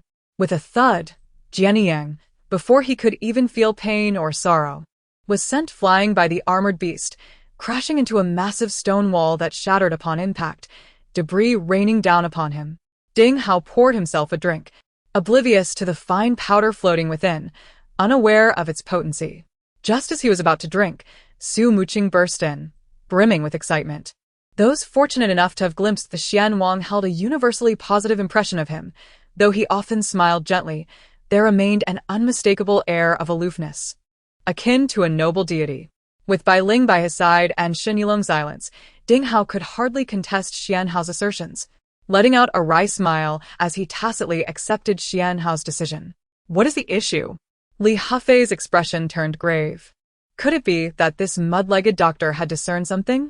Ding Hao retreated several paces, trembling as he pointed at the spirit doll. The transformation of the spirit doll was etched in his memory.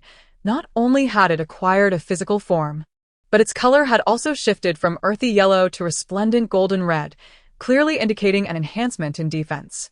As he bit into a piece, a flash of white light enveloped him, lifting both him and the plate, which landed beside Hua Qianya on a stone bench. The formidable beings of the Tianyuan continent had once captured some marine tribe warriors. Yet even these warriors were unaware of the reasons behind their ferocious attacks on the Tianyuan continent, only knowing it was a command from the upper echelons of the top marine tribes. Only one person in the world has the right to utter those 4 words. There stood the head of the Quan family, the president of the Quan Empire. Raising his eyes, he met a pair of strikingly indifferent, yet beautiful eyes, and inexplicably, an unnameable sense of mysterious power surged within him. With a shout, his companions naturally sprang into action.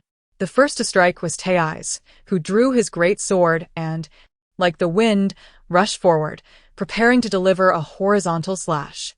As he spoke, he activated a teleportation ability, sending the Eagle Eye revolver over to Sha Ke.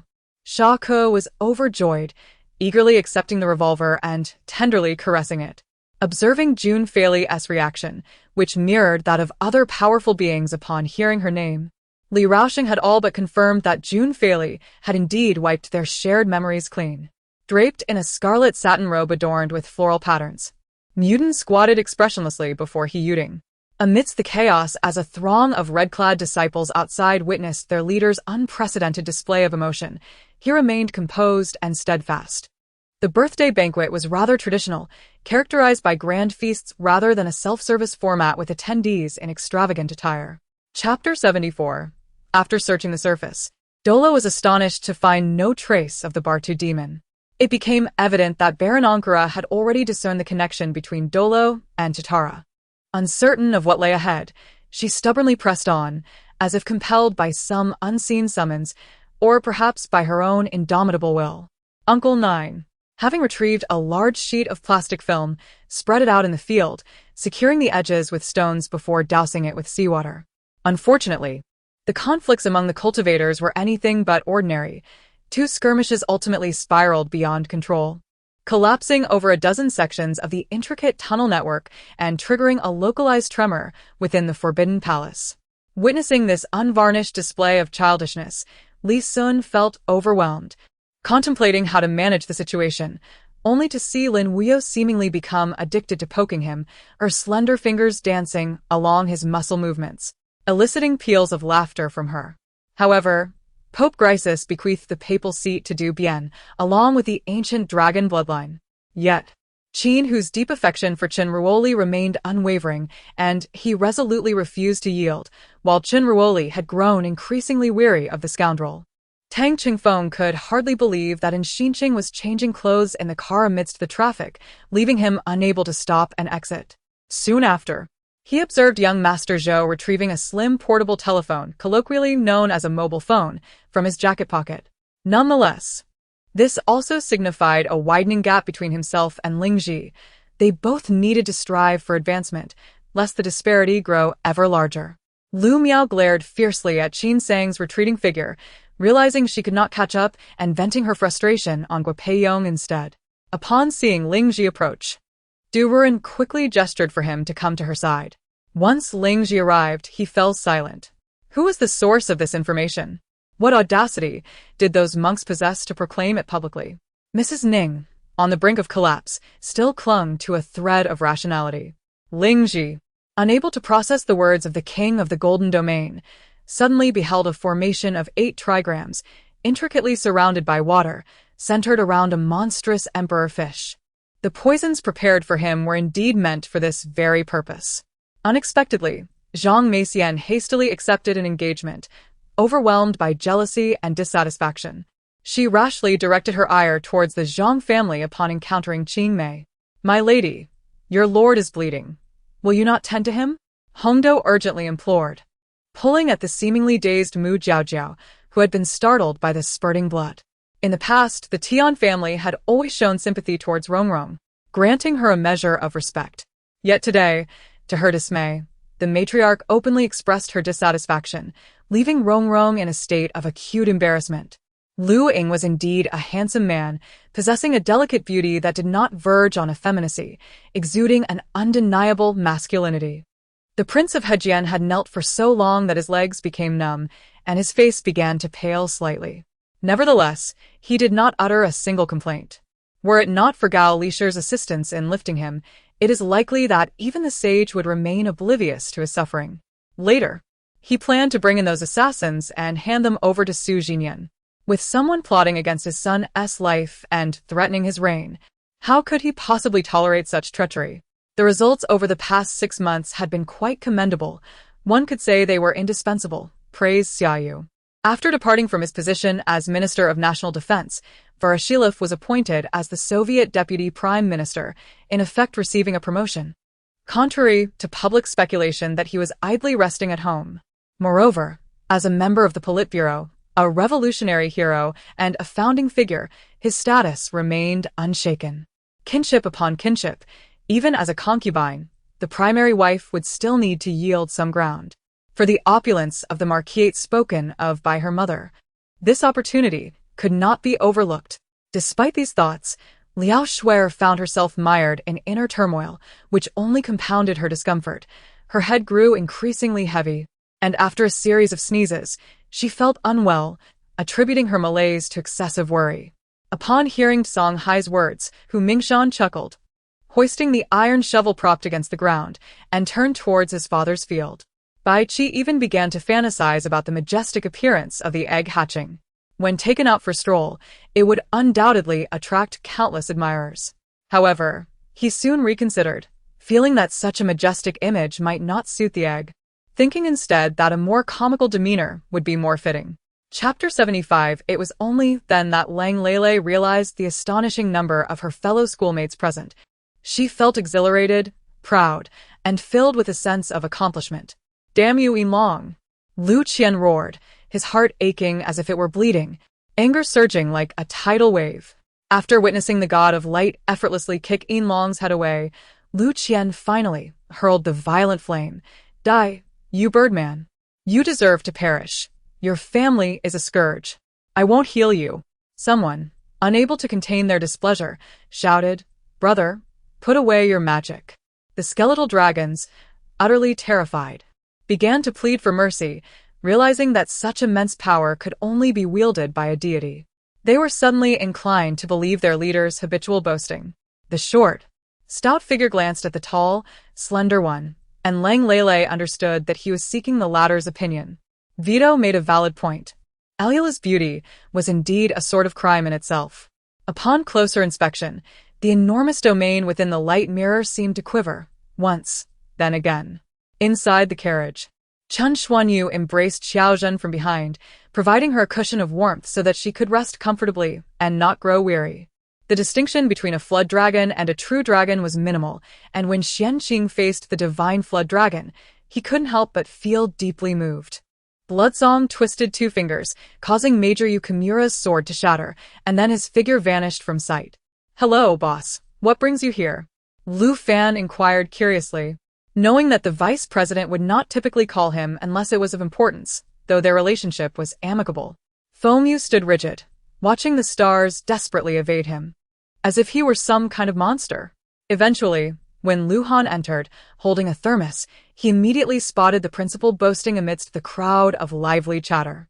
Despite the absence of alcohol, the atmosphere was still vibrant, with members of the Bone tribe dressed in traditional attire, singing and dancing joyously. At that moment, Zhang Shan bore no weapons. His bow and crescent blade lay beside his sleeping bag. Meanwhile, two armed men, with fingers poised on the triggers, had their sights on him, ready to pull the trigger that would seal Zhang Shan's fate. Thus, Feng Baowang was elegantly disregarded by two groups of feisty pirates. "May I inquire what transpired here?" Gao Fei asked respectfully, knowing he must not reveal any sinister intentions towards these individuals. The soul, radiating a crimson glow, possessed an immense might that rendered the Qinghuang beast soul inexplicably tremulous and fearful. Although Gao Fei was uncertain what the pea-sized seed truly was, it did not impede him from taking it, for he feared that if it left the soil, it would perish. He promptly placed the pot into his spatial ring. The boundless void was illuminated brilliantly, and the terrifying divine might cause the very fabric of space to fracture, revealing a multitude of terrifying rifts that sent chills down one's spine. Simultaneously, beneath the menacing helmet, the 6 sharp spikes that had once adorned the sides of the blackened face vanished as the blood energy dissipated, revealing the flesh rapidly regenerating beneath. Along with Qin Ziqing, clandestinely established a new company, leveraging Wang Wei's formidable connections to ascend effortlessly, giving rise to a sensation akin to a pie falling from the sky, money raining down from above. Would you accept it or not? The 4 most mainstream professions in this realm were the contractor, the breaker, the voice contractor, and the formation contractor. Among these, the contractor was the most prevalent, while the formation contractor was exceedingly rare.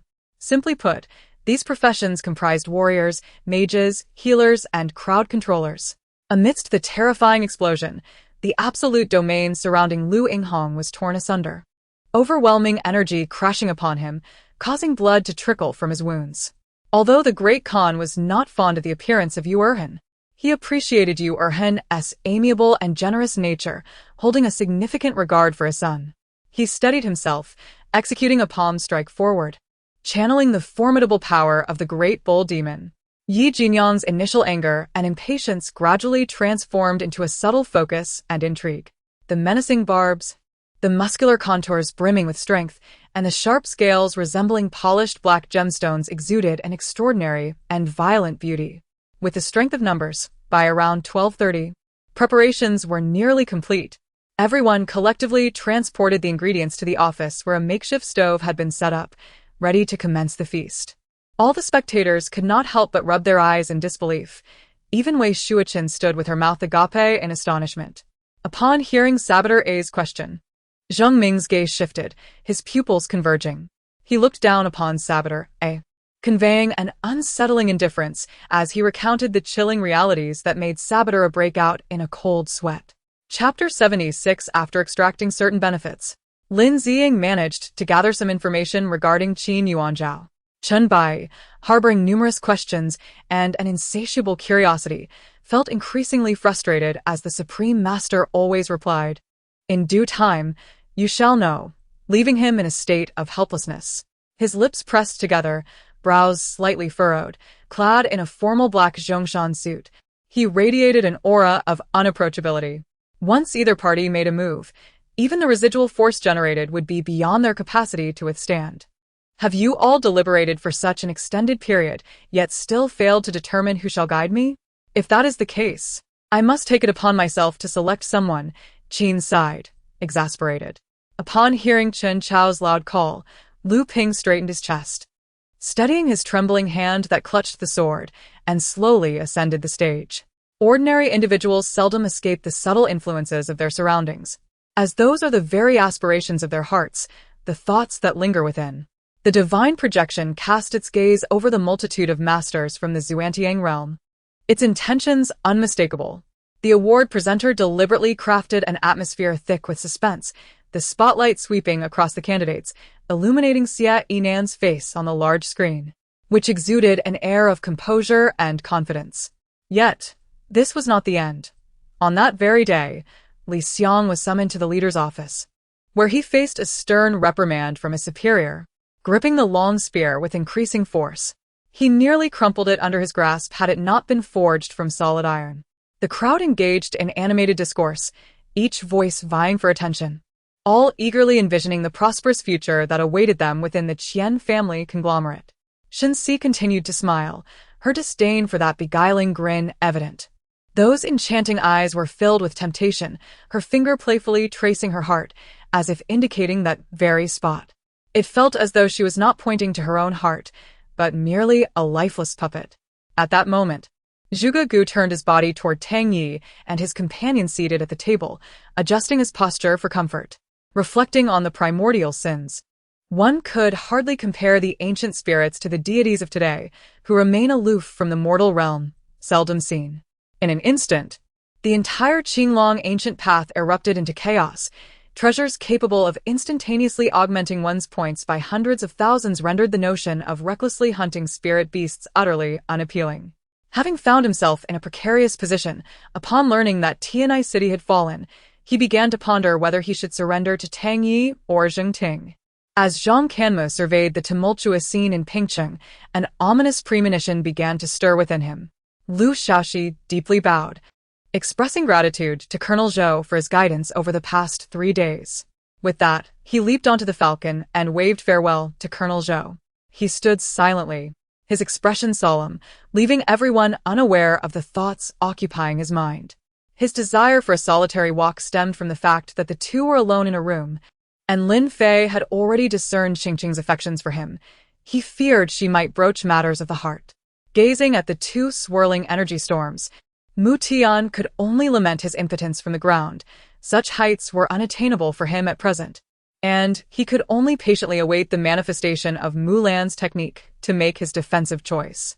As the mother dragon opened her eyes, he was suddenly engulfed in darkness. Upon reopening them, a massive barrier severed the sky. His retort abruptly shifted the dynamics of the scene. leaving Feng Lingtian and others feeling utterly disoriented. In truth, it was Mu Tian orchestrating everything, contemplating the conflict between the parties. He took the initiative to silently erase Lung Xie's soul, simultaneously conjuring a fragment of his own soul to mimic Lung Xie's essence. Is there any particular significance to sealing skills? Lin Miao Miao inquired, her understanding of the darkened skills still limited. Yet, Tang Hao merely fixed his gaze. And the terrifying demonic lion, which instilled fear in countless cultivators, shattered in an instant, without granting any opportunity for retaliation. A sentient chaos river morphed into a colossal dragon, relentlessly pursuing Chu Yun through the void, forcing him to utilize the Qian Kuan Great Shift repeatedly to evade capture. Do I not respect you? Is our intimacy born of disrespect? If it were not for love, would I engage with you?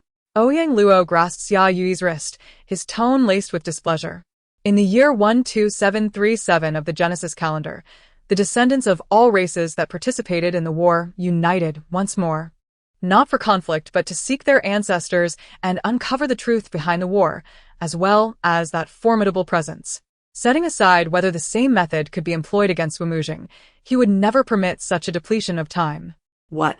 The crowd stood in stunned silence, astonished that Qi Tian had voluntarily conceded.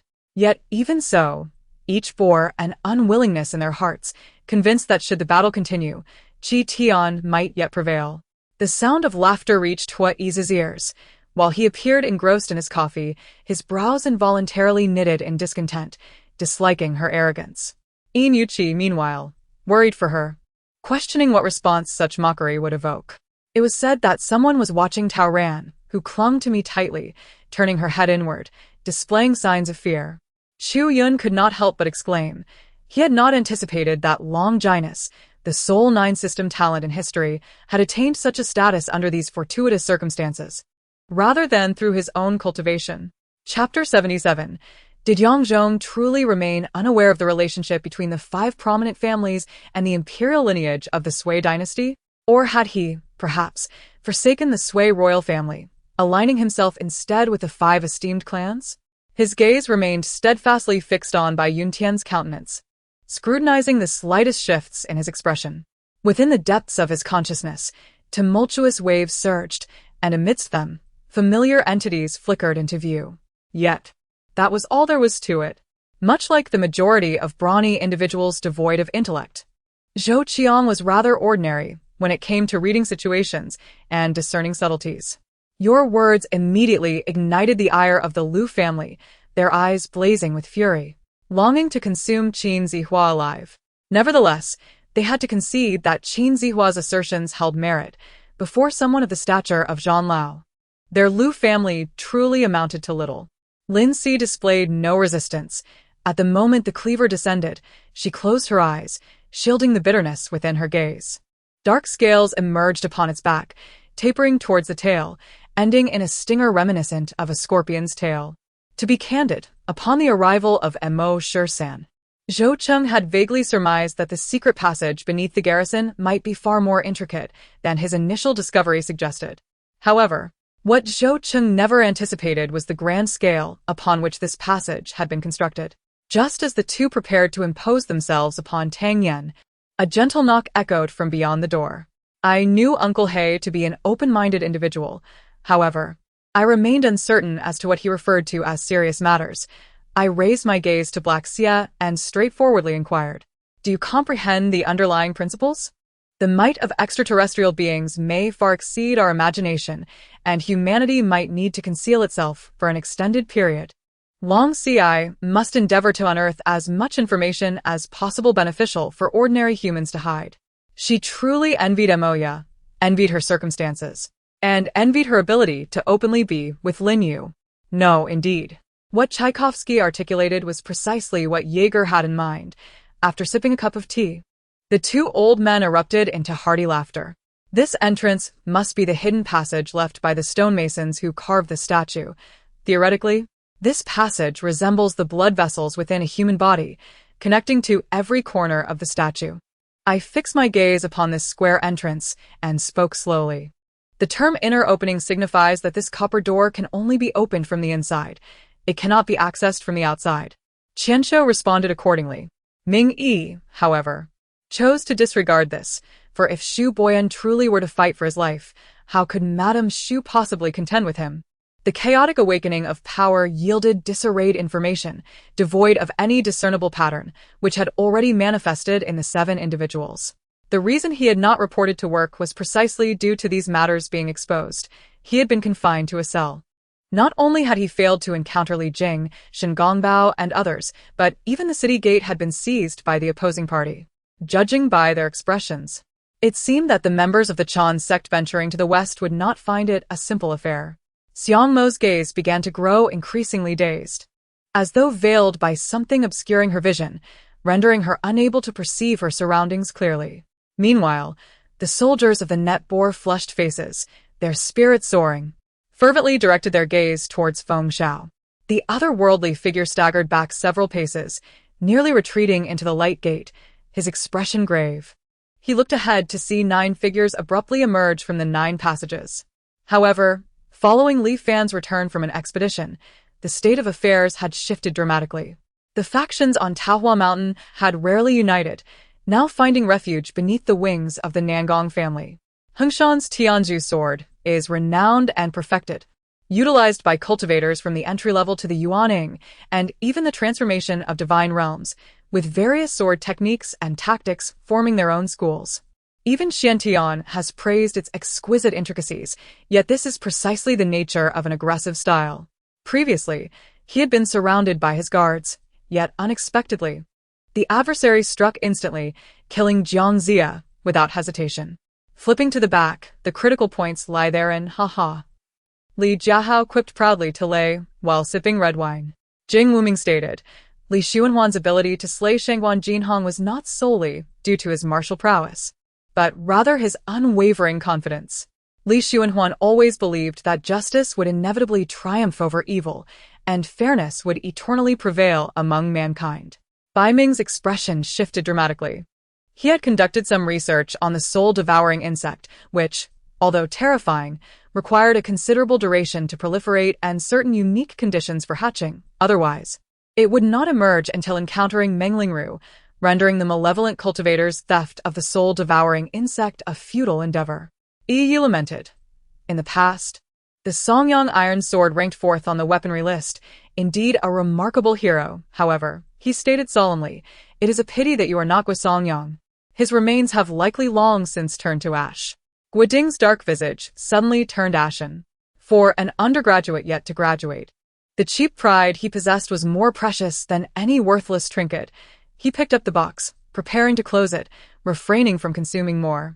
Simultaneously, his subordinates had been driven to their limits.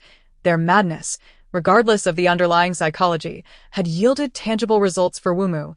Even under immense pressure, they were of little use, leaving Wumu in a state of agitation, struggling to muster other emotions. There was no praise or accolades to speak of. Good is simply good. Chongping Mountain regarded Lin Di with newfound appreciation. On the colorful television screen, images of the entrance to Guanzhai's old residence appeared, with the 2 azure stone drums flanking the entrance emanating an ancient aura sculpted by the passage of time. Chapter 78. Moreover, all 3 of these Pokémon possess the ability to Mega-Evolve. Upon Mega-Evolution, Charizard gains an additional Flying-type attribute, while Scyther cannot directly Mega-Evolve. Instead, Scyther evolves into Scizor when it reaches a certain level and carries a metal coat, and Scizor is capable of further evolution.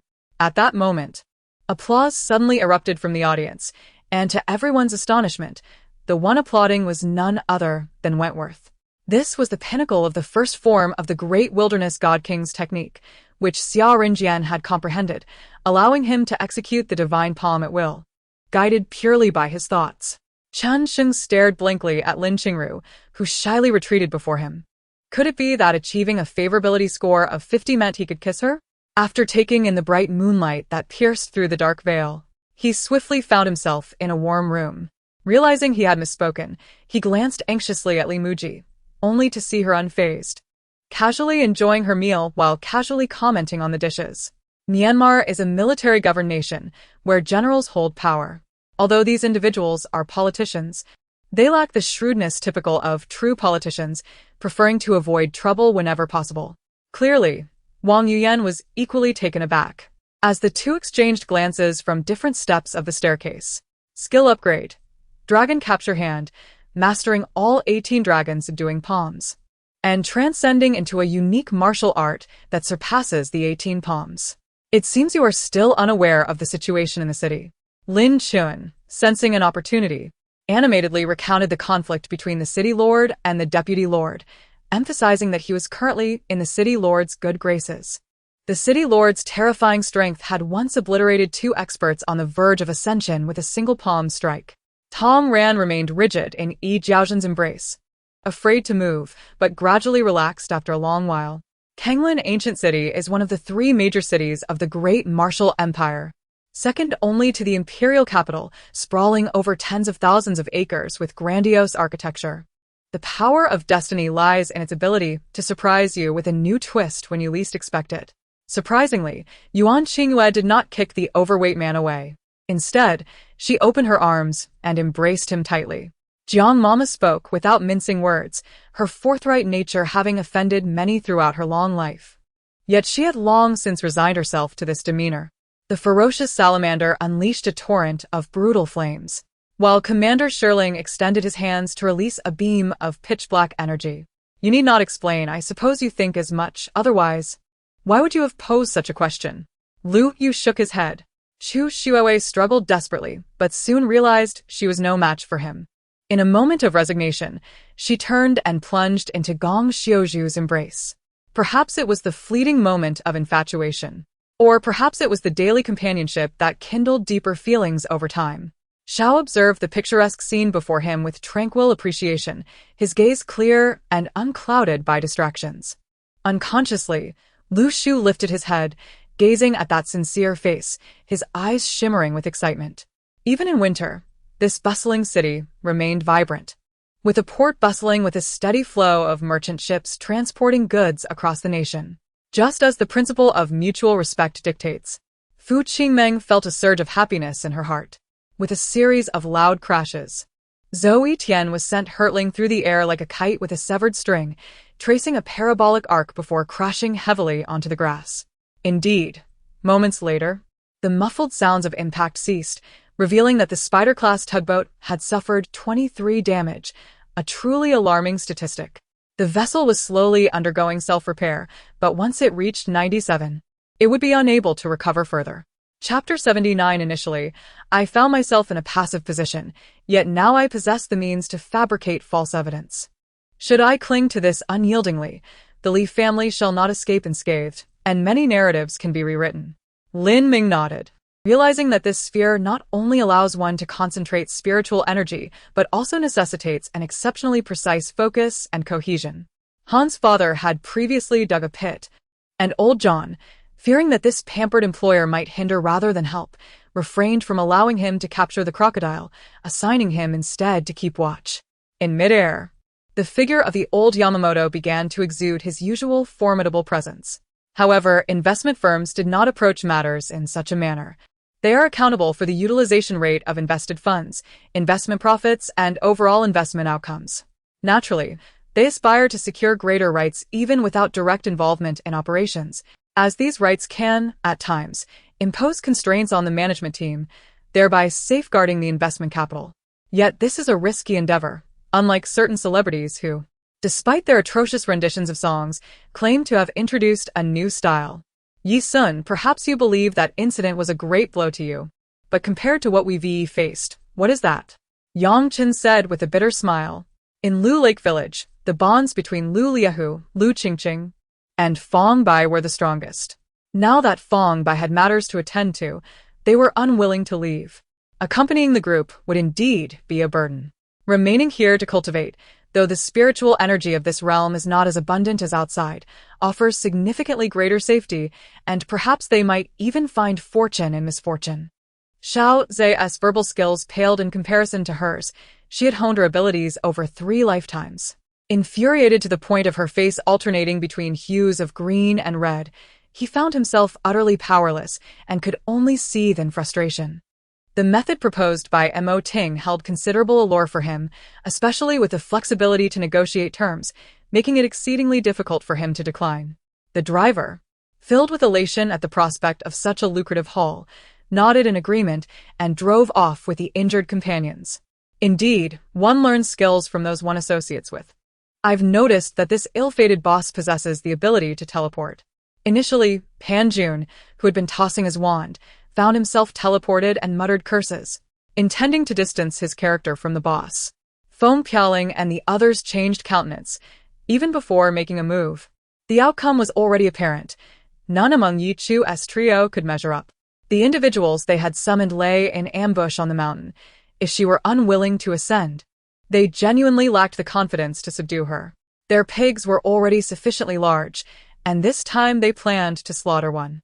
Baozhu declared that this year's pork would not be sold. Instead, they would host a feast at home, as she aimed to replenish her strength and also provide for her family. This year, her family had been engaged in business, leaving them devoid of any poultry or livestock. When Qin Shu spoke these words, his tone was half-joking. Guin Shi merely nodded to acknowledge him, showing no intent to engage in conversation. Sheng Xia did not mind if individuals possessed their own selfish motives, as long as they remained within her stipulated boundaries. She could choose to turn a blind eye. The man lowered his gaze, finally confronting the incessantly questioning girl before him, whose exquisitely beautiful face sparkled with an unusual light under the dim glow. Of course.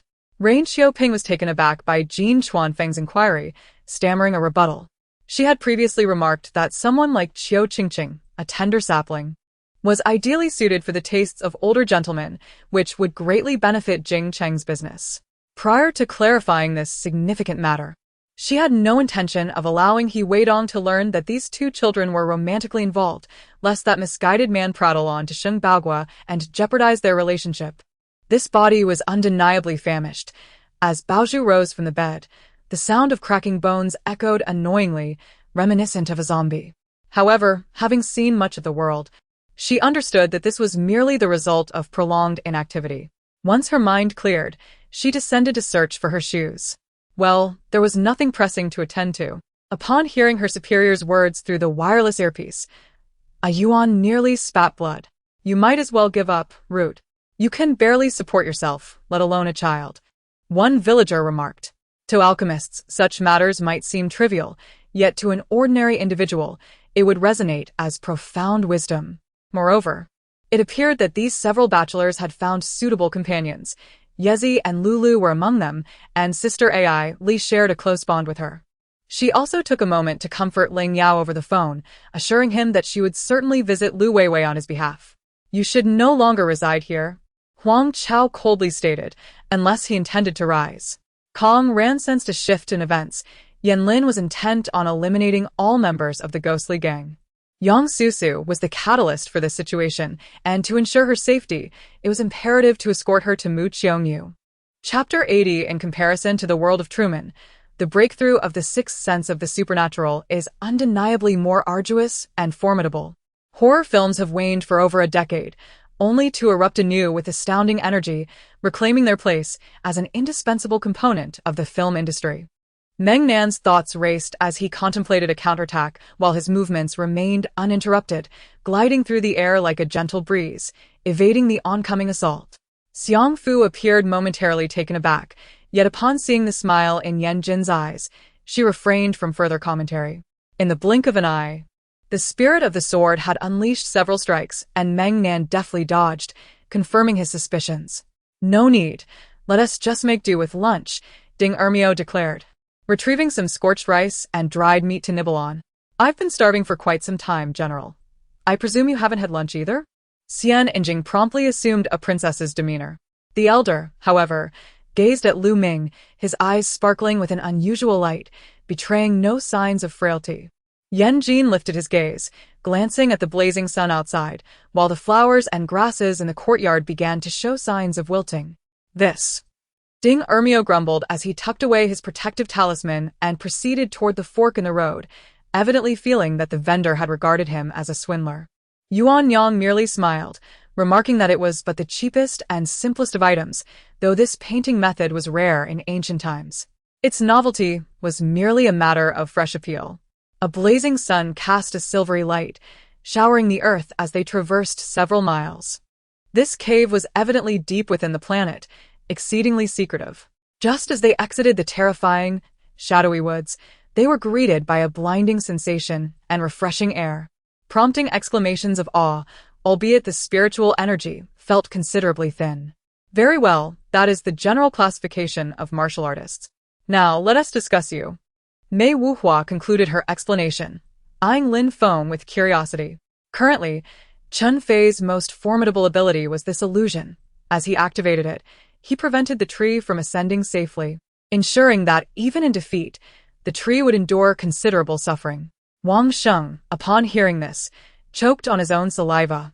Overwhelmed by the multitude of shocking events that had transpired today, yet none compared to the impact of those 2 lines of poetry. It was a millennia-old banyan tree.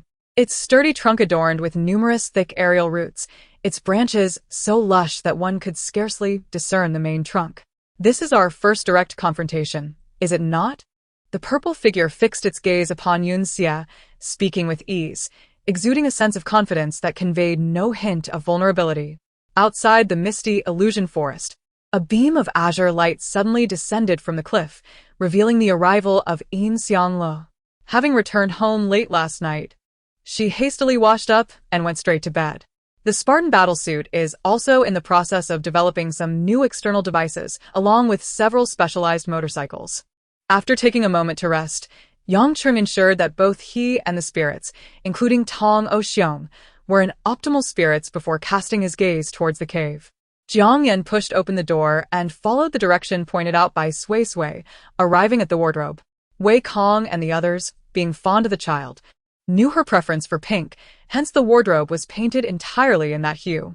Wei Yuan adorned the entire wardrobe door with various stickers, which, while somewhat gaudy, surprisingly harmonized well with the room's overall decor.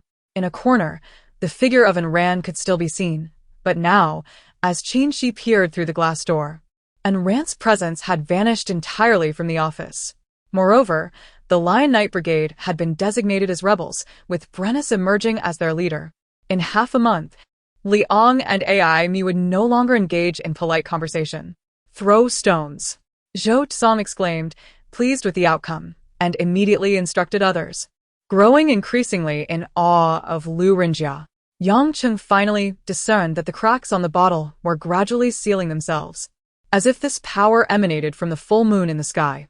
In truth, after the system had opened his meridians, his strength had surged once more, rendering Baider no match for him. Guorenqing's desire to take him as a disciple during their first encounter was an unexpected turn of events. As Bai Zhe approached the parking lot exit, a thunderous roar reached his ears. Although the sound of the mutated ape overshadowed it, Bai Zhe could still faintly discern the sound of Chen He's arrows slicing through the air. Is it beautiful?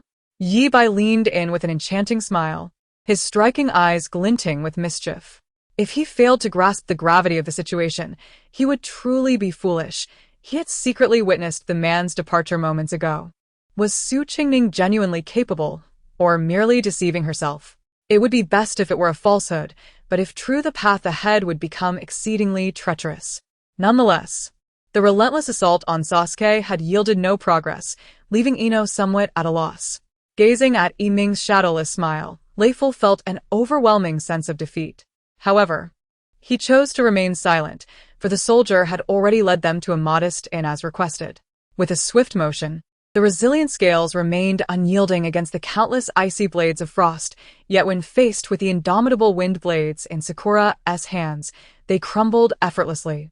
Do you have any final words? Speak freely.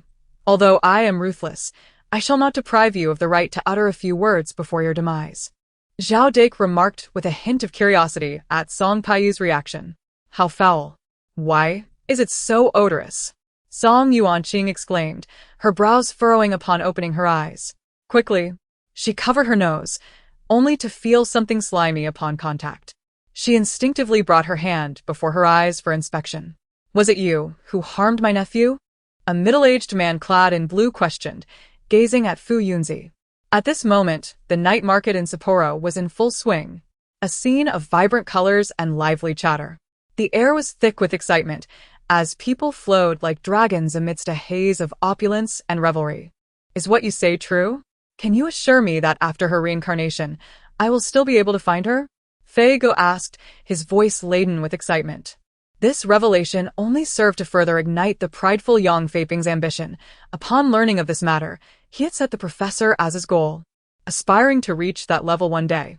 The sheer magnetism he exuded in adversity was enough to earn the genuine affection of his soldiers and officers, compelling them to fight valiantly at his side. The Heavenly Emperor was taken aback, who possessed the audacity to provoke even the Peach Garden. Yet, recalling the legendary Monkey King from centuries past, he pondered whether such a beast had re-emerged to wreak havoc in the celestial realm. Handing over the Identity Jade Talisman to the Grand Elder with a beaming smile, Mu Jing and the others regarded Chu Tiansu with eyes filled not with gratitude, but with reverence. The conference room fell into a hushed silence, indicating that while the two had not succumbed to any new insurrections, they were certainly unable to attend to their affairs for the time being. His mind raced.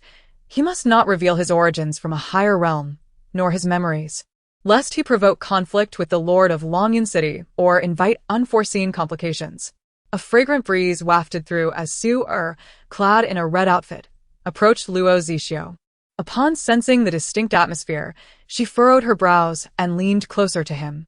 Despite the soldiers being fully armed in their heavy metallic armor, they were utterly incapable of withstanding the might of the enormous sword wielded by this man. Curiosity piqued. Jiang Zifei discreetly activated a reward identification named Ding Zhen from the previous night. Haha, you must keep this a secret for me, Li Mu said with a mysterious smile, providing no further explanation. The final results of the competition did not include the match between Li Mu and Huang Liangchen, resulting in 3 of the top 10 being replaced. In just a few days, public opinion had shifted dramatically. Initially, netizens had overwhelmingly condemned Xia Yuanyuan, but now they began to berate Xia Nian under her Weibo posts. The path ahead is crumbling. Your presence here serves no purpose, Wen Xiang said with a stern expression, addressing Wen Wanqiu. In his mind's eye, Zhang Zifei imagined that upon not finding anyone at the airport to greet her, he should be anxiously making calls while scanning the surroundings. The money was his to earn.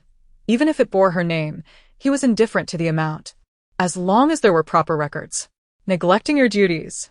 Yet this very duty is something countless others yearn for. How could I trust him with the Tang dynasty? Observing the situation, it seemed that while Qin and Xianglin complied with Tsunade's orders, they were evidently still aligned with Li Yalan. After sharing a laugh, she playfully licked her lips, gazing at Yunqi with the eyes of a famished beast spotting its prey. At this moment, some rational mercenaries immediately considered notifying Elder Shi. For such a significant event, especially with such formidable foes, required the guidance of Elder Shi.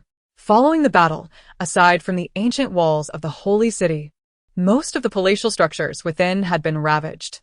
However, for powerful warriors, the reconstruction of such edifices would not take long.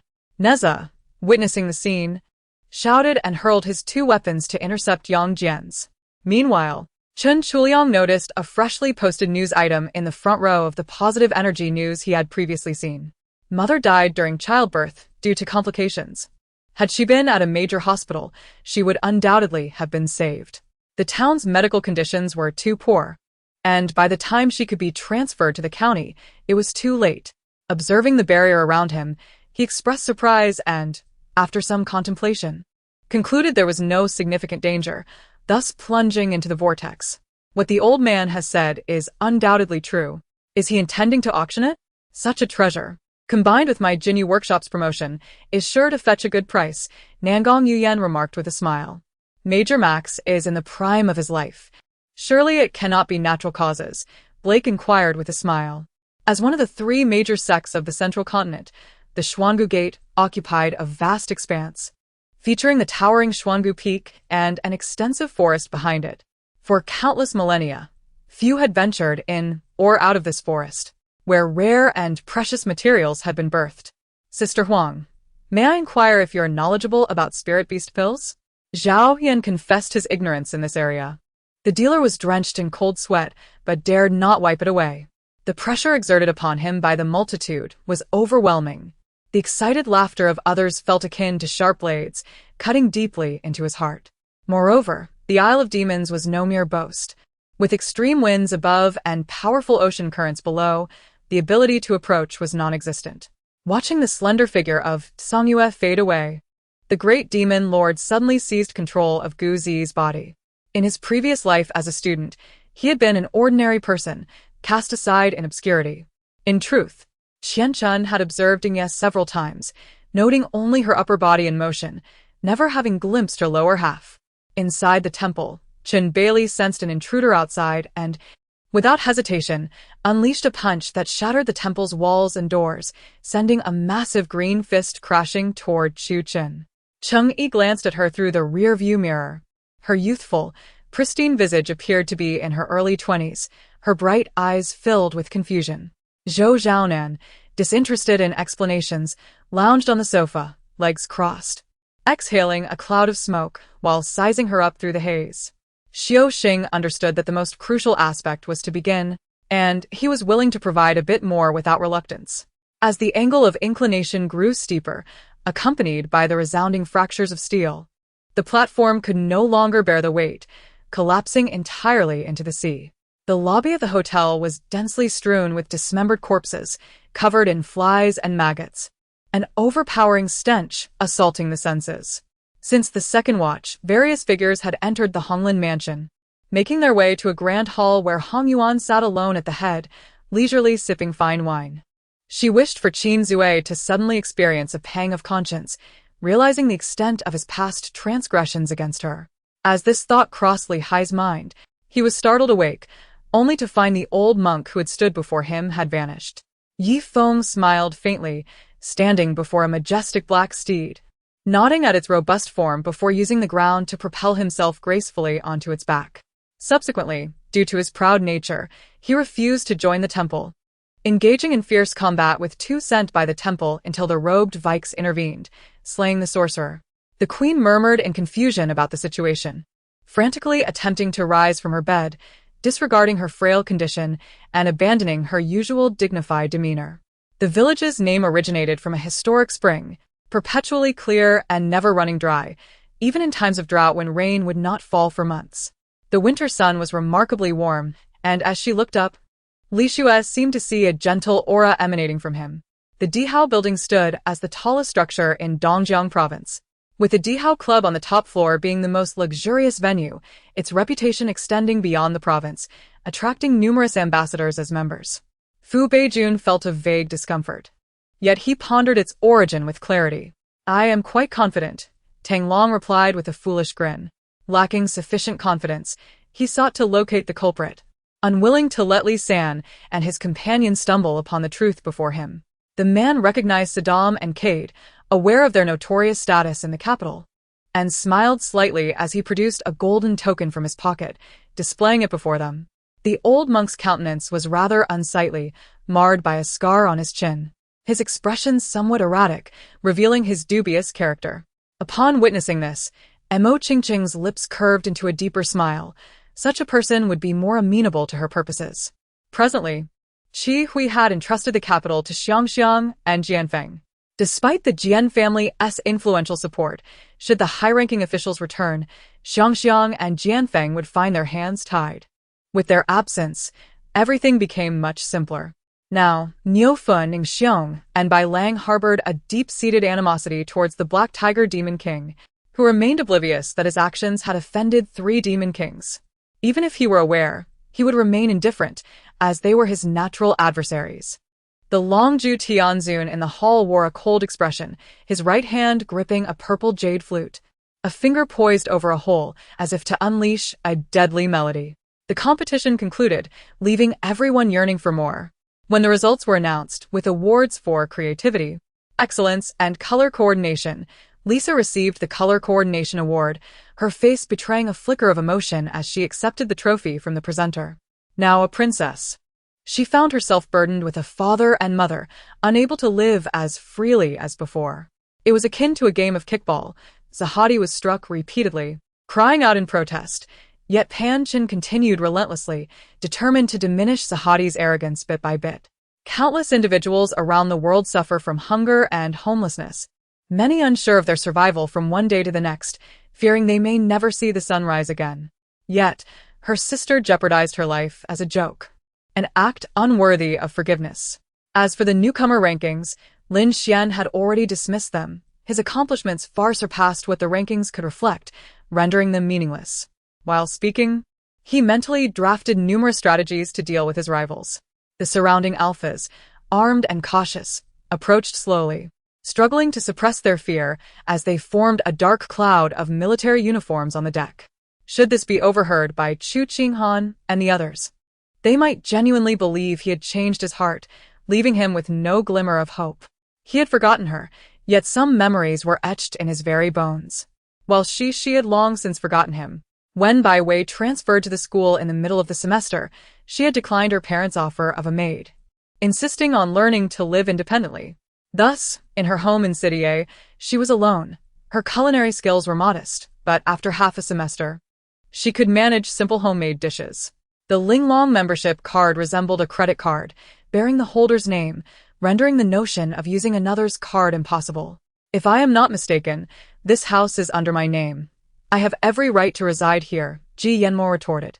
The voice emerged from the officer seated in the passenger seat, his tone deep and resonant, akin to a bass speaker. He adorned no ostentatious jewelry, exuding an innate nobility that inspired awe. Before arriving at the floating mountain, she had already utilized a special communication function of her identity token to send a message across a great distance to her sect. Each disciple of the Guishu sect possessed 3 opportunities to communicate between the realms of immortals and mortals. Upon her arrival at Floating Mountain, disciples awaited her. Not only had Ichi been drawn in by the sudden voice, but the entire class turned their attention toward the entrance. All of this was vividly witnessed, causing an internal lament and a taste of bitterness. On the viewing platform, Principal Feng Ji had already removed his uniform, fervently wiping the moisture from his attire, his gaze reflecting both surprise and a hint of anger. At dawn, the main forces of the Xuanwu Hall surged forth from both flanks. Night Wind mobilized 3,000 elite reinforcements, crossing the river and swiftly dismantling 14 enemy defenses, the battle reaching its zenith and forcing Long Qingtian's forces to retreat 300 miles. The rumors surrounding the Tuaxia sect regarding the relative strength of Wu Yang and the Golden Core Patriarch served as an excellent example of an indecisive outcome. No. I believe that your character as a researcher, coupled with your enthusiasm for novel experiences, has led you to achieve a truly commendable performance. Although Yuan Yi did not behold Yuan Huan's visage, he profoundly sensed the undeniable, condescending tone in his voice. In truth, it was somewhat incongruous for Qin Ziang to recite this poem at such a moment, yet Tang Song could empathize with his sentiments. A dais towering 10 meters was erected in the center of the square, flanked by platforms of 6 and 3 meters in height. The members of the Extinction Alliance moved in unison with Beiji, while the leaders, deputy leaders, branch leaders, and elite warriors of the Wolf Legion congregated below, with Alliance members and experts positioned on the opposite side. Third brother, I am not disheartened. Yu Ge is my target to chase. Even if I know I cannot catch up, I shall strive desperately to attempt it, Gong Sun Li asserted resolutely. The remainder of her words lodged in her throat. You, indeed, firmly sealed her delicate lips, and after a prolonged silence, she finally nodded. She attributed this to the formidable prowess of Yun Kai.